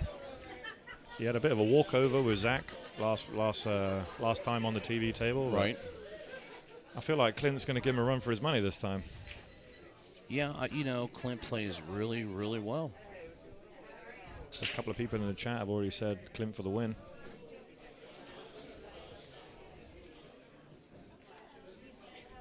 And I don't, I've known Clint for a very long time, and I've never really ever noticed him to be, get that nervous type of feeling when he's playing any type of player. He looks super comfortable right now. Problem is here with this shot here from the 2 to the 3. I mean, he's got to get. It's the 3 to the 4, I think. Yeah. It depends what angle he leaves himself. He can go right in towards that hole off 2 rails, but I think he would rather hold the center of the table personally. Just try and hold middle table. Yeah, he overstroked it a bit. Wanted to be where the black spot is, just above it. I mean, how good is it if he would just hit it just a little bit harder? He could come down in there nicely. He Wow. still has a shot. He can make this 1 rail, but I'd say he needs to hit it hard because he's going to go beyond the 8 ball. If he tries to hold this underneath, he could easily miss the shot. I would play to go through the gap between the 7 and the 8. Yeah, he kind of babied it a little. And he's going to leave a shot, I think, here for Archer. Yeah, that goes. That slides by the 6.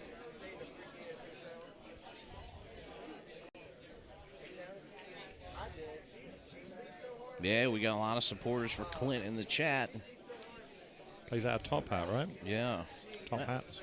He works the top hat. He plays out a top hat. He plays at a couple different rooms. Archer giving him some respect early on, which I like. Yes. Didn't see the value in taking the 3.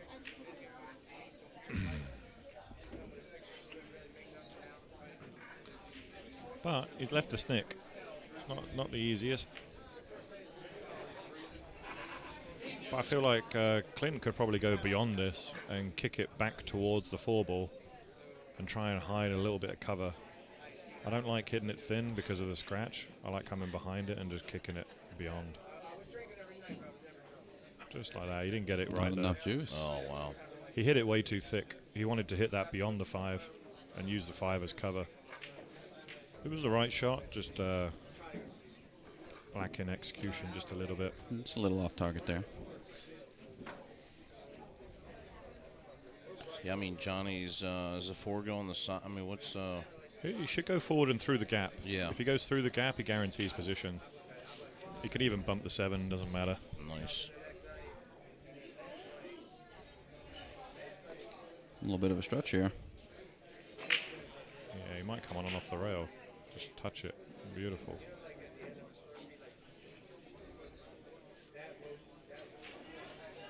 Johnny. And I totally forgot, like, when we were talking about that Johnny had never been here. Well, he had never played in the Maryland State, but actually him and Rodney came up not too long ago before the pandemic and the quarantine, and they were here promoting TSPN.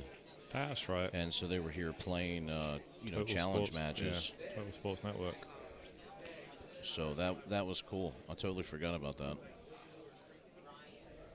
It's where the pros show a lot more confidence. They don't mind leaving these long. Oh, wow. Talked And him he out got of it. away with it. Maybe just a little bit early on, but this is such an easy jump. And with control as well. Yeah, I mean, do you jump this and try to go rail first, or do you just hit this No, full I mean, on? because it's only half a ball jump. It's not a full ball. You can play this with follow. If you play it with follow, you can even if you aim to hit this thin on the thin side, you're going to come down table. Or if you're a monster and you just want to draw it. I mean, and Clint's a tall guy like you, so it's, he's. I think he can definitely pop this has- over. Even yeah. if he stops it dead, the 8-ball's not difficult playing it long. It all just depends if he can snick this one thin.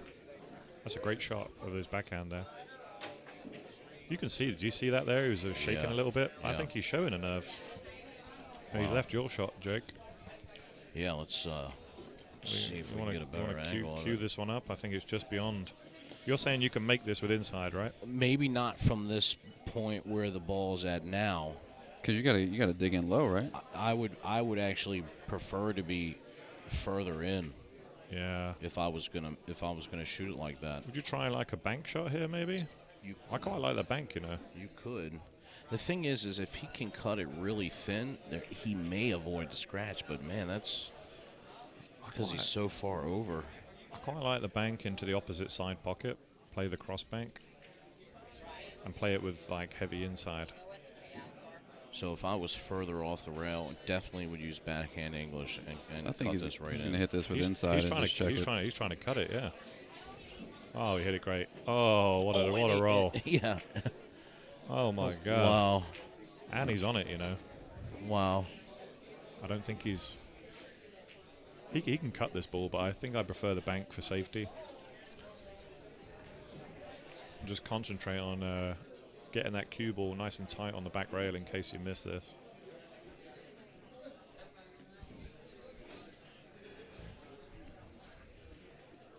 Or do you play safe? No, you can't play safe. I think you're supposed to play this to the side, and then let the cue sit on the bottom rail.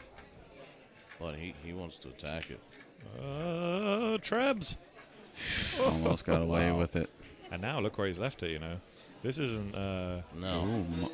He'll just draw it. He'll shoot this in the corner and draw past the side, right? Yeah, I mean, it's... Because this back cut, well, I mean, I guess I just feel more of a scratch throat on this one than I did the other one. He can actually avoid the scratch. He can follow this one. There's a bit more distance between the rail and the Oh, yeah, object he can ball. follow. Yeah, I see what you're saying. He can at least avoid the point. So he doesn't have to dig into it. Yeah. Boink. Wow, what a shot by Johnny Archer. He'll be fuming he missed that 7 and really dragged that one out.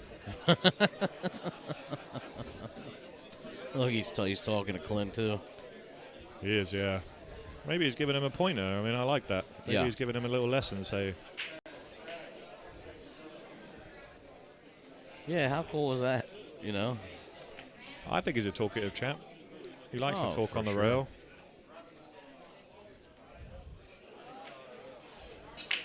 He was just a bit nervy on that jump, you know, and he put too much draw on the ball rather than just letting the ball follow.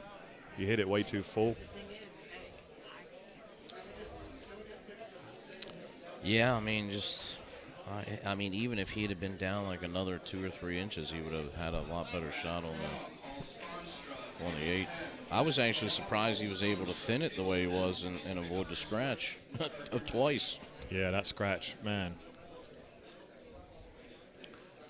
Scratch proof. All right. 1-1. We got a match. Let's take a look at his break. Looks like using his playing cue for his break cue as well. So he's not using a break cue that we've seen.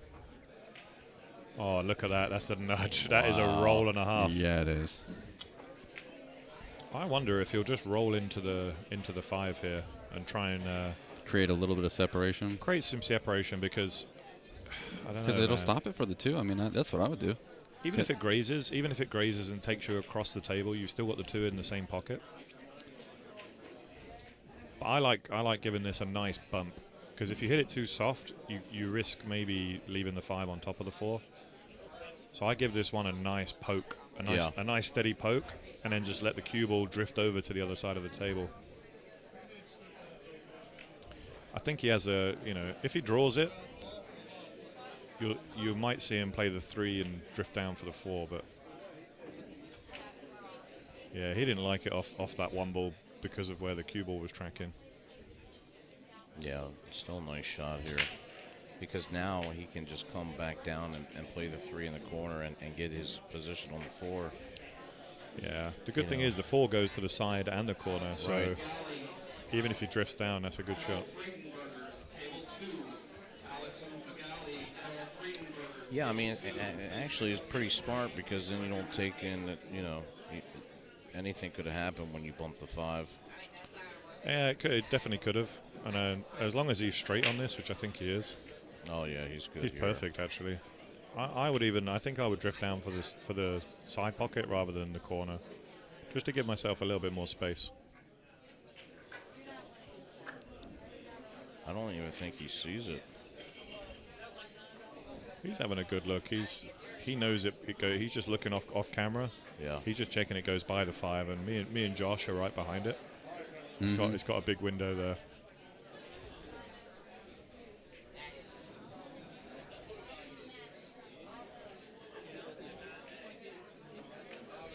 Perfect. Yeah, just afforded him just that little bit more room to cue this one.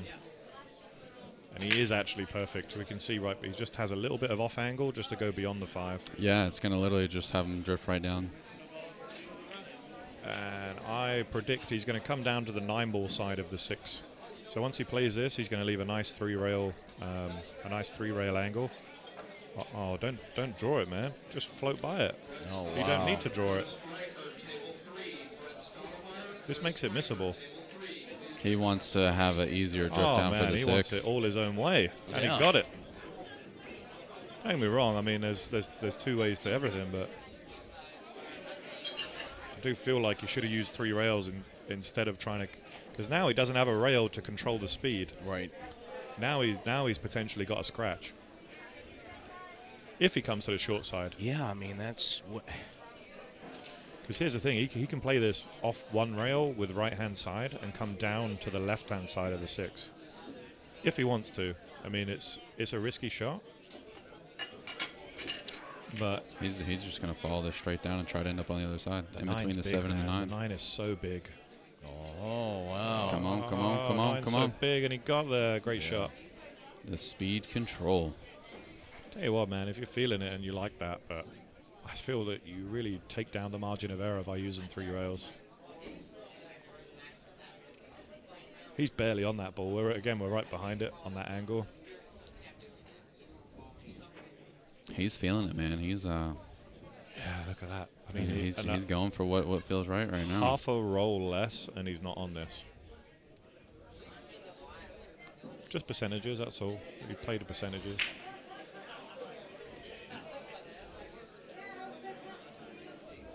Nice. Great speed. Perfect. Definitely got the game to cause an upset here, people. The people in the chat were correct.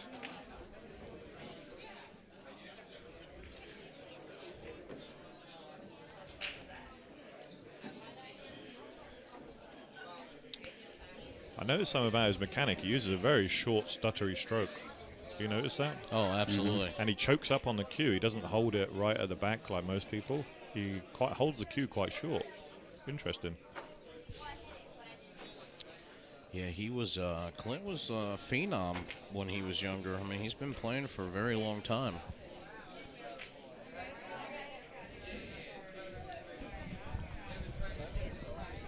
Is that Miss Sherry Gear in the house? I think I just saw her in the corner of my eye. Give me a rub on the shoulder.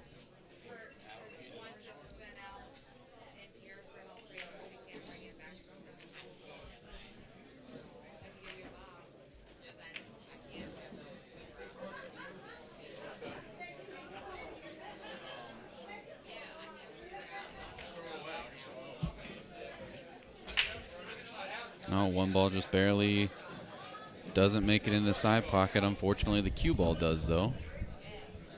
So Johnny really putting Clint in a position to do some damage here. He's already up one rack. He's got a decent spread. The only tight navigation is on the 3 ball. But with where the 2 lies, it's gonna lend to easy shape on the 3 here. So don't really see that being a problem. Just got to get from the 3 to the 4 cleanly, and you're good. Yeah, I was just saying earlier about Clint. I mean, when he was younger, I mean, he was like very far advanced, you know, when it came to this game. And I've known Clint for, man, probably like 17 years, or ever since he was allowed to be in shooting. And he's always really played at a high level. He's playing a nice, solid game. Like you say, he doesn't look phased. He's allowing his cue to do the talking, which is nice. One tough shot here. Again, he's not really left himself the right shape to get from the 2 to the 3. Effectively for the 3 to the 4. So you might see him bounce out and try and leave a straight angle or a little bit off. Because I don't think he can come behind the 9, if I'm honest.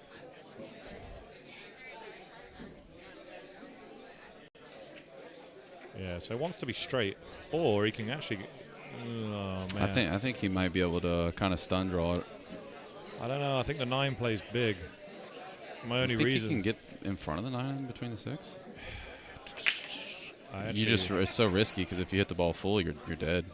I think I agree with you. Actually, I think you're right. Looking at the angle, it's obscure to us there, but I think he can get behind the 9 with a lot of right hand spin and just play it flat with right. So no draw, just flat with right. And pop it around the angle. Oh, look at this. Went for power instead. Force your way through it. The 9 ball just came right back out and said, not today. Yeah. And look at where the 5 ball stopped. That was the danger. And look at, see, one bad mistake leads to another, right? Yeah, he had about a half a tip of draw on that, too. So it was, to your point, it should have just been all right. If he didn't have that draw in there, he wouldn't have clipped the 9 right there. I agree with you. But, hindsight, it's a lot easier to see from our seats. Sometimes you get to zoom out, literally. Man, this is tough. He's going to try to spin this. If he spins this right, he could actually end up going into the 5. And if he gets his rail first, he might go 3 rails and connect with the 5. No, he's changed his mind here. Changed his mind, so just trying to guarantee the pot right now. Great shot. Oh, no. That's abusive. Man, what a nice shot by Clint, and then no reward. Yeah. No reward, and he's queuing over the 9. Well, what do you do here? You got to go into the rail. Right?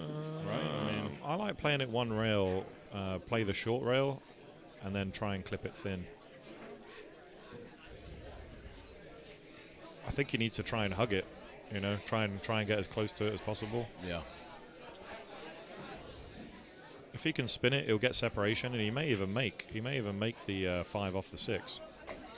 He's heading towards that pocket if he goes rail first. Yeah. Yeah, that's what I was thinking earlier. Yeah, I think you're right.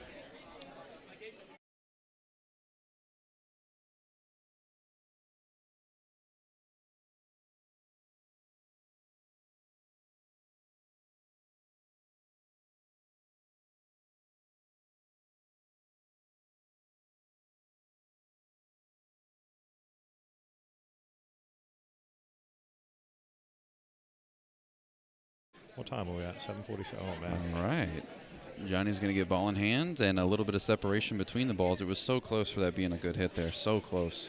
I mean, I think he was just trying to nip it and leave it tied up, and it just didn't work out, you know. Yeah, there was three different ways he could have hit that.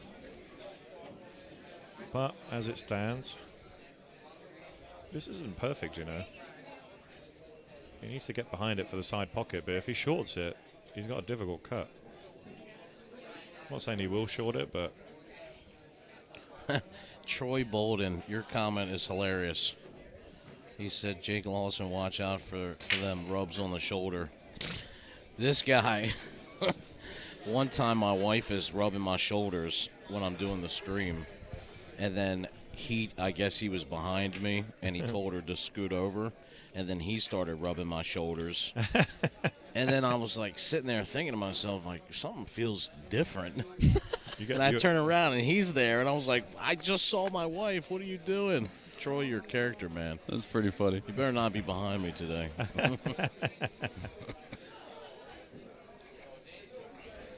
Well, somebody Archer. else that doesn't want to be behind is Archer. He's going to tie it up. 2-2. It was a nice little segue there, Josh. I mean, see, it's corny when I do it for YBW, but Yeah. it's great when I do it for BSN. no, it was still corny. That's part of the magic, man. That's I was part of gonna, the magic. I was going to reference the corniness from the podcast rubbing off on you. I don't know where it happened, man. Somewhere along the lines, I just got a knack for the corny punchlines. Hashtag YBW show. Check it out. Well, we just plugged ourselves. Yeah, how do we not have a full page ad for our own? Why didn't you do this? I don't know, man. Tomorrow. We should talk to the owners. Tomorrow we're posting it. I am having a strongly worded conversation with the owner of this stream. I might even send him an email. Yeah. I doubt anybody would even read it, though. Well, I know for sure there's one that wouldn't. Oh, man. Hey, Troy said he's at home on the sofa. You have nothing to worry about. I was scared as soon as I read it. I'm like looking around for him. It could be a double cross, man. He could, you know. I know. Yeah, he's juking you right now. He's trying to get your guard back down. He's on all fours somewhere. And get you worried and then make you relax, and then that's when he strikes. Wow. The double pump fake. Gets him every time. Sorry, guys. We're getting loopy here. I mean, hey, we have been live for 9 hours, so... It was like one of the only times we got out here early from setting up on Friday night, and Josh was still up until 2, and I was up until 5. Oh, man. So I don't know how all this works. Caffeine? I mean, getting home at a decent hour is supposed to mean sleep, but what's he? He's got the one here. Does the 2 go by the 9? I don't know, but I mean, do you see the 2-9? I mean, that is a possibility. If he puts a hell of a draw stroke on it. Oh, no, he drew it out of the pocket. Yeah, so he did try and come back for that, you know. Wow. Because if he hits that perfect, he hits the 5. In my opinion. Yeah, if he hits the 5, then Yeah, the combo is a lot easier from there. All right, Johnny's got a chance to... Yeah, but look now, the 3 is a little bit in the way, I think, because of where the 1 is. 1's sitting off the pocket. Oh, it is. And ooh. Oh, he looks like he's Because, juking me. yeah, this is no good if you try to swerve the 3. Is there enough room for him to go behind the 4? What is it, the 4 on the side rail, on the right side rail? Wow, that's... It is the 4, that's correct. Is there enough? Is there just enough of a window to eke that by with a little bit of... No, man. I don't think so. He'd have to put a lot of twist on it. I mean, it's better than going that way, because if you go that way, Well, it looks like it's past the point. Is this? He might be looking for the double kiss, you know. Oh, he's playing it easy. Yeah, look, Smart. double kiss. Because if you hit that hard, that one goes Pop. nowhere. Yeah. And leaves Clint a shot. So that was actually pretty smart. I mean, it is Johnny Archer, for Pete's sakes. I mean, Clint just made a good kick shot like this, so... I mean, Yeah. granted, he's got to twist this one a little bit, I think, because the 8 ball's there. But there's no reward, is my point. I don't see the reward in it. Obviously, I don't think he's got anything else. I think he's gonna have to play it and then play the safe on the 2. But Johnny just played a really smart shot there, man. That's one for the memory. That's gone in my memory banks.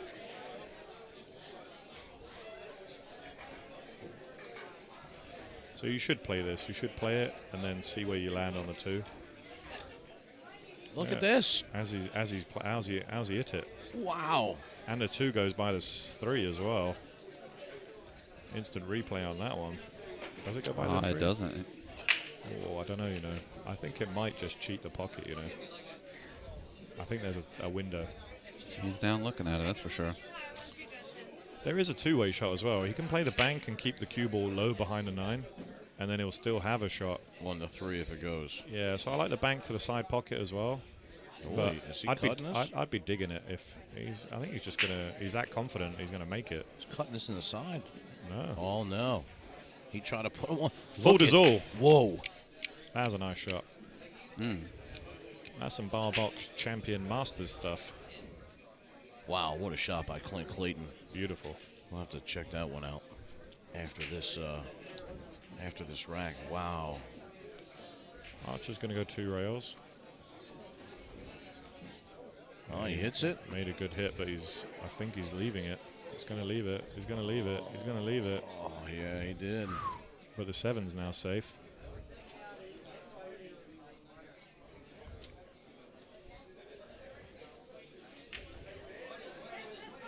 Wow, yeah.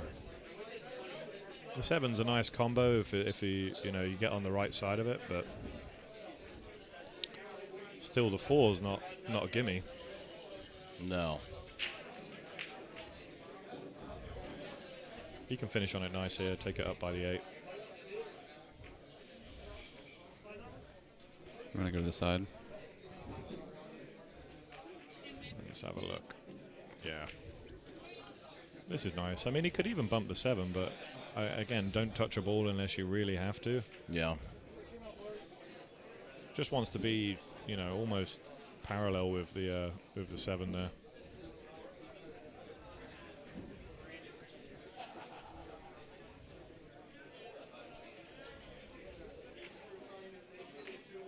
Whoa, not that parallel. Well, I mean, this might go on the side. Yeah, I think. Can you see the edge of it? Yeah, I think I'd prefer this to the side. Actually, maybe. Well, it doesn't go anyway. That is. I don't think it goes. That is awfully close. You know what? A little bit of inside, but he has to slow play it. These side pockets are brutal. Yeah, absolutely. If you can see enough of it, you definitely have to slow roll this in. I agree. And the 7 now is a little bit more. Now he's bumped the 9. The 7-9 is more difficult. It's only 2-2, and I'm edging forward. I know. I think he can. Let's see. I think he's playing safe. I think he has to play safe. He's going to try and bring the cue ball round back for the 9. Look at this.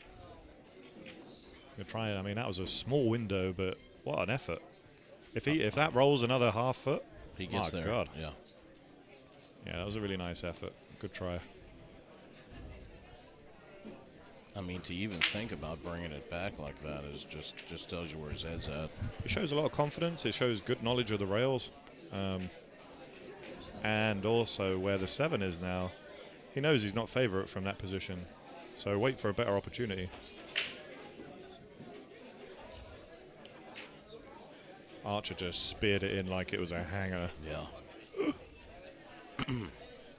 Now the question here is, what do you try to come over here and mess with this, Del? I don't mess with it. I just try and drop below the 9. Yeah. He might be thinking different, so he's obviously queuing up the combo there. The combo, but you at least looked at it. It depends what your preference is. I like dropping in behind the 9 here.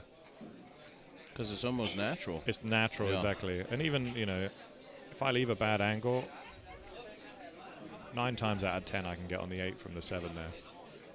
However it leaves it. But Archer could come twice across, so he could go 1, 2, and then back to the middle of the table and just leave a straight combo. Or straight into the 7 to make the cut. Right. So the closer he is to the center table, the better, really. Yeah, he's opting for that. A little bit short, but very makeable.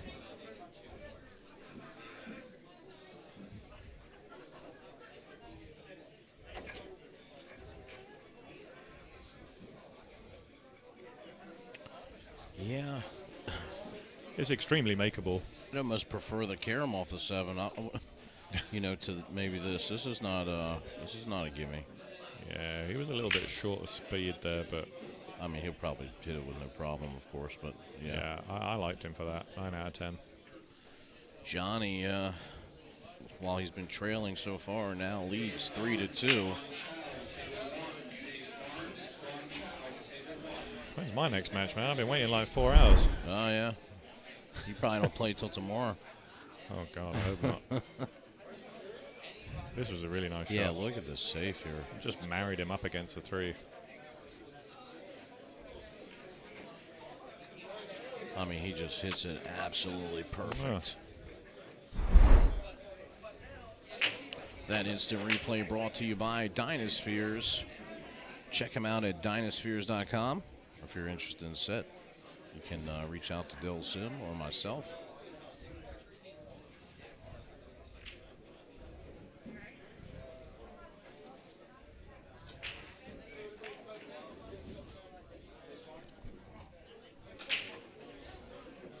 Wing ball flies in, 1 ball flies in, cue ball hangs on for dear life. Wow. And with a shot on the 2. Wowzers. There's a shot on the 2, but I don't know if he's gonna have a long 4 unless he feels like poking this round the rails. I feel like he's gonna leave himself a semi-long. He might come underneath the 6, The 6, yeah. Just come underneath it, leave a long. Oh, that really checked up. That really checked up. Do you see how heavy it hit that rail because of the humidity? I think he's still on it, Yeah. That was lucky. I mean, he looked like he was queuing up a tad inside, though, too, so. See, this one's difficult again because controlling the speed on this and just taking it forward is a lot more difficult than it looks. You almost have to play like a slow drag shot to then follow the... Man, he looks like he's trying to draw. Yeah, maybe he's going to bump it because it's just the easier shot to stroke. Oh, he cheated no. it too much. That was more difficult than it looked. Boy, he spun around on the spot as soon as it rattled too. He couldn't believe it. Yeah. And he's still venting in his chair right now. This is the most animated I've seen him. Well, yeah, I mean, he's only 1 rack up. Now, the question here is do you come around for the 5 in the same pocket, or do you try to check it up off the rail? I like going around it, I must admit, but I also like just straightening it up like that.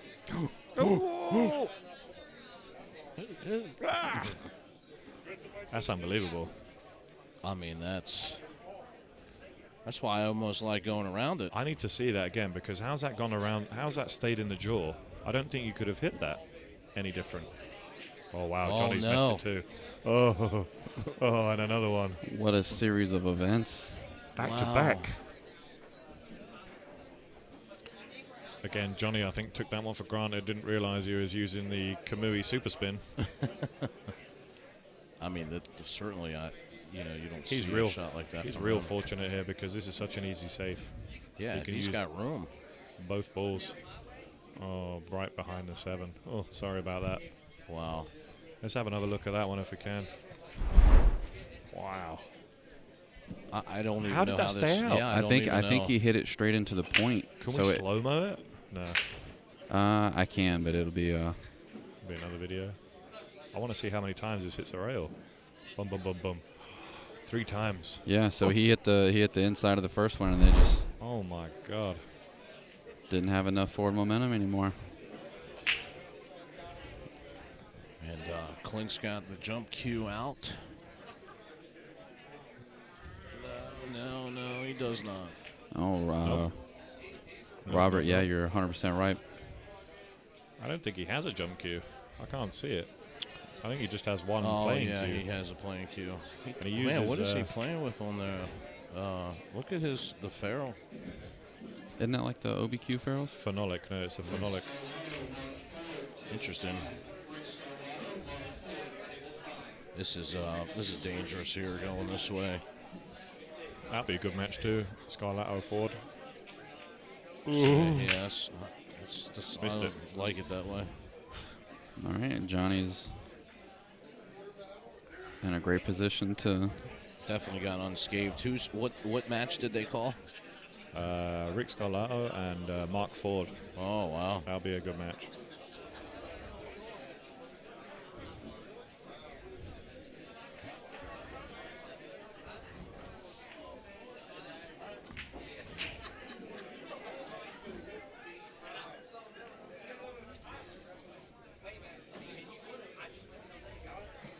This is nice. Draw it back.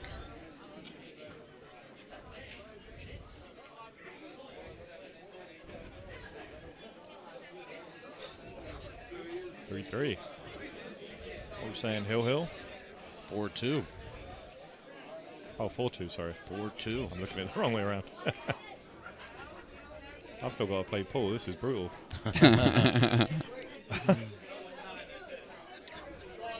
Well, we only got 2 hours left, so. I know, mate. Yeah, I'm going to have to make it a quick one.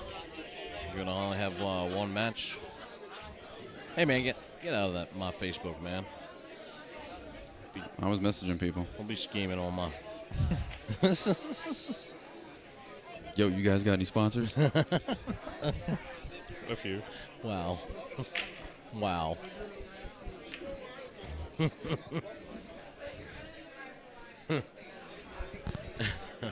Where are we even at? I'm way down the bottom, man. Well, I'm surprised that they got as far as they did on the A side of the bracket. Yeah.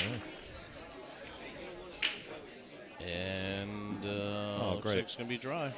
And a 1-9 setup. This might be a quick one for Johnny. It looks like they're stopping at the green on the... I think the green is matches that are going on. I'm playing Jeff Purvis. Oh, don't recognize that name. Nope. I think they'll stop at the green there. What do you think? The green, yeah, they're still awaiting an opponent. The green is. I think that's the line they'll stop at, perhaps. He's played twice. Yeah, 17-24 has got to be the line. But the other side has to get to 32 at least. Yeah, so the green side is. Yeah, Really we have to get to the 25s. Oh man, look, there's a lot of matches that aren't on here unless it's not updated. Wow, which is possible. Sorry guys, we're looking at the online bracket trying to figure out what the game plan is going to be for the rest of the night. Some interesting circumstances with all the COVID stuff. There's time constraints put on the venue itself that nobody has control over. That was a great shot there. Can we post the link in the chat or no? Yeah, yeah, absolutely. The link is actually in our description. Oh, there we go. On YouTube and on Facebook. So you can have a look at the bracket online, guys. It is being updated in real time. Do you hit the Jesus shot and draw into the point here? I like going forward into the point. Yes, yeah, easy too. You don't have to go. This is just like a pocket speed shot. Yeah, use the weight of the cue ball. You're right. Yeah, perfect. Maybe probably doesn't want to be shooting over the 7 so much, but I'd be taking these with everything I had if I was 4-2 right now. Again, it's just a little bit of preference here. I mean, he doesn't hang that 4 ball. Yeah, he has to draw this back. And he's up one, Johnny, if this doesn't happen. Oh yeah, that 4 is huge, right? Yeah. He keeps standing up with the player next to him. You can see him kind of queuing on the counter there. That's old Graham Swinson right there. Clint wants to. From North Carolina. Yeah, he's another young beast, isn't he? Yeah. Clint who? His name is Graham Swinson. Swinson, okay. From North Carolina. Looks like he made short work now. Another young kid and plays really well. Okay. He's like, reminds me of Dylan at that age. Yeah. Just think where they're going to be in 10 years. No, I was just talking outside about the kid Joel was in here 9 years old, and I keep thinking to myself, can you imagine, like, if we played at 9? I didn't play until 22. But I'm like, if I played at 9 like these kids, I mean, who even knows? Oh, wow. That was always the danger there. That was a dangerous shot for me. If he makes it, though, he's out. As it is, he hands another one to Johnny.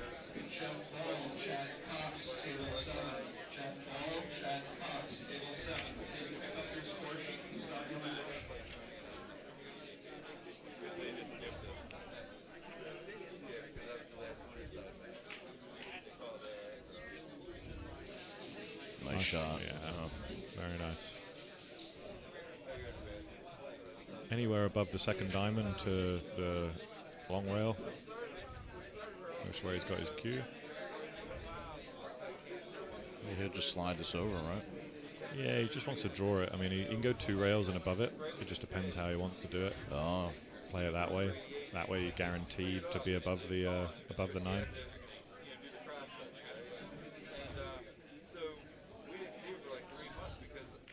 Ooh. Played that one to the sporty side. Overcooked it.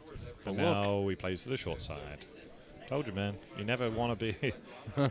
It never happens when you want it. Wow. That could be the big swing of this match. Just the fact that he's been able to luck this one out. Is it straight? It's almost straight in, right? Yeah. I think he just has to roll it for the 8 in the side here. Oh, yeah, man, I mean, that's all you got to do, right? Anything off angle and jeez. Oof.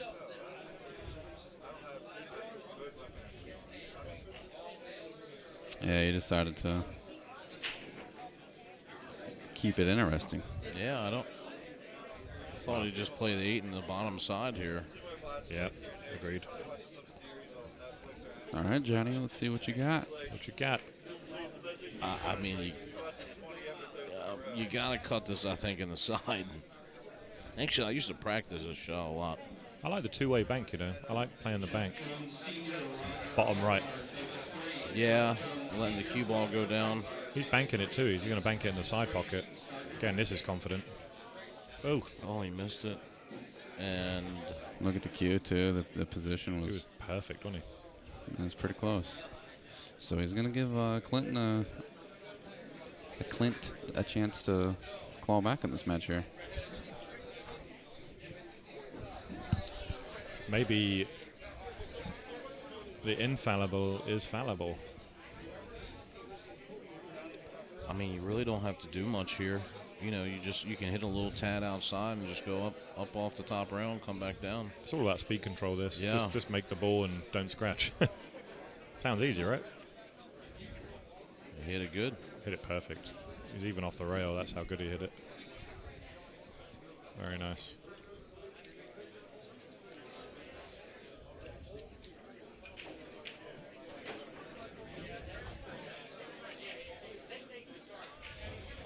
There it is. Great Gets stuff. one back. This is what everybody wants to see, though. You know, they want to see it's Johnny obviously well accomplished, but you know there's something about rooting for the underdog. Everybody is wanting to see Clint take this down. Make no mistake, Clint could be 5-3 in advance right now. Oh, yeah. He missed a couple of sitters. Giving Johnny just a free shot at a couple. Clint's hanging tough, though. Yeah, we'd expect that. He could do with a dry break here.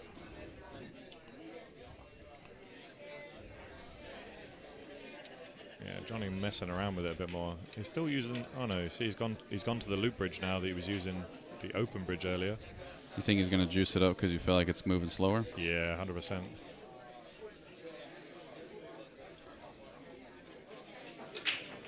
There's a lot more humidity in the air right now than there was earlier. I feel like it was a bit drier earlier. They were consistently making the wing ball earlier. Now it's not really happening. He does get a ball down, though. Yeah, and that happens over time, especially during the course of a day, over 10 hours. The table's going to react differently. I don't like this shot, though. I really don't. No. There's a lot that can go wrong on this if he chooses to play it.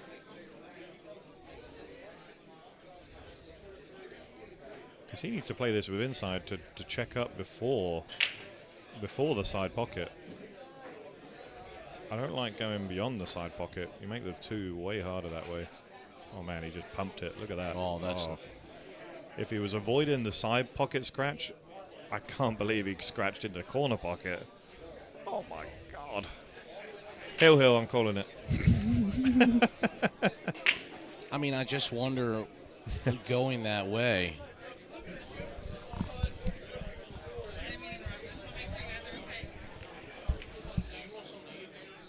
Yeah.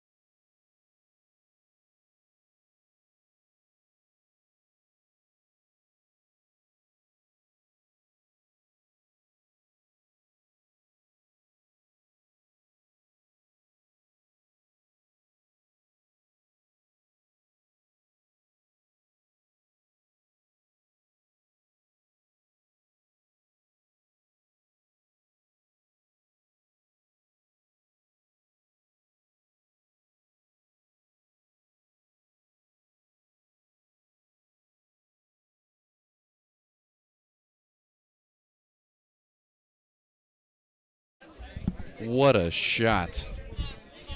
What a great shot. Yeah, he had ball in hand. He managed to get safe, impossibly. And then what a shot that was. Holy, I mean, yeah, he had to hit it dead perfect to come around. I mean, that was a fine. I don't even think I could cut that. Not using a rail. I mean, there's no reward here. He's going to play a great safe, though, I think. He's got a really nice chance to get behind the 9 here. He can just play this one thin, try and keep it behind the 8, and then float down towards the 9. 2 rails. Oh, he just chose just to check it up like that. That's nice. That was risky playing it that way, but I know it's not much distance, but it's effective. Yeah, I mean, it's forcing Johnny to have to come with something here. I'm sure he doesn't want to get knotted up before. It puts him in the ascendancy, which is a good thing. You know, because Johnny now has to make a good hit and get the cue ball safe.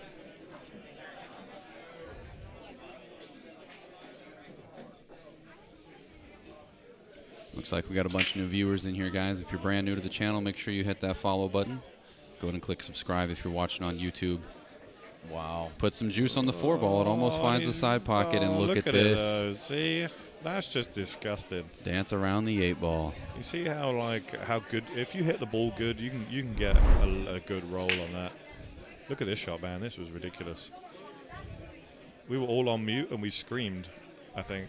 I think it's good that we screamed and we weren't live. Look at that shot. Unbelievable. He was so unlucky not to get better on that 4.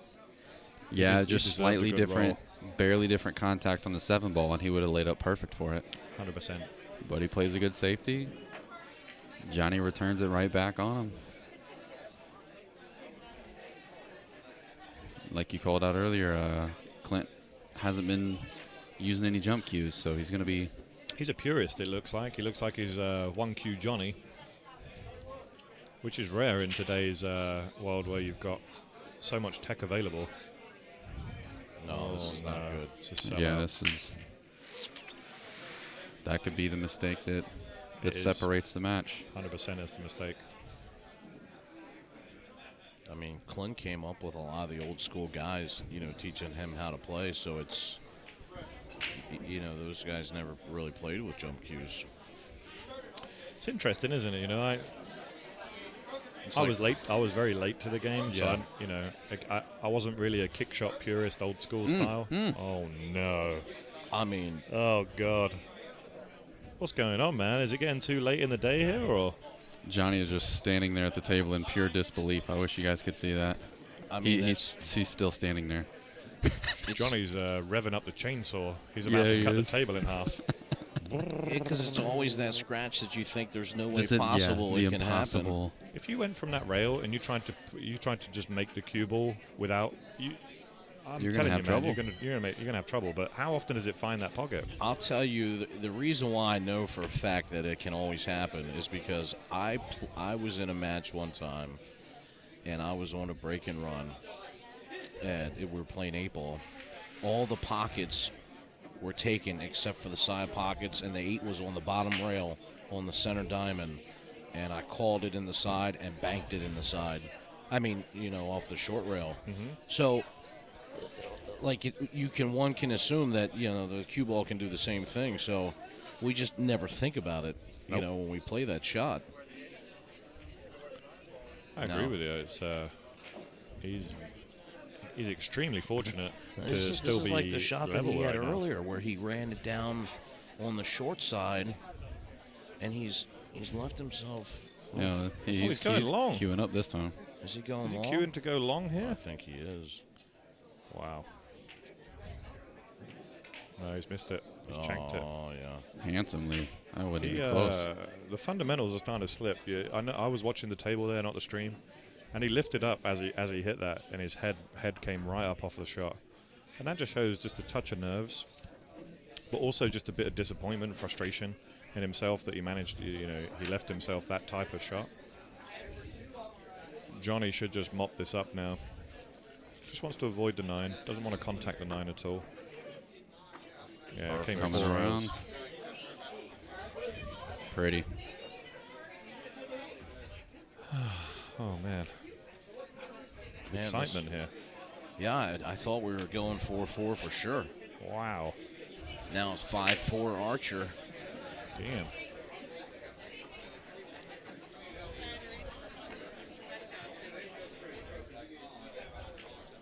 Thank you, fellas. Yeah, Clint's shaking his head. He can't believe it. Yeah, Johnny just taking a break. I may have just gone and played the short side, Yeah, Clint's letting him stew on that one. I like. Archer's letting Clint stew on that miss. Yeah, little mind games coming out right now. Yeah, I definitely like that. Yeah, wow. I need to start putting these things in my repertoire.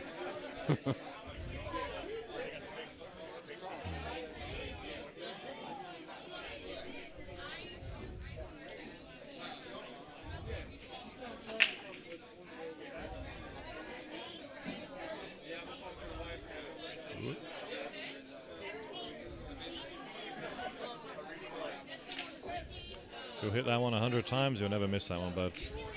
Yeah.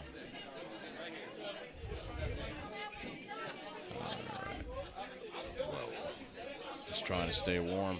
Smart. Kid is smart. He's not really a kid anymore, but. And he's a super nice guy. I mean, Clint is one of my favorite people, so. Is Top Hats closer to you or further away? No, everything's about the same. It's about the same distance, Same. an hour from me, but it's east. From your farm? Yeah, yeah. They have it's all 9-foot gold crowns in there. Oh, nice. It's a nice place, and they've actually done some. How far is it some from here? Probably maybe 30 minutes. Okay.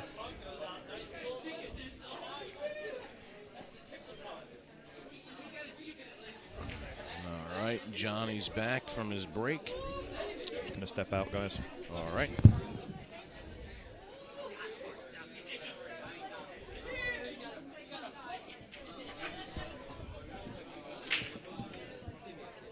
One ball rattles the side. 7 ball rattles the side.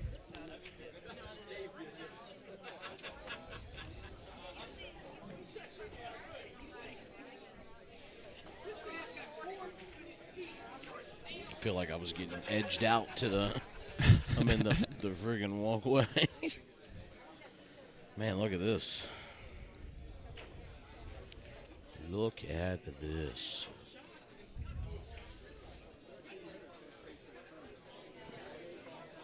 The 3 can go in the side pocket here, which should lend easy to the 4, being that you got to play precise position here. But you got to get from the 2 around to the 3 after you figure out what to do with the 1. So there's a lot going on here. Yeah, Sean Wilkie Donna is still playing.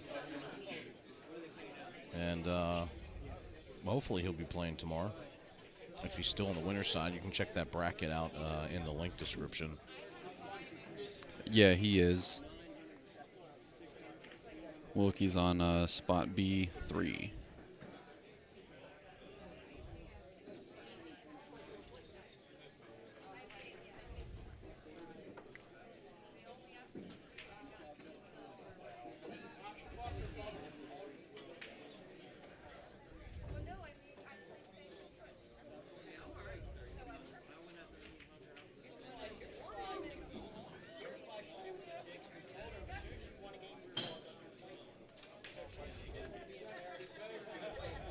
Oh my goodness, that 1 ball almost made it to the side pocket.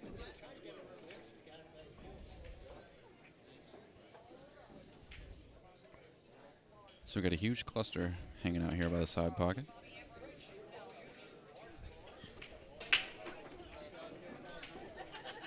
Guys, if you're liking the live stream, go ahead and hit that thumbs up button.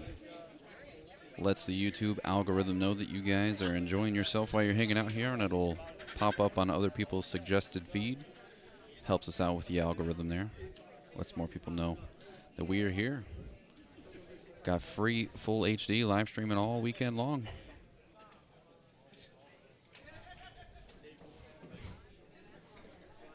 Nice. Look at this 1-1-6.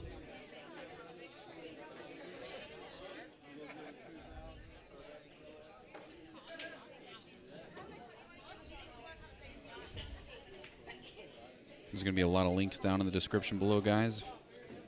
If you want to show some more support beyond sharing the stream and hitting that like button, you can always make a small donation. Everything helps out. No amount's too little, no amount's too big. Also a ton of links down there for our sponsors. Go ahead and check those guys out. If you're going to be shopping with somebody like the High Rock store or East Coast Prime Meats, we do have some discount codes. If you have any questions about how to utilize those, just use those. You can let us know in the chat. You can hit us up in a private message. Be glad to get everybody taken care of. We're a huge fan of supporting those who support us and support the sport. Clint's looking to do some work here on this rack, because it's definitely not an easy out here. Oh, he did. Contacts that 9 ball full, and that might be a problem. Yeah, look at that. Shaking his head.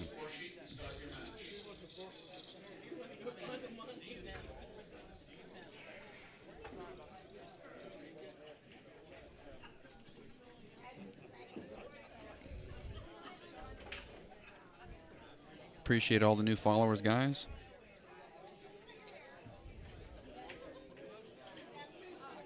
Michael Bumpus, OG Stooge, Cloud Dizzy, Leonard Zink, Romestade, George Gotze, Draxy, Jacob Warren. Welcome all, guys. Welcome, welcome. Oh, wow. Yeah, he had an opportunity there, and it's tough. Kyle Bowman, welcome to the stream. Yeah, Kyle, I'm actually messaging you right now about the Predator light. So thanks for your message, and also thank you for your donation. We appreciate that.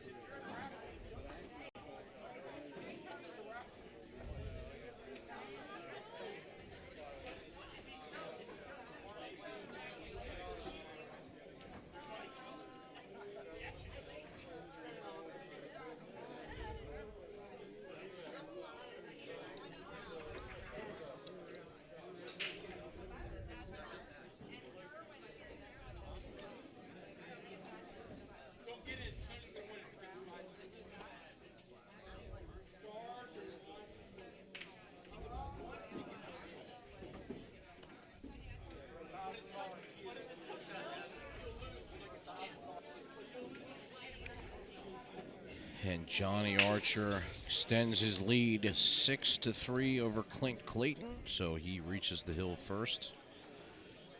And Clint certainly has had his opportunities here.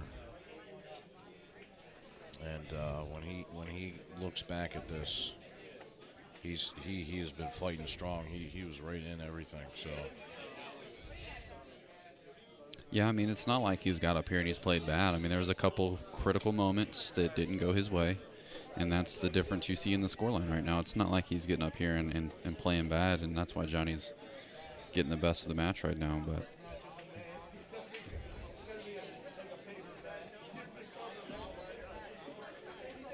looks like we got a ton of people tuning in on YouTube. Appreciate you guys. We are live streaming on YouTube and Twitch. You can take your pick. One awesome benefit of YouTube is that you can actually pause the stream and rewind it. So if you need to run to the bathroom real quick, you can always pause it, and you can resume play just like you would a DVR. Man, this one ball just hides right behind the 5 ball on the side rail there.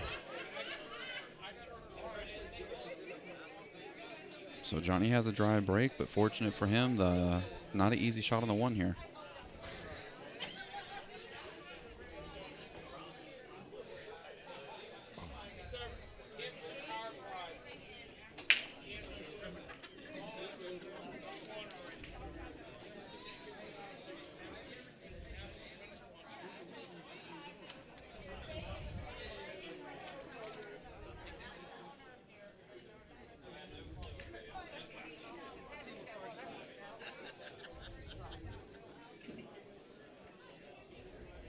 Got to find cover.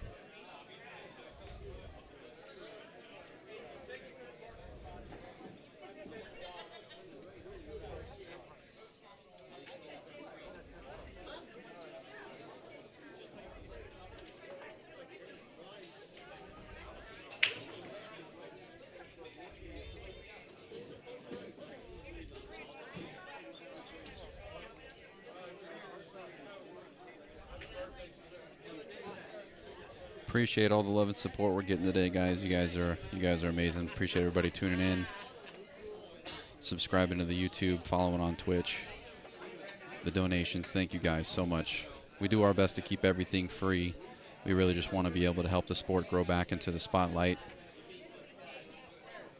even if we got to be the ones holding the light. That's what we're going to do. Dun-dun-dun. You like it, Jake. You know you like it. The light. Yeah, mute us for a minute. In the link description, I'm pretty sure that the donation link is cut off. Is it? Oh, does it just say ... Yeah, I don't. Maybe that's because I copied it from YouTube, but. Yeah, sometimes when you're on YouTube, like the whole link is here. Yeah, see, this is a clickable link, but if you copy it, yeah. So you got to copy it from the stream descriptions page that I have right here.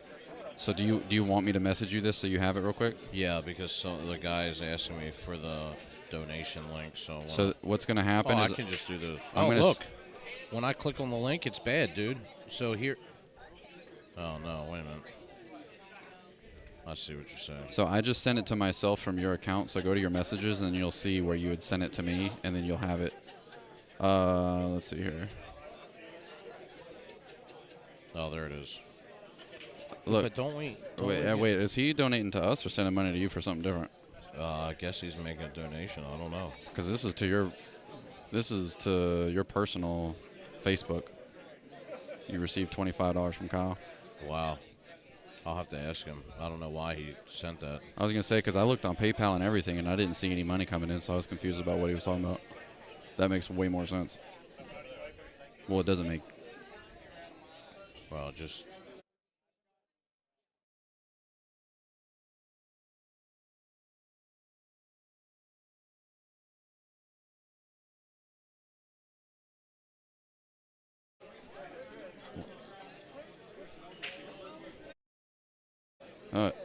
Yeah.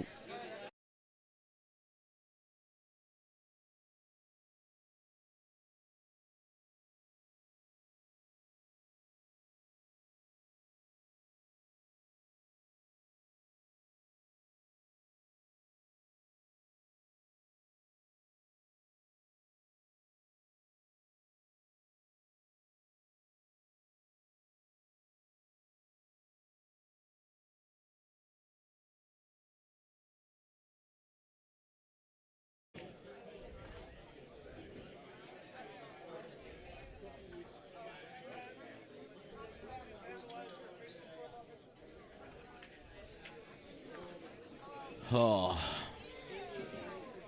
Clint is going to. A little bump there. Still okay. Got the 7 up on the rail over here, so he's going to have to do a little dance for the cue ball to get above it, or since it's bar box, he might elect to just stay below it, just run it up table.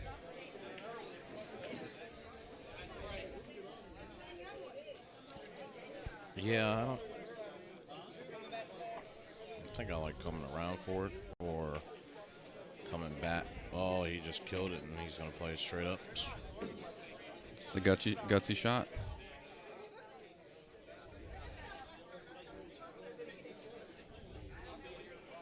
I mean, but though for Johnny, you know, playing on 9-foot tables all the time, I feel like this it's not even a thought in his head, you know. Oh, look at this. Wow. You didn't know Johnny was getting married today, did you? Yeah. That is not what he wanted to do. Del Sim is back playing again. It is last call for the kitchen. If you want food, you need to order by 9 o'clock. Wow, good thing. You have to order by 9:15. Thank you. Robert A. in the YouTube chat says, to be frank, Clinton has had his chances. True, yeah, absolutely, guys. Cohen Bell's on. What's up, Cohen? Yeah, man, sorry we missed you. You should be here playing. We got Drez in the chat. Thank you guys for tuning in. I think he wanted to get a little bit further down table, but I mean, still what a smart shot, though, you know. Yeah, I mean, considering that you're married to the 8-ball here, you put pressure on your opponent. Yeah, I mean, he's got to, if Clint wants to attack this, this is tough because there's a lot of things that could happen. You know, he could scratch down here in the corner trying to come back around. He's got to put a little pace on it because the ball is far out from the pocket. So let's see how he hits it here.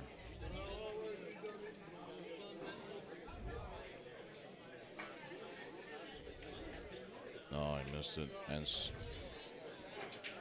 the reason why I missed it, though, is because he was trying to come into the rail here where he hit. That way he could lengthen the shot out. I feel like that ball gets missed a lot just because of the steep angle you're coming into it. Adds a little bit of throw to the ball itself. And if you're having to put spin on the ball to get the position that you need, it just makes everything so much more complicated. Where a very wise man once told me that you cannot control, it's tough to control spin and speed. You know, you usually should just pick one. And, you know, when you're trying to do too much, things can happen. Look at that. Wow. Look at that. Did he marry that to the 9? Oh my goodness. So he might have taken the corner out of the equation here. Yeah, I think he's frozen on the 9. He might have to bank this. He may have to kick at it. Boulevard burger with American cheese. Pepper Jack mine. Yes, sir. Thank you, gentlemen. I'll put you back some snacks. You guys need silverware? Sorry, Jake. Ketchup? Gotcha. We just got our food delivery, and it looks amazing.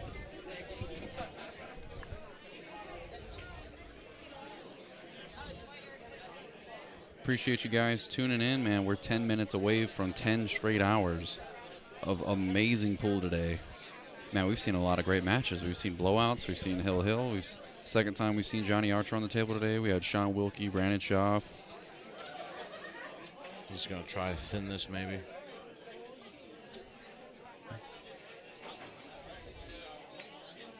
Well, he tried to force it.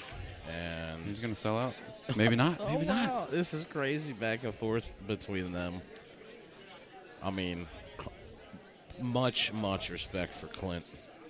I mean, he is just hanging tough with Archer here. Yeah, he really is. Couldn't be a nicer guy, Clint, either. So, love that guy.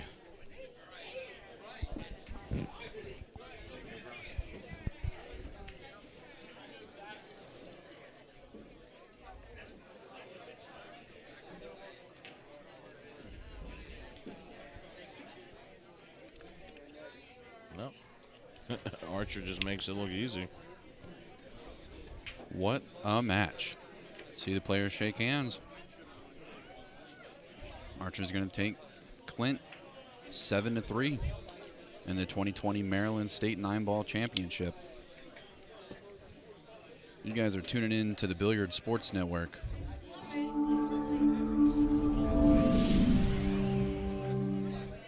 Going to be bringing you guys another match here soon. Don't go anywhere. Go ahead and hit that share button. If you're enjoying the stream, hit the thumbs up. Hit that like button. Let us know that you're enjoying the content. We have more matches coming up tonight, and we got a full day of streaming going on tomorrow as well. Just a few minutes away from being live for 10 full hours. Guys, we do what it takes to bring you guys the coverage you want to see. We will be back momentarily.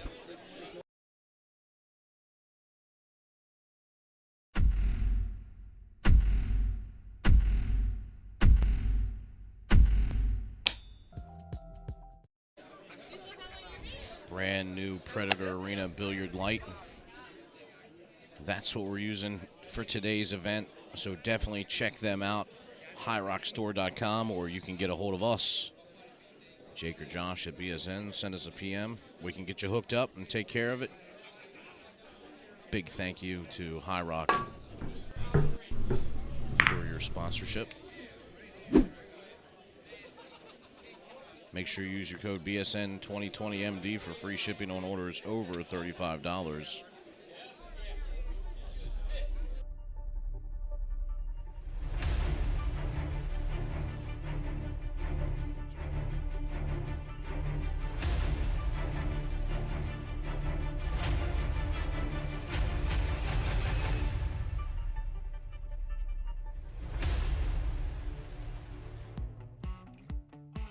If you've been dreaming of having the best food for you and your family, now's your chance. Introducing East Coast Prime.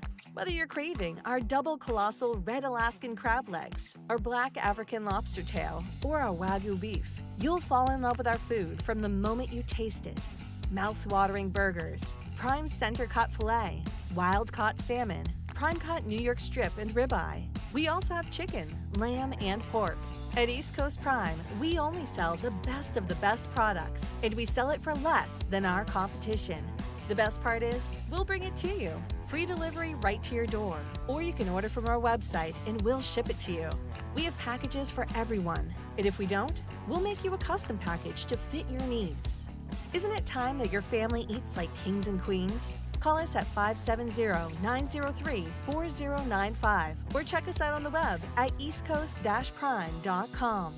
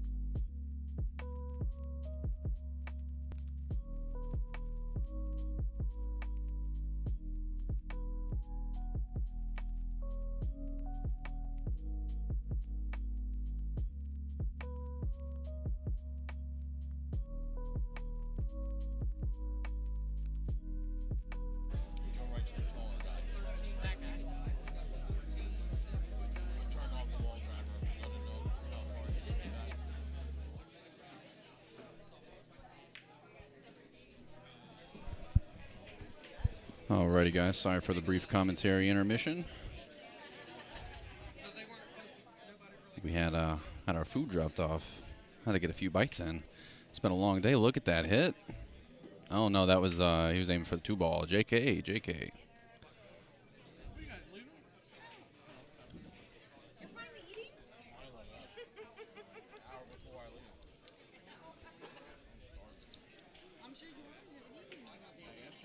Tony Long going to come around here for the 3-ball. Nothing too crazy going on this rack here. Just draw out a little bit here.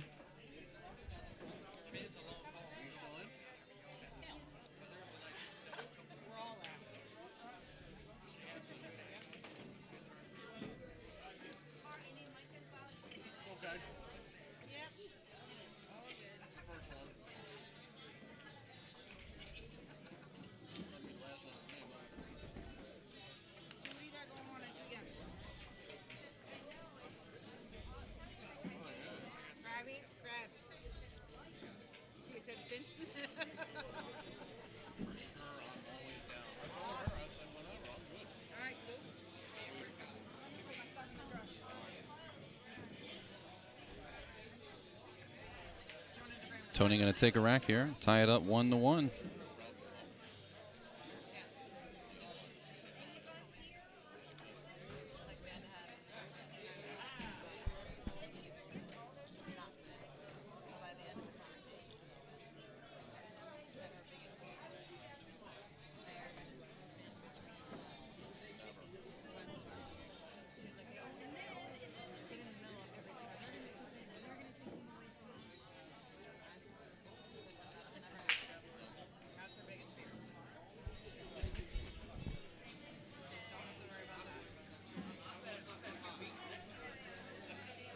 Tony Long to break here. Wing ball flies in. 2-ball comes barely short of the side pocket. And he might have this 1-ball here. Looks like it'll go by the 8. 2-ball sitting out in the open middle of the table. Shouldn't have any issues there.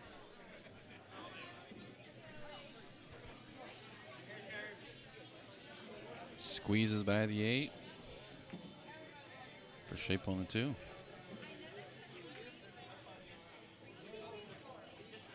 Probably just draw this back for the 5 in the side pocket here.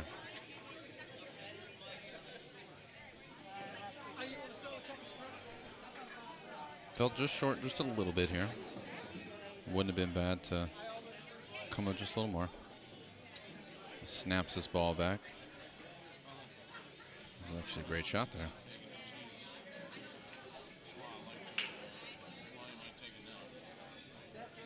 Uh-oh.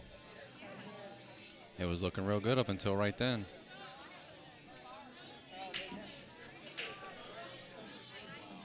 Great recovery.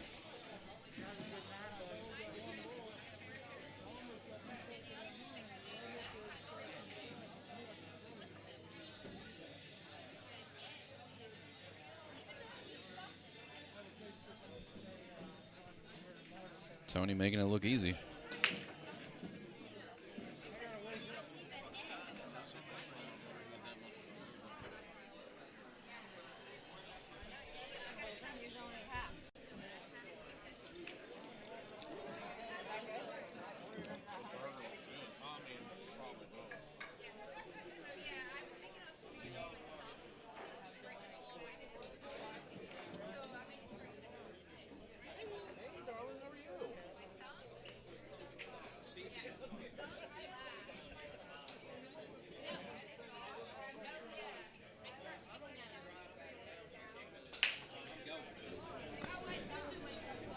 Oh, no. One falls down, but so does the cue ball. You know, did you notice that last rack that Tony purposely ran out rather than trying to take the cheese with the 9 sitting in the corner like that? I mean, he was firing them away too, man. Yeah, he is that. I really like Tony Long. I've liked him for a long time. He's been one of Maryland's top players. I could tell you if this guy played every single day, nobody would beat him. He is. He's been one of the best here for a very long time. Not to pump him up too much, but I was just quite a compliment. Yeah, I was just looking at it, watching that last rack, and I'm like, this guy's gonna just run out. He's just beast mode and right not now. even worry about the 9 sitting in the hole. And he makes it look so effortless, don't he? Look at him. 100%. He's just cruising, easy, no stress at all in his body language. Just cruising. He fell short. I mean, he's got out of position a couple times, but man, he's firing these shots in like he's straight in line. He still may try to back up this 8 in.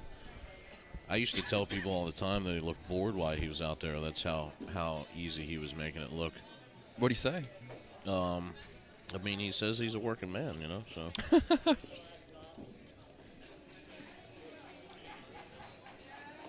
Let's see. Is he going to play the 9? While we try to cut it, and he leaves it in the jaws. Ooh. Yeah, this is not a gimme here. Yeah, I mean, I don't even know. This is tough. This is not an easy shot for anybody. I mean, if you can play it just, easy enough to make it, then you're gonna have a shot on the 9. But who wants a slow roll from this far away? Yeah, see, and he makes it. What a shot! Joe Wright with an excellent shot from out of the jaws of the pocket.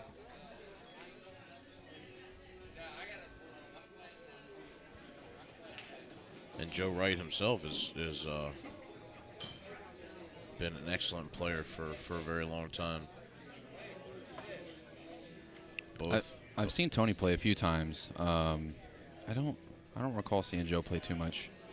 Yeah, he's played I think he's played in most of the Maryland States, but very, very good player and super nice guy.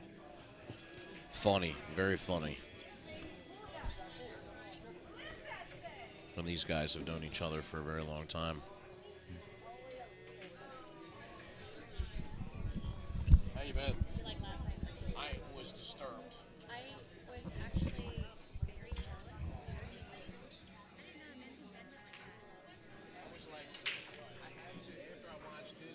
Look at the break.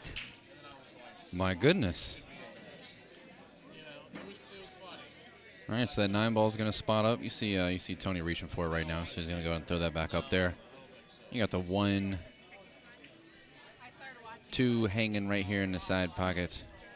It's going to land down table for the 3 pretty nicely. 5 ball, he might have to shoot up table, and he must have put his feet down in the wrong spot here. He's just a little bit out of line on the shot. Took it for granted a little. And now Joe's at the table with not a great opportunity.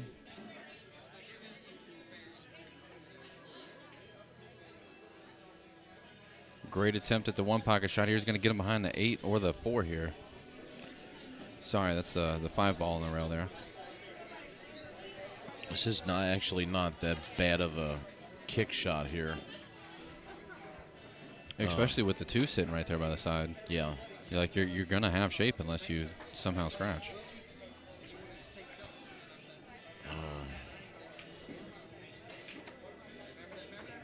Yep, that's what I thought. Boom. That'll be a nice replay there for Tony Long. He just kicked it right in. Yeah, given that both balls are laying on basically the same plane, made it really easy to pinpoint. You just had a hit right after that side pocket, and he hit it really well. Could have ended up a little bit better. Well, that's not what he wanted there for sure. I was just saying that he could have wound up a little bit better on the 2 ball. That's why he kicked the 1 ball as hard as he did. And just got unfortunate there.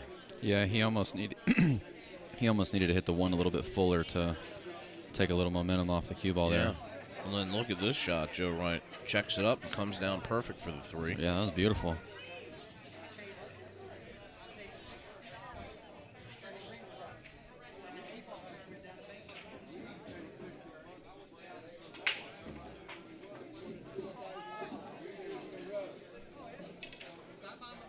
And now you got to decide here whether you want to go under or over the 5 and play the 5-8.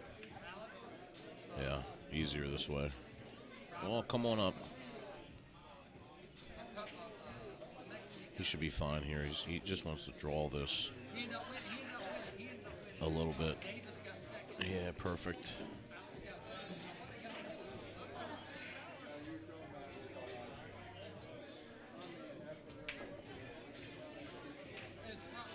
Whoa. Yeah, that almost didn't find the hole.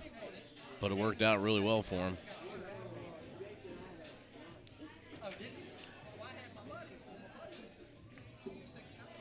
You can just draw this right back out to the middle a little bit.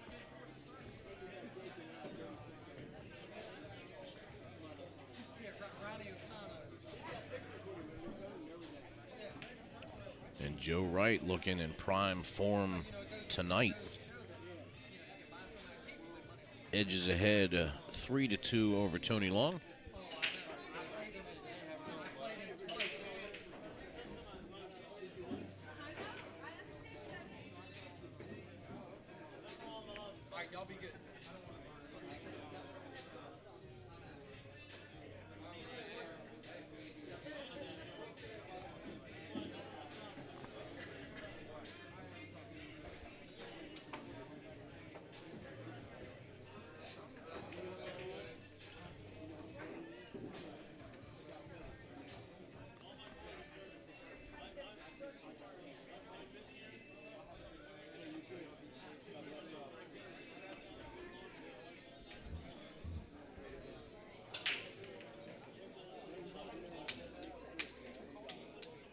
And just come up dry here.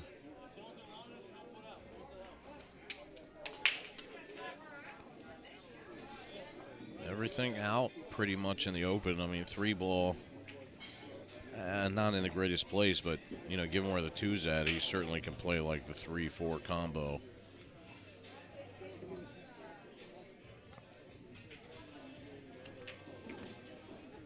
If he's got an angle here, he can go forward with some inside to make sure that he... Yeah, perfect. Hold up. You don't want it to bounce too much. That's a good shot. Just leave the 3 right there where the 4's at. And this is what I was talking about earlier, just about once he gets in a rhythm here.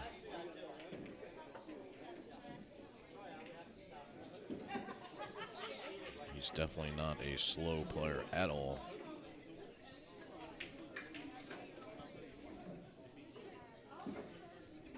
No, he seems to be like a momentum. Oh, he's definitely a rhythm player. Yeah, that's the word I was trying to say that didn't come out of my mouth. It doesn't want to be right directly on the rail. He's going to draw this back. Yeah, he's not even phased by it. Oh. Almost got. Yeah, I think he's okay here.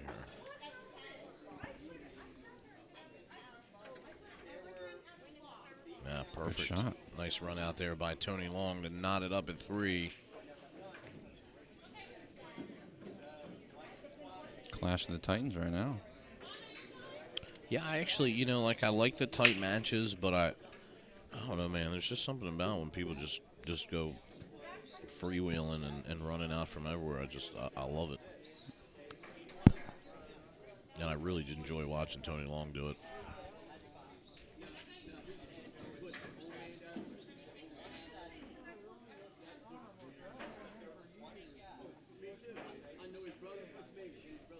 Oh, and I was talking to the guy, Joe, who, oh, man, who did the guy Joe play? Scott Haas. And he said he went back and he was listening to the stream, and he said he was just laughing because we were asking him, we were talking about if he was going to jump a particular shot. And he was like, if these guys only knew that I don't even have a jump cue, I just have one cue in my bag. So I break and I play with it. He's like, I don't even have one. I was like, oh, man. He was like, I was just laughing. And, you know, he shot great, man, because Scott's a tough dude. And he was a little hard on himself, obviously, but, you know, he got your job done, and that's really all that matters. So, Joe, kudos to you.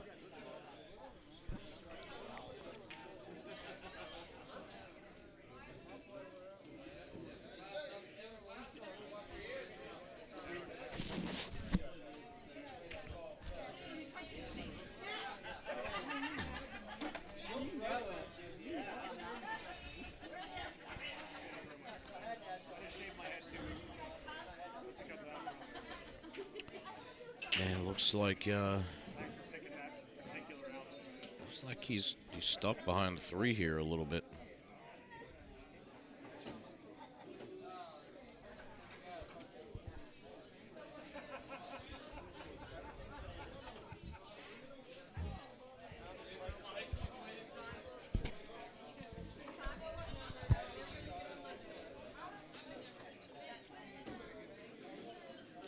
Let's see if he tries a little bender here to try to make the one.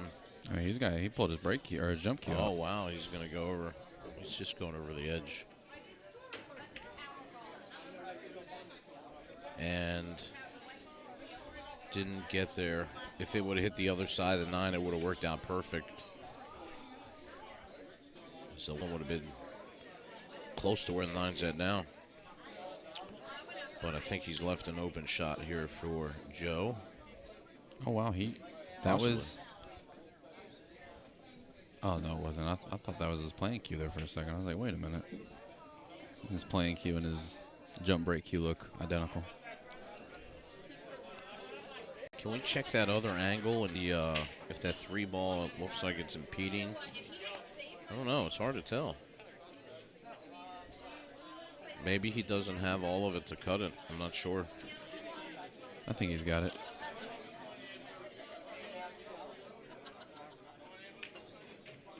No, I lied. He didn't. He was trying to bank it up and leave safe. Leave Tony Long safe. So he is. Wow. Oh, look at that. Oh, wow. Look at that. Oh, no. Love by the 3 ball, only for it to leak out. I mean, this combo is not a gimme by no means, but it's there. There's an opportunity. Yeah, I mean, it looks on here from here. It looks on from here, but it's hard to tell. Like if the 7's out a little bit. Oh, look at that. Good speed there. Might have the edge of the 1 here. Send the cue up table.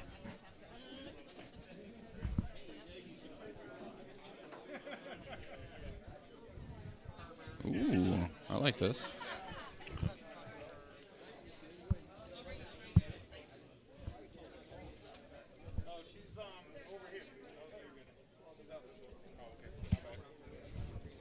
Take it easy, brother.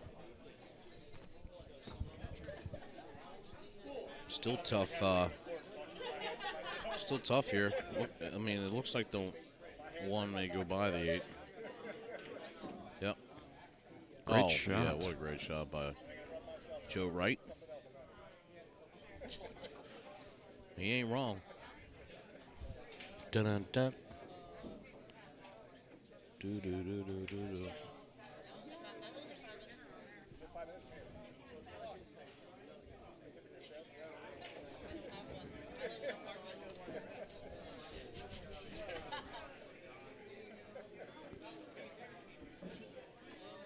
That 3 doesn't go by the 8 here. I think he's gonna play. I think he's gonna play carom here and make the 8 ball.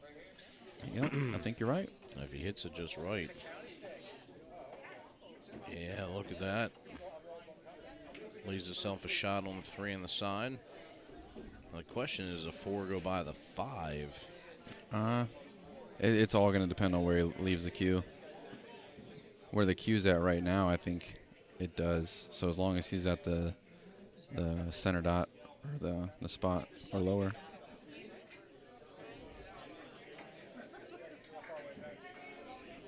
Man, looks like he's winding up to bank it.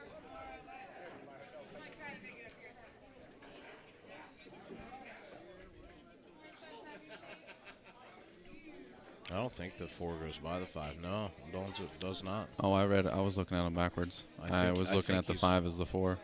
I think he might try to cross bank this 3. So we can get above it. Oh, he's playing safe. Look at this. Oh, But he gets didn't get right it. in. Yeah. Wow. Oh, wow, he can just cut that right in. Then come up in between the 7 and the 6 for the 4 on the side here. This might not work out very good for him. Hawk smash.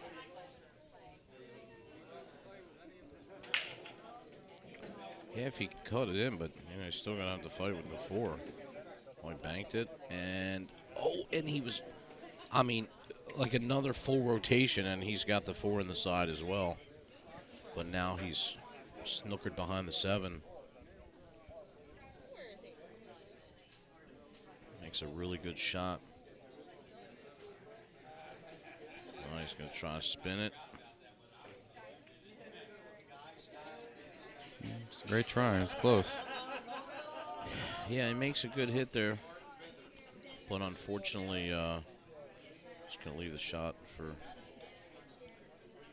Joe on the side. And he'll hit a draw stroke one that's just come to the bottom rail.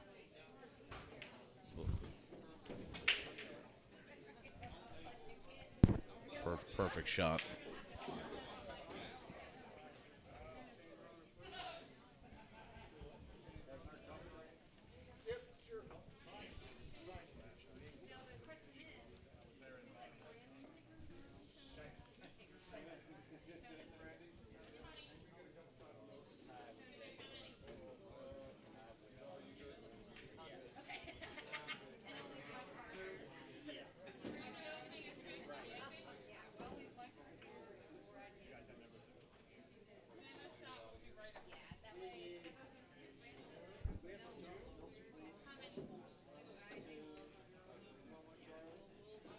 A little bit more.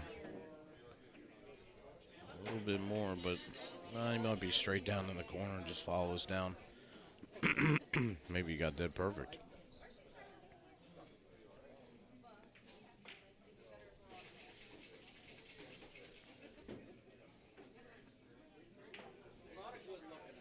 Oh, Good yeah, shot. look at that. Yeah, great shot by Joe.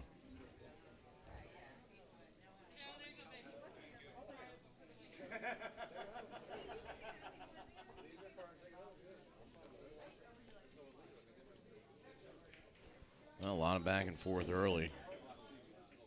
Joe Wright takes the lead here, 4-3 in a race to 7.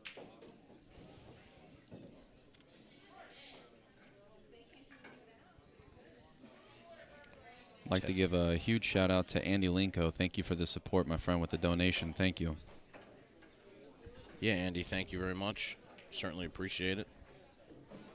If you guys are enjoying the stream, go ahead and hit that thumbs up button on YouTube. Go ahead and like it. That tells YouTube that you like it and lets them know that other people might like it as well. If you guys are really appreciative of what we got going on, you want to show a little bit of love beyond hitting that like button, we do have the donation link in the description. No amount is too small or too big. Dollar bills, y'all. Make it rain. Yeah, man. Make it rain. Just saying. Right now, Joe would like it to rain buckets as these balls fall down. Nice segue. I'm telling you, man, I'm a certified professional. You should like adapt the term segue specialist. Setterfield, the segue specialist. Oh, wow. I'm going to call it the Setterfield segue. I'm just going to call it the Triple S. Unfortunate timed scratch on the break there by Joe Wright. They'd have to be money signs, though. Yeah, exactly. We're on to something. I'm sorry, chat. I don't expect forgiveness.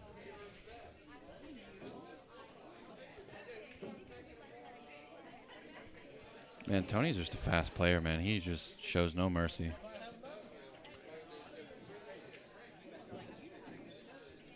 Yeah, good shot there. So I wonder if he's gonna try to get positional on the 6, or if he'll just play the 6-9. I mean, to your point earlier, I see him going 2 rails and playing the 6 here. Oh. Oh, he says no. I was just kidding, bro. It was like a little less balls I have to run, the better. Yeah, good Hit it shot. nice. Hit it really nice.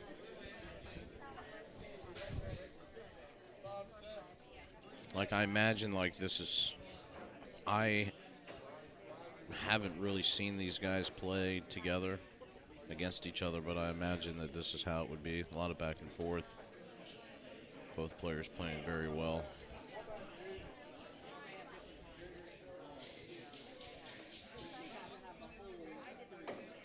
I don't think I've ever played Tony in a match type setting or a tournament type setting. We never drew each other. I'm glad, of course. And Joe, I've played Joe a couple times. He is super tough.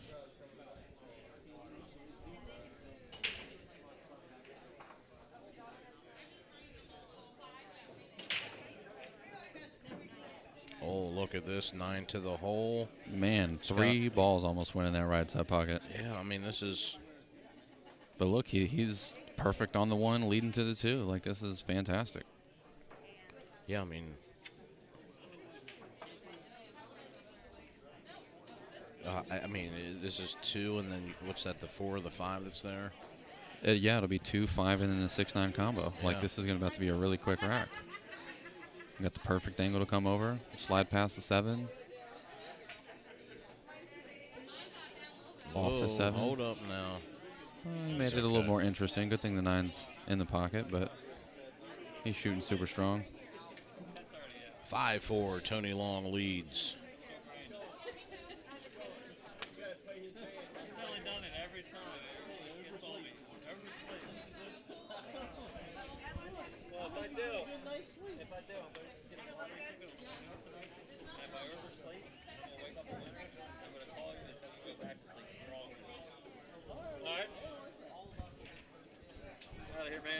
Still on the winner side? Yeah. All right. What time do you have to be back tomorrow? 10:30. I said start winner side. You beat everybody 7-0. You're the man. Sean Wilkie with nothing but 7-0 blowouts today. 10? 10 o'clock, you're back? 30. That's what they said. Winner side start. 9 a.m. winner side start. And yours is at 10:30? Okay, cool. All right, bro, be safe.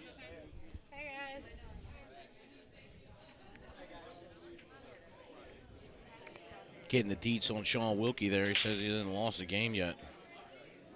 A game. Yeah, that's pretty bananas. Wait, did he win 7-0 on the stream table? I don't remember. I didn't think so. Oh, yeah, he did. 7-0 right there. Yeah. Sean Heller. Man.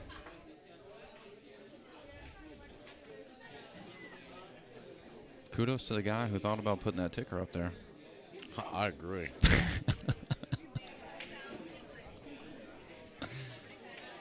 Oh, no. Ooh. And he almost hooked him. I would say that this makes the shot.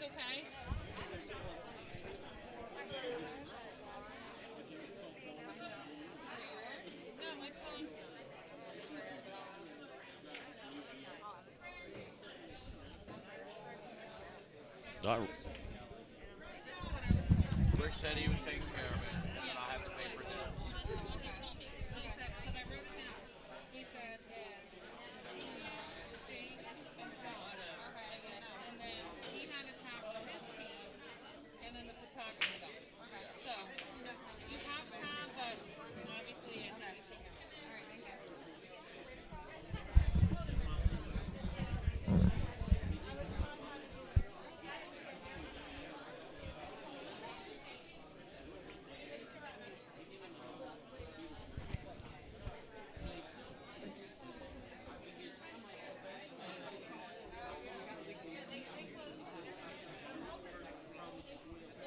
Andy Lincoln in the YouTube chat says, great job, guys. Appreciate the kind words, brother. Oh, yeah, Andy. Thank you so much, man. Welcome to the broadcast this weekend. Hope you're staying safe. Andy has played in a couple of Maryland states. We missed you this event. Look at this. Ball almost finds this side. So close.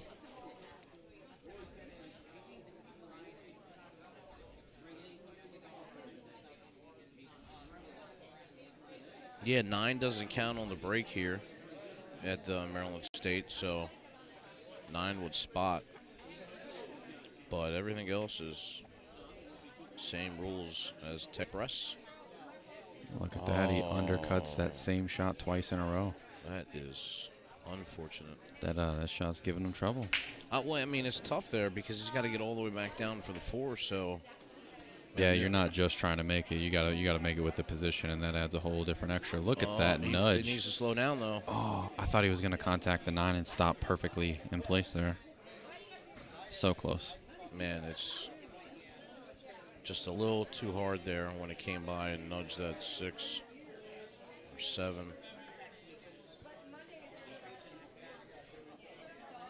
You know what I realized? Andy Linko was probably Andy Lincoln for the donation. Oh, man, thanks. Andy's always been a very big supporter. And, yeah, we certainly appreciate it, man. I just put that together because Linko, oh, look at that shot. Great shot there by Tony Long. Little reward here, but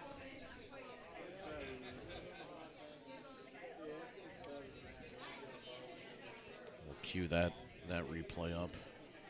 Oh, and I think that he just barely got him. he definitely doesn't have a straight shot at it. Yeah, he can't make it in this corner. That doesn't mean that he can't make it in the other corner. Oh, I wonder if he's going to go at the rail here and try to do what Tony just did. Just try to cut it right in off the rail. In the side pocket. Wow, what a shot try. So close. What an effort by Joe Wright there. See Tony taking a peek at that 8 ball there that's on the point. Yeah, ideally, like if you could get up to, well, either way, you know, like you could play the 6 off the 8 if you were up there, if you could get there. If not, you know, you just got to get yourself in good shape for the 7 because you can draw and bump it, or that's what I think. Yeah, or you can get draw and bump. Like right here, he may be able to bump it. It may go. I don't know. He's looking at it again. Yeah, he doesn't like his position to bump into it, so. Yeah, it's a little steep. Yeah, a little less shallow. You know, if he's feeling froggy, he can try to go pocket the 7 and come back and forth off the rail and try to nudge it that way.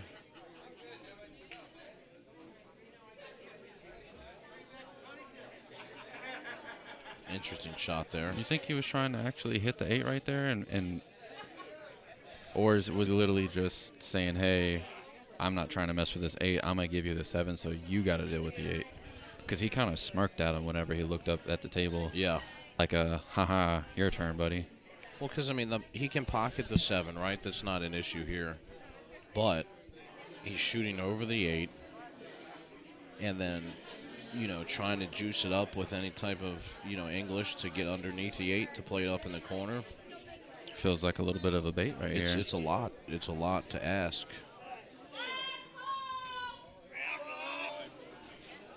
The infamous last call. He might be okay though. I mean, he might be able to hit this and just. It looks like he's aiming straight into the rail. Yeah. As long as he gets the cue ball back over here. Well, he did the same thing. He tried to play safe. Or just trying to make it tough so Tony has to deal with it. Yeah, if you leave up the 7, as long as you're leaving it in a spot that makes it really difficult to contact the 8, then it's just as good as not having a shot at all. Look at this. Look at this. Oh, wow, what a shot. What a shot by Tony Long. Wow. That was something special right there.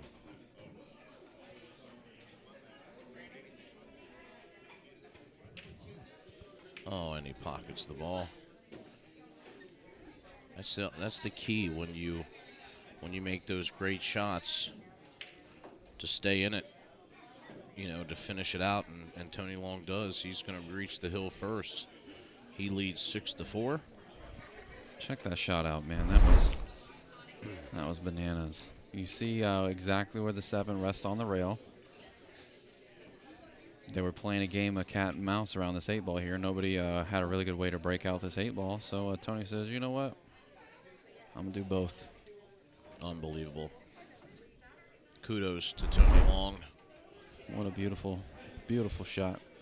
That instant replay brought to you by Dynaspheres. Check them out at Dynaspheres.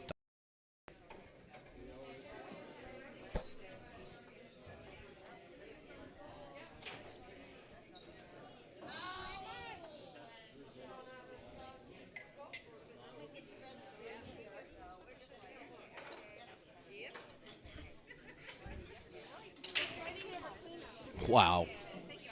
I mean, he made almost everything and in one pocket.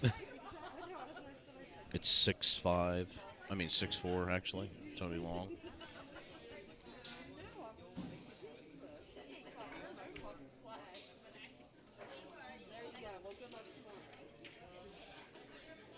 Perfect. Man, Tony is looking primed to break and run here on the hill. No pun intended. Hashtag On The Hill Productions. Whoa, whoa. Yeah, he's okay. Yeah. He got a little nervous when he saw that ball snap back. Yeah, he was holding his hand up too. It's looking good.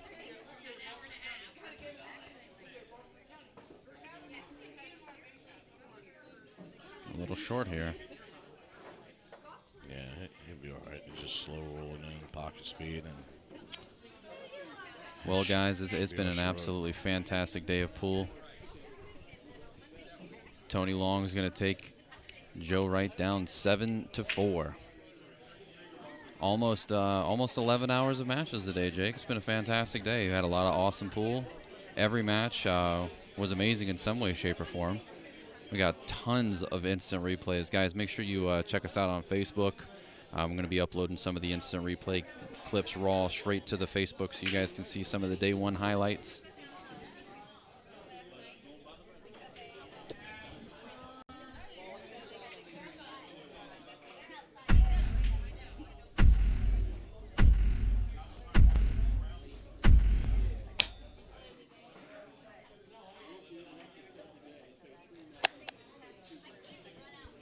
just like to say thank you to some of our sponsors. The Predator Arena Light. Big thank you to High Rock Store.com. If you guys are interested in the Predator Light, send me a message, or Josh, or you can message us through the BSN Facebook page. Thank you to Gina Cunningham of Keller Williams. If you need to buy or sell or rent your home, definitely contact her. She's super nice, and it doesn't matter what she has going on. She will help you find your home. She did it to my good friend Tina Mom. So check out Gina Cunningham at Keller Williams. And, of course, Dynaspheres. Brand new next-gen phenolic resin balls. Absolutely, absolutely phenomenal.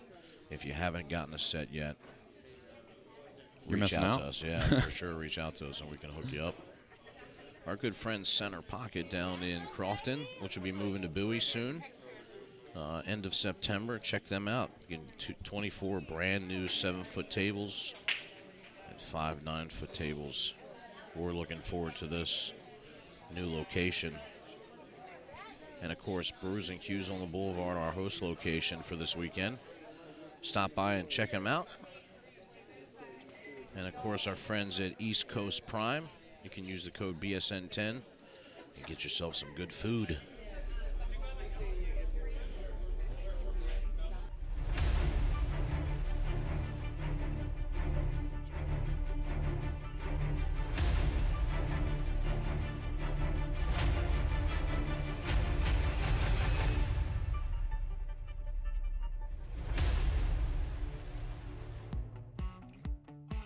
If you've been dreaming of having the best food for you and your family, now's your chance. Introducing East Coast Prime. Whether you're craving our double colossal red Alaskan crab legs, our black African lobster tail, or our Wagyu beef, you'll fall in love with our food from the moment you taste it. Mouth-watering burgers, prime center-cut filet, wild-caught salmon, prime-cut New York strip and ribeye. We also have chicken, lamb, and pork.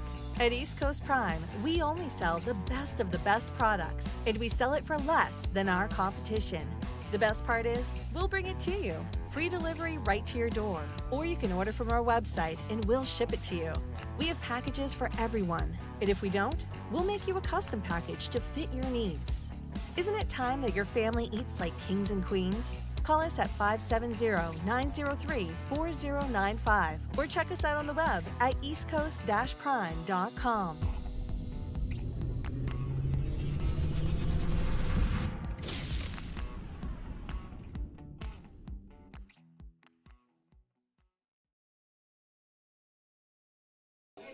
Well, guys, I think that's going to be it for us today, right? Yeah, that's the last match of the day, guys. We're going to get kicked out because they got to shut the venue down because the global pandemic with the COVID-19 still got its grip on us right now. So it's made for some interesting things in the pool world. Everybody's super excited to be out of the house, be out and about, actually be here at a live event. You know, there's been a lot of viewers all day long talking about how excited they were just to be able to watch a real live event right now versus, you know, seeing people play the Ghost and all that kind of fun stuff. So it was a action-packed day, man. Tons of awesome replays. It was great match after great match. Looking forward to tomorrow. It's going to be another action-packed day. So what time are we getting started tomorrow, Jake? I believe B-side matches are 9 o'clock, and winner side matches, I think, are at 10:30.